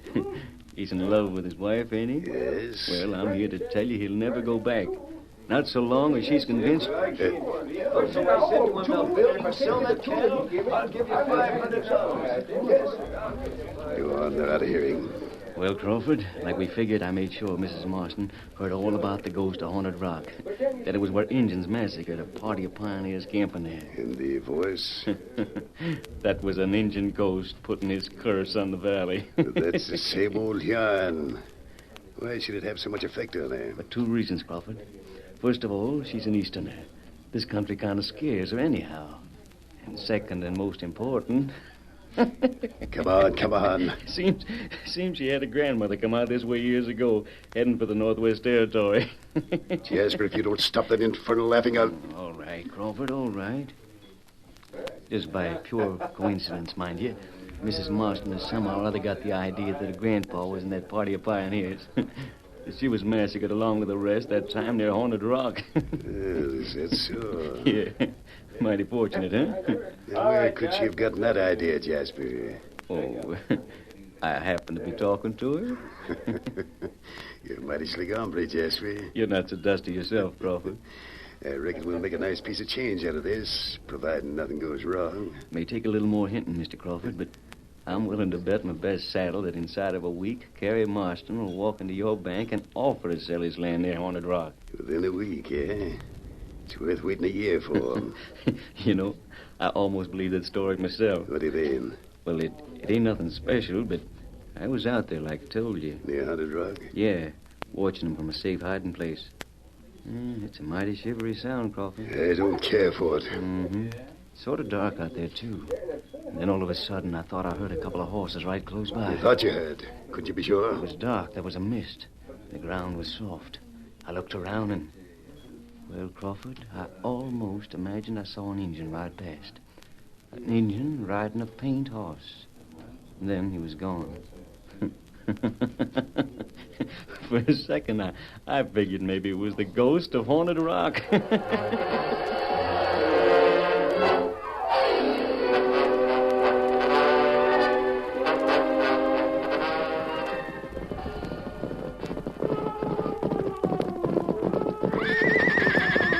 Silver, Silver, who? Easy, Scout, easy, fella. Me not blame horse. That sound plenty spooky. It's the legend of Haunted Rock, Tonto. Injun not like go near here at night. Wonder what makes that weird sound. Injun ghost, like medicine men say. There are no ghosts. Maybe so. But what else do it? If not animal. Oh? We not see birds. Kimasabi, what that? Tonto, they're in the brush. Come on, Silver. Not that gun. Look out, him got...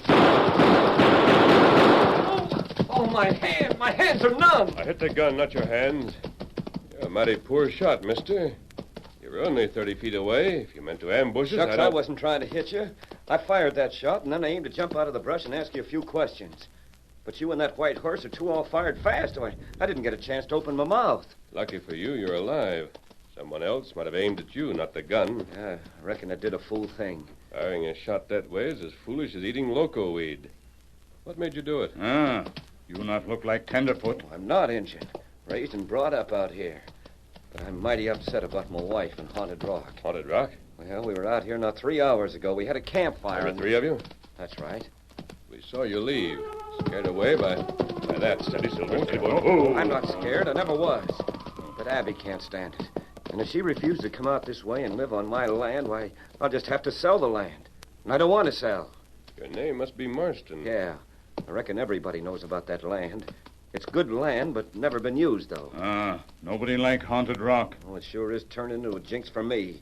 That's why I came back out here after I left Abby and Dawn back in Tamarack. You know, I've got a notion somebody's doing all this deliberate. That's why you tried to surprise us? That's it, mister. You're wearing a mask, and I don't like hombres who wear masks. You'd better head back for Tamarack, Marston. Oh, I reckon you're what I figured in the first place. Just a couple of outlaws. We not outlaws. Never mind, Tonto. We're saying adios, Marston. Wheel your horse. Well, you know, mister. Adios. Kimasabi, Why you do that? We don't know how straight a story he's telling, Tonto. Him sound honest. He is. We'll find out soon enough. Besides, I want him to get mad. Huh? The sooner the mystery of Haunted Rock is cleared up, the better. The madder Marston gets, the less likely he is to sell his property. Oh, Tonto savvy now. You think maybe something wrong, huh? There's something plenty wrong. We'll head for Tamarack and see what information we can pick up there. But first, we're going to Haunted Rock. Come on, Silver. Get him up. Scout.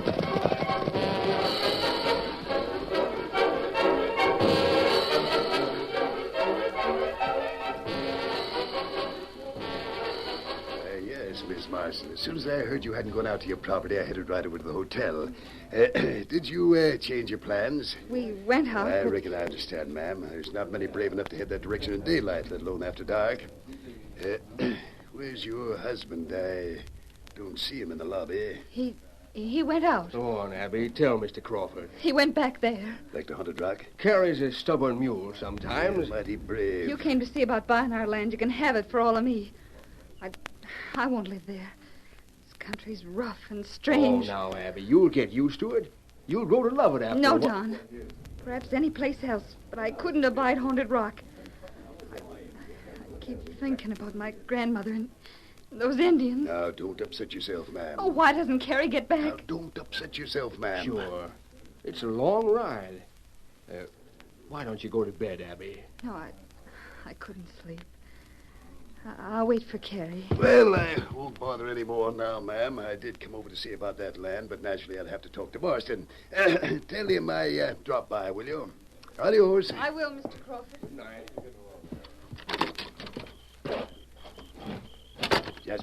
Jasper, where are you? Right here, Mr. Crawford. Did you make any progress? Where are the horses? Right here. You know 'em out? Are we going someplace? Yes. We're heading for Haunted Rock. Not so loud, you fool. But great guns, Mr. Shut up, I Crawford. said. Marston's on the trail from Haunted Rock. It's dark, but we'll find him. He's never getting back. You understand? Come on, ride. Get up there. Get up there.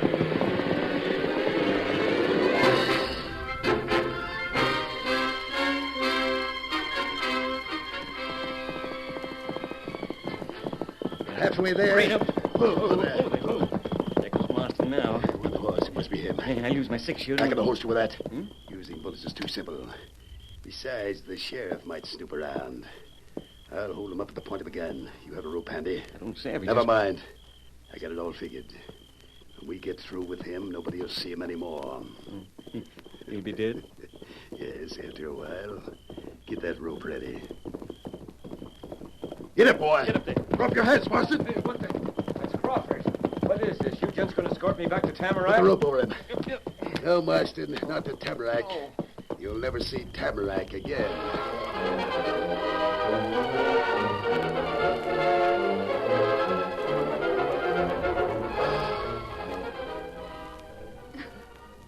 We searched all over, Miss Abby. Sun up this morning to sundown. All the way from here to the foot of Haunted Rock and back. No sign of him. Perhaps he got lost, Mrs. Marston. He's lived here all his life. You'll never see him again. Shut up, Jasper. Never again. It's the ghost of Haunted Rock, that's what. The ghost of Haunted Rock got him. Get out! Oh, please. Please leave me alone. Please get out. Yes, you're right, ma'am. Come, Jasper. Come along, Doc. You know. Try to rest, Miss Abby. Oh, Carrie. Gone. I can't believe it. Mrs. Marston. What? Here, the window. At the... Who are you? What are you... You're wearing a mask. There's an Indian with you. We're your friends. I've never seen you before. We're friends to anyone in trouble. There's no word of your husband? No, none. Don't worry. What? I said don't worry. We'll help you. But... We're going now, but you'll see us later. Here, keep this. Come along, Kimosabe. Ready, big fella? Why, this is a silver bullet. What does it mean? And what did he mean? He said, don't worry. Who is that masked man?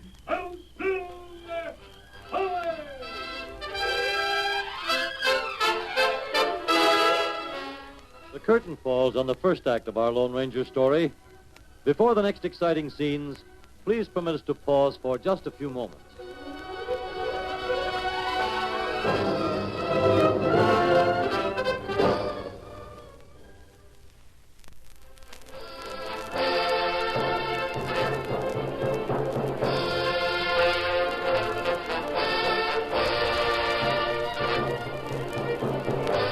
Now to continue our story. For the rest of that week, the Lone Ranger and Tonto watched hunting parties from Tamarack scour the tall buffalo grass between the town and Haunted Rock. Day after day, groups of men circled along the trail. Some even went right to the very base of the Black Cliff itself. Well, gents, I guess it's no use anymore. Let's get out of here. Poor Carrie. Well, come on, we're heading back to Tamarack. I reckon Miss Abby's a winner. No more search, huh? I don't think so, Tonto. What reason for all this, Kemosabe? Marston's land. Banker Crawford wants it, and he wants it for a cheap price. Come along. We'll head toward Tamarack ourselves. Keep to the south side of the ridge. We don't want to be seen. Get him up, Scout. Come on, Silver. Get a boy. What we do now, Kemosabe? I want you to go into Tamarack. I'll be at our camp in the woods, and keep an eye on Mrs. Marston.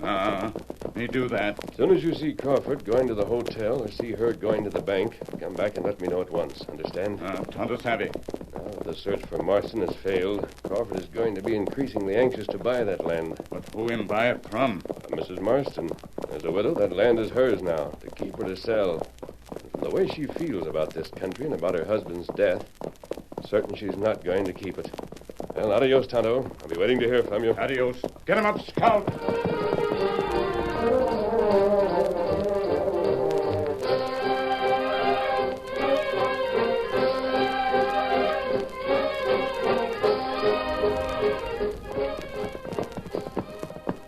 Steady, old fella. Steady, Silver. It's only been 2 days since Tonto headed for Tamarack. He'll be along soon. Funny is, Silver. Aye. Yeah, Silver, it's Tonto. Steady, big fella. Come on, Silver.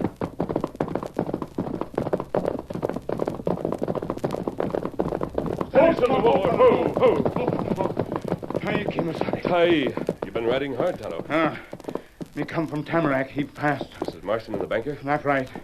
Me see him. Woman and fella named Don go to bank. How long ago was that? Half hour, maybe. She selling the land? Me come tell you heap quick. Pretty soon it'd be too late to stop him, huh? We won't stop it by standing here. Hit the trail, Silver. Get him up, Scout. Come on, Silver.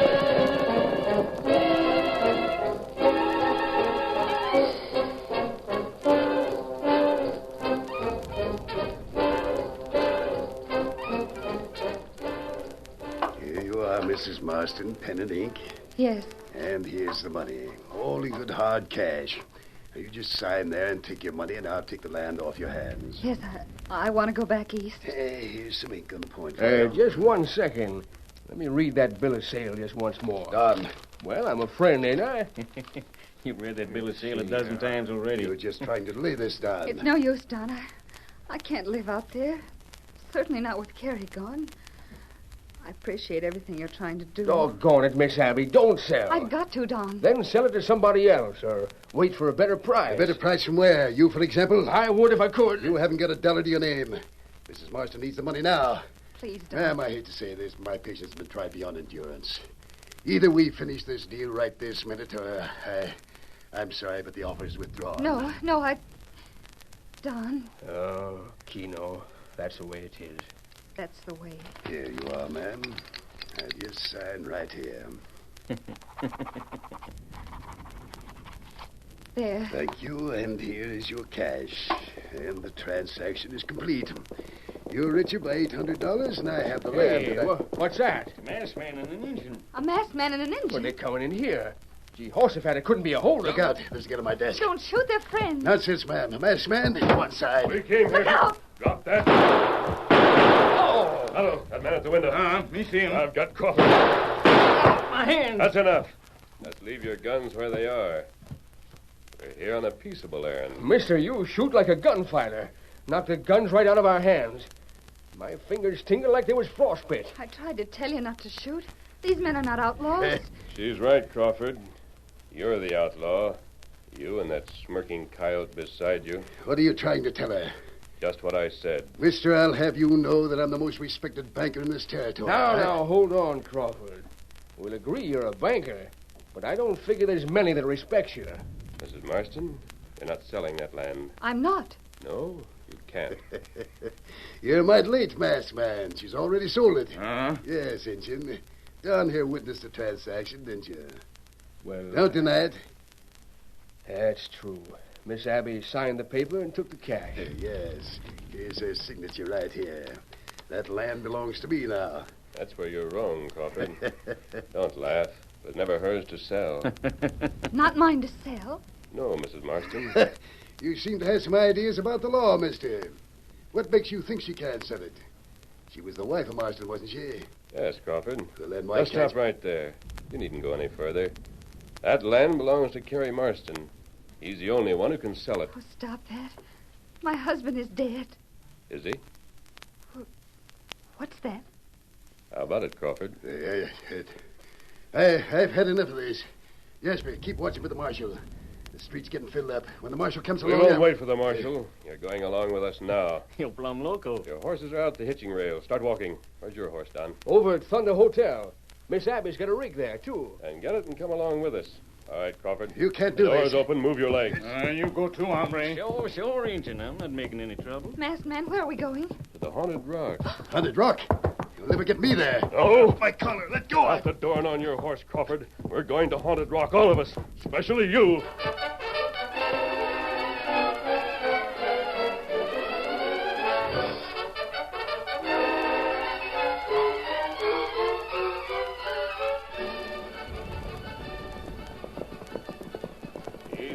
Easy, Silver. Too fast. You make horse go slower, huh? Sure, Ranger. This is all a mistake. Is it, Crawford? Are you all right back there, Mrs. Marston? Yes, we're all right. Don, do you think Carrie's still alive? I don't see how he can be. Yet that masked fella said he... I saw them before. They told me not to worry. The tall man gave me this. Huh? This silver bullet. What good is it? Silver bullet? Why, well, I'll be doggone. Sure. Injun named Tonto. White horse named Silver. Well, I'll be doggone. Don, what is it? Miss Abby, that masked feller's a Lone Ranger. The Lone Ranger? Yep. And if he says Carrie's still alive, then by thunder I believe him. What's more, we can follow him wherever he wants us to go. Yes, even to the top of the Haunted Rock itself. But doggone, where in blazes could Carrie be? Well, we searched every place. When we get closer, you can leave the wagon at the base of the cliffs, Mrs. Marston, and ride double with us. We're going to the top of the rock.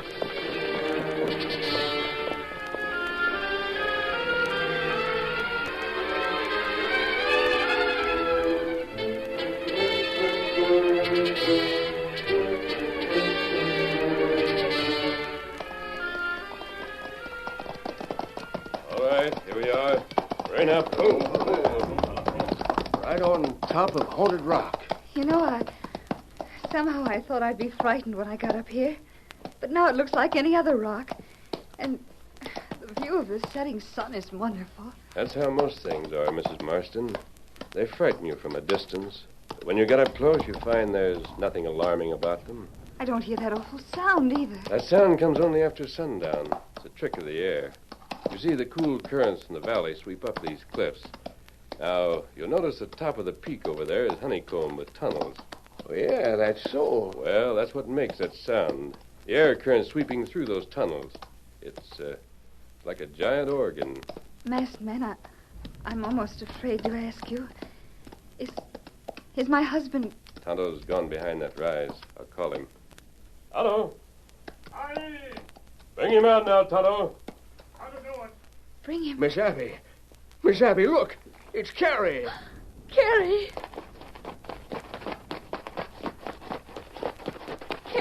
Carrie, darling. Hello, Abby. You were safe all the time. Yeah, honey, I was safe. Thanks to the masked man. But do you reckon we can live on my land now, or are you still afraid of Haunted Rock? You mean you were up here all the time? That's right, Mrs. Marston. Crawford and Jasper caught your husband on his way back to Tamarack. Crawford knew a body would be hard to conceal, so he tried So those skunks brought me here, tied me up, and left me to starve. You knew nobody'd ever come to the top of Haunted Rock, didn't you, Crawford? I have nothing to say. Sure you did. But you counted without the masked man. You trailed them, didn't you, masked man? Yes, Tonto and I found the trail. When it led to the top of this rock, well, we followed it. Carrie, you asked me a moment ago if I'd stay out here with you. I will, darling. I will, always. Oh, Abby. Kemosabe. Time we go, huh? Yes, Tonto. Don, suppose you drive Mr. and Mrs. Marston back to Tamarack in the rig. Tonto and I'll take these coyotes back to the town marshal. Keno, mister.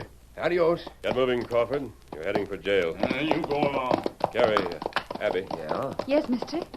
The sun has gone down now. Pretty soon, Haunted Rock will start its weird song. When you get about a half a mile away from here, will you stop and watch the rock? Oh, we sure will, mister.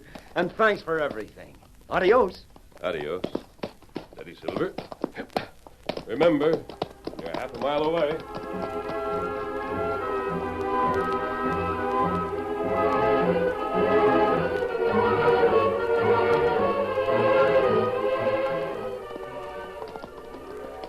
Carrie, how long do we have to wait here? The masked man said... No, just a mite longer, honey. Sound again.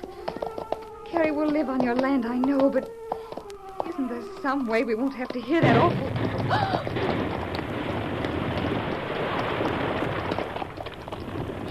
Horsefat. Did you see that? An explosion. It blew the top of the rock all to smithereens. Yeah, Don. Before we left, the Lone Ranger put a charge of blasting powder up there with a slow-burning fuse. Abby, from now on, will never hear that ghostly voice again. It's just busted to bits. I'm so glad. Haunted Rock. From now on, I reckon we better change the name. Maybe we better call it Honeymoon Rock.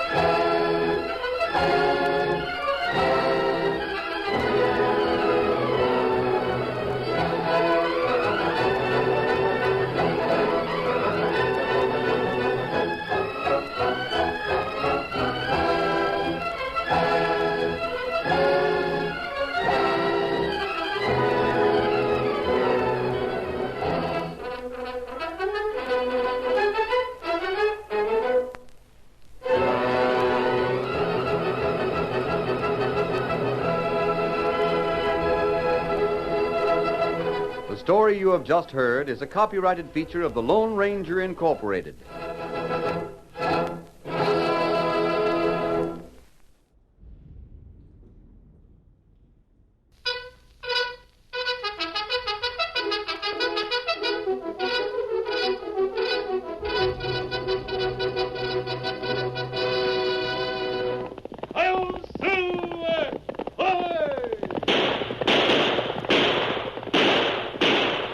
Fiery horse with the speed of light, the cloud of dust, and a hearty hi-yo silver, the Lone Ranger.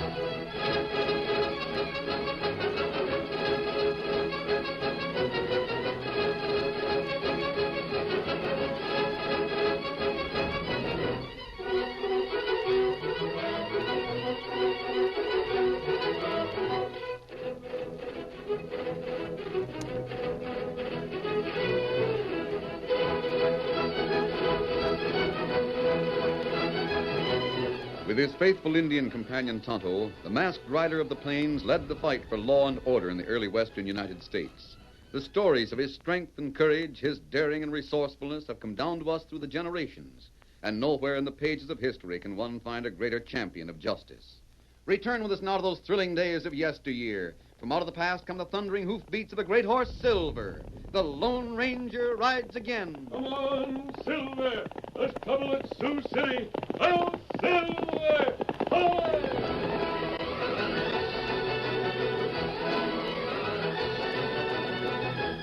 Sioux City was the wildest, crookedest town in the West. Dodge City had the reputation. That may have been because few people left Sioux City alive. Crompert's Cafe was the biggest place in town, where one could find every type of gambling, all of it crooked. Now, hold on. You've taken me for plenty of cash. Let me borrow from someone, won't you, Croppert? You heard what I said, Redhead. Clear out. Yeah, well, I was welcome enough when I had cash. I got a right to try and win back some. You got no rights here. We don't want kids that are wet back of the ears. Vamoose before I have you thrown out. You won't throw me out. No. Oh, take your hands off me. Look here, Croppert. That cash was my pa's savings. I've got to win back some. Wait, hold on, Croppert. Let me talk. Hey, boys, give me a hand. I want to kick this Randy clear across the porch. Why, you... Let him go. Slap me, will you? I'll show Don't be you. a fool, Crompert. You're no fighter with fists. All right, then I'll use a gun. Oh, my wrist. Don't draw a gun in here. You'll get hurt. Where are you? Go on, youngster. Clear out and stay out. Yeah, but Hurry up. Yes, sir, I'm going. I'll get you for this, stranger. No man slaps me and gets away with it. Go back to your drinks and gambling tables. Pick up that gun and keep it in leather. Hey. Say, just who are you? That's my affair. I could use a man like you. How would you like to work for me? I'd sooner starve. Never saw the like of it. Faced Crompert right down. Hey, just see the way he slapped his gun hand? And then he let him pick up the gun. Never saw anything like it. Crompert even offered him a job. Wonder who the stranger is. Never seen him around here. He ain't Sioux City type. Look at him, sitting in the corner. He's sitting with a redskin. Yes, sir, he's sitting with a redskin. Tonto, every game in this place is crooked. The men who play don't have a chance to win. Me see young red-headed fella.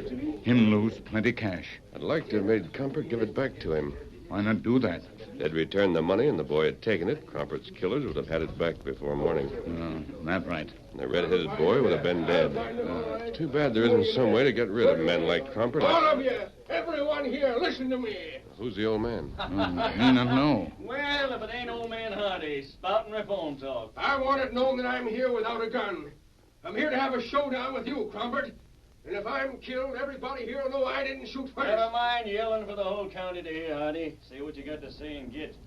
We don't have anything here that'd interest you. Crompert, this time you've gone too far. No, you don't say so, Hardy. That's too bad.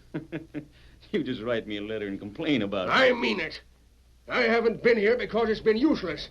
But tonight I saw how you reach out and grab decent people, and turn them into rotten wretches like yourself. I don't like that talk, Hardy. You tend to your business and I'll run mine without your help. I don't tell you how to do your job. Tonight my son came here. I don't know who your son is. How do I know who comes My here? boy's name is Jim. Has red hair. You'll remember him. You took enough cash from him. Oh, that young upstart. You ought to teach him how to play games before you let him go out playing with professionals. I don't blame Jim. I blame myself and others like me who've let you settle here and grow rich and do nothing about it. That's why I'm here. Well, now that you're here, what do you figure on doing? To start with, I'm going to take this bottle from here and throw it there. That'll do, Hardy. I'm going to wreck this place. Wreck it. Smash every ounce of raw liquor you've got here. Stop it! Shoot me, Crompert. Go ahead and shoot me. Make yourself a murderer in the eyes of the law.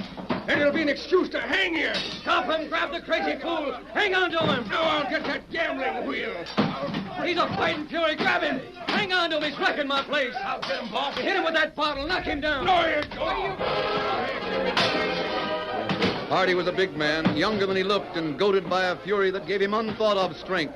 He smashed a hard fist into the face of the oncoming bartender. He threw a chair through the mirror back of the bar. He smashed gambling games and tables. Then when Crumpet finally grabbed him from behind, the owner of the place felt himself gripped and spun to one side. Out of the way, Crumpet. Come on, Tonto. We're in this, too. He's wrecking the place. Leave me alone. Let me at him. Shoot me, Cropper. Shoot me and be a killer. Shoot me and hang. I'll show you.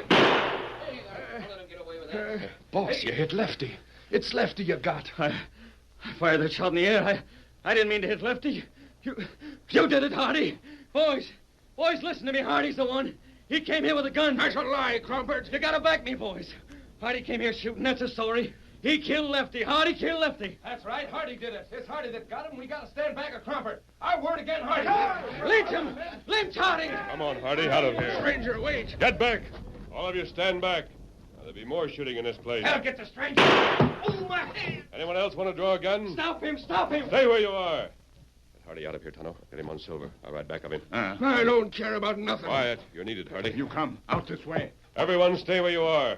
Don't come through this door. As soon as get Hardy. Get Hardy. Get him. He'll wreck the place. Stop him. Come on, get your guns and Ready, Tonto? Ready, big fella. Get him up, scout. Come on, Silver.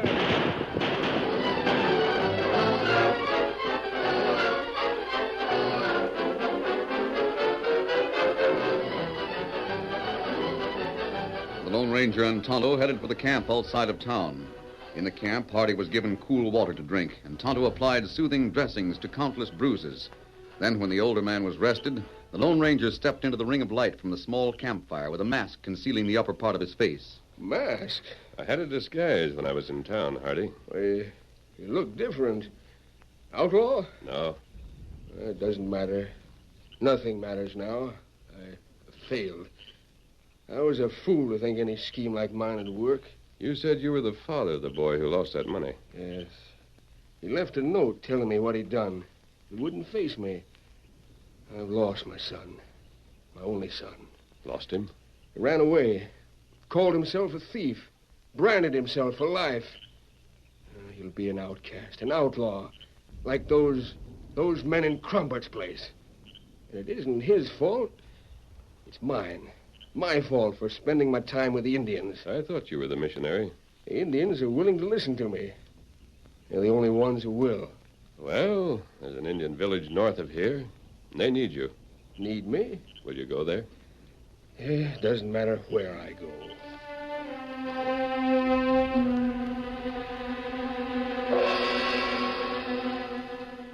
The Lone Ranger went with Tonto and Hardy to the Indians who lived in a valley far north of Sioux City. Hardy met the chief through Tonto. They like each other, Tonto. See how they're talking? Chief, plenty good Indian. Him want friendship with settler. Him not like Crumpet. That chief has had a lot of trouble with the Indians who go to Sioux City and visit Crumpet's place. That right. They come back with whiskey. Crumpet sells them. Indian go to town with plenty fur from trapping. Sell fur. Get cash. Spend cash in cafe. Come back with nothing. Hardy can do a lot of good here, Tonto, but he won't get rid of the evil. The only way to do that is to change conditions in Sioux City. That right. Just a minute. How do you like this village, Hardy? Why, these Indians are sincere. I've been wasting my time in Sioux City. You'll stay here, then? I'd like to. There's only one thing. Jim? Yes. We're going to look for him, Hardy. If you're here, we'll know where to find you when we have word. Why should you look for my son? It isn't your worry. I want a man like you with these friends of Tonto. If we try to find Jim, you'll be able to stay here. I'll see you again, fella. We ride now. Kuma! Tonto! Kuma! Adios, Hardy. Goodbye. Come on, Silver. Get him up, scout.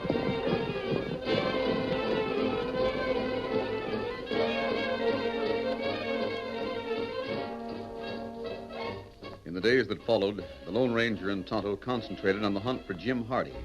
They picked up his trail after a great deal of effort and followed it to the next town. Hardy? Was he a lad of about 15 or 16 or thereabouts? Yes, with red hair. Why do you want him? His father wants to see him. But you're not his pappy. Who are you? Why are you wearing that there mask? This might identify me. Oh, silver bullet, huh? Now, great day in the morning. You're the Lone Ranger. Well, I'll tell you, that youngster did come through here. He stayed here in the livery stable for a few days, working like all get out. He wanted a horse or pack mule. He wanted to work till he'd earned one. Well, I figured if he stayed much longer, he'd work himself to nothing but skin and bone. So I give him an old sway back, and he shoved on. The last I see, he was heading north.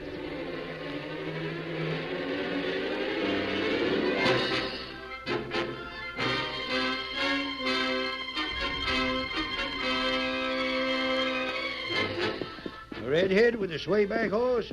Yeah, he stopped here and worked in my store for a time. Spent 3 days working hard. He done some repairing to the roof and cleaned the place from front to rear and did no end of other things. Did you pay him?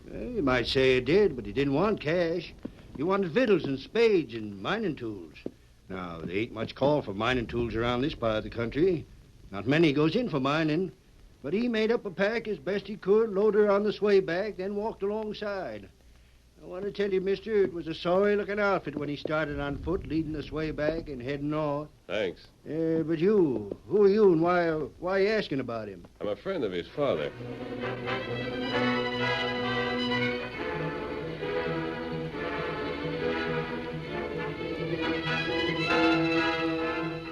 The Lone Ranger and Tonto learned that Jim had worked to earn a horse and mining supplies, then left the towns to head into the hills. Following the trail was slow work.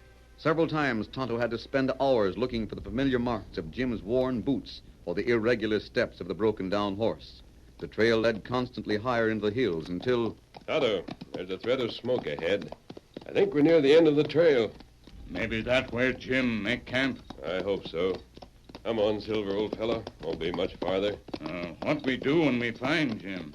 We need him, Tonto. Need him to smash Crumpert. Hey, you! Where you going? Not Jim Hardy. Jim, we want you. Keep away from here. I'm on my own now. We came from your father. He wants to see you. I don't want to see him. Don't come closer. I heard what happened in town. I don't care what you heard, but... And fire. Stop that shooting. I mean it, mister. I'm not being taken a prisoner. That shot was just a warning. You can't get me on back of a rock. Nevertheless, we're coming after you. You're not going to shoot us. Come on, boy. Keep back, I tell you. Don't come closer, I'll let you have it. Stop where you are. You hear me? Stop!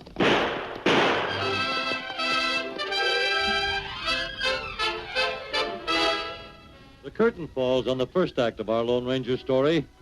Before the next exciting scenes, please permit us to pause for just a few moments.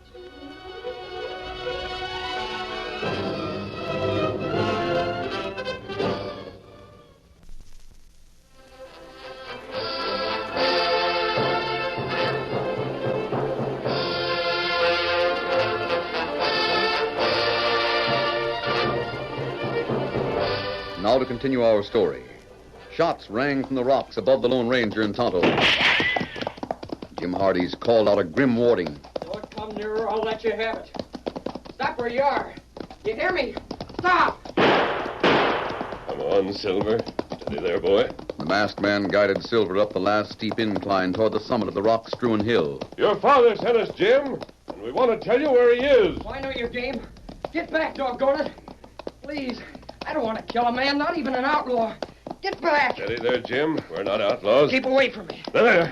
I'll take that gun for a while. Let me go. Why can't Cropper leave me alone? I'm not hurting him. Jim, do you think we came from Crumpert? Where else you come from? That mask. Crumpert's gang don't wear masks. You should know that.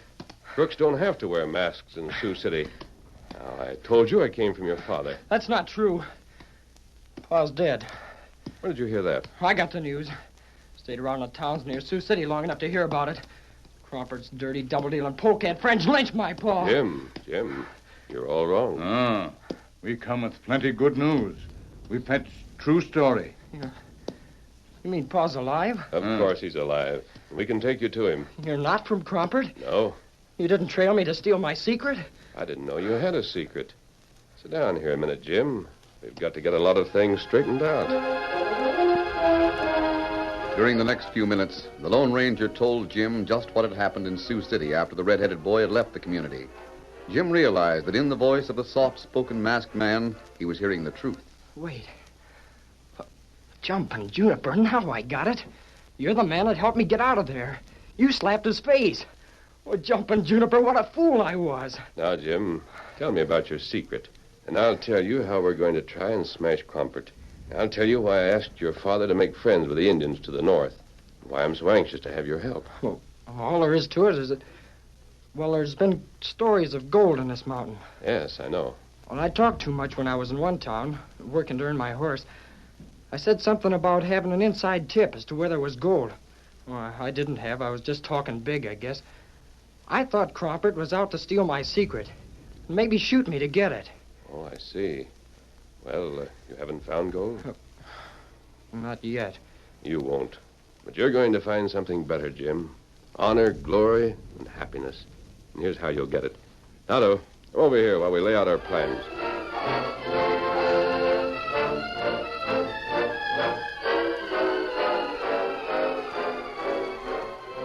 A few days later, Jim returned to the home he had lived in before the trouble.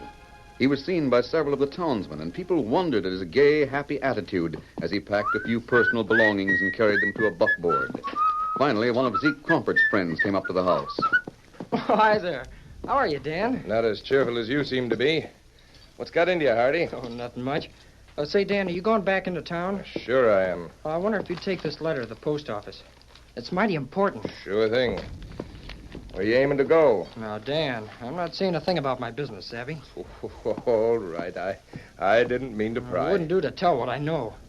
Well, maybe someday I'll let a few friends in on it. We'll see.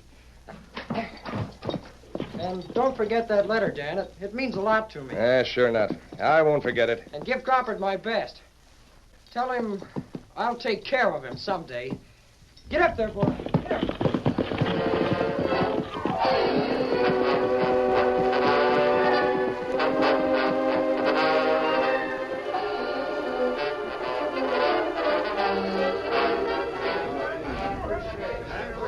Doggone it, Crompert. He drove off as if he was a millionaire. That old swayback hauling the buckboard. But you couldn't find out about him? No. I didn't take any stock in it when I heard he was going to Prospect. Crompert, you don't think he really struck something, do you? I don't know. Let me see the letter he gave you. Here it is.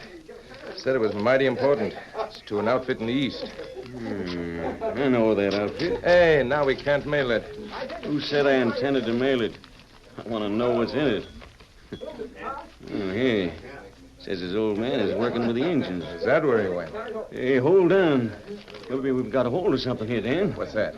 There's a river runs past the place where those redskins live. It's running in a different bend than it used to. Do you know why that river's got a different course than it used to have? No.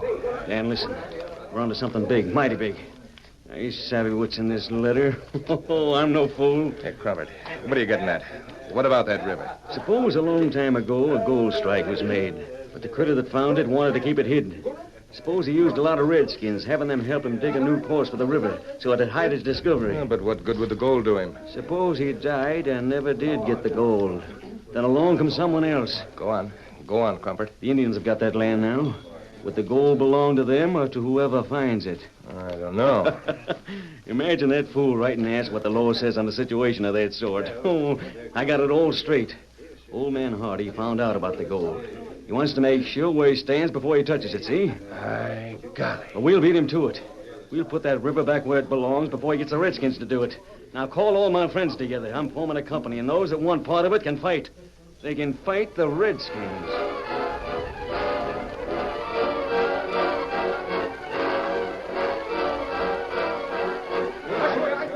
How many others want to take the chance?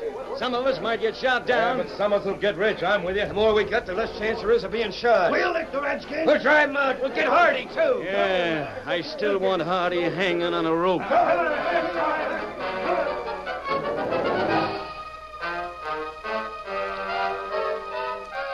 Jim drove slowly toward the north, then camped at night, and on the second day continued the pace that was suited to the old horse that pulled his buckboard.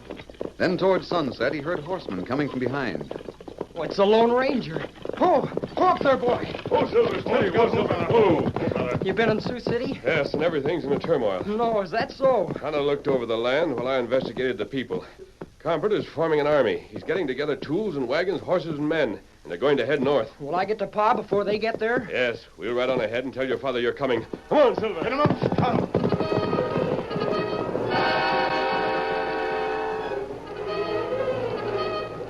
Crompert had his army ready, Almost every man in town was with him, outlaws and gamblers of every description. They packed tools, gunpowder, and additional weapons into wagons, then mounted their horses and waited for the signal to start. Crumpert's place was closed, as were all the other cafes and gambling houses. Sioux City was abandoned for the time, so the men could take war to the Indians and drive them from their valley in the hills. Come on, boys. The sooner we get there, the sooner we'll be rich. Get up there. Come on there. Hey-ho! Come on there.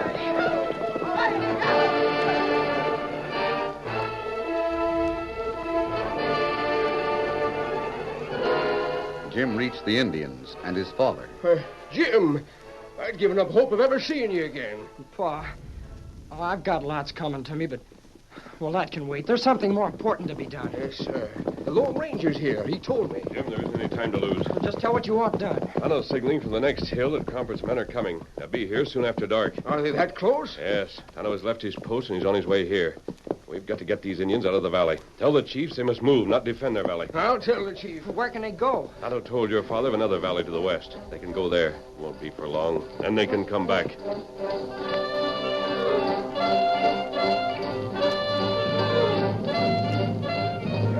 Indian drums sounded the message through the hills. Hunters returned as fast as their ponies could bring them. Wigwams were knocked down, packed and loaded, and in an incredibly short time the red men were ready to move. In the meantime, Tonto arrived. Sunset, Tonto. Indians are moving out already. Indian-like Hardy. That's proved by the way the chief listens to him. Chief believe all Hardy tell him. Yes. Now, there's Jim. Jim, get your horse. We're moving now.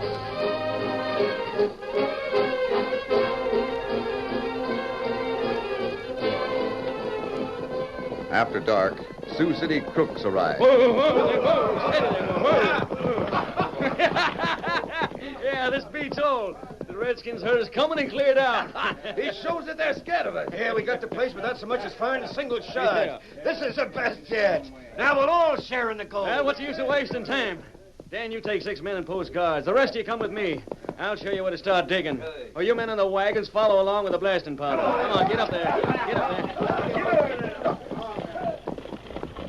There's the stream we've got to move. Steady, boy. Whoa there. Whoa, steady. Right there's where we've got to change that course. Sure of it, Crumper? Here's what'll make you howl. I found the whole thing diagrammed in Jim Hardy's letter. Hey, look yonder. You see where the moon falls in that arroyo? Well, that's where the water used to run. If we work fast and dig right, it'll be there again by sunrise. Now dig! Come on, you boys, dig! That's it, come on there!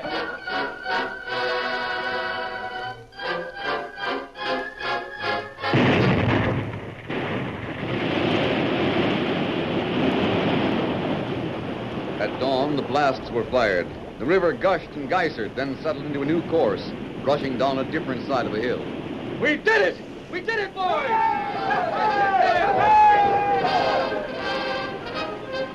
As soon as they could, the men began to dig where the river had been. They worked feverishly at first, then more slowly as exhaustion overcame them. After the first day of digging, they went at the job more methodically, working in shifts. Hunger assailed them because no one wanted to leave the place to hunt for food. Hard labor was unknown to these men, and their muscles cried out in torment, but they kept on, lured by promise of great wealth. Day after day they worked, sleeping as little as possible, until a week had passed. Then an old man arrived. You come from Sioux City? Fools! Fools, all of you! There is no Sioux City. What's this I hear about you coming from the city? Crumpet, you've been fooled. What? Look it up yonder on that hill. Those men have been watching you for some time, laughing, I'll bet. That's Jim Hardy, his father, the Lone Ranger, and Tonto, and some of the Indians have moved to beyond the next hill. What are you talking about? What's that about Sioux City? When you put the river back where it used to be, you restored Apache Lake in the basin where Sioux City was. What's that? The water started rising, kept rising. Them of us that was left, too old to ride with you, went to the only place that stayed above water, the hill where Hardy lived. We're in his house now. We found the whole thing written out for us. The Lone Ranger planned it all. The Lone Ranger that... There's no gold here, never was. It was arranged to let Jim and to let Dan have that letter, known to be read and not mailed. My cafe. Underwater. My place. Underwater. It was all washed out. Only place left is an island with Hardy's house on it. Trumpet, you were so doggone smart, you washed out your own town. All that's left for you is this, wrapped in the letter we found in Hardy's house. Bullet. A silver one. A present from the Lone Ranger. My advice is to stop digging gold and try to find some place where you can live without starving.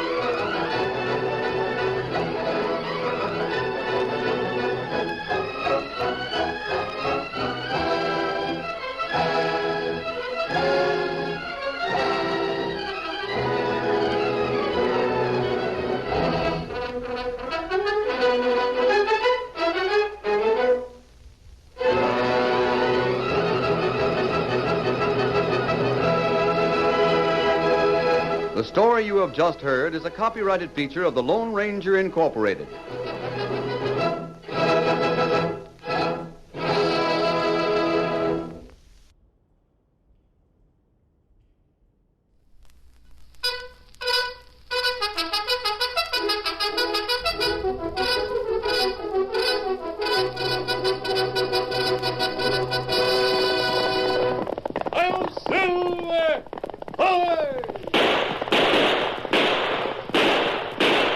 Fiery horse with the speed of light, a cloud of dust, and a hearty hi-yo, Silver, the Lone Ranger.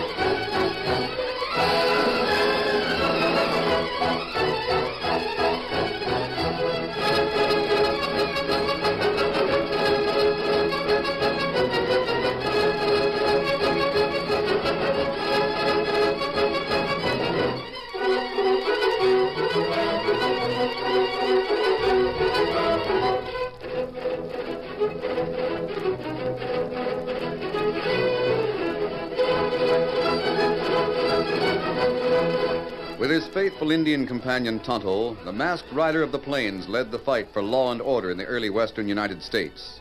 The stories of his strength and courage, his daring and resourcefulness have come down to us through the generations, and nowhere in the pages of history can one find a greater champion of justice. Return with us now to those thrilling days of yesteryear.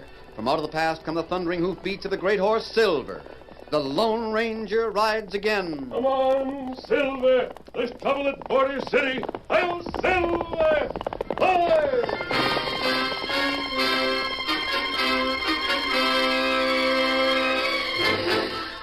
The Lone Ranger and Tonto were trying to smash a gang that was known as the Tarantulas.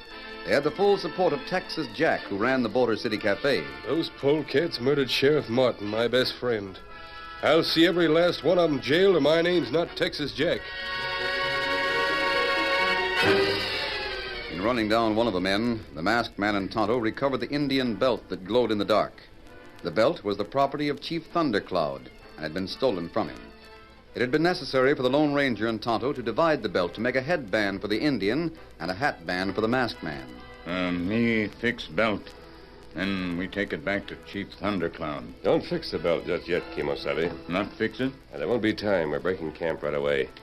Texas Jack sent word that he had another clue to a member of the Tarantula gang. Where we go? I don't know yet. We've got to meet Texas Jack and find out. Now saddle up. Here, Scout.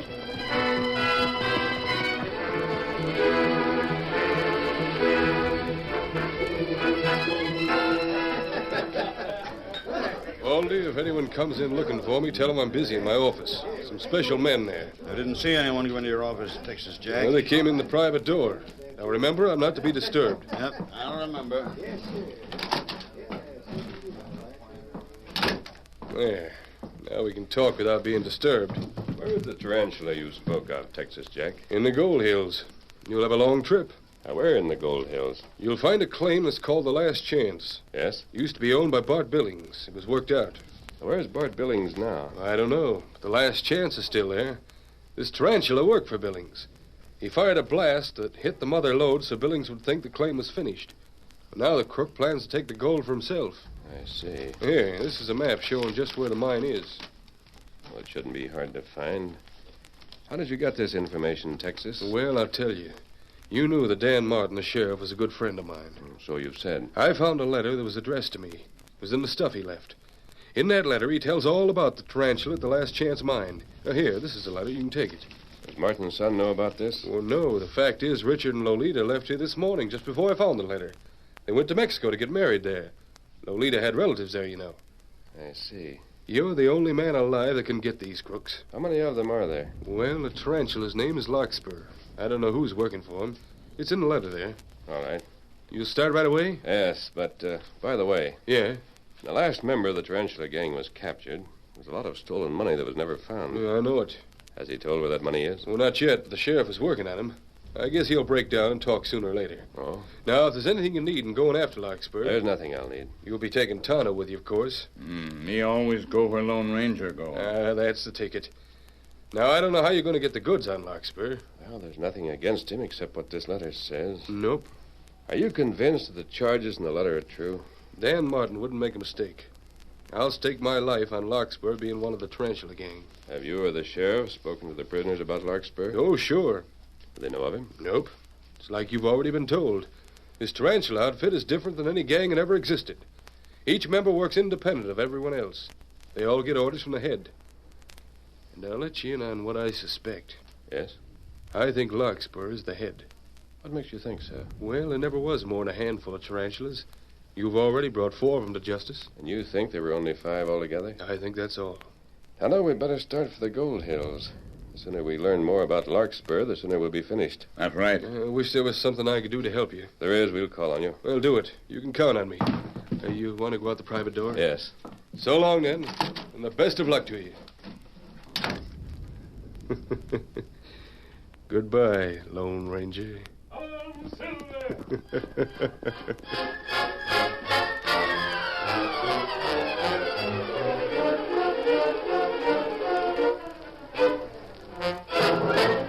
It was a long, hard trip to the Gold Hills, most of it over rock-strewn ground that made treacherous footing for Silver and Scout.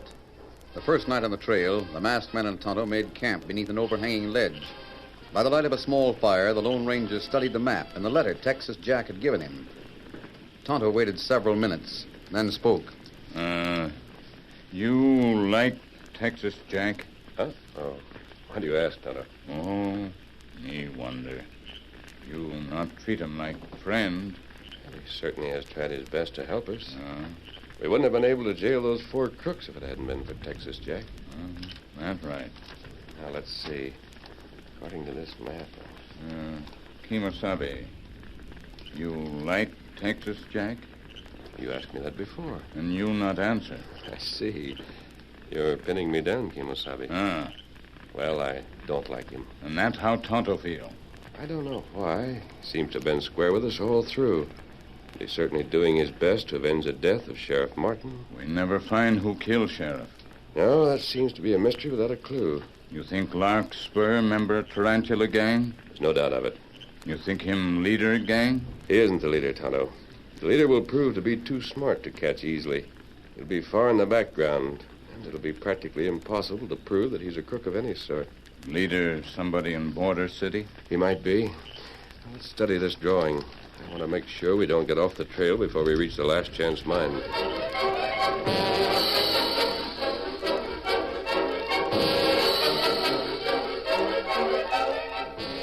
The Last Chance was being worked with feverish haste by Larkspur and his men. All right, boys, hold your digging. I'm all set to fire the blast. All set now, Larkspur? Yeah, I reckon so. Everyone in the clear? Fire away, Hank. Get back, boss. I'm lighting the fuse. Yeah, this one ought to clear away the worthless dirt. Lighted. Run for it. That didn't look like a very long fuse. It wasn't very long, but it'll do. Well, we're all right here. Yep. That should have done something. Yeah, it's a 5th blast we set off. If that don't uncover the load, I'm going to blast a few of you men. As soon as the smoke clears out, we can find out. Like the lantern again. We'll find out. We can't spend much more time on this Last Chance claim. How's it look, Larkspur? Last do the trick? Can't tell yet. Wait till I have a chance to look it over. Hey, you, Hank. Hurry up with that lantern. I'm coming. All the boys here, Pete? Oh? There's only 5 of us. You and Hank. Where's the other 2? Hey, you 2, get over here. Here's the lantern. Now we'll... Boys, we got it. There's the gold. Look at that for the vein. Almost pure gold. Oh. Hey, we're all rich. Yeah, that was worth working for. Now, don't you forget what you told us, Larkspur. You said if we helped you cover that vein while Billings owned the property, you'd split even with us. I don't forget. That's good. But remember this. I was put to some expense. I had to buy this claim after Billings gave it up. We know that, and we know just what you paid Billings for it. All right, then. I take out what it cost me, then we split everything 5 ways. Is that understood? Sure, that's all right. Larkspur, here's someone coming. Shut up. Let me listen. Hey, coming from the direction of the mouth of the cave. No use talking low, you men. Your voices travel in this tunnel. It's Billings. You cover that vein of gold so you could get the mine for almost nothing. Billings? That you? Sure it is, you crook. Well, come here, then. We got something for you.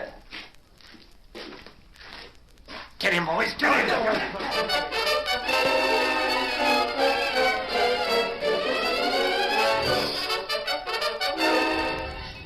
He's dead. Murdered.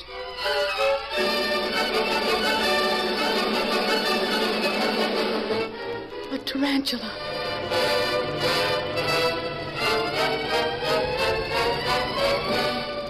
The Lone Ranger and Tonto arrived in the town nearest the last chance claim to find everyone discussing the murder of Bart Billings.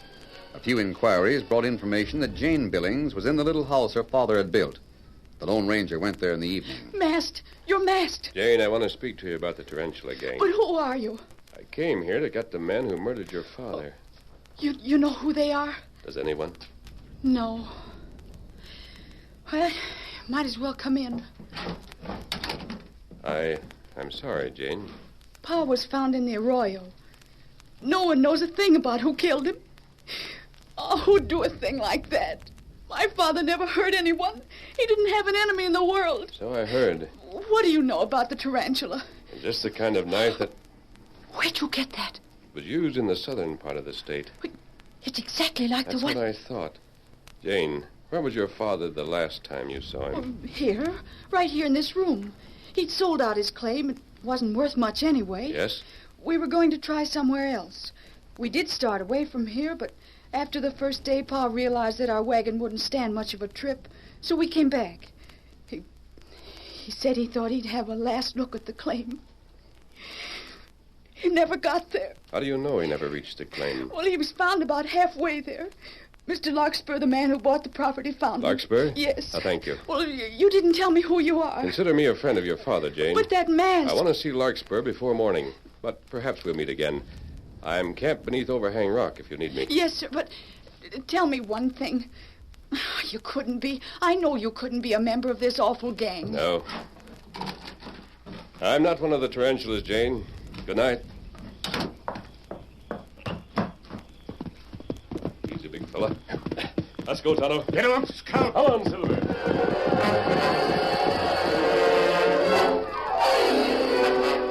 Larkspur and his friends conferred that night in the one-room shack near the mouth of the tunnel.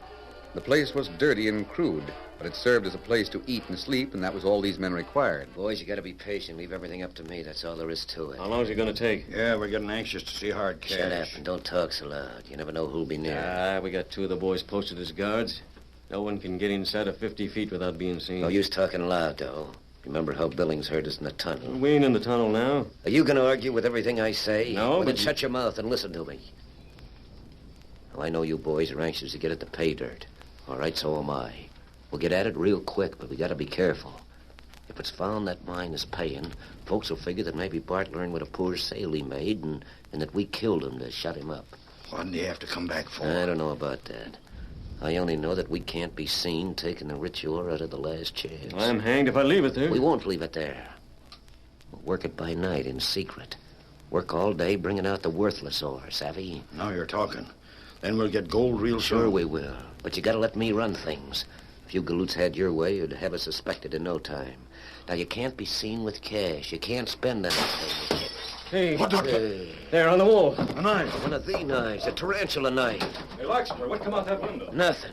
But this knife came in. We didn't see anyone outside. Of course not. The knife was fired from a crossbow.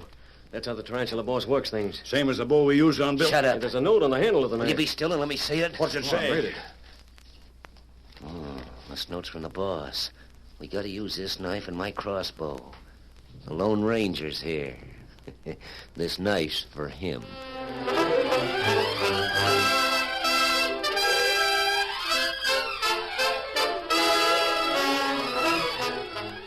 The curtain falls on the first act of our Lone Ranger story. Before the next exciting scenes, please permit us to pause for just a few moments.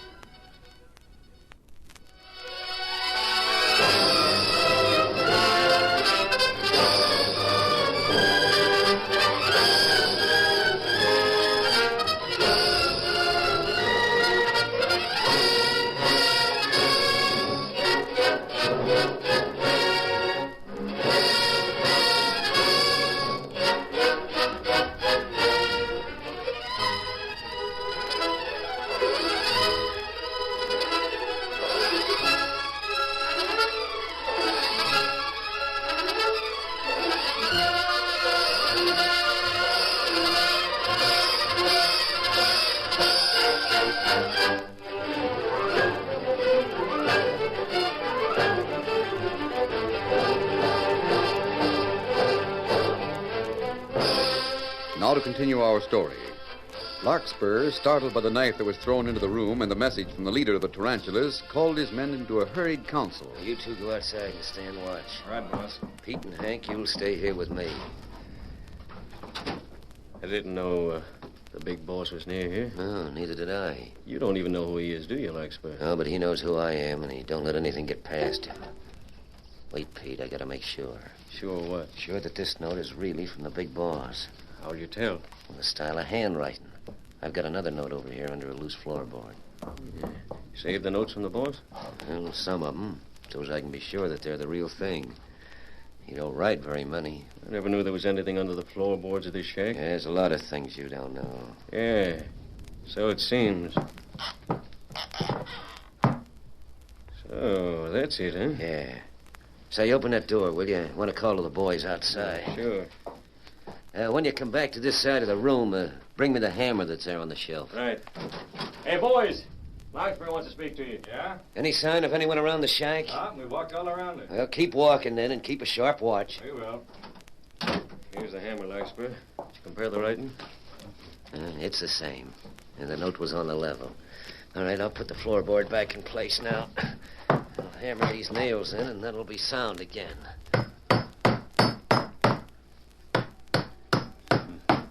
There. Larkspur, how are we going to get the Lone Ranger? Well, the first thing to do is to find where he is. As soon as we find him, we'll be able to get him. I'm going to town and have a look around. Maybe somebody will have a lead on him.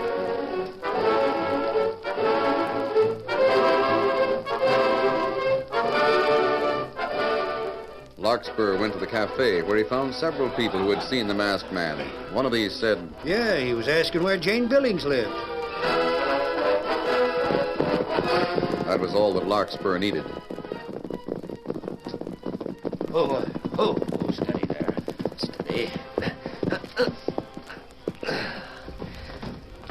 Jane will trust me. She has a lot of confidence in me. Who is it? Jane, it's your friend, Larkspur. Oh, 1 minute. My goodness, is there something else wrong? It's late. Jane, I just heard that there was a man around here that could help us find the murderer. Oh, yes, he was here a little while ago. You mean the masked man? That's right.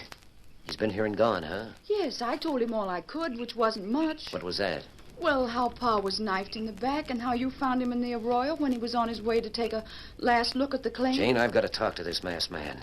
I've got to warn him that the tarantulas know he's here. Oh? Have you any idea where he is? Yes, I have. He told me he'd camp beneath Overhang Rock. You know where that is? Well, sure I do. Thanks, Jane. I'll go and warn him. I only hope they don't get him before he's put on his guard.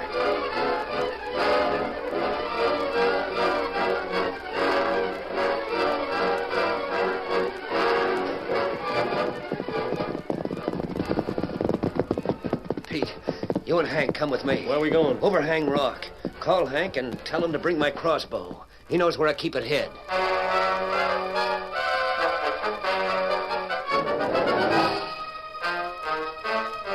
Three killers, tarantulas, rode through the night with the camp of the Lone Ranger as their destination.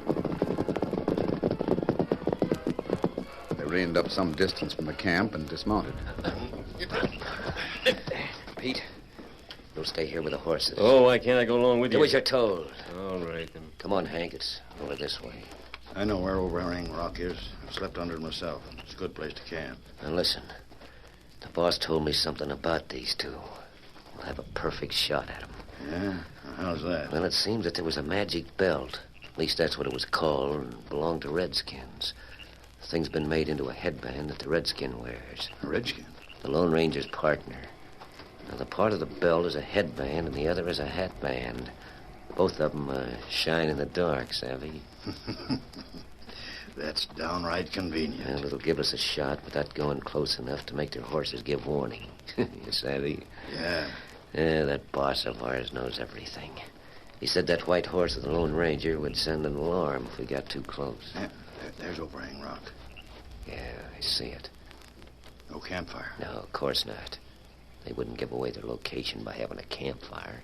How much closer do you think we should go? Well, no closer than we have to. You've got your rifle, ain't you? Sure. And you take one of them, and I'll take the other with a crossbow. Well, which is which? It don't matter, just as long as the knife is in one of them. That'll make the job look like the work of the Tarantula gang. Look. I see him. You see those headbands glowing there in the dark? The two are sitting up and talking. I'll go a little closer, eh? Yeah, but no more talk.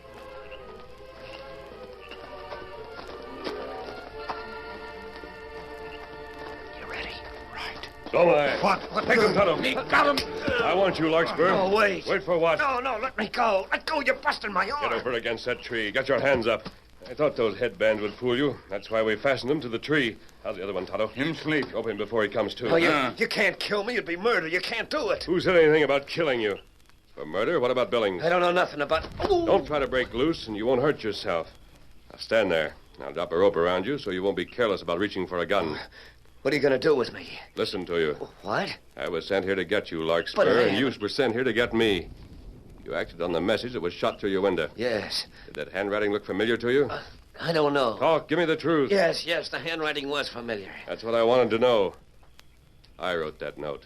You, the Lone Ranger.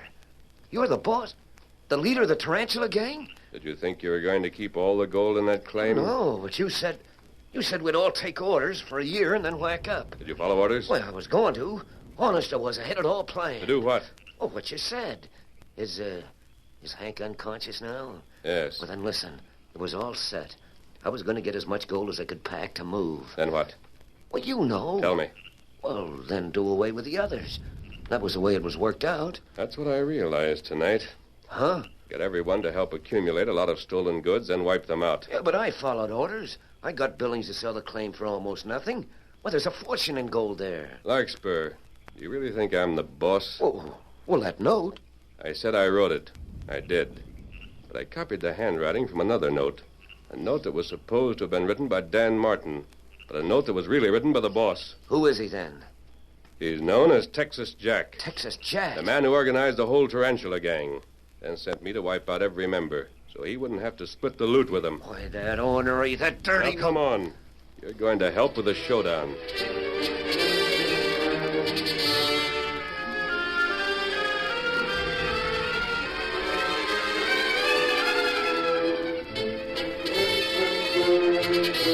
Plans were carefully made for the final roundup of the last of the tarantulas. Texas Jack received word from the Lone Ranger. He hurried from Boulder City, heading for the Gold Hills. The masked man had enlisted the aid of Jane Billings, who met Texas Jack. Then you're Texas Jack. I reckon I've proved it, haven't I? Yes, of course. Well, the Lone Ranger's waiting for you. He got Larkspur and the whole gang, all four of them. I had a message from him, Miss Jane. I was sure sorry to hear about your father. Maybe if Pa can see what's going on and knows that his dying was a help in breaking this terrible gang, he'd feel it was worthwhile. Sure he would. Well, now where is the Lone Ranger? I'm downright anxious to see him. I owe him a lot. He's gone a long way in getting the men that killed my best friend. Oh, he's in Pa's claim, the last chance mine. It's right over there. You can see it from here. Oh, thanks. I'll go over there and meet him. Get up there.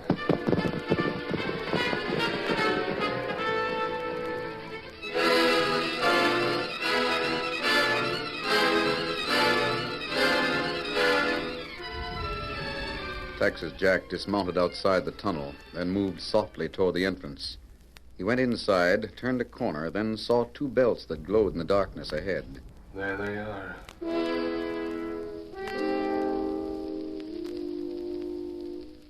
He hurried back outside, dashed for the shack, and came out carrying a keg of blasting powder. He placed this in a strategic point inside the tunnel, fixed a fuse, and was about to light it. That's enough, Texas. Huh? Oh, Sheriff, it's you. What are you doing away up here? Hunting polecats. I found the biggest one of all. This is it, Texas Jack. Oh, now, wait, you know me. We certainly do. Larkspur was misled by the magic headbands, too. Fixing to blow the tunnel up and kill the Lone Ranger, huh? No. How'd I know you, Texas Jack? I happen to have seen a sample of Dan Martin's handwriting. The letter you showed me was not his. I suppose you sent his son away so he wouldn't see the letter. Oh, wait, let me talk. I'm talking. When I've finished, you may realize there's nothing you can say. But this is all a mistake. As soon as Larkspur recognized handwriting like yours as the handwriting of the boss, I knew our suspicions were right. So I checked with the sheriff. He then realized the truth of everything. You planted a clue to lead me to every one of the men with whom you were supposed to divide the loot. You yourself stole the loot from each of your partners as soon as I put the man in jail. You can't prove any of this. The sheriff found the money the Apaches had stolen. You'd taken it from the box where Dirk had left it. In its place, you left a clue that would send me after the smugglers. That saved you dividing the cash with them. Then you sent me here to get Larkspur. I've been your friend all through. I'm the one who helped you get all those crooks. Intending to get me when I'd captured the last of them. It's no use, Texas Jack. The evidence against you is piled too high. There isn't any evidence. What have I done? What if all these crooks did get help from me? You can't prove it. You can only hang once. You'll hang for the murder of the man you called your friend, Sheriff Dan Martin. The man who was killed in your own hotel. No, you can't pin that on me. It's pinned on you right now, Texas Jack. It isn't. It can't be. I tell you, Lone Ranger. Sheriff, I didn't do it. Then how do you account for the fact that your own busted spur was found in the tree right outside the window, where you climbed to fire the knife from a crossbow? I wondered where that was. I won't be taken alive. Oh! Good shooting, Lone Ranger. He won't use that gun anymore. My hand. You'll forget your hand when the rope's around your neck. I'll take the crook over to town and jail him here. No use toting him all the way back to Border City. Very well, Sheriff. Come along, Tonto. Me ready. Say, where you going now? To the Indians and Chief Thundercloud. We're going to return his magic headbands. And they've done great work. Kimasabi. Maybe it really magic after all. Tonto, I wonder if Texas Jack's spur really is in that tree. Huh? You not know? I noticed it was broken when we started after the Tarantula gang and took a chance. His conscience betrayed him. Mount up, Kimosabe. Steady, sir. Me ready. Get him up, Scout. Hi-yo, Silver! Hi!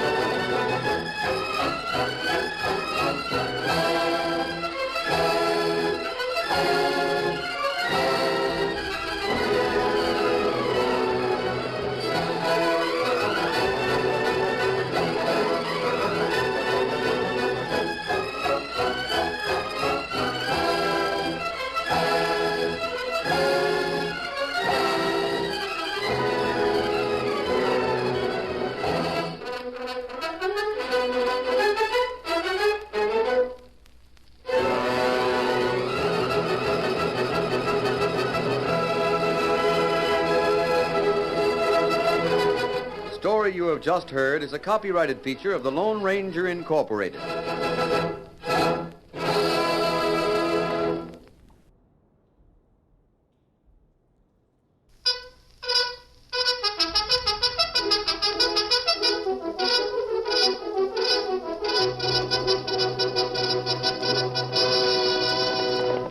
Hi-yo, Silver! Hi! Fiery horse with the speed of light, a cloud of dust, and a hearty hi-yo, Silver! The Lone Ranger.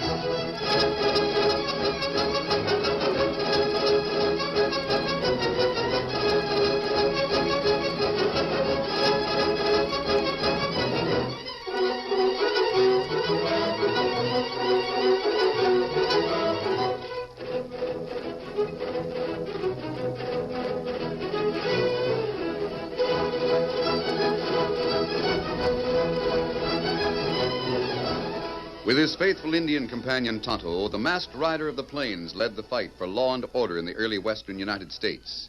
The stories of his strength and courage, his daring and resourcefulness have come down to us through the generations, and nowhere in the pages of history can one find a greater champion of justice. Return with us now to those thrilling days of yesteryear. From out of the past come the thundering hoofbeats of the great horse Silver. The Lone Ranger rides again. Come on, Silver. There's trouble on the trail ahead. Hail, Silver! Away!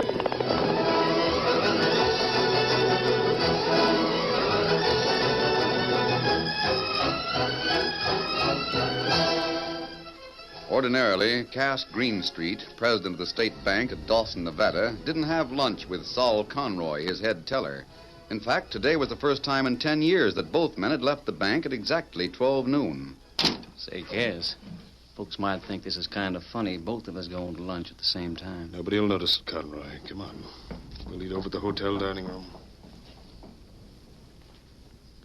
A few minutes later, the banker and his assistant were seated at a small table in the dining room of Dawson's only hotel.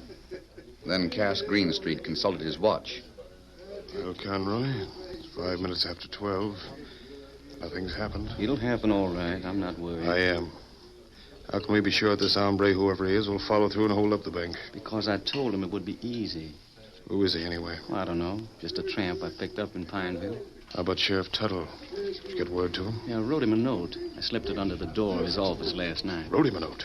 Well, I mean, I printed it. He'll take the tip all right. Bet he's out in front of the bank right now. Well, I hope so. And he'll be primed to shoot. Because in the note I said this bank robber was a killer. Then I signed it with a name that's a cinch to make him think it's the truth. How'd you sign it? I gotta laugh every time I think about that note. Never mind laughing. Just remember, there is a killing. You've got to get to the tramp before anybody else does. Oh, sure, but you don't have... That must be it. Hurry up. Get over there. Now, Cass, there's no need I said hurry. All right, I'm going. Everything depends on it. The Dawson Bank has been held up and robbed, and if the sheriff has killed the outlaw, you've got to examine the dead man before anyone else does. Now get going.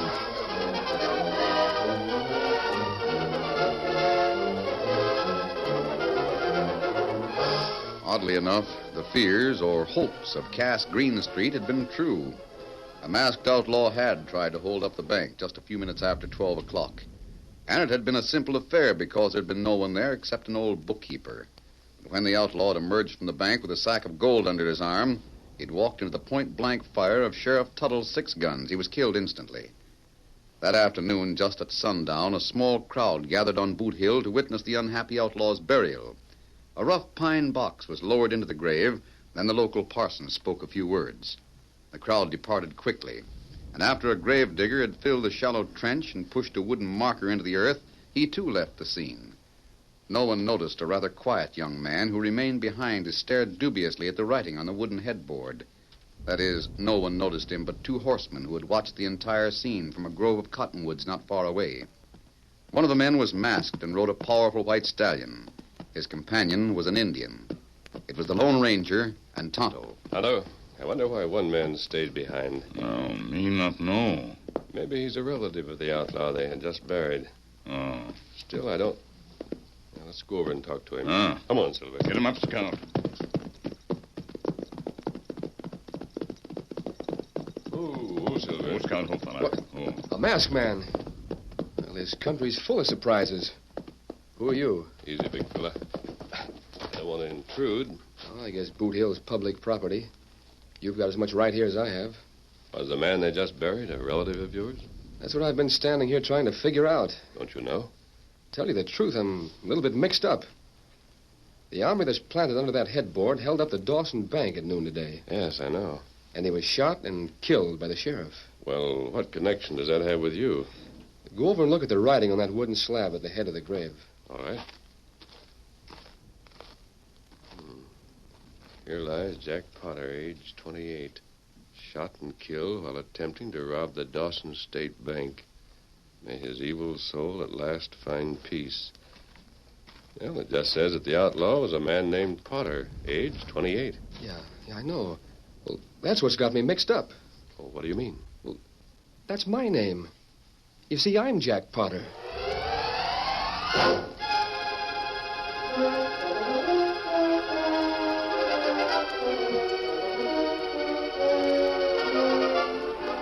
A few minutes later, in the Lone Ranger's camp, Jack Potter told the masked man and Tonto a strange story. I'm from the southern part of the state. Up until a few days ago, I was punching cows in a spread down there. Then I got a letter from a banker here in Dawson. It said that my Uncle Jeb, who lived here, just died. I was his heir. Was that true? I guess so. I've never found out. Go on. It said to come up here right away and bring positive proof of my identity. Could you do that? Sure. I had my discharge papers from the Army. So I got on a train and came up to Pineville. Pineville? Oh, I forgot to tell you. The letter also said that because there wasn't any railroad running through Dawson, I was to get off the train in Pineville, and somebody would meet me there. Did they? Yeah. When I got off the train in Pineville last night, two men were waiting for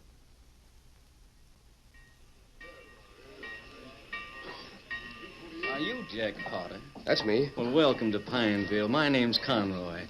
Mr. Greenstreet from the Dawson Bank sent me over to meet you. Well, it's mighty nice of Mr. Greenstreet. But I guess I could have found my way to Dawson, all right? Oh, sure, but I brought my rig. We'll drive over in the morning. Morning? Oh, it's a hard trip. You'd better rest here overnight. Oh, excuse me, Potter. This is Mr. Anderson. Glad to know you. Hey. I have a room reserved for you at the hotel. Guess we might as well go on over there. Sure, anything you say. Oh, by the way, Potter, I hope you brought your legal identification with you. Mr. Greenstreet will want to see it as soon as you get to Dawson. Oh, sure. I've got my Army discharge papers right here in my pocket. Oh, then let's go to the hotel. Come on, Anderson. Spend the night in Pineville? Most of it. But I didn't do much sleeping. What do you mean? Well, the three of us, Conroy, Anderson, and I, had supper. Then we went upstairs to our rooms. Well, here's your room, Potter.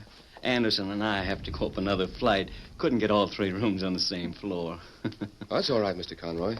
I'm not used to hotels, but I'll make out all right. Oh, of course you will. And we'll call you first thing in the morning. Good night, Potter. Good night. Good night, Mr. Anderson. Good night. And what happened the next morning? Things began to happen before morning. You see, I'd been sleeping out in the open for years. That hotel bed felt strange. I couldn't get comfortable. I must have turned and twisted for an hour or more, but I couldn't go to sleep.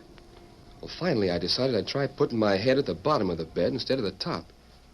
Well, that's when it happened. What happened? I heard a key put in my door, and it started to turn, real soft-like. I was wide awake, but I figured the best thing to do was play possum. So I waited until the lock clicked and the door opened just a crack. And somebody whispered my name. Potter? Jack Potter?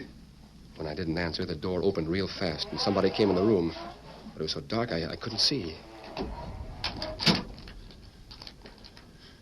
Whoever this critter was, I could hear him breathe as he came over to the bed. I didn't know what to do. My guns were lying on a chair 5 feet away. Then as he came closer, I saw he had a shooting iron in his hand, and he was aiming it at the pillow at the head of the bed. I guess in the dark, the pillow must have looked like my head, because the next thing he did was squeeze the trigger. I raised up and tried to grab him. But he had the advantage of standing up, and I was lying flat on my back. He swung on me with the butt end of his gun. And that's the last thing I knew. When did you regain consciousness? This morning. I've still got a big lump on my head, but otherwise I'm all right. Who was this man who tried to kill you? You know? I've got a hunch it was Anderson. Well, what makes you think so?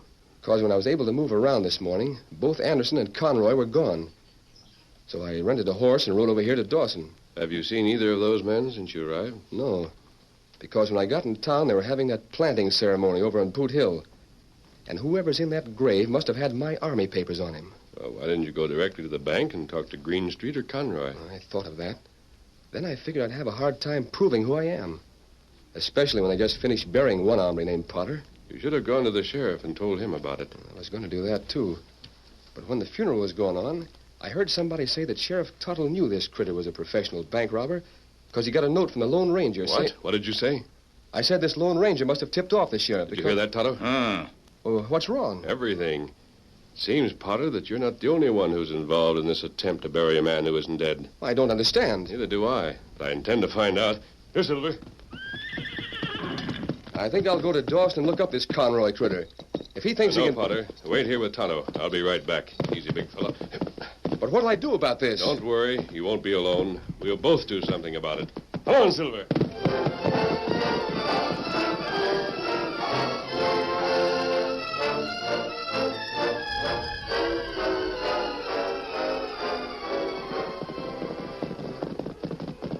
Oh, Silver. Oh, boy. Oh. Easy, big fella. Steady. Wait for me.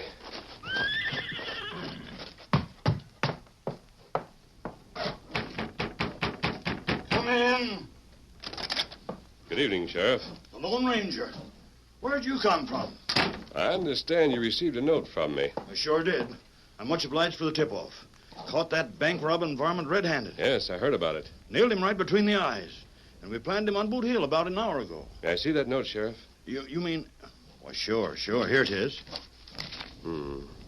Dear Sheriff, a bushwhacker that works alone is aiming to stick up the Dawson Bank at noon today.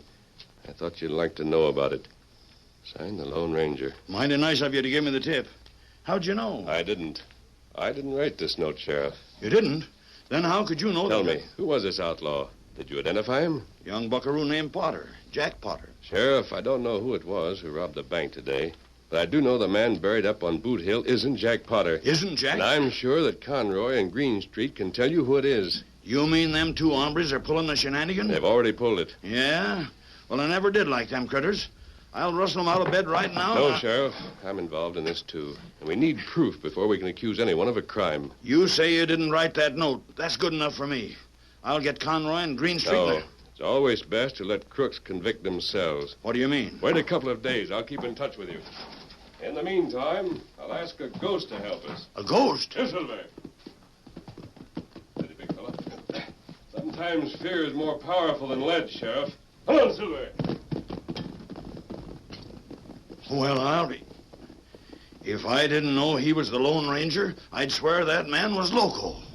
Silver!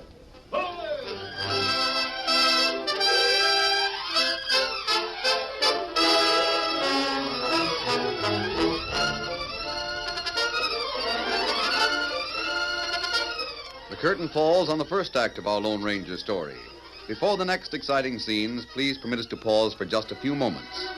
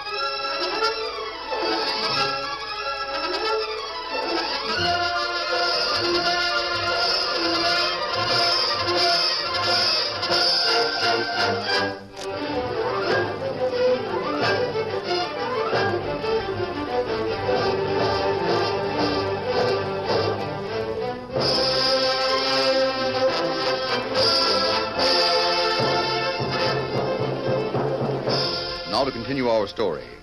After the masked man left Sheriff Tuttle's office, he returned to the camp where Tonto and Jack Potter were waiting for him.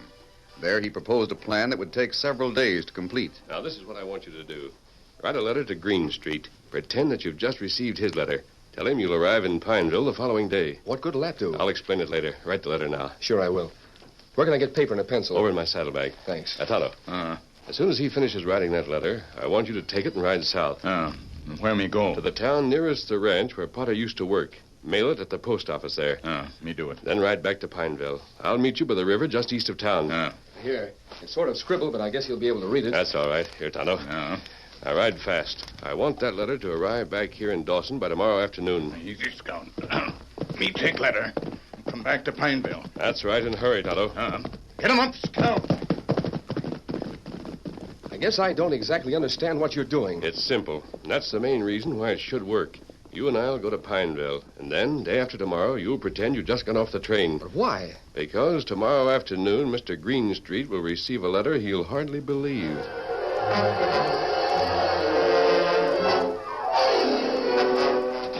Letter for you, Cass.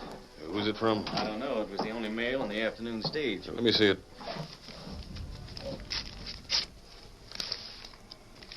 What? Well, this is impossible. What is it? This is from that kid down south. Jack Potter. Potter? Listen. He says, Dear Mr. Greenstreet, I am sorry to hear about Uncle Jeb's death. Regarding the inheritance and complying with your instructions, I'll arrive in Pineville tomorrow afternoon. Sincerely yours, Jack Potter. Oh, I know what it is. That letter's been delayed some way. It should have been here 2 days ago. But it doesn't make any difference now because I met him. Conroy, look at the date at the top of the page. Date? Well, sure. Dated yesterday morning. Can't be. It's a mistake. I thought you met this kid in Pineville yesterday afternoon. I did, Cass. Really, I did. I thought you hired a tramp to put a bullet through his head. The same tramp that was killed yesterday. I did. I mean, he did. I know he killed Potter because he brought me the Army discharge papers that night in the hotel. And besides that, I heard the shot. Then how do you explain this letter? It's a mistake. Potter must have written it before he left and put the wrong date on it. Maybe you're right. Just to make sure, you'd better go over to Pineville tomorrow and meet that train from the south. Yes, it isn't true. It can't be true. Listen, I don't know what happened in Pineville, but I do know what'll happen to you and me if that Potter boy is still alive. Go over there, meet that train, and if he's on it, don't hire any tramps. Do the job yourself this time. You mean? You know what I mean. All right. I'll do it.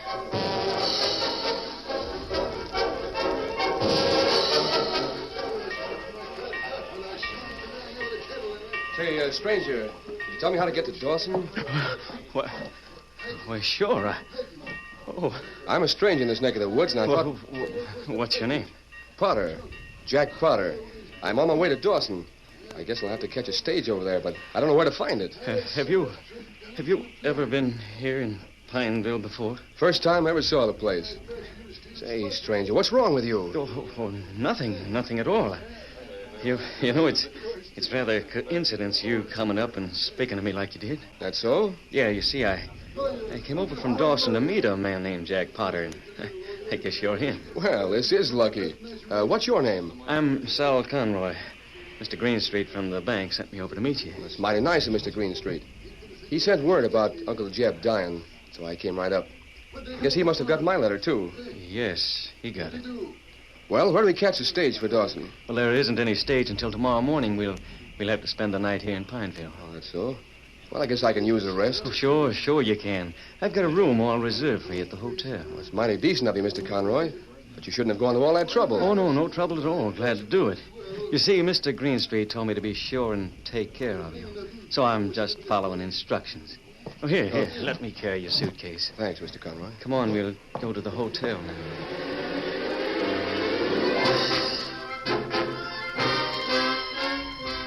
Hello? Me here. Conroy and Jack Potter are eating supper in the hotel dining room. And Conroy isn't wearing his gun belt. Must be in his room. There's a store building right by the side of the hotel. You can climb up there and get into Conroy's room through the window. Why Tonto do this? Find his gun. Take out the bullets and fill it with these blanks. Here. Tonto go.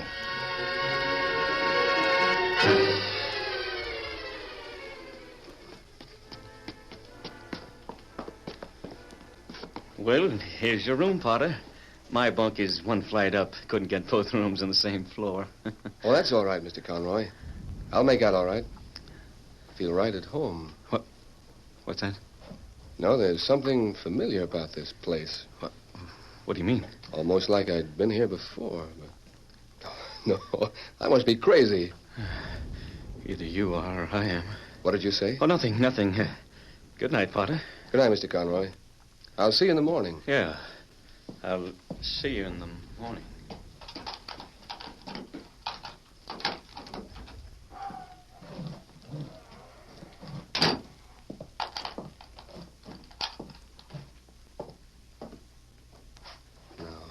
The only thing to do is wait. Pretend to be asleep.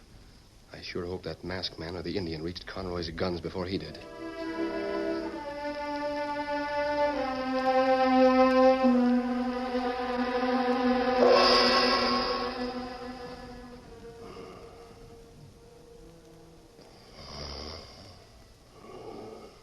I gotta keep this up. Make it sound like I'm really sleeping.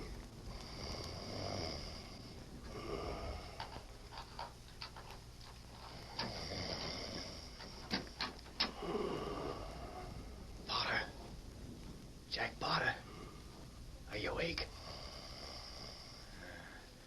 Dead to the world, or he soon will be. Never in my life have I seen two hombres that look so much alike. Say, what the... For a while I thought you might be a ghost, but this'll settle it. Oh!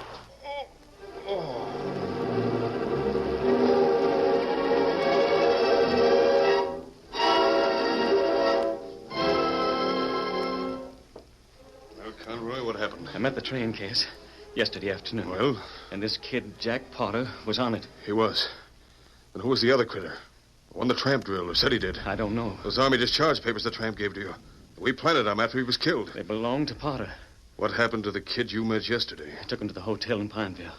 Then I plugged him just like you told me to. Are you sure? I'm positive. Well, I hope so. There's been a mix-up someplace, but as long as they're both dead, I guess... Letter for you, Mr. Greenstreet. All right, give it a minute.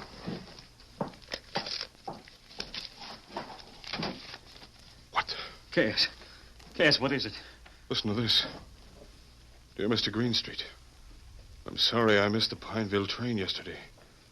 I hope I didn't inconvenience you in any way. I've decided not to ride the train anyway. I'll come to Dawson direct by stage from the south. I'll arrive about 10 p.m. and go right to the bank. Sincerely yours.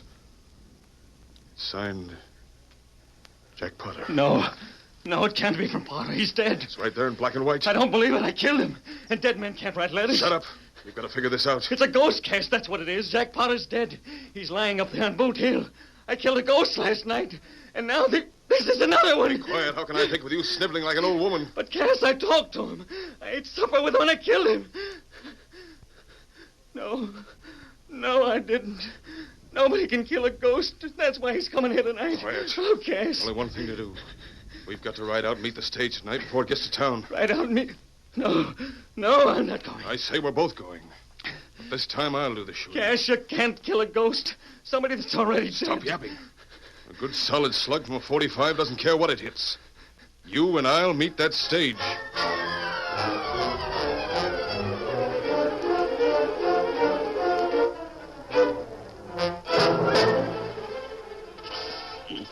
We shouldn't do it, Cass. We shouldn't do it. Quit squawking. Get that mask over your face. Don't want the stage driver to recognize us. Cass... Shut up. Here comes the stage. Hey, pull up. Pull up or I'll shoot. Oh, there. Oh, boy. Oh, there. Keep your hands up. And they're up. Road agents, huh? Well, boys, this is one time you picked the wrong coach. I ain't carrying a lead quarter. We don't want any cash. All we want to do is talk to the passenger you've got inside. Passenger? You draw another blank, boys. I haven't carried a passenger on this run for over 2 weeks. I don't believe it. Tell your passenger to get out. You tell them. If you can find them. He's right. There's no one inside the coach. Satisfied?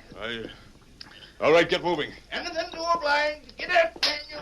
Get up. I can't understand it. I can.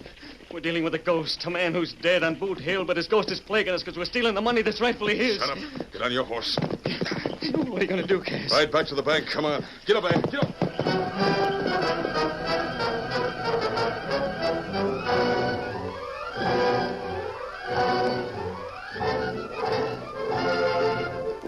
Here they come, Potter. As soon as they get inside, you go up and knock on the door. Shall I carry the suitcase? Of course. You just got off the stage.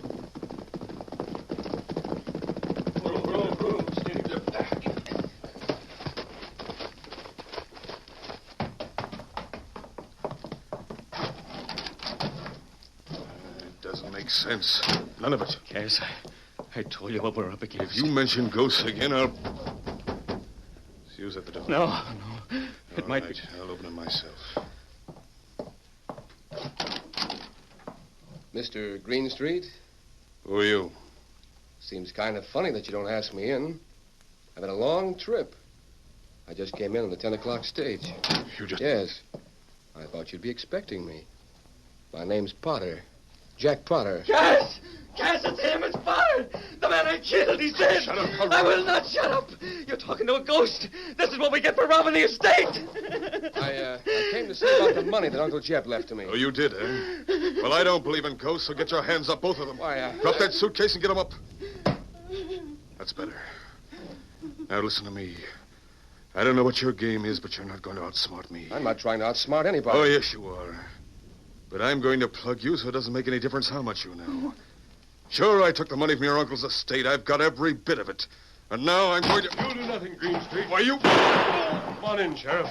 Well. Nice little sociable party. You heard Greenstreet's and Conroy's confession, didn't you, Sheriff? Heard every word. Enough to send them both to the penitentiary for life. He's a ghost. He's a ghost. Well, I'll leave them in your hands, Tonto. Where are the horses? Silver and Scout, outside. Good. Adios, Jack Potter, and good luck. Oh, wait. I don't even know who you are. A lot of folks have said the same thing, Jack. But he didn't give me a chance to thank him for everything he did. He never waits for thanks, son. That's the Lone Ranger.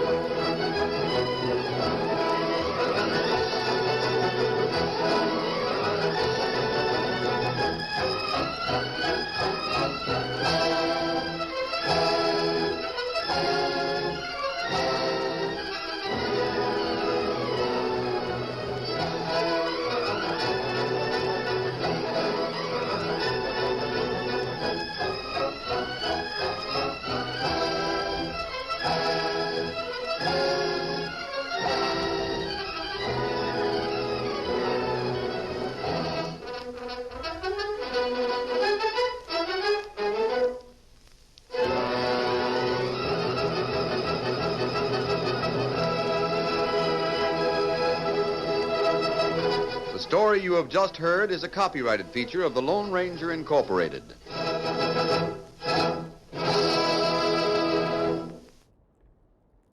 Hi-yo, Silver! Hi! Fiery horse with the speed of light, a cloud of dust, and a hearty hi-yo, Silver, the Lone Ranger.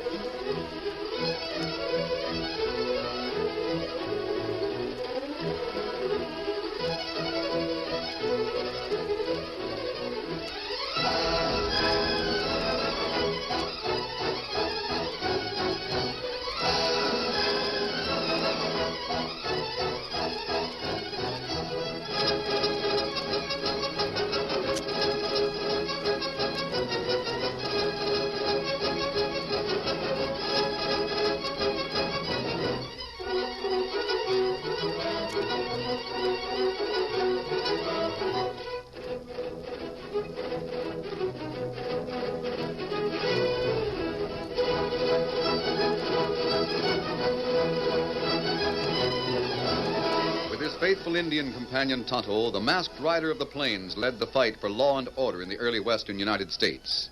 The stories of his strength and courage, his daring and resourcefulness have come down to us through the generations. And nowhere in the pages of history can one find a greater champion of justice. Return with us now to those thrilling days of yesteryear. From out of the past come the thundering hoofbeats of the great horse Silver. The Lone Ranger rides again. Come on, Silver. There's murder on the trail ahead. I'll Silver. Away!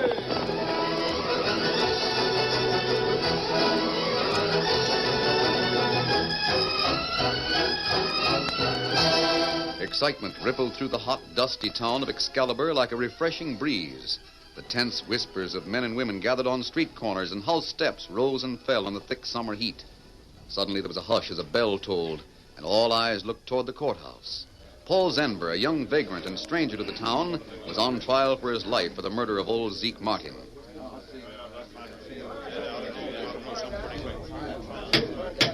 Order in the court. Judge McKesson, his voice lined with emotion that he struggled to conceal, leaned forward from his bench and looked down at the defendant. Zenber, the evidence presented against you in this court has been purely circumstantial. Haven't you any alibi to offer in your defense? I didn't kill him, Judge. I swear I didn't. I was playing poker when Martin was killed. You mean you were playing poker at the time of the murder? Yes. I was playing with 3 men at the Black Casino. That's how I got that money the court accused me of stealing from the old man. I won it fair and square. That sounds like a reasonable alibi. Would you recognize these men if you saw them again? Well, sure I would. Do you know where to find them? They're sitting right in the courtroom, Judge. You say those men are here in this court? Yes. Where are they? There they are. Sitting right there. It's a lie, Judge. We never saw the kid before. That's right, Judge. We never laid eyes on him till this. You're lying, all of you. You're lying. Oh, what's the matter with you? Order. Order in the court. You 3 men come up here.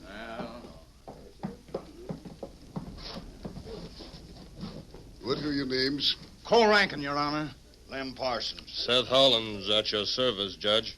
You deny that you played poker with the defendant, Paul Zenber, in the Black Casino the night of the murder? We do, Your Honor.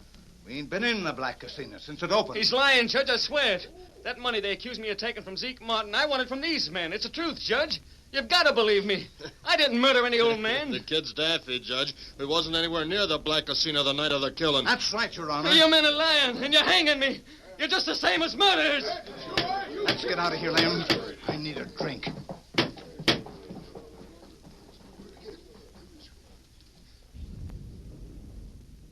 One year passed. As the 3 men pushed their way through the excited courtroom, a grim-faced man with small, shrewd eyes pulled his hat lower over his features and watched them pass. Then as the clock ticked away what seemed a lifetime to the crowd, which tensely awaited the outcome, the trial came to an end. The defendant will rise and face the court.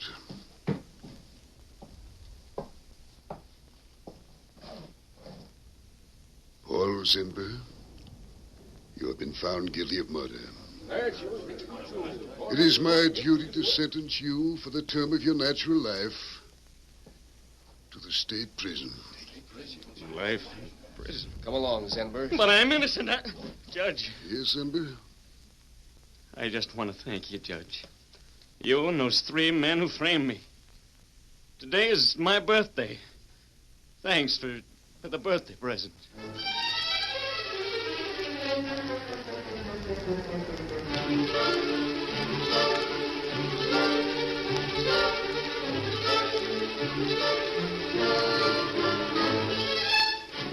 One year passed. In the town of Excalibur, the case of Paul Zenber was virtually forgotten. Then one night, Cole Rankin was celebrating his birthday with friends. Happy birthday, Cole. Thanks. Speech. Oh, no. Cole, give us a toast. No. Here, Cole. Here's a drink. No, give us a toast. Come on, Cole. Don't be bashful. Well, I ain't much on speech-making, folks. But here's hoping you're all as happy on your birthday as I am on mine. Drink up. Oh. Cole drank that liquor and passed out like he was poisoned.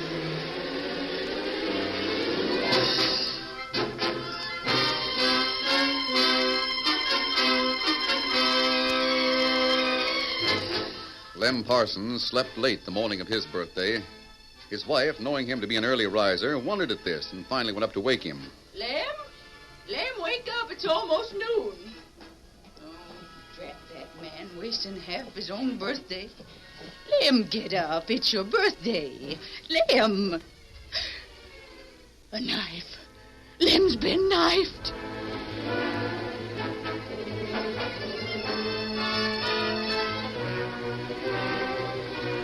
Seth Hollins began celebrating his birthday in a cafe, but he didn't seem to be enjoying it. Step up to the bar, boys. The drinks are on me. Sure enough, Seth. Be right with you.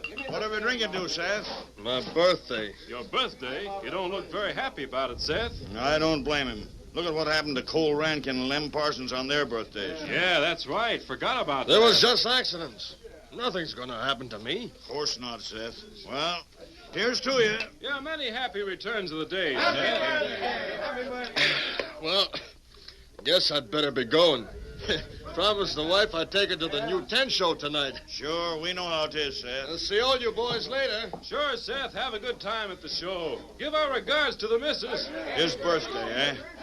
I wouldn't be in Seth Hollins' shoes tonight for all the gold west of the Panhandle. What was that? Sounded like a gun. Somebody just shot Seth Hollins.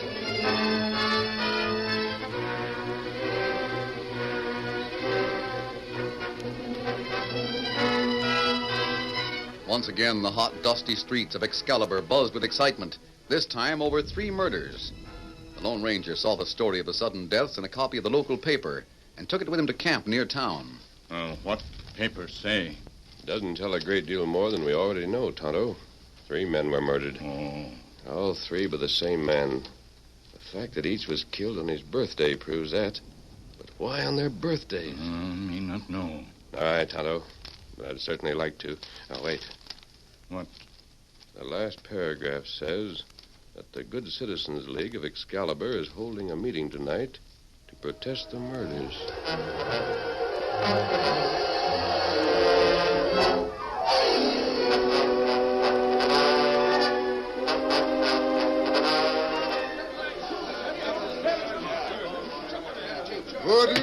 Order. I mean to conduct this meeting in an orderly and respectable manner. Those of you who are unable to comply are invited to leave at once. We don't mean to be troublesome, Judge. But we came here to find out what's being done about their murders.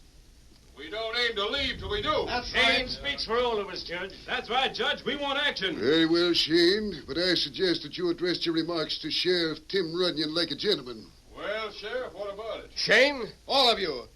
I've told you I'm doing my best to solve the murder. Well, your best isn't good enough, Sheriff. Cole Rankin was poisoned more than 3 months ago. And you haven't arrested the jasper that did it yet. Hook's right, Sheriff. Lem Parsons was stabbed. You haven't done anything about that either. No. And now Seth Hollins has been shot. It's getting so this town ain't safe to live in anymore. What are you aiming to do about it, Sheriff? That's right. What are you aiming to do? You only give me a chance, I'll You try. had your chance, Sheriff. Rankin, Parsons, and Hollins all testified against Paul Zember at his trial. Due to their say-so, Zember was convicted of murder on his birthday. All 3 of them men died on their birthdays. Why, it's as plain as daylight who the killer is. Sure, I remember when the kid said it at the trial. I've already considered Zenber Hook. He can't be the murderer. He's in the state prison. Are you sure? Of course, Tim, sure. He was sent to prison for life. I sentenced him myself. Maybe he escaped. Nonsense. Yeah. If he had, the prison would have notified the sheriff to be on the lookout. Maybe it did, Judge. And the sheriff neglected to tell you because he didn't want to admit he couldn't catch up with Zenber. That's a lie. Don't make no difference, Sheriff. You got to admit Hook's got an angle on this case, and you ain't. We're asking you to step down and surrender that star, Sheriff. If you aren't man enough to catch Zember, we'll appoint someone who is. We're with you, Shane. Let's make Hook sheriff. That's Oh, wait. Why don't you give your sheriff a chance? It's a masked man. Yeah, look who's with him, an Injun. What's that you said, stranger? I know about Tim Runyon. He's entitled to that star. You got no call button into business that don't concern you, stranger. A masked man and an Injun. That's a mighty odd combination, boys? Maybe they're working with Zember. What are we waiting for? Let's get them. That's right. Come on, Tonto. Get him, boys. Come on through that window. They're swinging on the horse. Yeah, let me throw a beat on him. Come on, Silver. Get him on.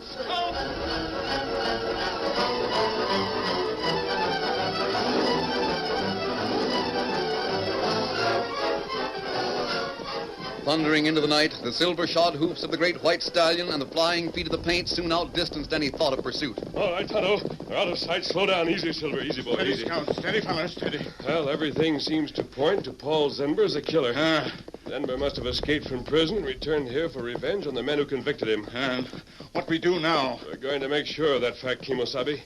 You ride to the prison where Zenber was sent.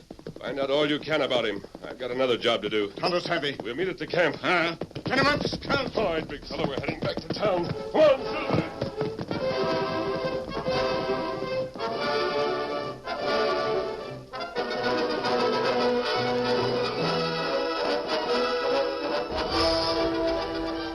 Late that night, Tim Runyon was packing his belongings, preparatory to taking leave of the sheriff's office in the town jail, when he heard the door open stealthily. Who is it? Don't make a move or I'll shoot. You don't have to hold a gun on me, Tim. Oh, it's you. I wanted to talk with you. Who are you? At the meeting tonight, you said you knew about me. I do, Tim. You've been doing fine work in Excalibur. It's men like you who are upholding law and order in the West. Not anymore, I'm not. What do you mean? They took away my star after you left the meeting, and they gave it to Hook. So Hook is sheriff now, huh? I know when I'm not wanted. I'm clearing out. Oh, don't be hasty, Tim. I'm here to help you get that badge back. Well... Shane and Hook worked together to get the crowd to vote you out of office and Hook in. I wonder why. I don't know. They were pretty anxious to pin the murders on Zenber, too. But if it was Zenber, the state prison would have notified me of his escape. We'll soon know whether Zenber is in prison or out, Tim. Meanwhile, Judge McKesson must be warned. Warned?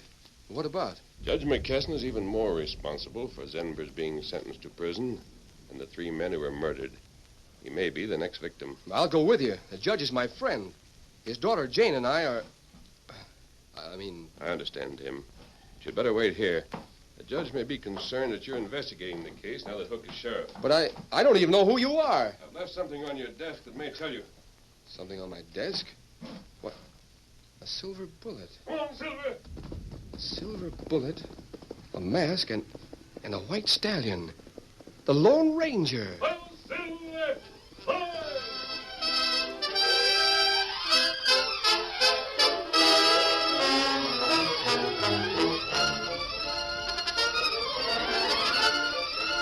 The curtain falls on the first act of our Lone Ranger story.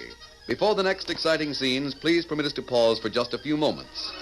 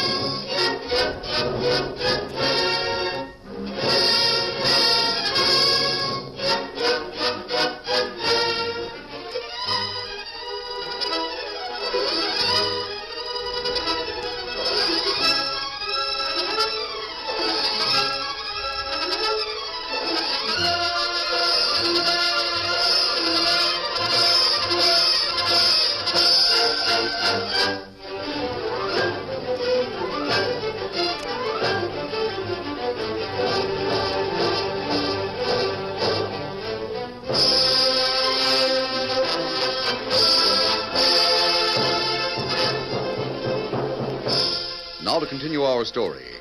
As the Lone Ranger rode toward the McKesson ranch to warn the judge against the dreaded killer, the old gentleman listened patiently to his daughter Jane in their parlor. But, Dad, you promised me you'd be careful. I am careful, Jane. No, you're not. Not when you return to the ranch after midnight alone. Come now, Jane. I'm not a child, you know. Besides, I didn't realize the meeting would last so long. Oh, Dad, you know how I worry about you. After those 3 men were murdered, I just had a horrible feeling that you'd be next. Oh, now, what put that fool idea into your pretty head? It's not a fool idea, Dad. Those 3 men testified against Paul Zenber at his trial, and you were the judge who sentenced him. Oh, why'd they take away Tim's star? I was counting on Tim to help me protect you. You're in love with Tim, aren't you? I guess I am, Dad. I'm glad, Jane. Tim's a mighty fine boy. Thanks. Tim thinks a lot of you, too. Jane. Yes, Dad. If anything should happen to me, I want you to take this key. It unlocks a box in my name at the bank. Oh, Dad, what are you saying? You don't really think that... Of course not, Jane. It's just that Who's that? I don't know. It's pretty late for anyone to come calling. Don't go near that window, Dad. Jane, what's come up? Jane, put down that rifle. It's a masked man, Dad. You can see him in the moonlight. I'll bet it's the same man you told me escaped the meeting. Jane, what are you doing? He's riding up to the house. Jane! Jane, put down that gun. Came from Tim Runyon. Oh, Dad, did you hear? He's come from Tim. Well, come ahead, stranger, but keep your hands up. Open the door, Dad. Yes. Good evening, Judge. Good evening. Tim told me about you. Who were you expecting when you took that shot at me, Jane? Well, I didn't... She had a crazy idea the birthday murder was coming for me. It isn't a crazy idea, Judge. There, you see? I'm afraid I don't understand. You may be next on the murderer's list. Why would the murderer want to kill me? For the same reason he killed the other three. Revenge. Then you think Paul Zender is a murderer, too? Don't you?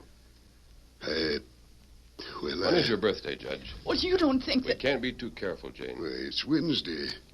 Wednesday. That gives us a week before we can expect a murderer to strike here. Well, what makes you think he'll wait to strike at Dad on his birthday? What if he strikes before? He won't, Jane. Zenber was sentenced to prison on his birthday. Apparently, he seeks revenge by murdering the men who sent him there on their birthdays. Oh, Dad, what'll we do? There's only one thing we can do, Jane. Stay here and face it. Oh, no. What are your plans, stranger? You'll hear from me, Judge. Adios.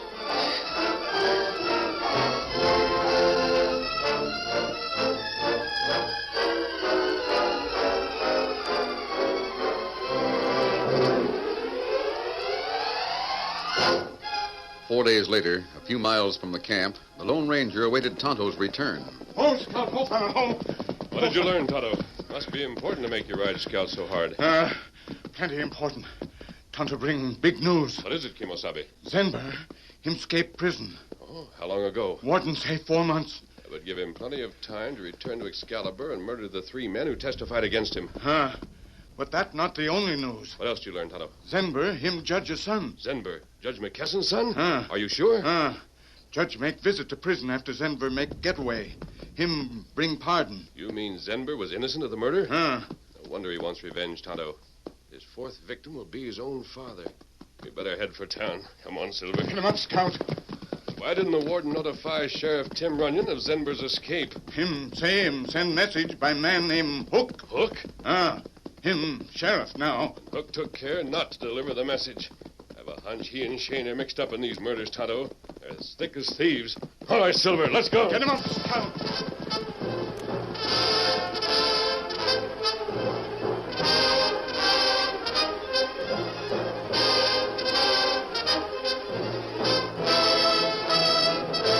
That night and the following day, the Lone Ranger and Tonto carefully observed the movements of the new sheriff and his friend.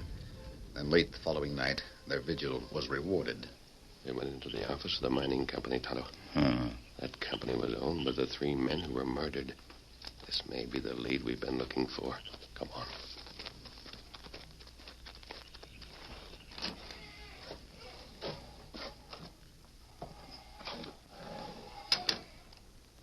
There. Look, Tonto. There's Shane and Hook in the back. Let's get closer so we can listen. Hold that candle steady, Hook. I thought I heard somebody, Shane. You got the shakes, huh, Hook? Give me some more of that powder. You sure nobody hear it when you blow the same sheet? Yeah, it ain't big enough to make a real explosion. Still don't see why you have to do it. I told you once. There's records in that safe naming me as a partner in the mine along with Rankin, Parsons, and Hollins.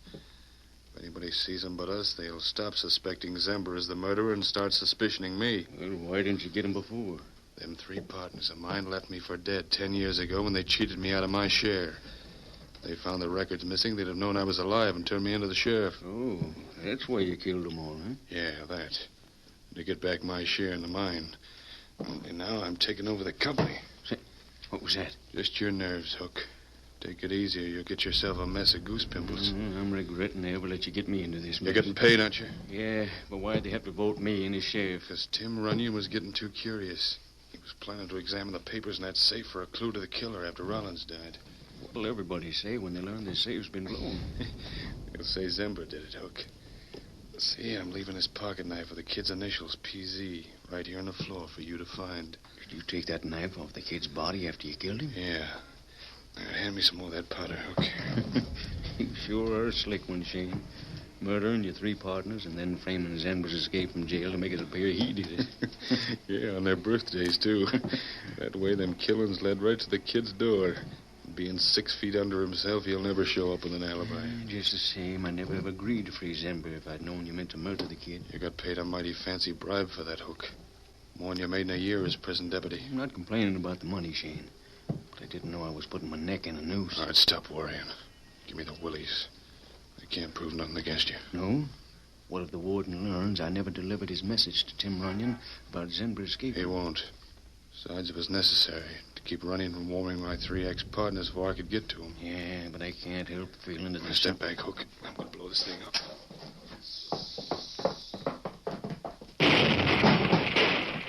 All right, Tonto. What the... Wait, 10 minutes, man, Shane. Drill him. No, you don't. Oh, my arm. Drill him, Hook. You'll hang us. He thinks you... Good work, Kimosabe. You've got nothing on us. We've got plenty, Shane. The records in that safe and Zenber's pocket knife clinch you as a birthday killer.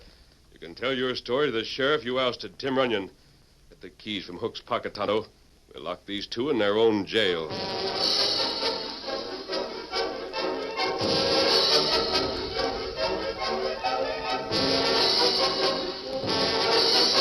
Early the next day, the day before the judge's birthday, the old gentleman was alone with Jane in their parlor. Oh, Dad, I wish this suspense were over. Your birthday's tomorrow. It will be soon, Jane. Dad, you sure you're all right? Of course, child. Why shouldn't I be? I don't know. I'm just nervous, I guess. Only, well, you've been acting so strange lately. Nonsense, Jane. It's just your imagination. Yes, I guess you're right. Jane. Yes? Jane, I want you to go into town. Town? Why? I need some pipe tobacco. But I just filled your tobacco jar yesterday. Jane, I want to be alone. Oh, Dad, you don't expect a murderer today. No, it's not that, Jane. Please go. All right, Dad, if it'll make you feel better. Take care of yourself, darling.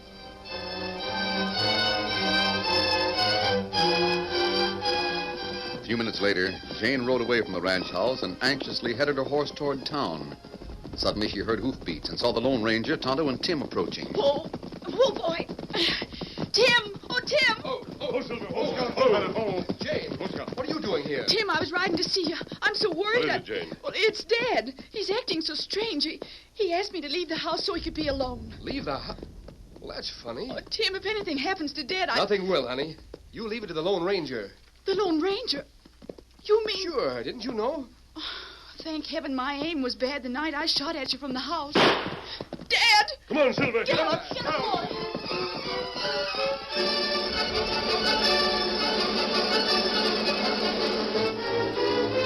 Through the door of the ranch house rushed the Lone Ranger with the others close on his heels. I'll take that pistol, Judge. Dad, are you... Oh, Dad, you were going to shoot yourself. Yes, Jane, I was. But this pistol is loaded with blanks. I tried the gun before I put it to my head. I put them there, Judge. You? Yes. I suspected you might try to take your own life to shield your son from punishment as a birthday murderer. Yes. I wrote this suicide note confessing to the murders myself. I'm going to destroy this note, Judge. Your son didn't kill those men. The real murderer has confessed. But I... Your son is dead, Judge. Paul Zenber was also killed by the murderer. Paul dead? Paul Zenber was my brother? Yes, Jane. His real name was Paul McKesson. I think you'd better tell her the rest, Judge. Yes. You were just a child when Paul ran away from home, Jane. I thought he had died. Then at the trial, I saw that Paul Zenber was my son grown up. Oh, Dad. Hold on to my hand, honey. The hardest task I ever had was to sentence my son to prison. Then not long ago, I learned that Paul was innocent. Confirmed killer who was scheduled to die came to me and confessed to Zeke Martin's murder. Then the 3 men who testified against Paul lied? Yes. I went to the prison to have Paul released, to welcome him home as my son. But they told me he had escaped. Oh, Dad, don't. Those 3 men were murdered. Everyone believed Paul had returned here for revenge. I came to believe it myself. I wanted to make amends to him for sending him to prison when he was innocent. For making him a murderer. I decided to clear my son by confessing to the murders myself. Then the Lone Ranger saved your life. I'll never stop thanking you. Oh, he's gone. Yes, Jane. He's gone.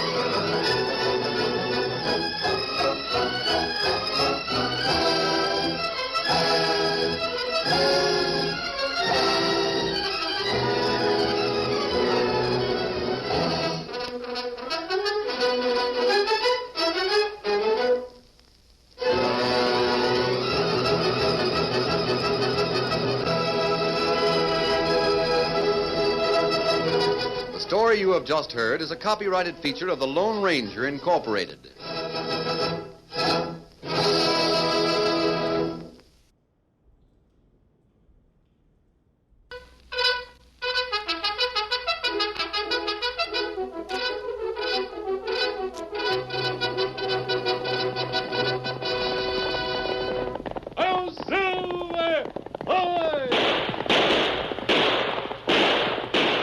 Fiery horse with the speed of light, the cloud of dust, and a hearty hi-yo, Silver, the Lone Ranger.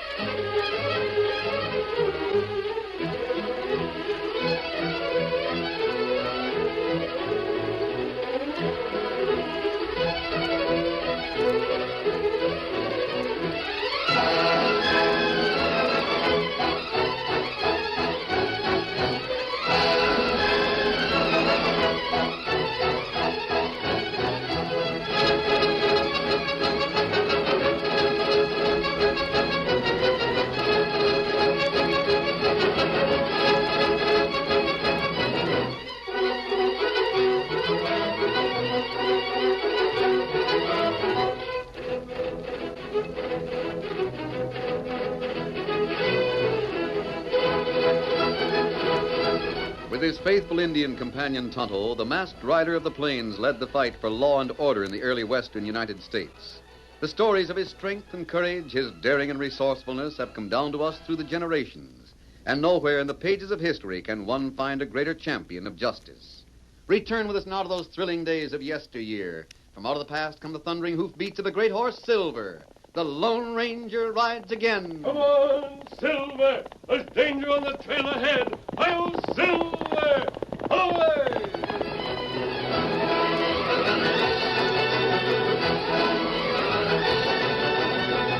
Outside the home of the driver of the Overland Express stage in Prairie City, two boys stood admiring the faded yellow coach and the team of 4 horses which were waiting to make the regular run to Dobie. One of the youths, Danny Kern, was the stage driver's son. The other was his friend. Someday I'm going to be a stage driver, just like my dad. It takes muscle to drive a 4-in-hand. Oh, you bet, and I got it. Huh? Oh, look at this if you don't believe me. That ain't so much. It's better than you can do.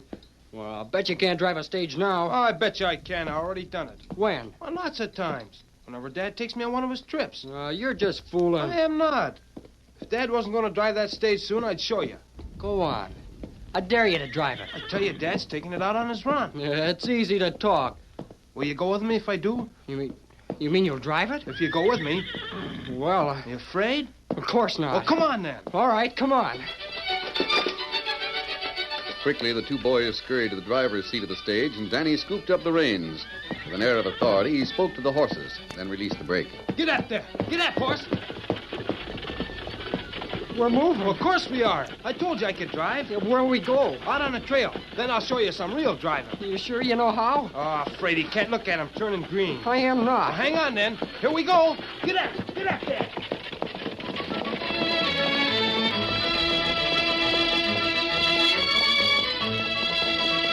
Through the main street of town lumbered the stage, while townfolk gaped at the two boys who sat on the driver's seat. Heedless of the warnings that were shouted after them, Danny headed the 4-in-hand for the Dobie Trail. Boy, look at them horses. What? Say, this is fun. I bet I could drive it clear to Dobie. You ain't going to, though, are you? Oh, not this time. Dad would skin me alive. Well, how far are you going? Oh, just for a spell down the road. You sure can handle them horses, Dan. Hey, you want to try your hand? You think I could? Oh, sure, as long as I'm here to help you. Well, maybe I better not. What are you scared of? Here, let me change places with you. As Dan half stood in the driver's seat of the fast-moving stage, two riders quickly reined in their horses. One of them was a tall man who wore a white hat and a black mask. The other was an Indian. The boy's driving that stage, Tonto. Ah. Now he's changing places with the other. Not plenty dangerous. Yes, it's suicide. That stage is heading for a sharp curve. That's right. We must warn them. Come on, Silver. Get him up.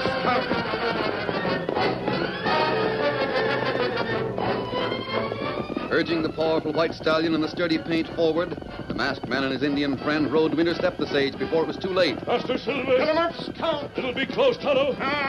Take run, penny fast. We've got to beat it. Hi-yo, Silver! Away! From the fast-moving stage, the boys suddenly saw the dangerous curve ahead. Dan, look. Hey, give me those reins. Stop the horses. We'll overturn. Whoa, whoa there, whoa. They're running away. Whoa, horse, pull up there. Look, a masked man. And an Injun. Outlaws. They're overtaking us. As the thundering stage drew closer and closer to the sharp curve ahead, the great horse Silver drew even with the driver's seat, then leaped alongside the lead horse of the team. Quickly, the Lone Ranger grasped the team's reins. Whoa, whoa, whoa there, whoa! Reining on the reins, he slowly but surely pulled the team to a halt, virtually on the brink of the turn. The coach lumbered to a halt. What are you boys doing with this stage? Well, we were just taking it for a ride. A ride, huh? You might have killed yourselves. We won't do it again. Oh, no. I better take it back now. My dad's a regular driver. He'll need it for the run to Dobie. I'll see you on your way. Help me turn the horses, Tonto.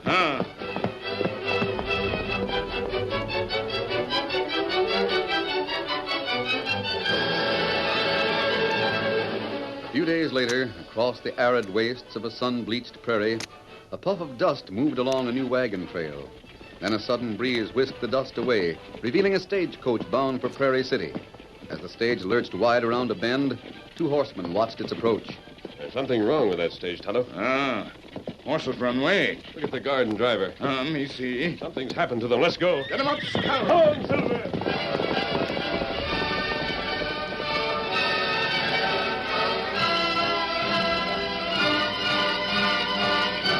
A half hour later, a strange procession filed down the main street of Prairie City toward the express office.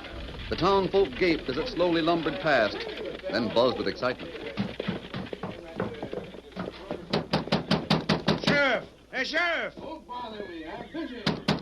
Stage is here, Sheriff. It's been waylaid again. What's that? There it is. You can see for yourself. Look who's driving it. A masked man. And an engine. What is it, Sheriff? No yet, Rand, but I'm aiming to fire now. I'll go with you. Me too. Come down off that stage, you two. I've got you covered. Put those guns back in leather, Sheriff. Follow our friends. I'll decide for myself who you are, mister. Meanwhile, if either one of you make a wrong move, you'll get a slug from those 6 guns. Hey, Sheriff. Yeah? The driver and the guard, they're dead. There ain't a mark on them. This is the 3rd time that's happened inside a month. Maybe they died of bad hearts or something, Sheriff. Oh, you slow-witted maverick. If it had been just once, you might be right. But 6 corpses have been brought in by stage, and all without a mark on them. Right, Sheriff. What's more, the stage has been looted every time. That's right, Sheriff. There's no 2 ways about it. Those men were murdered. And this masked army and the engine are the ones who did it. You're right there, too. These 2 men were dead when we found them. A likely story, eh, Sheriff? Who are you? I'm District Superintendent of the Stage Company, mister. And I'm charging you with murder and theft against the Overland Express. Oh, Dad. String him up. It's Danny Kern, the stage driver's boy. Let me through. All right, get back there. Let the kid through. Dad, we're... Dad! Dad! Your father's dead, Dan. Dad? You're the man... That's the man who killed him. Let's lynch them 2 murderers. Come on, Tonto. Steady, Silver. Out of our way. Now, hold on there. I'll get him. Not so fast. Oh, my hands. Come on, Tonto. Get them up. Tonto. They're getting away. Come on, Silver.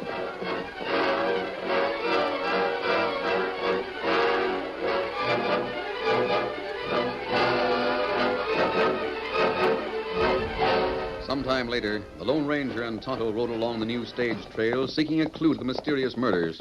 Somewhere along this trail, 6 men were murdered, Tonto. No sign of injury. Who's got? Oh, Tonto. Whoa, Silver, whoa. What is it, Tonto? You look there. Easy, big fella. The stage was driven off the trail and alongside that boulder. We follow tracks. Maybe find something. There are 3 sets of wagon tracks leading from the trail. That right. Kimasabi, me find something. You look here and rock. Gold dust. At least it looks like it. And gold was stolen from the stage. That right. What that mean? Working alone, the outlaw found the loot too heavy to handle without dropping and breaking the boxes. I drove the stage off the trail and slid them onto this boulder. And probably onto pack horses. This dust trickled from the boxes. Oh, Tonto savvy now. That means he knew the guard and driver would be dead when the stage got here. What killed him? Easy, big fella. The answer lies on the trail ahead, Tonto. Come on, Silver. Get him up, Scout.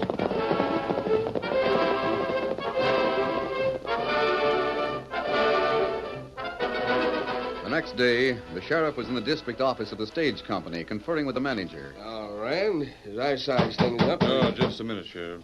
Who's there? It's me, Mr. Rand. Danny Kern. Danny Kern. That's the son of the stage driver who was killed yesterday. I wonder what he wants. Ask him in and find out. All right.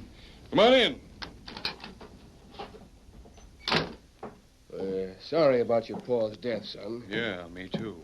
We mean to make it up to you by catching the yellow-livered coyote who killed him. Yeah, that masked man, his Injun friend. Well, that's what I come to see you about, Mr. Rand. What? I want you to give me the chance to catch the critter that murdered my dad. What's that? Well, how can I give you the chance, boy? By giving me the job driving the stage my dad drove before he died. What? Well, don't laugh. Oh, sorry, son. But I thought I heard you say you wanted to drive the stage. I did. Gee, Horsefat, the kid's plumb serious. How old are you, boy? 14. But I can handle a 4-in-hand. 14. You got size and weight enough to pass for 18. Where'd you learn to handle a 4-in-hand? My dad taught me. He used to take me with him on some of his trips. And you think by taking your dad's place, you might meet up with the murderer, son? That's what I'm hoping. The new stage trail runs through some pretty dangerous and deserted country, Danny. Yeah, driving that coach is a man's job. Only one water hole in the whole stretch. And when you come to it, you're so doggone thirsty you like to drown yourself getting enough to drink. I want that job, Mr. Rand. You got the spunk for a stage driver, I'll say that, son. I don't know. I heard you needed drivers for the new stage trail since some killings commenced, Mr. Rand. Well, that's so. I heard you couldn't get no experienced driver to take the job. The boys got you there, Rand. Well, 6 men have been murdered riding the stage on that trail. Yeah. And you want the job in spite of it? Yes, sir. What makes you think you'd bring the stage through when 6 grown men haven't been able to? I'll bring them horses through all right, Mr. Rand. And when I get to Prairie City, I'll be driving them. They won't be pulling a corpse. Doggone it, Rand. Let the boy try it. I like his nerve. Just give me one chance, Mr. Rand. You haven't got anything to lose. No, nothing but 4 good horses and a stage and cargo. Give the lad his chance. I've got an idea. All right, boy, the job's yours. Oh, thanks, Mr. Rand. Report to me here tomorrow. You'll take the stage to Dobie in the morning and drive it back to Prairie City in the afternoon. Yes, sir. Goodbye. Goodbye. Goodbye, Dan. Good luck to you.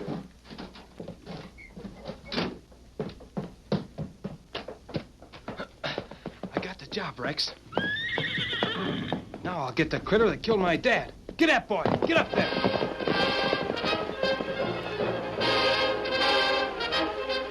As the youth rode away, the Lone Ranger and Tonto watched from a nearby concealment where they had listened to the conversation. I'm going in now, Tonto. I'll wait here. And not chase you? I don't think so. I have a hunch they'll map out a plan after I get what I came for. I want you to overhear that plan. Tonto's happy. I'll wait for you at the fork outside of town. Adios. Adios.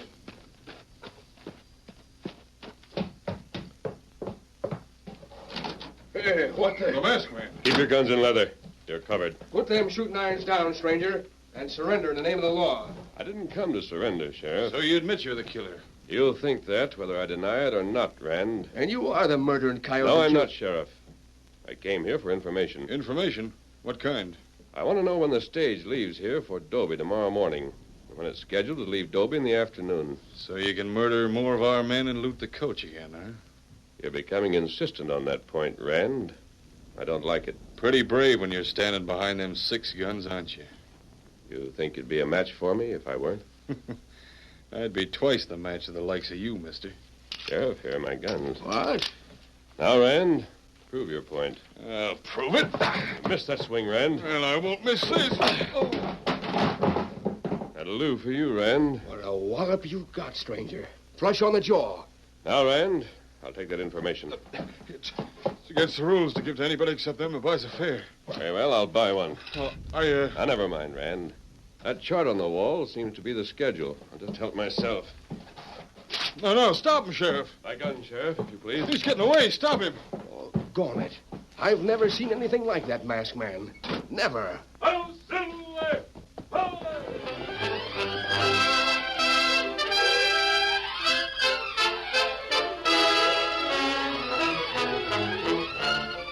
The curtain falls on the first act of our Lone Ranger story. Before the next exciting scenes, please permit us to pause for just a few moments.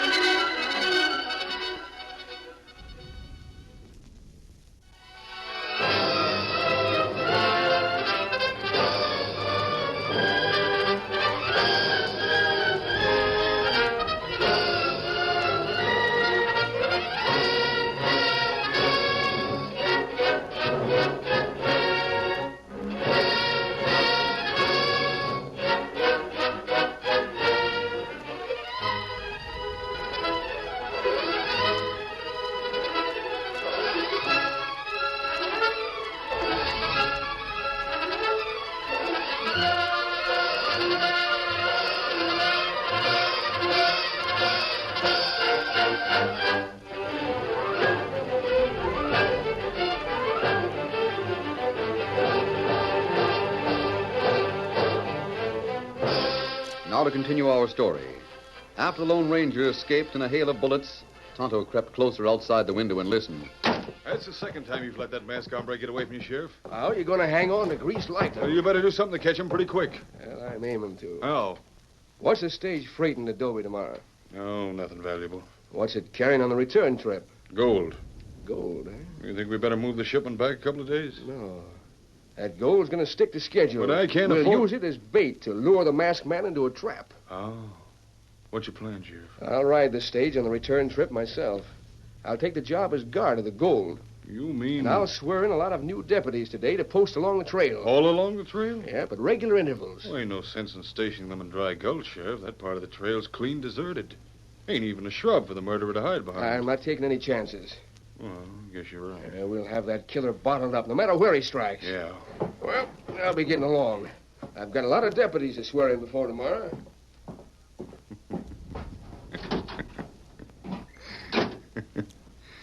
So you think you'll have the killer bottled up, huh, Sheriff?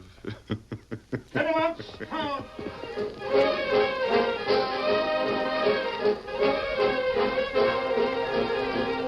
Urging his sturdy paint ahead, Tonto rode to the fork outside of town where the Lone Ranger waited. He quickly reported what he had heard. The sheriff is posting men all along the trail, Tonto. That right? That's the surest way to scare the killer off. To capture the murderer, we'll have to get those deputies away from the trail. What we do? Well, I have a plan, Tonto. But it'll require a third person to carry it out. Someone we can trust. You know a person? Yes, I think I do, Kimosabe. Come on, Silver. Come on, big fella. Get him up, Scout.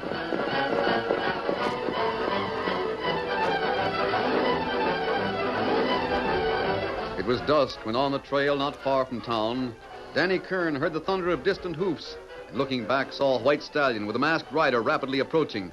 For a moment he sat transfixed as the great horse Silver raced toward him through the gathering shadows of night. Then, recognizing the rider as the stranger he and Tad had met on the trail, the mysterious masked man whom he believed had murdered his father, Dan spurred his horse ahead. The masked man. Get up, Rex. We ain't got a chance against him without a gun. Get up, boy. Wait, Dan. I want to talk to you. Come on, Rex. But try as he would to stretch the distance between him and the masked man, Dan soon found his efforts were of little avail. The onrushing stallion rapidly bridged the gap with powerful, sinewy strides, and the Lone Ranger reached for Dan's bridle. Closer, Silver. Take your hands off that rein. Ho, Silver. Ho, Rex. Ho. Suppose you're going to kill me just like you did my dad. I didn't kill your father, Dan. You've got to believe that. Oh, Scout, no fun at home. I suppose this Injun's innocent, too. Tonto and I would like to be your friends, Dan. You can't trick me like that. Dan, do you want to capture the man who killed your father? You bet I do. And you're him. Tonto and I have a plan to trap the killer, but we need your help. Oh, you don't fool me none, mister. If you really wanted to catch the killer, you just walk into the sheriff's office and give yourself up. Perhaps this will change your mind about me. What? Oh, it's a silver bullet. A silver bullet? A masked man on a white horse. Why, you're the Lone Ranger. Shall we talk about that plan now, Dan? You bet we will.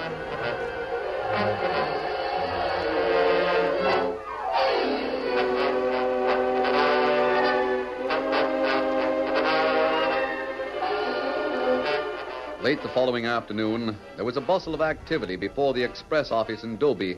It was almost time for the departure of the stage for Prairie City, and an exceptionally large and curious crowd of townfolk had gathered to watch how the 14-year-old son of the slain stage driver handled the four-in-hand on his return run. But Dan, made confident by the success of his trip from Prairie City, ignored their interest and whispered comments with the aplomb of a veteran. Whoa! Hold up there, horse. Whoa! Whoa there! Whoa! All right, Hank. Hit them horses at the stage. Just as you say, Danny. Well, you handle that four-in-hand like a veteran already, son. Thanks, Sheriff. Hey, gold all stored aboard? Everything's in order. Good. Time to be moving, ain't it, Danny? Almost, Sheriff. We got a passenger. Passenger? He's coming out of the office now. A tall man in nondescript clothes stepped out of the express office and into the stage.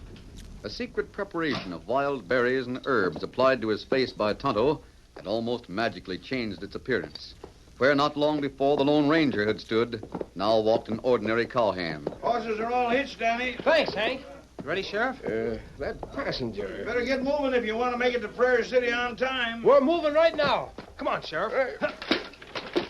All set, Danny. Get up there, horse. Get up there. Come on, get up. Get up, horse. Get up. Come on, get up.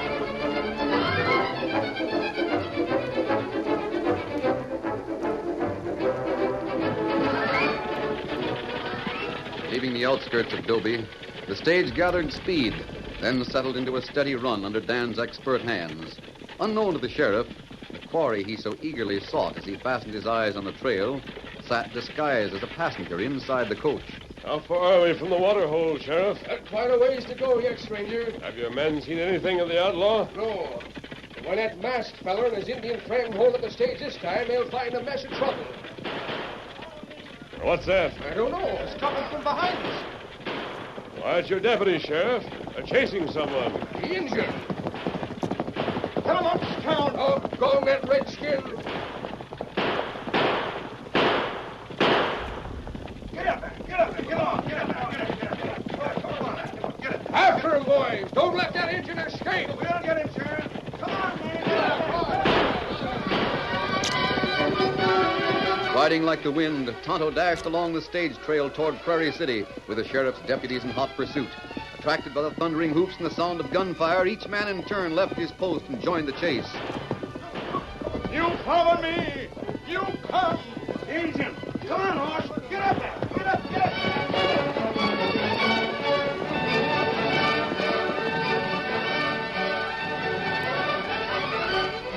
Past the express office in Prairie City sped the chase. Superintendent Rand went to the window to see what the excitement was. Get him up!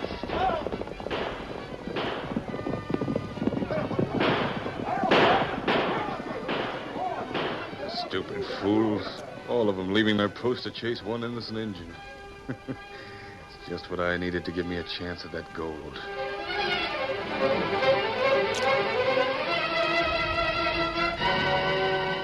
It was some time later when Danny Kern brought the stage to a stop at the waterhole.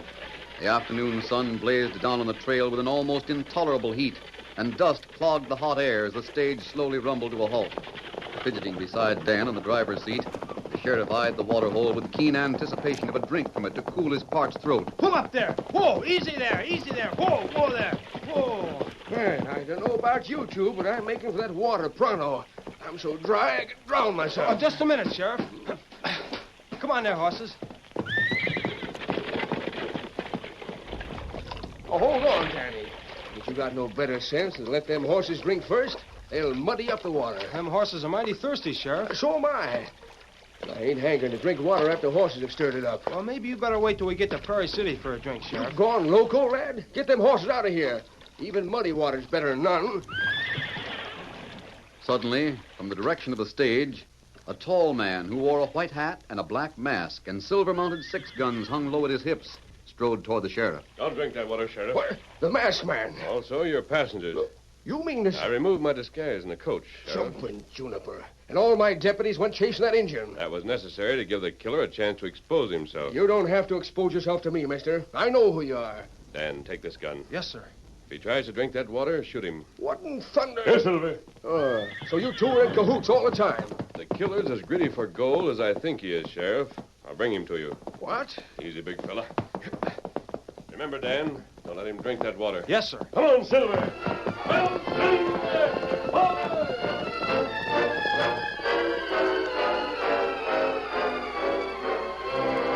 Down the trail thundered the powerful white stallion.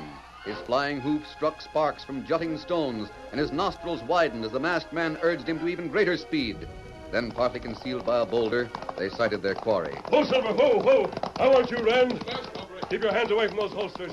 What do you want? I want you for murder. Murder? You must be loco. No use stalling, Rand. I have proof. You'll never take me. Hold my hands. The second time for you, Rand. Get up there, get up. No, you don't.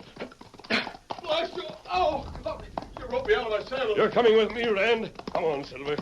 Where are you taking me? To the water hole. You'll talk there.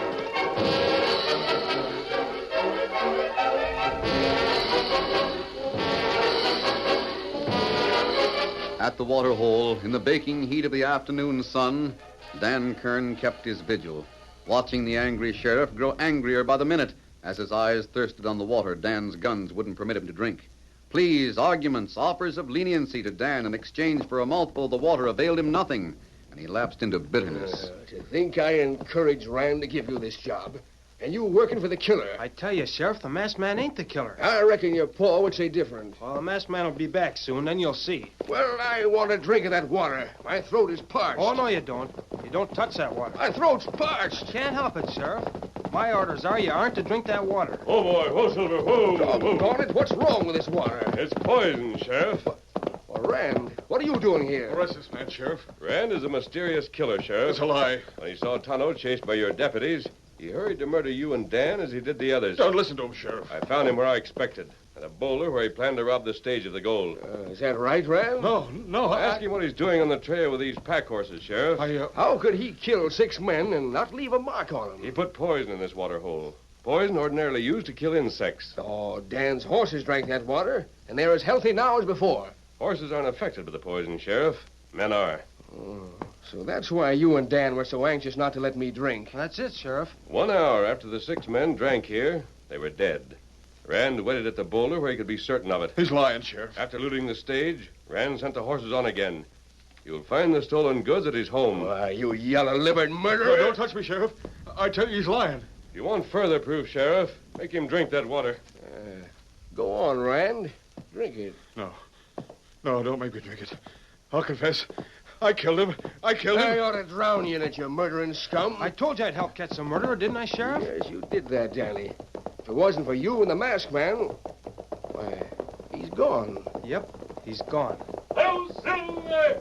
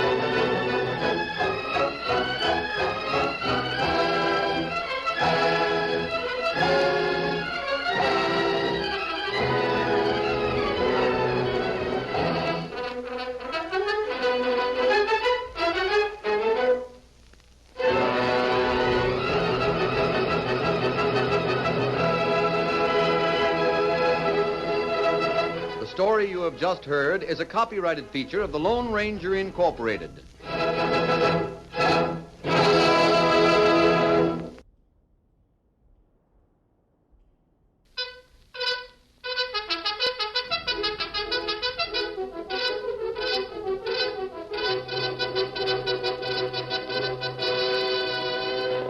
Oh, Silver! Away! Fiery horse with the speed of light, a cloud of dust, and a hearty hi-yo, Silver, the Lone Ranger.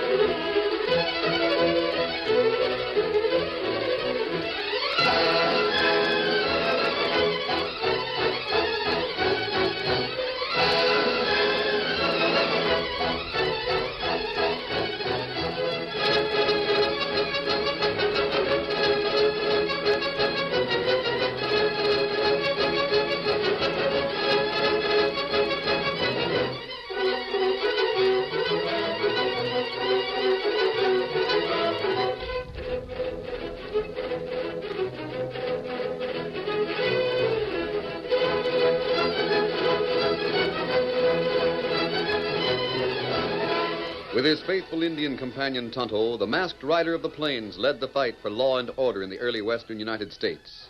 The stories of his strength and courage, his daring and resourcefulness have come down to us through the generations. And nowhere in the pages of history can one find a greater champion of justice. Return with us now to those thrilling days of yesteryear. From out of the past come the thundering hoofbeats of the great horse Silver. The Lone Ranger rides again. Come on, Silver! We're on the trail of outlaws! Oh, Silver!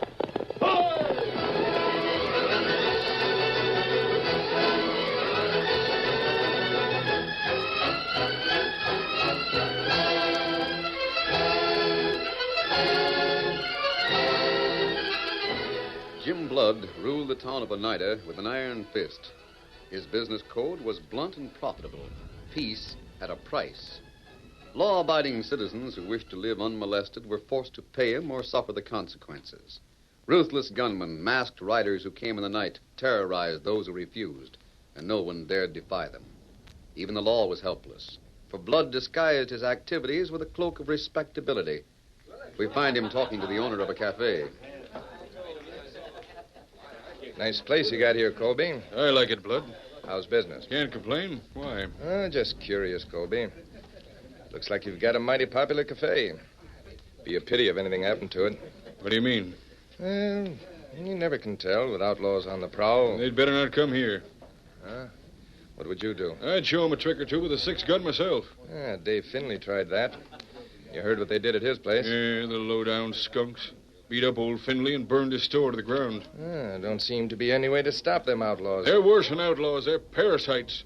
Gunmen who force people into paying for protection they wouldn't need if it weren't for the gang. Finley would have showed more sense by giving them the cash. What? Sure. He suffered worse by opposing the gang. If them gunmen was to come in here, my advice would be to pay up and shut up. What do you know about it, Blood? Me? Why, nothing. I just said... Seems to me you've said a mite too much. Why, you old moss-horn. I'm inviting you to leave before I start practicing with that 6-gun. Have it your way, Colby. Wouldn't take a chance if I was you. Why, that dirty buzzard. That smooth-talking skunk. What was he saying, boss? Barkeep, that snake came here for just one reason. What is that? To warn me. He as much as said that if I didn't pay off, I'd be smashed. You figure Blood is leader of the outfit that's been smashing things around here? I know it. But there ain't no way to prove it. What'd you tell him? I told him I wasn't going to pay. I told him Boss, you said the wrong thing. Look, the doorway. Masked men. Hey, what's the masks for? Everyone stay still. There'll be dead men in the wreckage. Smash the place, boys! Stop it! My cafe! You dirty, ornery, low-life rats! You'll pay for this! You'll pay, I tell you! Shut up, Colby! Maybe you need protection from junks like us!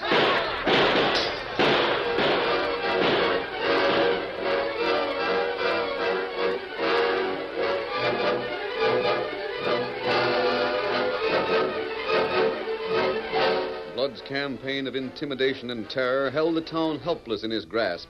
His gunmen, led by the ruthless renegades, Hutch and Drake, roved the streets of Oneida, revenging the gang boss on townspeople who refused or were unable to meet his demands. Harvey Myers made a living from a small gold claim. Like Colby, the cafe owner, he too had callers who wore masks. You're 2 weeks overdue in your payments. Protection pay. Jim Blood sent you here. Make sure your facts, Myers. Blow up the claim, boys.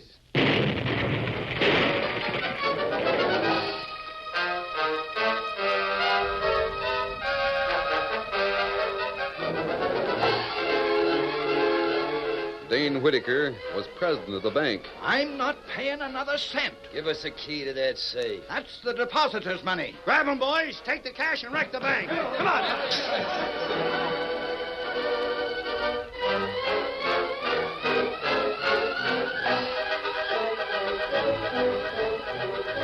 Following night, in the back room of a vacant house, Hutch and Drake, leaders of the gunmen, reported to Jim Blood.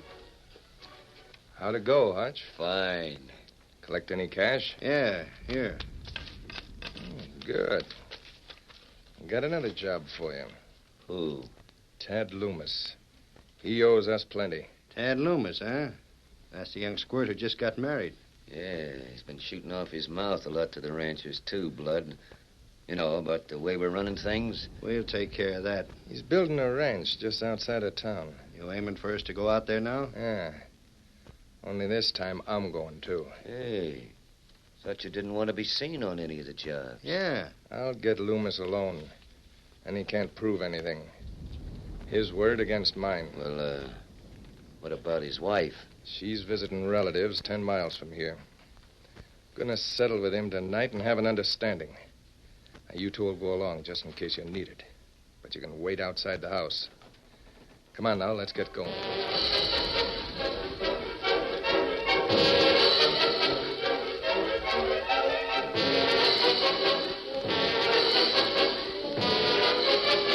In the dark shadows of night, 3 horsemen reined in their mounts a short distance from the attractive, brightly lighted ranch house where Tad Loomis lived with his bride, Jane. Squinting at the house through his small, shrewd eyes, Jim Blood motioned to Drake and Hutch, who accompanied him, and together the 3 outlaws crept stealthily toward the ranch. Their feet scraped softly in the gravel. Then Blood signaled a halt. Wait right here outside the door. Yeah, we savvy. I'll call if I want you. Wait a minute, I'm coming. Maybe he was sleeping. Quiet. Well? Oh. Hello, Blood. This is a surprise. Got something to talk over with you, Tad. Mind if I step in? No.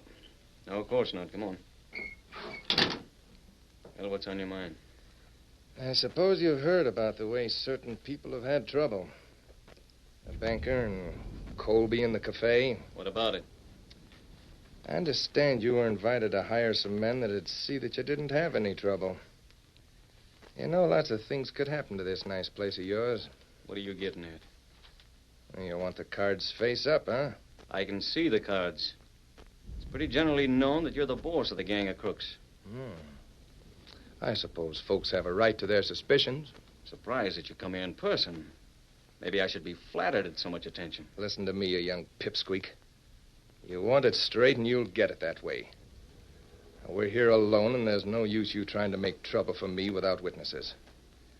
You either pay up right now or see what happens. No witnesses, huh? You thought Jane was out of town. Well, get your hands up. Jane, come on in here. I heard him threaten you, Tad. Now we've got evidence. So you didn't go away. Well, you should have. It'd have saved lots of trouble. Come on in, boys. Drop the gun. Tad! You've killed him. You've killed him. Grab that woman. I've got her. Give me those unlighted lamps. Smash them. Spill oil around here. She's a fighter. Here's a couple of them, boss.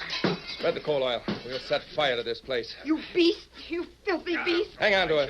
Take her with us in case that critter survives the fire. Here's more lamps. That'll do. You want to leave him there on the floor? Yeah.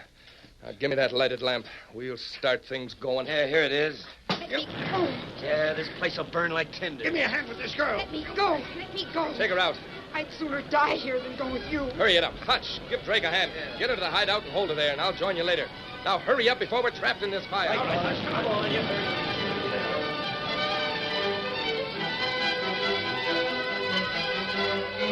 As the flames from the smashed lamp ignited the coal oil, a veritable curtain of fire leaped through the living room of the ranch. The flimsy furniture and new lace curtains which Jane had so proudly put up only a short time before were ready fuel for the now raging inferno. Thick palls of smoke settled over the room, almost obscuring the inert form of Tad Loomis, struggling for consciousness against the smoke and the flames which rapidly threatened him. Then as the outlaws rode away from the flaming ranch house with the girl they had kidnapped, two horsemen raced toward the fire. One of them wore a black mask and rode a white stallion. The other was an Indian who sat a paint. Hold, fella. It's too late to save the house, Tonto. It burned plenty fast. We'll make sure no one's trapped with the blaze. Come on. Help me! Listen. Help! That man trapped inside. Come on, this way. Smoke plenty thick. Not see man. No. Hello. Where are you? Over here. Hold on. We're coming. Thought you wouldn't find me. Now, don't talk. Take his feet, Tonto. Nigga. Can't walk. I've got his shoulders. Ready, Kimosabe? Be ready. Hurry. This roof will cave in any minute. Over there, Tonto. Door ahead. Look out, the roof! Hurry, Tonto.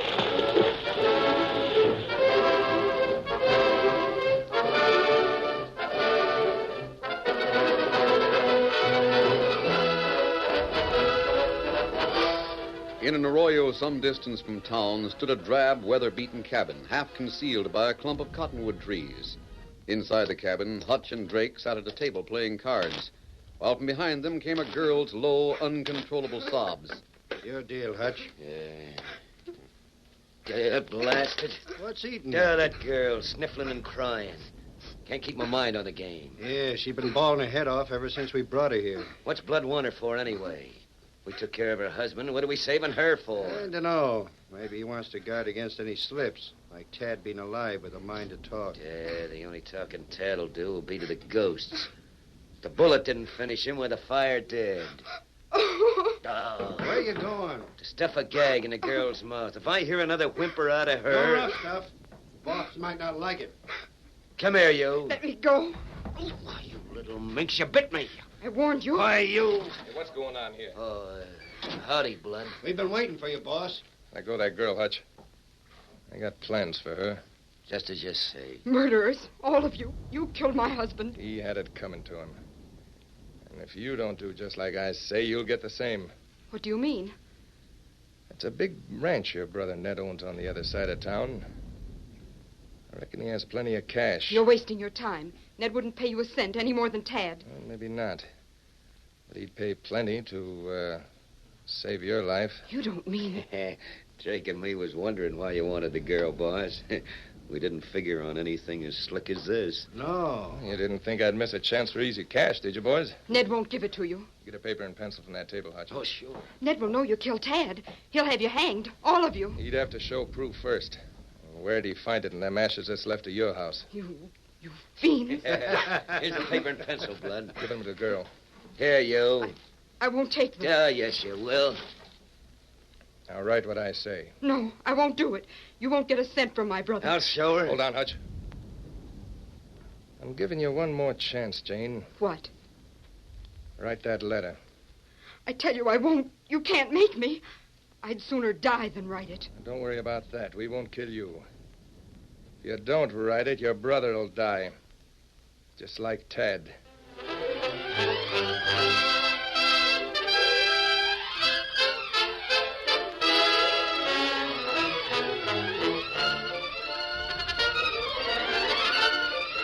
The curtain falls on the first act of our Lone Ranger story. Before the next exciting scenes, please permit us to pause for just a few moments.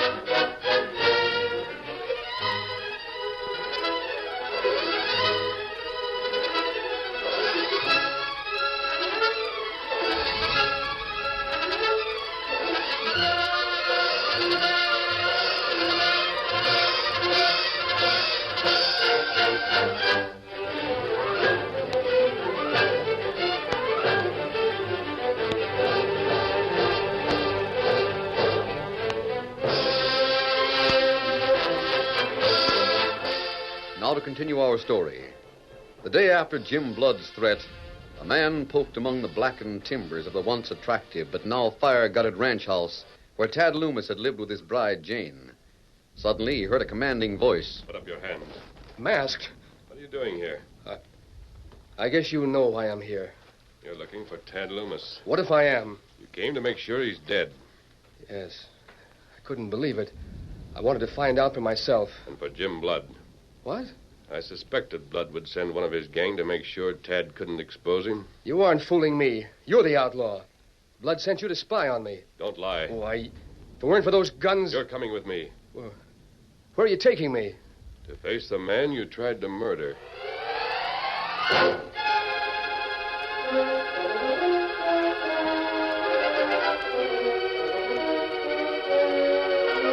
In the Lone Ranger's camp, beside a creek which trickled through a narrow ravine, Tonto bathed Tad's wound, the result of Drake's bullet before the masked man and the Indian rescued the young rancher from the fire. Along the trail, they saw two horsemen approaching. Oh, it's your friend, Tonto. I can tell by his white horse. That's Silver. Who's that riding with him? Me not know. Well, my shoulder. You must... I guess I'm not as well as I thought. You got bad wound. Have now escape. Thanks to you two. If I only knew what's happened to Jane. Maybe we find out now. Tonto, that man riding with your friend. Oh, Silver, whoa. Hold, fella. Oh, Ned! Tad! Tad, I can't believe it. I thought you were dead. You know this man, Tad? Yes, he's Jane's brother. I see. Tad, what have they done to you? Well, they've saved my life. I don't understand. This man's mask and this Indian, they're outlaws. Easy, big fella. We both made a mistake, Ned. Tonto and I want to help Tad. That's right. Tell me about Jane. Is she safe? Temporarily, yes. What do you mean? Jane's been kidnapped. Kidnapped? How do you know? This note was delivered to me this morning. It wasn't signed. It tells how to ransom Jane. Now, let me see it. Jim Blood is the one. I suspected as much. Ned, is this your sister's handwriting? It's genuine. There's no question about that. I'd know Jane's handwriting anywhere. Oh, what note say? It's addressed to Ned, Kimosabe. Unless he delivers $10,000 to the gang at Painted Rock tonight at midnight. Jane will die. What have you done about the ransom, Ned? I withdrew $10,000 from the bank. Keep your money, Ned. We'll save Jane, and without spending a cent. Instead of ransom, we'll give them the end of a rope. We don't know where Jane is, Ted. We'll surround those crooks at Painted Rock. Make them tell us where they're holding her. The note says for Ned to come alone. What if he does They'll have it? men watching the trail. First sign of an attack, they'll escape. It might cost Jane her life. Oh, gosh. I didn't think of that. Well, what do we do? Comply with the terms of the note, Ned. You mean... Take $10,000 with you to Painted Rock. No. Oh, I can't let him do that. Jane's my wife. If anybody pays the ransom, it should be me. I haven't the money. If my plan works, the money will be returned, Tad. Returned? And there'll be enough evidence to wipe out Blood and his whole gang.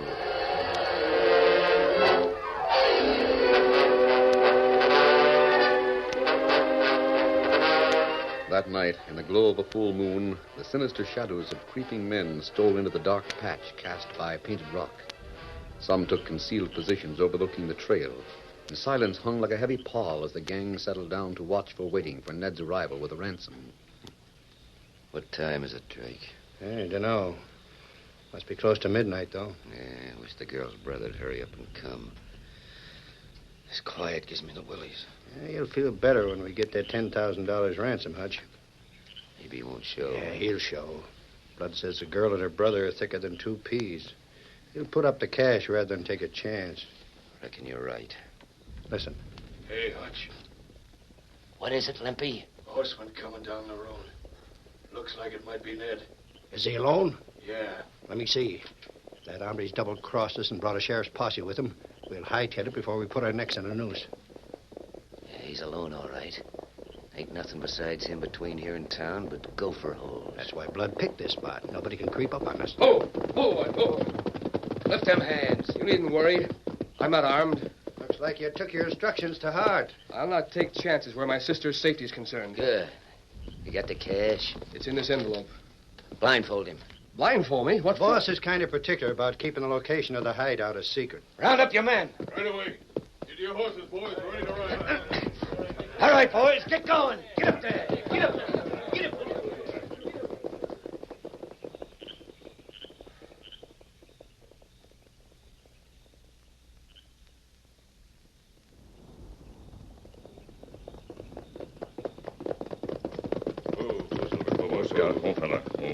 The gang's almost out of sight, Tonto. Their trail shouldn't be hard to follow in this moonlight. That's right. Well, we were lucky to find that crevice in the rock so we could keep out of sight. Tonto, Blood won't let that girl go. He knows she can testify against him. Follow the trail, Kimosabe. I'll join you later. Get him up, Scout. Come on, Silver.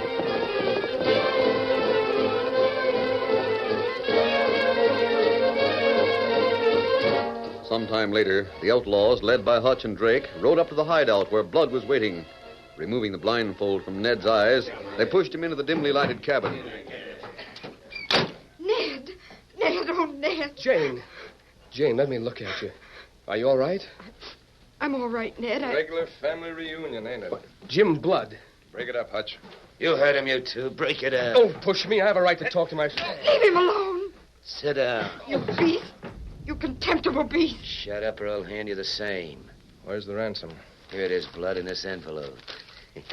10,000 in folding money. 10 $1,000 bills. Doesn't look like much, does it, boys? But it's just as good as gold and a lot easier to carry. Hey, when do we split the cash, boss? When I'm of a mind to, Drake. You'll get your share, don't worry.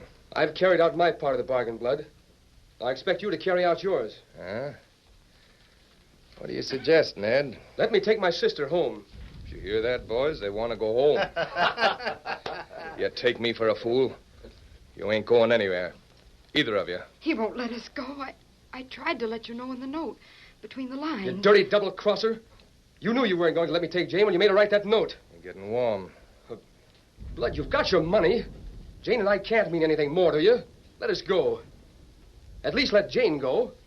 This $10,000 was easy cash. Maybe there's more where it came from. I don't understand. Well, I'll make it clear to you. If you was to write to your bank instructing them to pay the bearer your note $10,000, you'd give it to him, ain't that so? But I haven't got $10,000. No? How much have you got? Practically none. The money I gave you was just about all I had. Don't lie to me. It's the truth, I tell you. Most of my income is tied up in cattle and the ranch. Well, that's too bad. I'm downright sorry for you, Ned. You should have taken care to keep more ready cash. Might have saved your life. Oh, Ned. What do you mean, Blood? If you're no longer any use to me alive, there's no sense in my letting you stay that way. And Jane? I'm figuring on a double funeral. What'll it gain you to kill us, Blood? You'll just be putting your neck in a noose.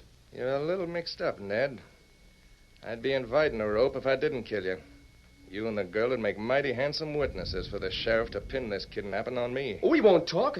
I give you my word. Well, I ain't taking any chances. I know your lips will stay buttoned when you're 6 feet under. It's no use, Ned. He's meant to kill us from the first. Murder us in cold blood, just as he did Tad. Tad isn't dead, Jane. What's that? Ned, I don't understand. You said... Tad's alive.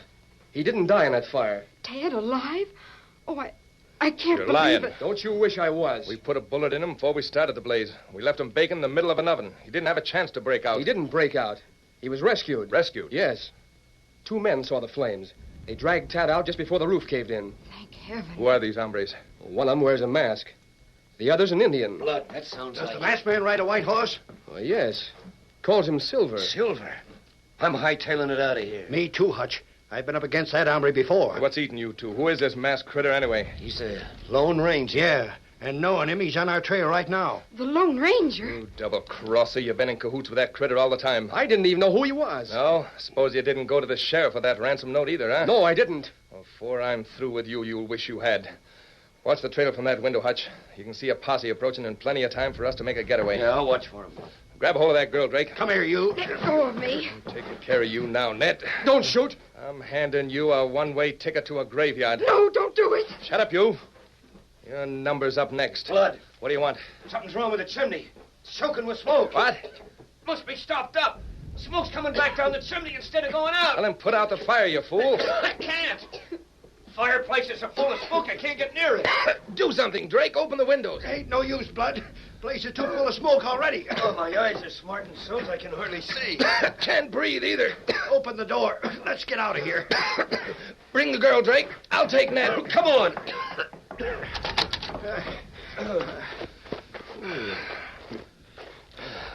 Now we can breathe. Yeah.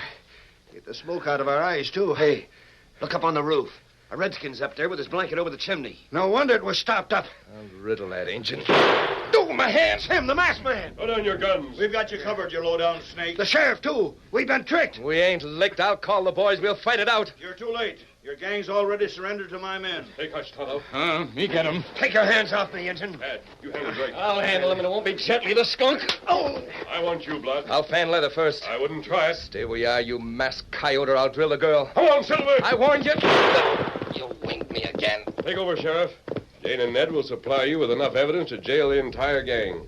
I've been waiting a long time for this, Blood. You and them other polecats have been running things to suit yourselves, just 'cause I couldn't prove what a crooked, slimy bunch you were. But now I've got proof. And from now on, the whole lot of you will be looking at things from behind bars. If we hadn't been smoked out of that cabin, you wouldn't have had any evidence. We'd have killed the girl and her brother and riddled you. Yeah, the masked man figured you would. That's why he wouldn't let my men attack you while you were inside. Tad. Oh, Tad. Oh, Jane. Tad, I thought you were dead. I would be, honey, if it hadn't been for Tonto and the masked man. The Lone Ranger, Tad. The Lone... So that's who he is. And he wouldn't even stay to be thanked. Oh, Silver!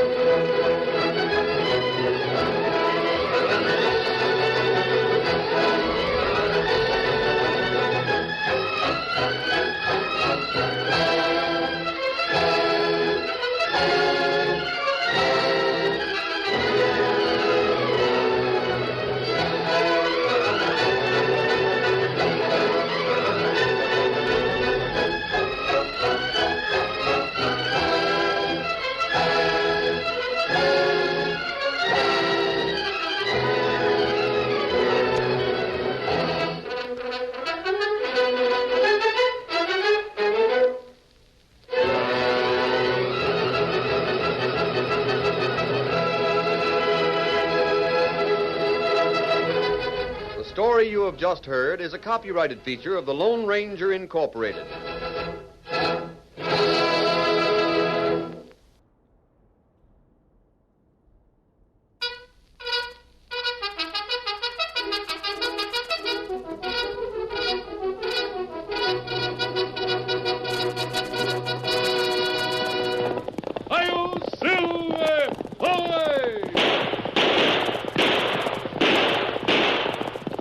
With the speed of light, a cloud of dust, and a hearty hi-yo, Silver, the Lone Ranger.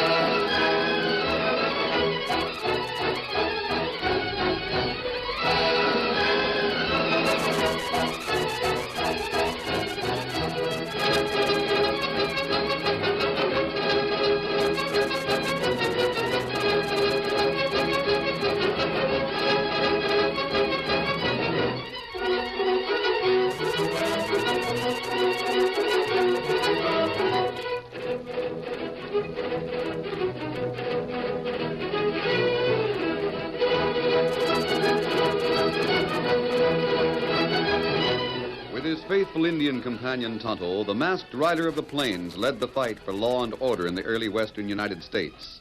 The stories of his strength and courage, his daring and resourcefulness have come down to us through the generations. And nowhere in the pages of history can one find a greater champion of justice. Return with us now to those thrilling days of yesteryear. From out of the past come the thundering hoofbeats of the great horse Silver. The Lone Ranger rides again. Come on, Silver! There's trouble on the trail ahead! Hi-yo, Silver! Forward!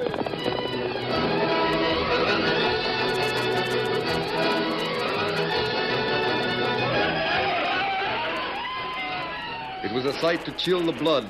In the center of a gradually closing circle of hard-riding, whooping savages stood a ranch house, its windows spitting lead in brave, if useless, defiance. White men, surrender! Come and get us, Redskin! Suddenly, fiery arrows shot through the curtain of night and thudded into the ranch house roof. Flames licked hungrily at the wooden structure, and soon it was a blazing inferno.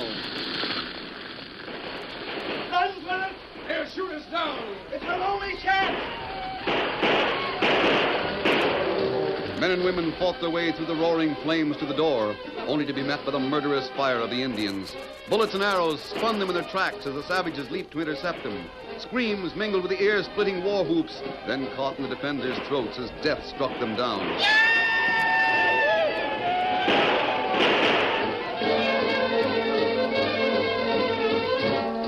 Sitting astride a black horse out of harm's way was a hard-faced man. The upper half of one ear was missing, but he wore his hair long to conceal the scar. He watched the scene with cruel amusement, then saw the leader of the savages coming toward him with an exhausted captive. Me bring Carstairs. You filthy savage! Thanks, Red Fox. Hello, Mr. Carstairs. You! Surprised, huh? You're responsible for this murder. Yeah. This and the raids that took care of 6 of your friends. You fiend, you! Kill now. No, I've got a little job to do first. What do you mean? 2 years ago, you and 7 more vigilantes rode me out of these parts on a rail. You also left me with half of one ear. To brand you for the sneaking cattle thief you were. You branded me all right. You marked me so that I was hounded out of every county I went to. We should have hanged you. You even gave me a new name. Scar. It ain't fitting enough to describe what a low-down scum you... You shut mouth. Hand me that branding iron, Red Fox. What are you going to do? What does it look like, Carstairs? No!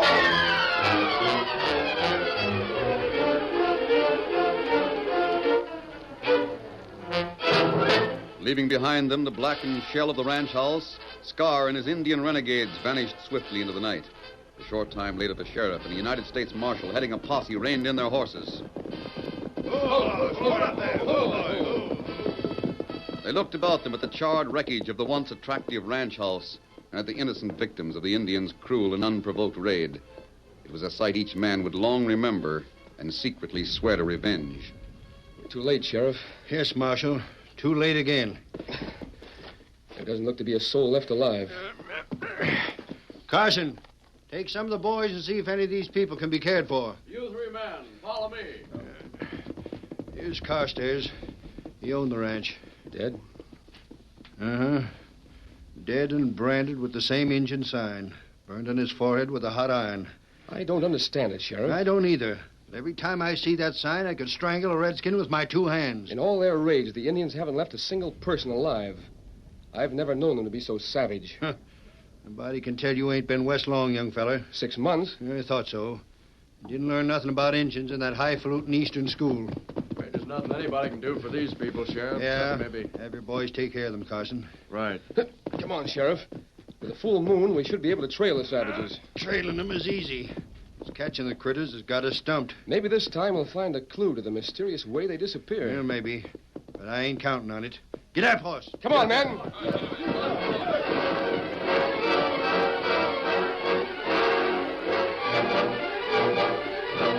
On the trail of the renegades rode the posse with the sheriff and the marshal in the lead. In the pale moon glow, the raiders' tracks led across the prairie, then swerved through an arroyo down to Sutter's Gap, a large basin of water with a rocky cliff towering above the opposite bank. Suddenly they saw two figures kneeling at the water's edge. One was a tall man who wore a white hat and a black mask. The other was an Indian. There's two of the gang. A masked man. And an Injun. They're waiting for us. Too late for them to escape. Ho, boy. Ho, horse. Ho there. Ho. Put up your hands. Making a mistake, Sheriff. You think we're crooks. Oh, no, I ain't. We caught you and the Injun red-handed. Huddle and I aren't outlaws. Ah, that's right. You're worse than outlaws. Savages who murder women and children. Well, hiding behind that mask won't save you. Don't touch that mask. I'll show you. Oh! Blast you. You threw me when I wasn't looking. We gave you no choice. Perhaps I'd better handle this, Sheriff. Yeah? What are you doing here, mister? It'll save time, Marshal, if I ask that question. Why, you nervy I don't coyote. understand. I've heard rumors of the trouble you're having. We may be able to help. Very well. We're trailing a gang of Indian renegades who attacked a ranch. I see. We've followed their tracks after every raid. Always to the same spot at the water's edge. Then they disappear. Yes, I've noticed that. We've had the men circle the water and scout the banks for hoof prints. But if the Indians used boats to throw us off, they didn't leave tracks when they landed. What about that cliff on the opposite shore? Well, they couldn't have climbed that. It's too steep. You're wasting time, young fella. 7 ranches have been raided, and you stand here palavering with a masked man and an Injun who are likely members of the gang. 7, huh? Yes, and at every ranch, the owner was branded with an Indian sign. Branded? That's not like Indian. What's that, Redskin? Indian, not brand victim. They don't, eh? Well, they use an old Injun sign. You're darn tootin'.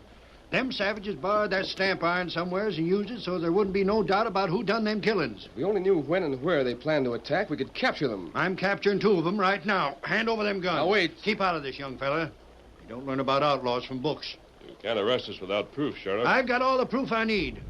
Honest men don't wear masks and travel with Injuns. Oh, I see. As soon as the townfolk hear about this, you two will be ripe for a lynch knot. And I don't aim to stand in the way. Don't you believe in giving prisoners a trial? Not when they've murdered women and children. Give me those guns.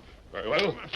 Oh, my hand! I only shot your pistol out of it, Sheriff. You came up with those guns like lightning. Put down them irons, stranger. You're under arrest. Sorry, I can be of more help outside your jail. Shoot him, boys!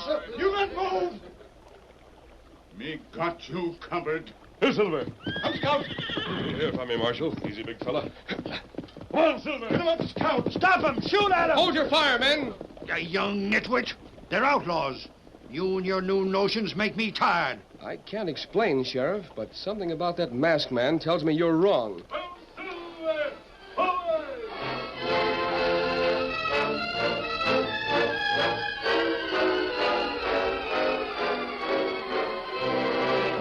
The next day, the Lone Ranger and Tonto returned to Sutter's Gap and re-examined in the sun the hoof prints left at the water's edge by the night raiders. To conceal his identity in the event of an encounter with the gang, the Lone Ranger had removed his mask and now stood cleverly disguised by a mixture of secret herbs. Suddenly, Tonto gave an exclamation. Ah. What is it, Tonto? You look. Them track not left by Indian pony. You're right, Kemosabe. One of those horses has been shod. Ah. And Indians not shoe horses. No. Must have been ridden by a white man. Ah. Him maybe leader, huh? That would explain why their victims were branded. Ah. Indian not brand them. Tonto, there's more than robbery behind these attacks. That right. And the key to the mystery is somewhere in this gap. Ah. Gang make getaway here. We only knew what became of the raiders after they stopped here at the water's edge. Them not land on other bank. Oh, the cliff is too steep. The posse has scouted every inch of the water's edge. There isn't a sign of the raiders. Ah. Seem to have vanished without a trace. Maybe water no secret, huh? One way to find out. Oh, why you take off gun belt? Going underwater, Tonto. Here, hold my boots. And my shirt. I'll wait here with the horses.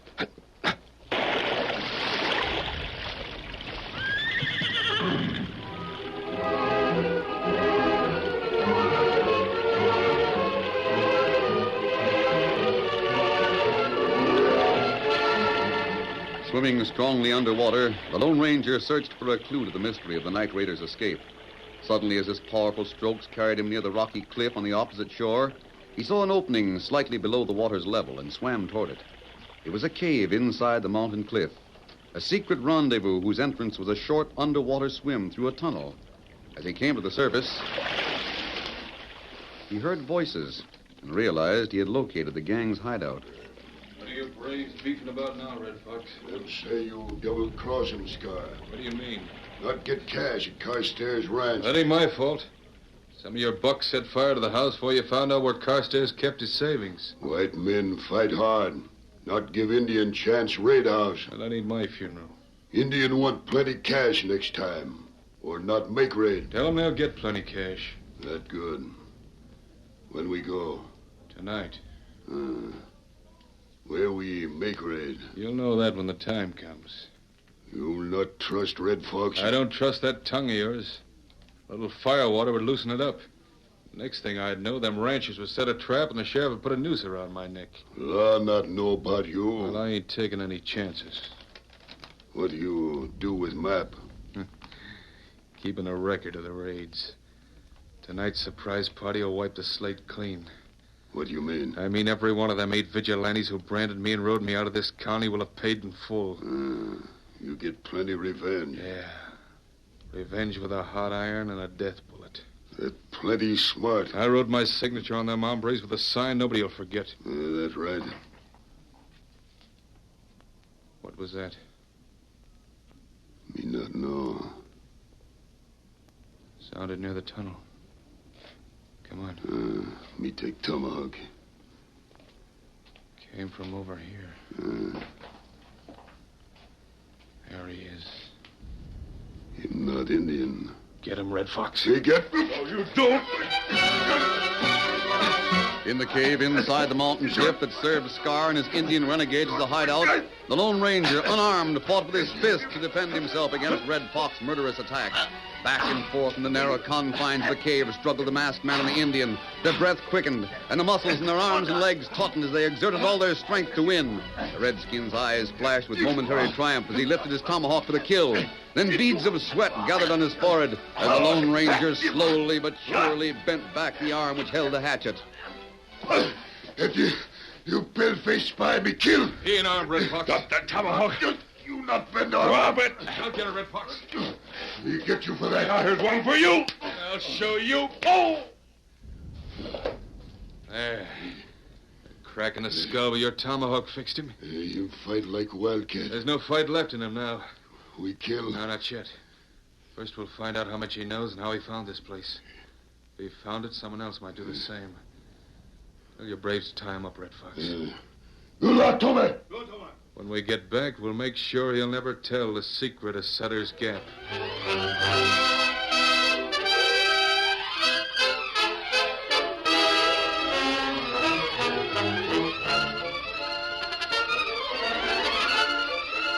curtain falls on the first act of our Lone Ranger story. Before the next exciting scenes, please permit us to pause for just a few moments.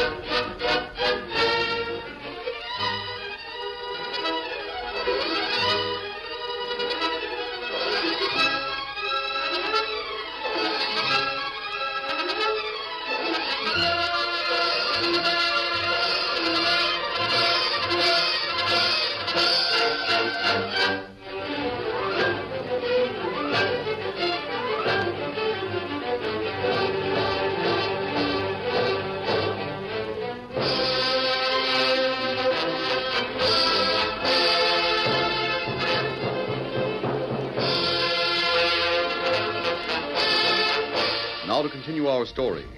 It was some time later when the Lone Ranger regained consciousness from the savage blow Scarred struck him with a tomahawk. His head reeled, and he moved to probe the wound, only to discover that his hands and feet were tightly bound.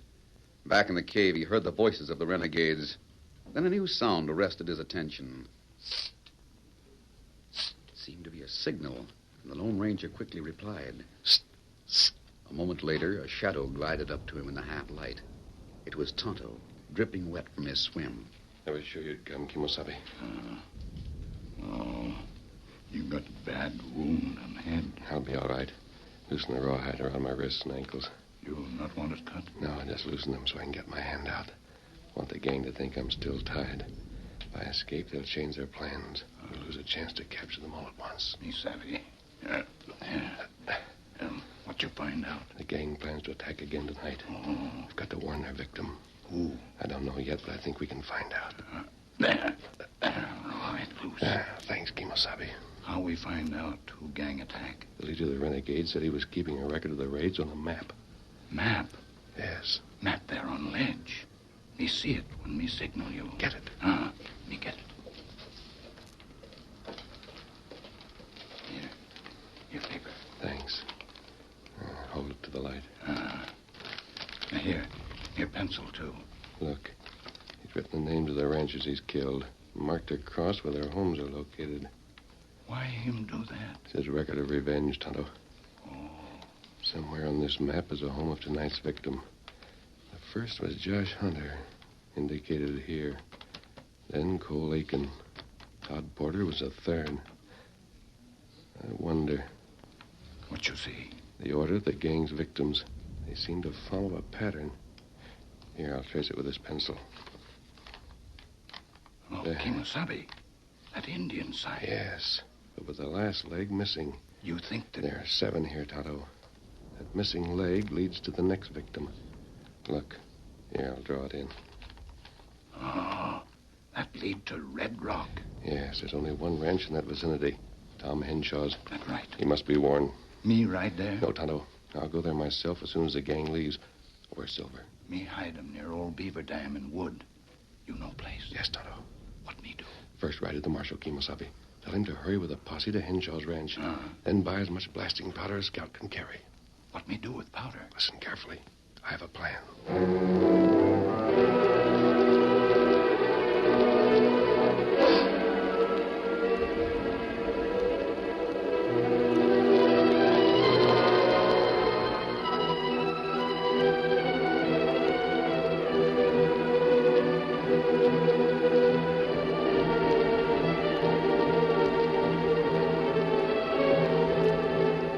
That night, a full moon bathed the low-lying white houses of the Henshaw Ranch in a pale, ghostly glow.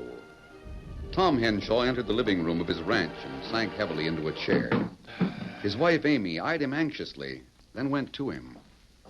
You look tired, Tom. I am tired, Amy. What's the matter? Some more of my hands gave notice today. You mean they just up and left? Yeah, that's right. That makes 6 men I'm short this week. But why, Tom? Well, Amy, They've been restless ever since them raids commenced. Knowing all them ranch owners were friends of mine, well, they kind of You figured don't mean that... they thought the Indians would come here next? Reckon that's about the size of it, Amy. They raided Lem Carstairs' place last night. Oh, poor Martha. It was horrible. Don't think about it, Amy. Ain't no reason for them redskins to come here. But suppose they do. Then we'll fight 'em. Fight 'em to the last man. But we've only a few men left to fight now, Tom. Yeah, you're right, Amy. Reckon I better take you into town to stay with your sister. No, sir. If there's going to be danger, you're not facing it alone. But, Amy, it's our home, Tom. I reckon that gives me as much right to fight for it as it gives you. Boss! Boss! Coming. What's up, Dewey? We caught this masked hombre down by the bunkhouse. Outlaw. Oh, Tom. Oh, you're wrong. It's the same hombre as the sheriff described got away from him last night. A white hat, mask, and a brace of silver-mounted guns. I came here to warn you. Came. Looks more like he was fetched. Indians are riding to attack your ranch. What? No. It's a trick, boss. Listen, does that sound like a trick? Injuns. Now call your men. Defend yourselves from but here. how can we They'll fight? use fire arrows. Fill every barrel and bucket with water to put out the flames. Station men near the roof. Yeah, that's the idea. Above all, hold out. Help is on the way. Oh, wait a minute. I have work to do. Steady, big fella. Come on, Silver. Indians coming this way! Get the water ready, Dewey. Right. I'll help. Get behind them windows, boys. Hold your fire till I give the order. Hank, Lefty, climb up there near the roof. Dewey will pass the water up to you.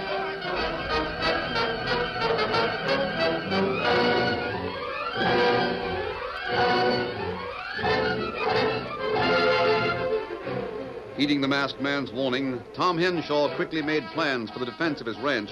As his men hurried to battle the Indians, whose terrifying war whoops could be heard approaching closer and closer, his wife Amy quickly went to help fill barrels and buckets with water to extinguish fire arrows which might thud into the roof of the walls. How close are they now, Tom? Down near the corral. Well, give me your gun, too. No, Amy, you get behind that wall. Then I'll load your guns as fast as they're emptied.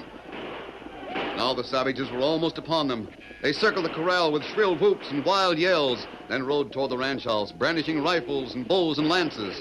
The defenders, their gleaming, painted bodies daubed with savage war symbols, seemed to writhe in anticipation of the death and destruction they meant to wreak upon the ranch. Suddenly, the Indians arranged their ponies in a broken line and encircled the ranch house, bending low over their ponies' backs, even shooting from beneath their ponies' bellies. Slowly but surely, the circle began to close, hemming the defenders in with a gradually tightening noose of death.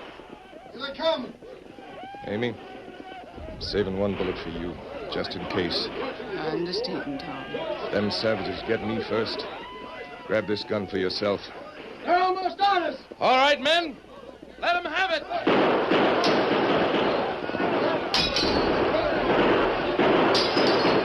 Bravely, the little group stood their ground against the savage onslaught. But as fast as one painted, whooping Indian was shot down, another seemed to leap into his place.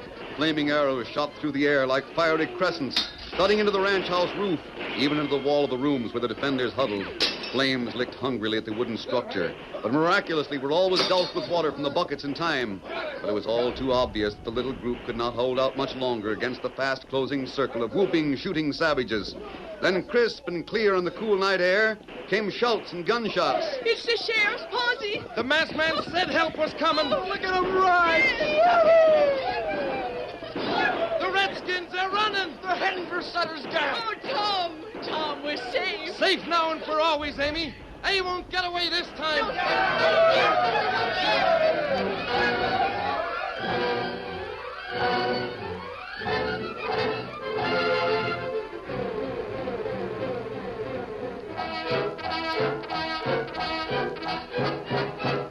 As Scar and his Indian renegades fled before the surprise attack of the posse toward Sutter's Gap, the Lone Ranger and Tonto conferred near the water's edge. You did the job just right, Tonto. Me work long time. The marshal acted promptly. He should chase the outlaws to their cave any minute. Him got sheriff. And them right after renegade plenty fast. Good. Our plan mustn't fail, Tonto. Means the safety of this entire county. It not fail. Good. It's the outlaws, Tonto. Them in plenty big hurry. The posse can't be far behind. Come on, we mustn't let them see us.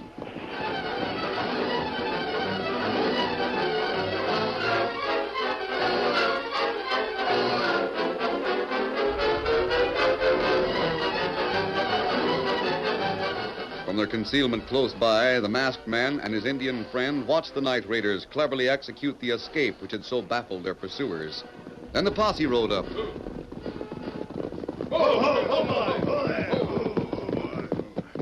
They've gone, Sheriff. Disappeared. Of course they have, Marshal. What'd you expect after listening to that crazy notion the engine brought you from the masked man? All right, Tonto. Leaping catfish. What was that? Steady, Silver, steady. Blasting powder, Marshal. You! The explosion blasted the dam between this water gap and Dry Gulch. I don't understand. Look at the water. Well, I'll be... It's going down. Where's it going? Flowing into the gulch. You won't squeeze out of this, stranger. I saw you do it with my own eyes. You'll see the reason for it in a moment, Sheriff. What do you mean? You want to capture the raiders, don't you? You bet we do. And keep your eyes where the water is ebbing away from the bottom of that cliff. Huh? You'll see a tunnel that leads to the Indians' hideout. A tunnel? You ain't pulling the wool over my eyes. I don't see a blame thing. The top of the tunnel is beginning to show above the surface of the water now. I see it. Doggone if it ain't. That's the secret of the outlaws' escape. But how could they use the tunnel when it was underwater? It goes underwater only for a few feet. Then it rises into a cave. The raiders simply had their horses swim across the gap, then through the tunnel and up into the cave. Glory be. The tunnel shows clear now. And the outlaws are in that cave. Come on, Silver. Get 'em up, Scout. Come on, then. Come on. Straight across the now shallow basin thundered the posse's charge, with the Lone Ranger and Tonto in the lead. Near the entrance to the cave, they were met with gunfire. Then they grappled with the Indians in fierce hand-to-hand encounter. Shoot him now, Red Fox. Kill him. You murdering redskins. Shoot women and children, will you? Take Red Fox, Tonto. Me get him. I want you, Scar. Put down that gun. Come on your life. I warned you. No, you winged me. Tell your gang to surrender. Try and make me. Very well. Let go, let go. I'll tell them. Right now. Red Fox, tell your braves to throw in. Take their guns, men. Here's the leader, Marshal. A white man. You yellow murdering coyote. So you came back for revenge, huh? Oh, don't hit me, Sheriff. Don't hit me. I wouldn't soil my hands with you. But I'll see you swinging a hang noose for your crimes. Well, we finally caught them, Sheriff. I reckon I owe you an apology, Marshal. Maybe them school books of yours didn't teach you much about Injuns, but you sure can fight 'em. The masked man showed us both how. That's another mistake I'm apologizing for. Taking him for an outlaw. Stranger, Why, he's gone. Yes, he never waits for thanks. Huh? He's the Lone Ranger. Hail, Silver!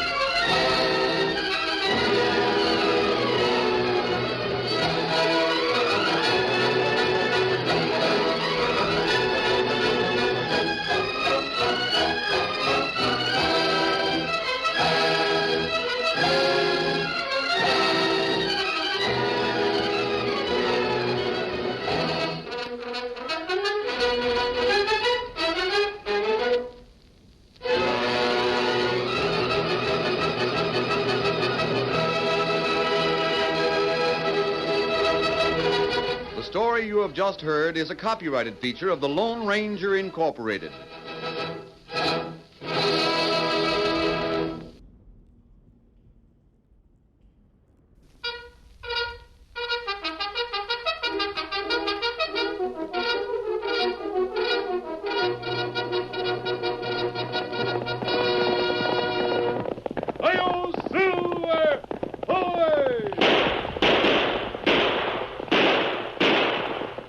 fiery horse with the speed of light, a cloud of dust, and a hearty hi-yo, Silver, the Lone Ranger.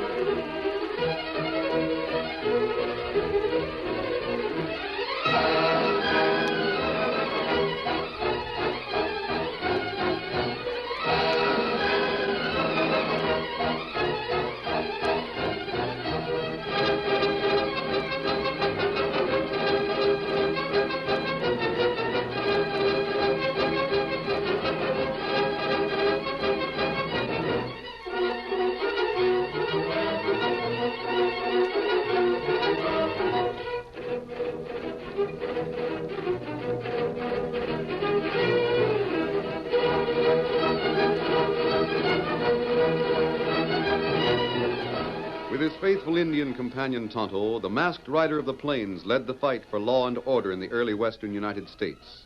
The stories of his strength and courage, his daring and resourcefulness have come down to us through the generations, and nowhere in the pages of history can one find a greater champion of justice. Return with us now to those thrilling days of yesteryear. From out of the past come the thundering hoofbeats of the great horse Silver. The Lone Ranger rides again. Come on, Silver. There's trouble on the trail ahead. I'm Silver. Forward!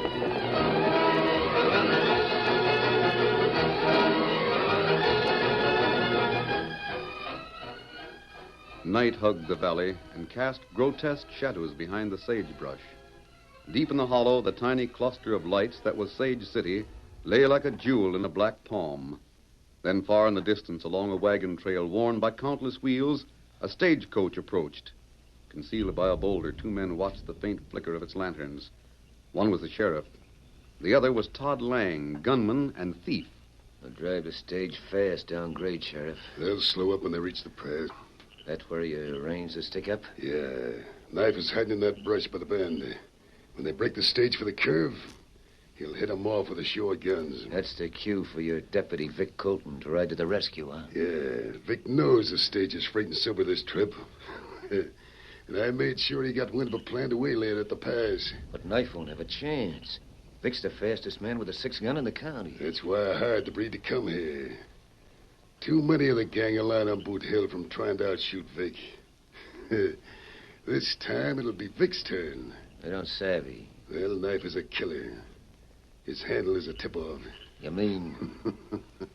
After the breed surrenders his hardware, Vic will relax. Then Knife will slip a blade from his sleeve and let him have it. Yeah? Sure. The breed can pin the ace of spades with that blade at 20 feet. Poor Vic. Yeah, then Knife will vamoose, and Vic will be reported killed while performing his duty. And Sage City you'll have a new deputy, huh, Sheriff? He'll get the job, don't worry, Todd. Yeah, it was a mistake to give Vic the badge in the first place. He was so handy with a gun, I figured him for an outlaw. How'd I know I'd start cleaning town? Oh, Vic aimed to prove you got a share of the loot for leaving the gang alone. Yes, that coyote. He's made things mighty uncomfortable for both me and the boys. Pretty near the whole town's behind him. Well, we won't have to worry after tonight. What if Vic beats the breed to the kill? I've taken care of that, too. Look, stage is at the pass. Yeah. And there's Knife riding to meet him.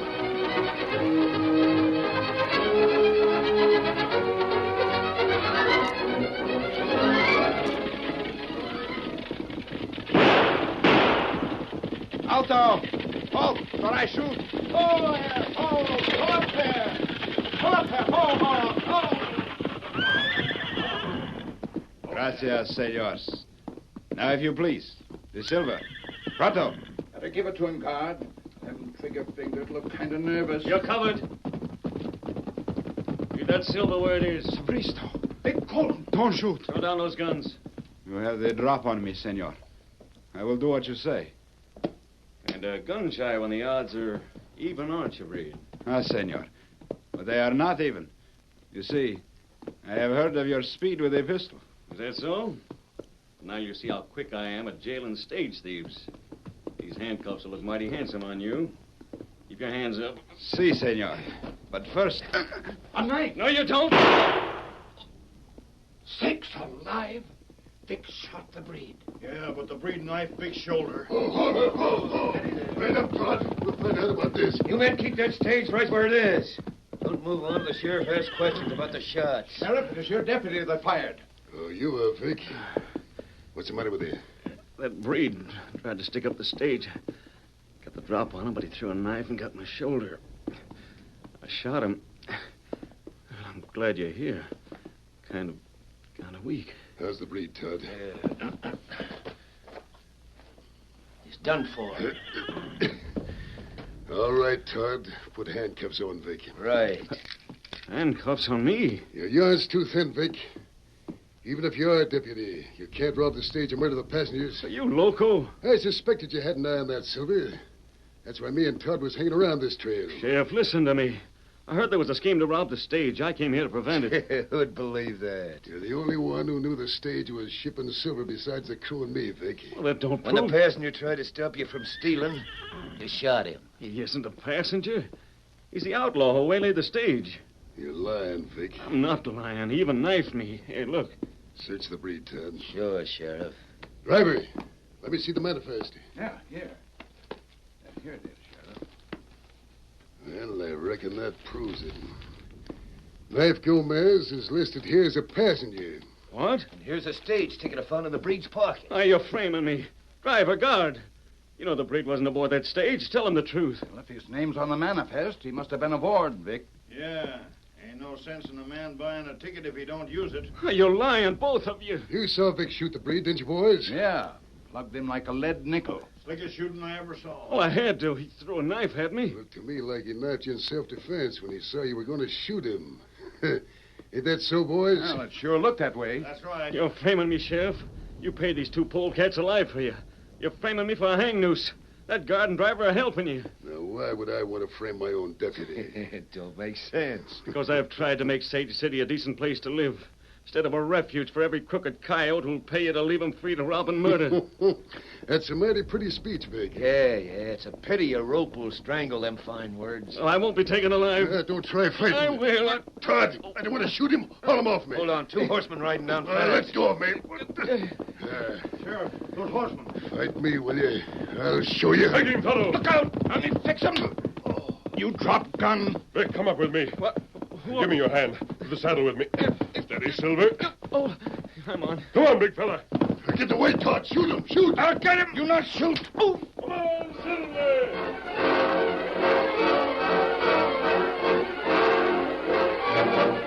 Leaving the driver and guard staring with amazement at the sheriff and Todd sprawled on the ground, Tonto raced after the Lone Ranger and Vic. Get him up, Scout.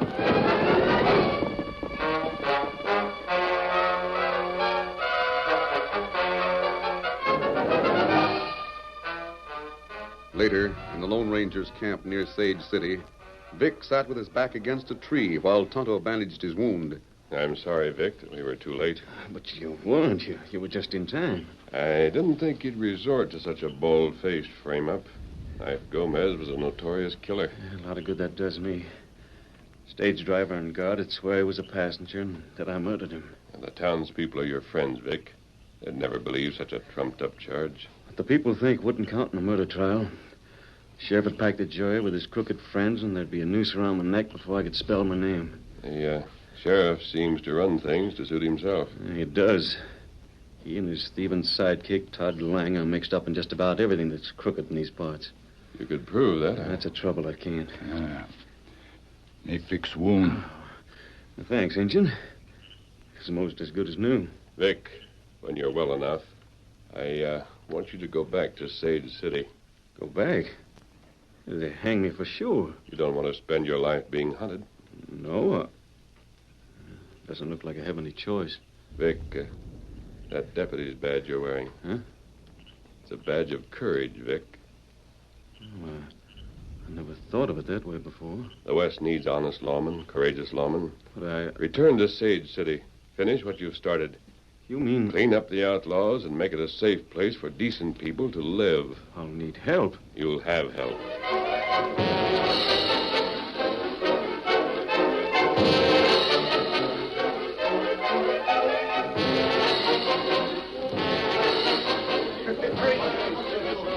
The next day, a curious group watched the sheriff tack a reward notice on the porch outside his office. Yeah. What's it say, Sheriff? It offers a reward for the capture of Vic Colton. $1,000. You're out of your head, Sheriff. Vic's as honest as the day is long. Yeah. What's he wanted for? Murder. Killing a passenger on the stage last night. Next thing we know, you'll tell us he tried to rob the stage, too. He did. Where's your proof, Sheriff? Stage driver and guard. They saw the whole thing. You sure you and them crooked coyotes you hang around with didn't pay him to imagine it? Yeah, you've been wanting to get rid of Vic for a long time. I saw Vic pull the job myself. What were you doing out on the trail? Well, I suspected Vic was up to something, so I followed him. It's more likely Vic suspected you was up to something, Sheriff. Well, Vic is guilty of other crimes besides this one. This calls for proof. I can get it. I will get it. You don't leave nothing to chance, do you, Sheriff? What do you mean? Just what I said. There's been some mighty funny goings-on lately, and Vic was close to finding him out. Now, might too close. So you framed him for murder. That's a lie. We don't care what you say about Vic, Sheriff. He's the only honest lawman in this town. And just in case you do catch him, paste this in your hat. We won't stand for no hanging without airtight proof. You'll sing a different tune when you see the evidence against him. Now get away from here. Clear away from the front of my office. Vamoose, you hear? You too, Redskin. What are you doing here anyway? Come on, boys. Sheriff's riled. But if there's any evidence like he says, it's a frame-up. Yeah, I bet. You better shove on, Redskin. Me go. Pack of fools. Doggone empty-headed fools. You Indian, get! What's the matter with you, Sheriff? Yeah, there's no two ways about it, Todd. We can't get rid of Vic without first convincing folks around here that he ain't the honest deputy they think. They still side with him, don't they? Yeah. And when Vic hears how they're standing up for him, he'll return for a showdown. Yeah, that'll be bad. Folks are pretty riled. They might help Vic clean up the town in earnest. We've got to make him believe that he's a murderer and a thief. I know one way. What's that? Saturday night, Banker Laird will be in his office to go over the books. What of it? Vic could know about that. Go on. If Vic was to murder the banker and rob the bank... You mean frame it to look like he did? That's it. How'd we do that? We don't even know where Vic is. Yeah, we don't need Vic. There's an extra shirt and chaps belonging to him hanging in his closet. You mean... I'm about the same build as Vic. And if I was to wear his clothes and a mask in the dark... Nobody'd know the difference. Hey, savvy. Make people think you or Vic making his getaway after killing and robbing the bank. Sure. Vic's in hiding, so there's no chance of a slip-up. Then if Vic ever did return, we could string him up for murder and folks would approve. Yeah, that's a ticket. Yeah, but what about witnesses? Yeah, you better arrange for Hank Larkin and Luke Mayberry to be around. You know, they're the ones who were so outspoken against you in that crowd. Set it for 9 o'clock. Saturday night about that time, Main Street will be crowded with cowhands blowing their pay cash. There'll be plenty to see. Hey, you better take Hank and Luke with you when you chase me, too. Yeah. Only I'll give you a good start so you can make your escape. Yeah, we'll not only have Vic where we want him, we'll have plenty of bank cash besides. Looks like you and me will represent the law here to good advantage, eh, Todd?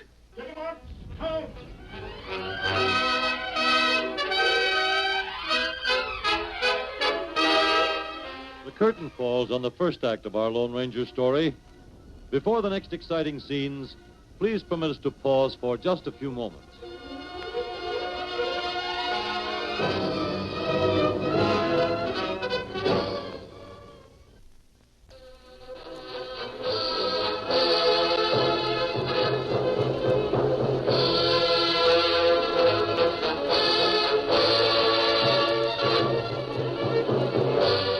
Now to continue our story.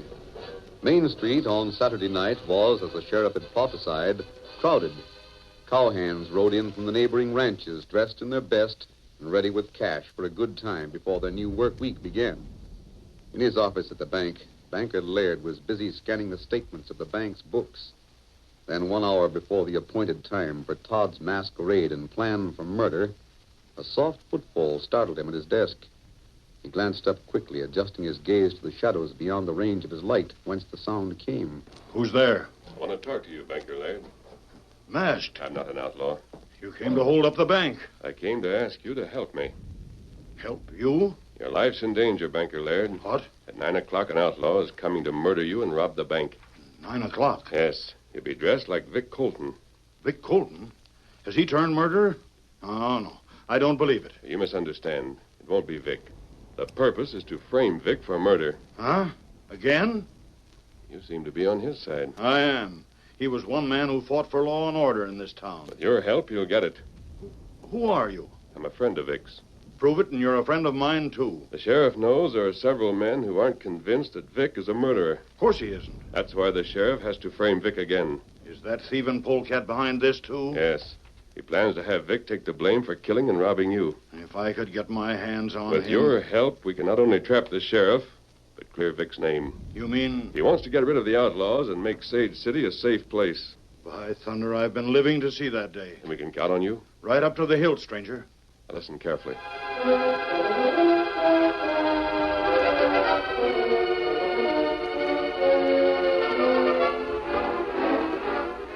As the Lone Ranger reviewed with Banker Laird his plan for exposing Todd Lang's masquerade and trapping the two schemers, the sheriff, in his office just off the jail, perfected with Todd the details of their own plan. A plan for murder. As the sheriff studied Todd, now dressed in the shirt and chaps which belonged to Vic Colton, his small, beady eyes gleamed with amusement, and his lips broke into a short laugh.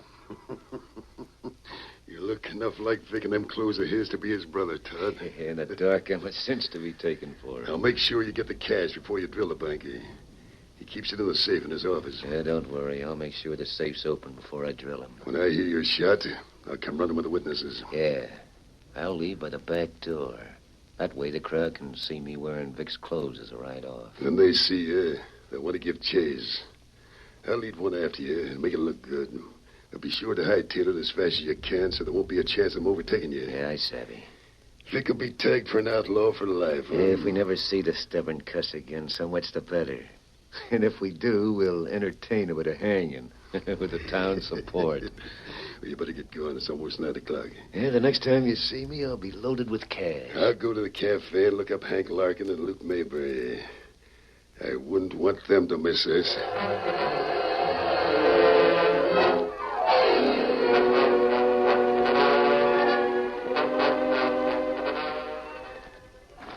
As Todd headed for the bank, disguised in Vic's clothes, he noticed a white horse and a man dressed as a miner. I hope the critter doesn't move on pretty. Don't want too many strangers around here right now. Just ones the sheriff brings. As Todd came abreast, the white horse suddenly lurched and sidestepped hard against Todd, knocking him sprawling. Hey there! What the... Steady there, boy. What's the matter, big fella? Sorry. The horse became skittish. Here, let me help you up. You better break that critter. There. You all right?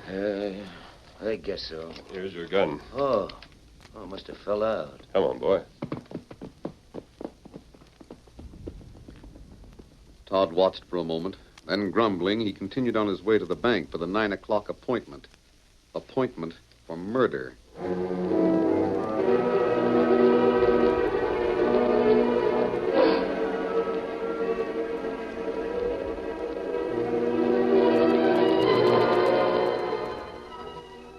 Keeping to the shadows, he cautiously slipped through the unlocked door of the bank and crept stealthily through the outer offices to the private office of Banker Laird in the rear of the building.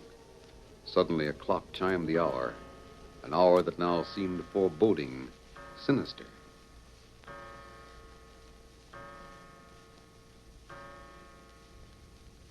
Nine o'clock.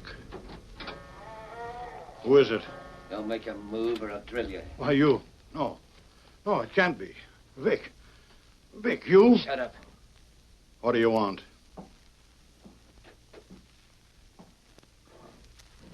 I want the cash in that safe. I haven't any money in it now.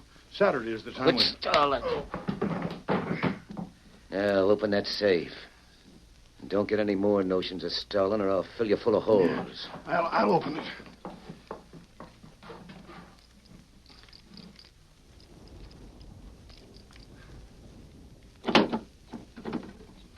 That's better. Give me the cash box. Here's all there is. You wouldn't lie to me, would you? Of course not. Now you're showing sense. Stand over there against the wall. What are you going to do? You'll find out. Stand over there. You have the money. You're not going to shoot, are you? No. Just watch.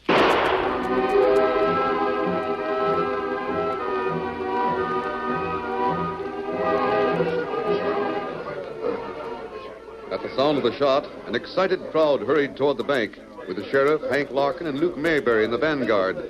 Suddenly, they saw what appeared to be the masked figure of Vic Colton ride from behind the building and head for the prairie. Hey, Vic, wear the mask. You sure? Looked enough like him, Hank. Of course it's Vic. I told you that hombre wasn't as white as he was painted. Stop him. He must have robbed the bank. Sure, probably killed the banker, too. Shoot at him, boys. He's riding out of range. Get your horses, men. Oh, it ain't no use, Luke. He's got too much of a start, that double-dealing polecat.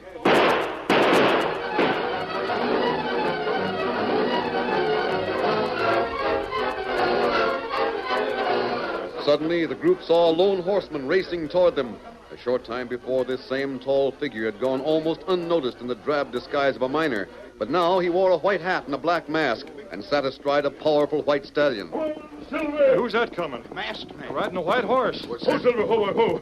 I'll take those guns, Sheriff. What the? They'll be safe with me. Give me back those guns. Who in blazes you think you are? We've met before. Huh? You're coming with me, Sheriff. I won't do nothing of the Whether kind. you like it or not. But where? You'll know soon enough. There are a few things I want you to clear up. Clear up? Start walking, Sheriff. That masked hombre may be an outlaw, Luke. Don't make no difference to me who he is. I like his style. Come on, let's tag along.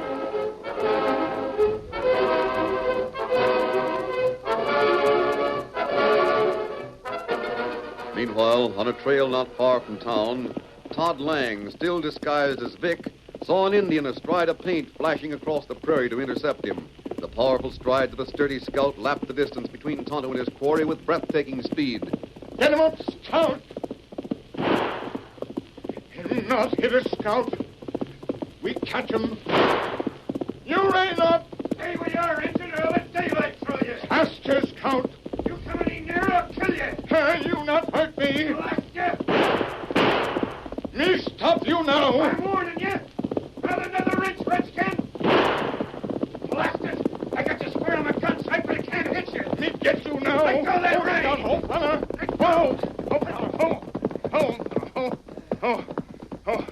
You win, Injun. What happens now? Me take you to sheriff's office. Sheriff's office? Well, what for? You find out pretty soon.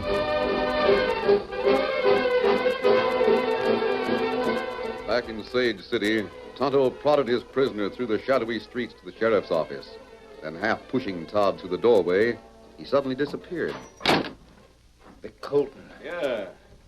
How does it feel to be wearing my clothes, you scheming polecat? Well, I Thought you'd frame me for keeps, huh, Todd? I don't know what you mean.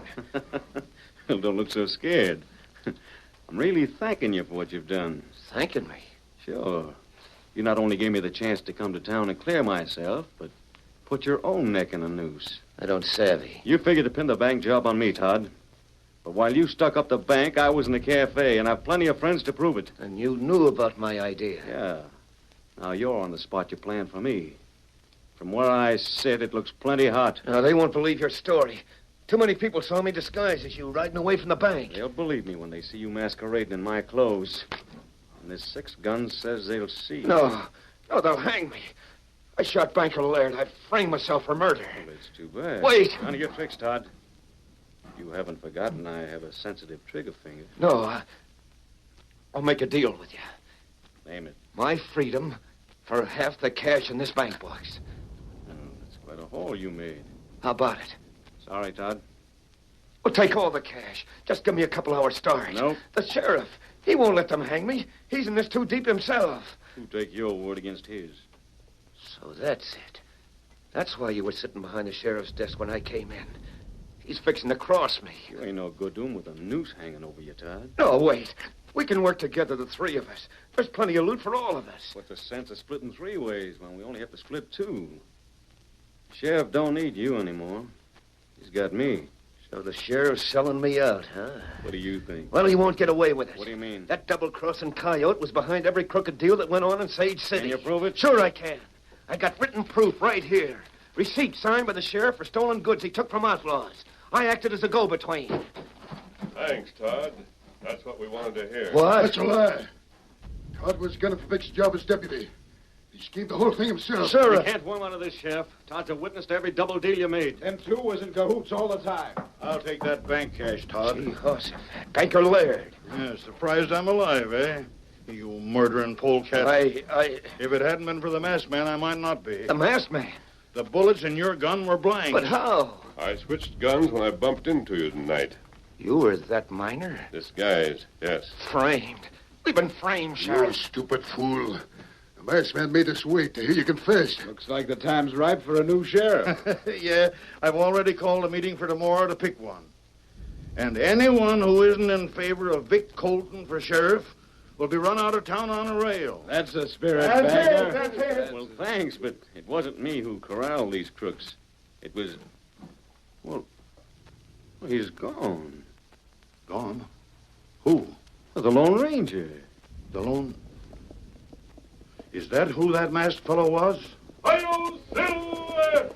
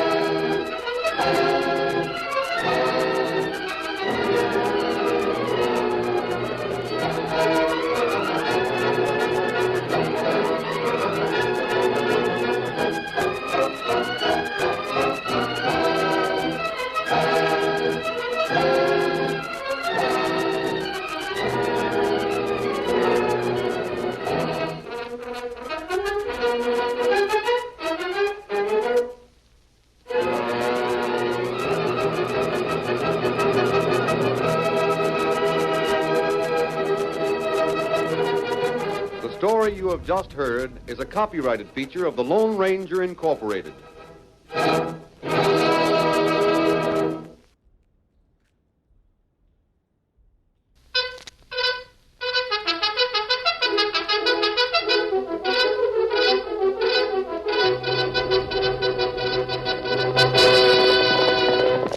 Hi-yo, Silver!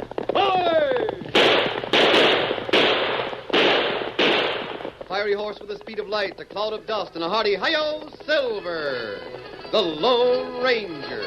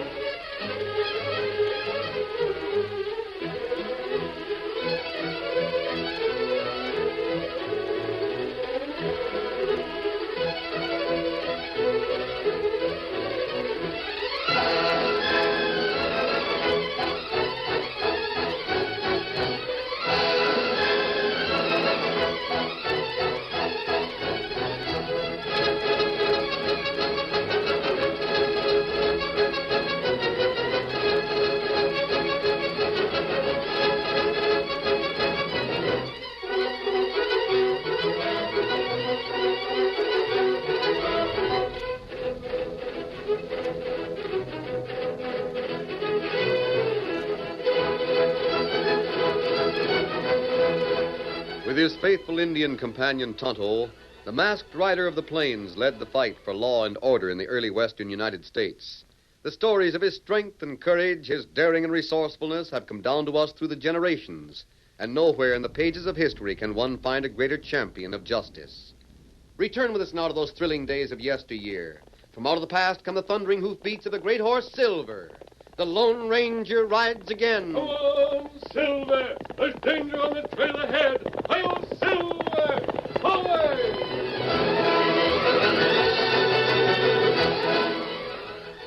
In the days when the Lone Ranger rode the plains, a certain section of the West, bounded by Texas, Colorado, New Mexico, and Kansas, had not been included in any state territory.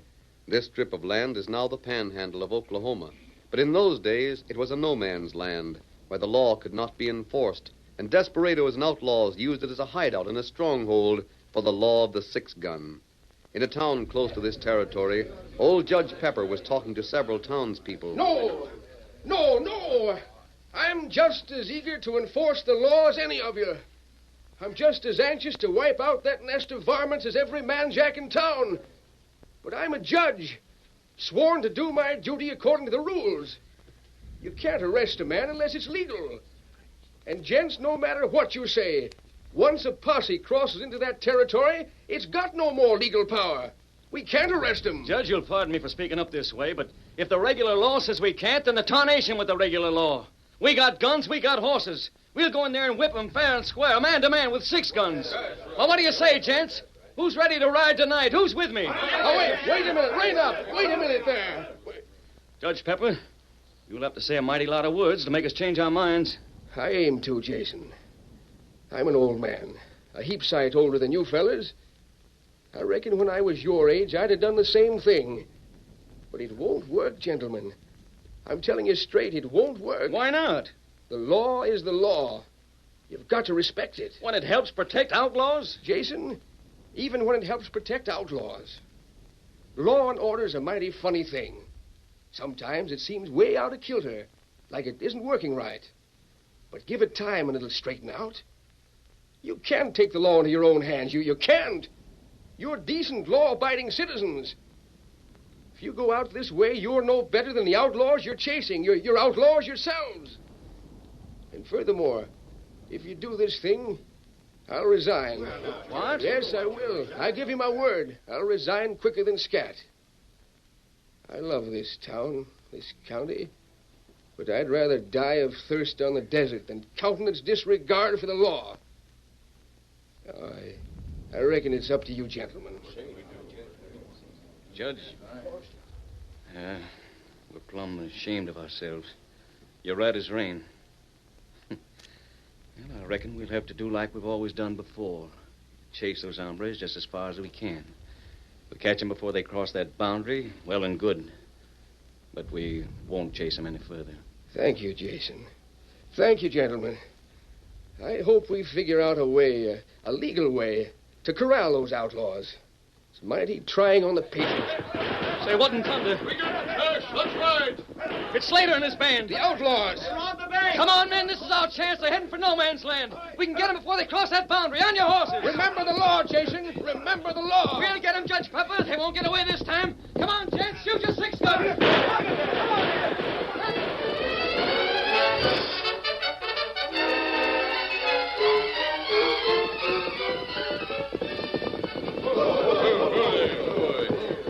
Slater, you going plumb crazy?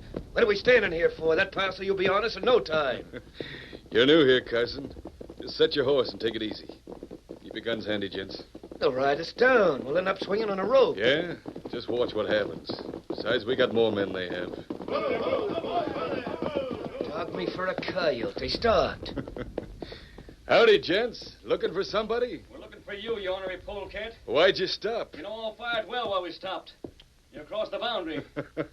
Come on out, you skunks. Come on out and fight. Oh, not us, Jason. We don't want to hurt you. You robbed that bank. Don't deny it. Who's denying it?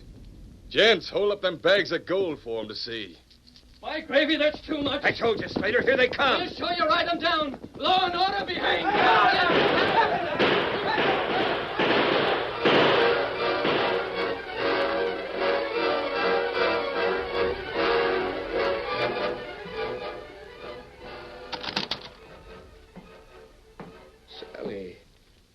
still out here?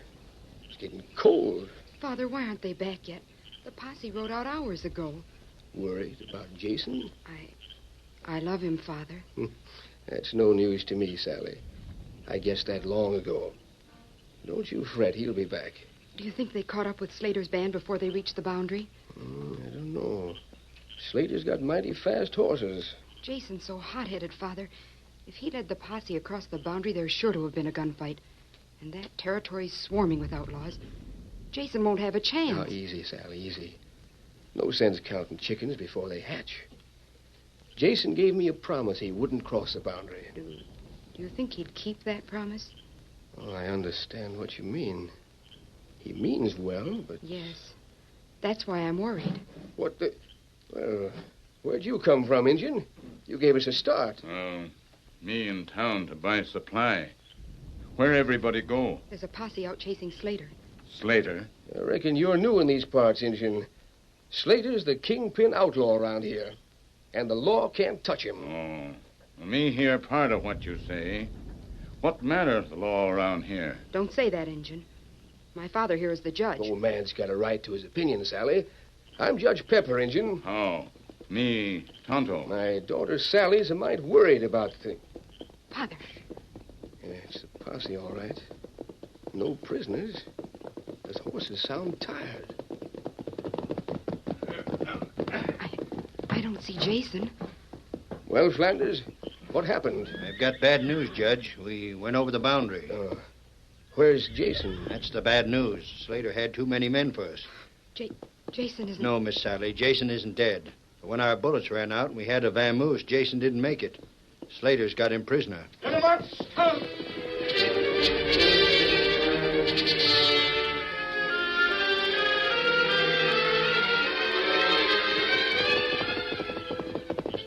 Hi, Kimasabi. Hi, Tonto. What happened? You didn't get the supplies. Me learn about heap big trouble in town. Outlaw named Slater. What about him? Him and men rob bank and ride away. Posse go after them. But they not able to make arrest. Any gunfighting? Oh, plenty gun smoke. But big trouble, law not able to arrest outlaw. Not able to arrest an outlaw? Ah. Oh, wait a moment, Tonto. This sounds very strange. You'd better start at the beginning.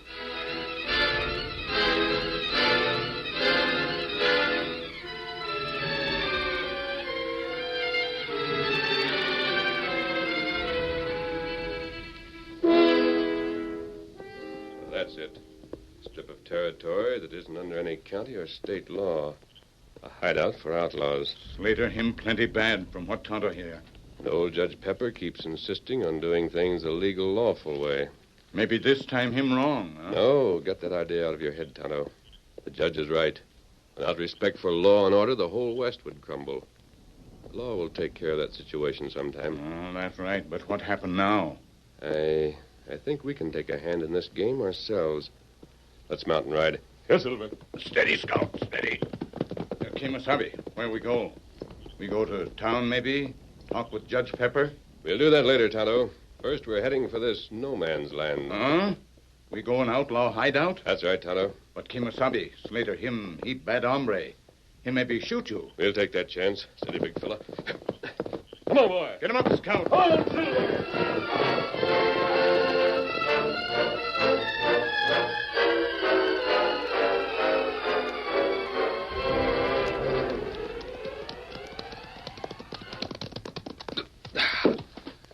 Well, how are you, Jason?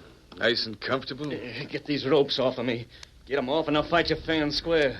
Guns in the holsters, drawing fire. Come, Muckalany, cousin. I don't fight fair, Jason. I'm an outlaw, savvy? I don't care if I shoot a man in the front or in the back, so long as he's dead. Why didn't you shoot me? Because I got plans for you, Jason. Big plans. What are you driving at? I know it's something crooked. I always did admire brains. Yep, it's right big. I figure on collecting taxes from everybody in Stevens County. Collecting taxes? I reckon you're loco. That's a law and order job. You don't savvy, Jason. This here section is open land. It's got no law at all. Sure. That's why you sidewinders hide out here. The law can't touch you. Mm-hmm. I've collected a mighty big outfit. A lot of the outlaws between the Mississippi and the Rockies have moseyed in here. We got the surrounding settlements buffaloed, scared green. Now, I figure if they'll agree to pay me so much a head, I'll leave them alone. I won't bother. You'll force them to pay you tribute. Yeah, tribute. Only I like the word taxes better. Sounds more legal. It's high-handed robbery, that's what. You'll force honest folks to... Oh, I wish Judge Pepper'd forget about law and order. Then everybody could get together and wipe you out once and for all. Maybe. But they won't. Because it ain't legal. And what about me? You? Well, I reckon after a while I'll shoot you. Well, that's murder. Sure enough. I want you alive for a while. You see, Jason, I can use you to make sure people agree to my scheme. I'll tell them unless they do like I want them to, you're going to die. You've got it fixed for me to die anyway. Oh, that's right, but they won't know that, Savvy. Slater? Yeah, what's biting you, Carson? We got Billings posted over yonder for a watch-out. Look, he's signaling. Huh? Yeah. You just make him out against the sky. He's pointing down to the east. Yeah, you're right. Look yonder. Reckon we got company. 2 riders. That white horse stands out easy. Who is it? I don't know. We'll find out pronto. Tell the boys to get on their horses and circle. When we have those 2 hombres inside the circle, I'll give the signal. We'll close in on them fast.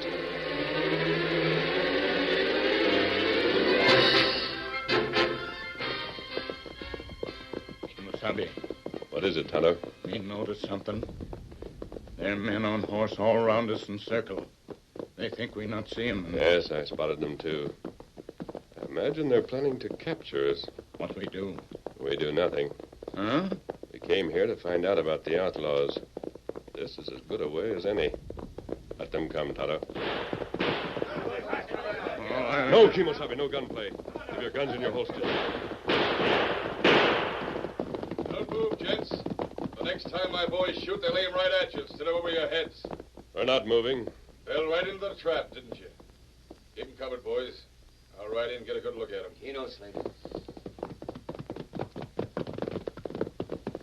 All right, now. What are you and this Injun doing here, and what? Well, I'll be doggone, you're wearing a mask.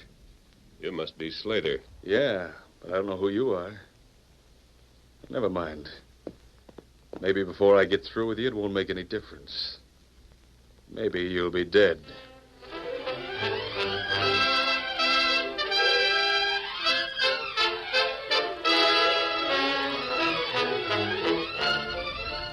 The curtain falls on the first act of our Lone Ranger story. Before the next exciting scenes, please permit us to pause for just a few moments.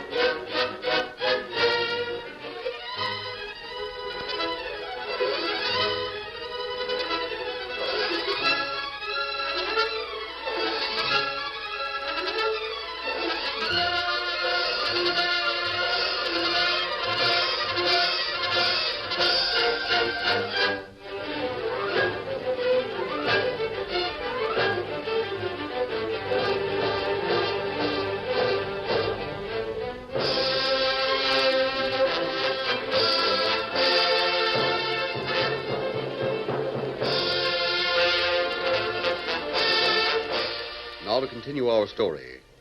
The Lone Ranger and Tonto were taken to Slater's hideout. A guard was placed over them.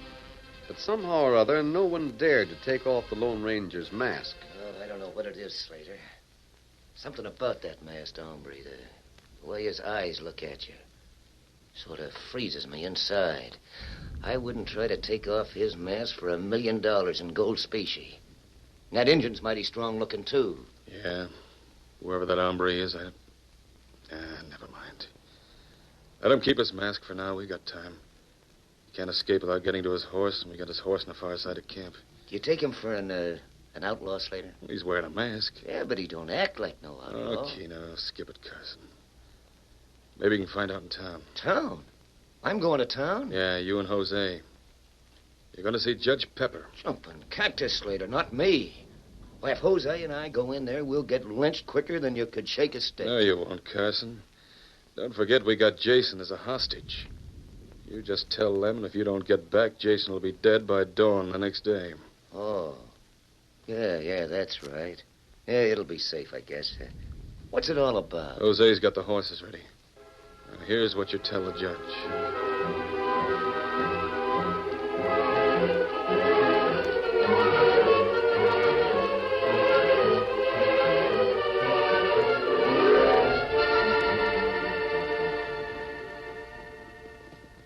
You know, Jose, we're heading for town. Adios, Slater. Adios.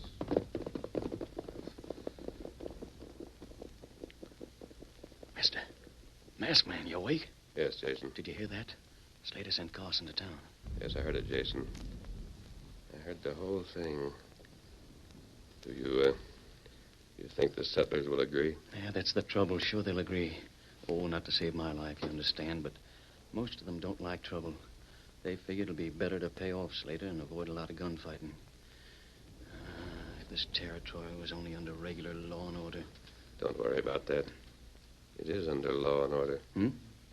I don't savvy. How can I... Never mind that now. You'll learn when the time comes. But, tell me this. Does Judge Pepper ever go back on a promise? Not him. He agrees to Slater's demands. You'll continue to pay up. The judge never goes back on a promise. And what's more, everybody listens to him, too. Except me. They'll do what he says. If he says pay tribute to Slater, well, then they'll pay. I understand. Hello? Uh-huh. Seems to me we've found out what we came here to learn. Now we've got to leave.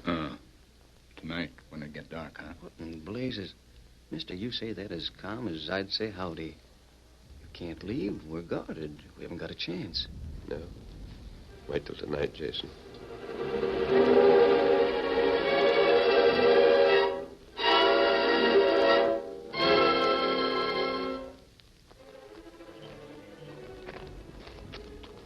Hold it, Tonto. I better take care of that sentry. What in... What's that? Come on, Tonto. Run for the horses. They see us. Masked Man, stop him! Here, Silver! Come, Scout! Get him! Shoot him down! Shoot the kill! Don't let him get away! Shoot him!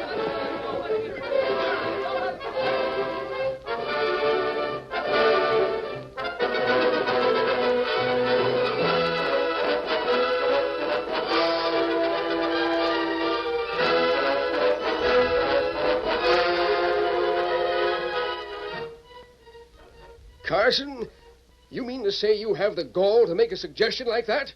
Is that why you came here? That's why Slater sent me, Judge Pepper. He knows you can speak for the whole county. Pay Slater to let us alone. Why that... Father. Carson, what about Jason? Will Slater let him go? He gives his word. His word. It isn't worth the breath to blow out a candle. Yeah. Making up your mind, Judge? His word. Oh, say, by the way, before I forget it, do you happen to know anything of a gent who rides a white horse? Fastest-looking horse I ever saw. Travels with an engine and wears a black mask. Seems I recollect some talk about a gent like that, but Yes. Most likely the Lone Ranger. And do I wish he was here now to help us out. Lone Ranger? Jose! Jose! Get back to Slater. Tell him that jet with the mask is a Lone Ranger. Lone Ranger? Yeah, you heard me. The Lone Ranger. Travel fast. Reckon that takes care of that. Now about this other matter. What's your answer, Judge Pepper? I've got no right to talk for other folks. Father. Now, Sally. Father, you have got a right to talk. Everyone looks up to you. Everyone takes your advice. Even Jason meant to. Father, you might as well say yes. I can't do that. Promise to pay tribute to an ornery skunk like Slater. People will do it whether you want to or not, Father. They're tired of fighting. They don't want any more of it. As long as there's no legal way for them to all get together and fight Slater, then it's no use fighting separately.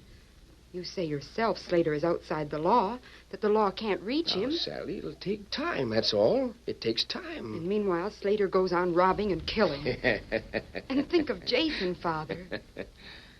Well, what do you say, Judge Pepper? The answer is no, Carson. A masked man. What in blazes? A Lone Ranger? Look out! Drop that gun. No, you don't. That's better. Now, don't move, Carson. You've got one of your own bullets. You're the Lone Ranger. Judge, can you put this outlaw under arrest? I sure can, mister. How'd you escape? Slater had That's you enough, prisoner. Carson. I asked you if you'll put this man in jail, Judge. You're acting doubtful. Father, if Carson doesn't get back, Slater will kill Jason. There's your answer, Masked Man. Jason's a good boy, a mighty good boy. He shouldn't die. He won't die. Not if we round up enough men to go in there and rescue him. No, that's against the law. Father, will you forget laws for once? No, Miss Sally. Your father's right. The law should be respected. And it will be. I don't understand. Judge, by dawn this morning, Tonto will be waiting at the boundary, just where Stony Creek turns toward Wild Horse Lake. He'll have someone with him. Now, Judge, I promise you that this posse will be entirely legal. Will you help round up some men? Enough men to take care of Slater and his whole outfit? Is that your promise? Yes, Judge. Mister, you're the Lone Ranger. If you say so, I believe you. Good. Here's Carson's gun. He'll be in jail inside of 2 minutes. Adios, then, Judge. I'll see you before dawn. Steady, Silver. Hello, boy. Keno, Carson. Sally, let's get this skunk behind bars in a hurry. Then I'll get busy. The Lone Ranger wants a posse, and he's going to get it.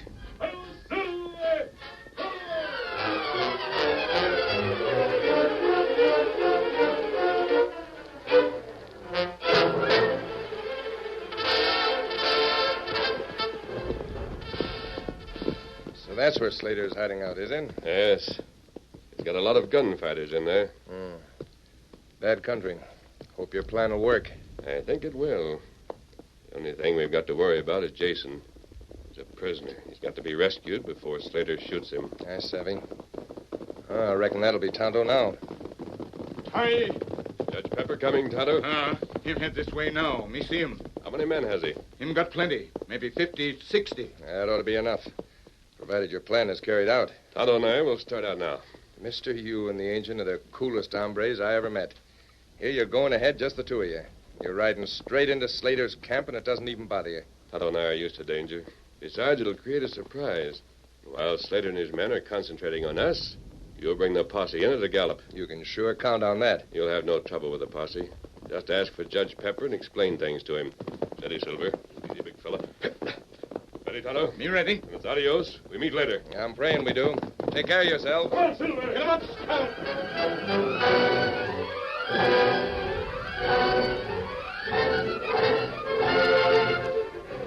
Jason, did you know that masked hombre was the Lone Ranger? No, I didn't. I wouldn't tell you anyway. If I'd known who he was, I would have shot him on sight.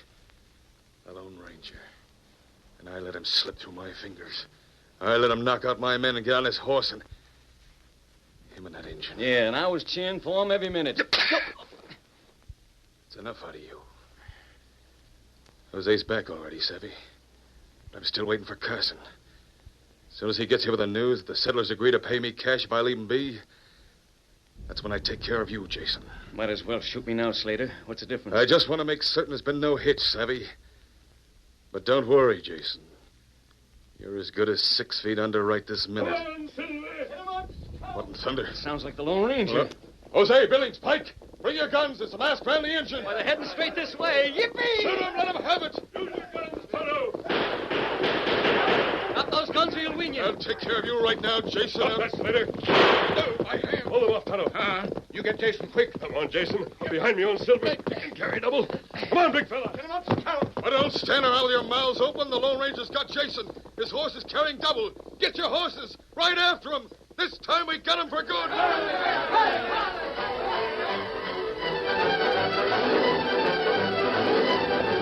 The outlaws jumped to their horses and galloped after Silver and Scout. Silver was carrying double, and Tonto, faithful as always, stayed beside him rather than save himself. The chase stretched over valley and ridge. Slowly but surely, the outlaws drew up within pistol range. And just as the outlaws reached a narrow space between two jutting cliffs, just as they were ready to fire... There they are! It's Slater! Hold in on them! Get him! What blazes? It's a trap. It's a posse. We ran right into a posse. The posse closed in swiftly. The Lone Ranger and Tonto wheeled their horses and joined the fight. The outlaws tried to get away, but they'd been taken by surprise. Before Slater could rally his men, it was all over. You're under arrest, Slater. Judge, did any of them escape? Not a one, Marshal. We corralled them all. All right, but just a minute. This here is neutral ground. You can't arrest us. We can. But it ain't legal. I reckon you better tell them who I am, Judge I Pepper. sure will. Slater, this territory may not belong to any county or local government, but it's part of the United States. This gentleman standing beside me is a United States Marshal. The United States? I reckon I'm licked.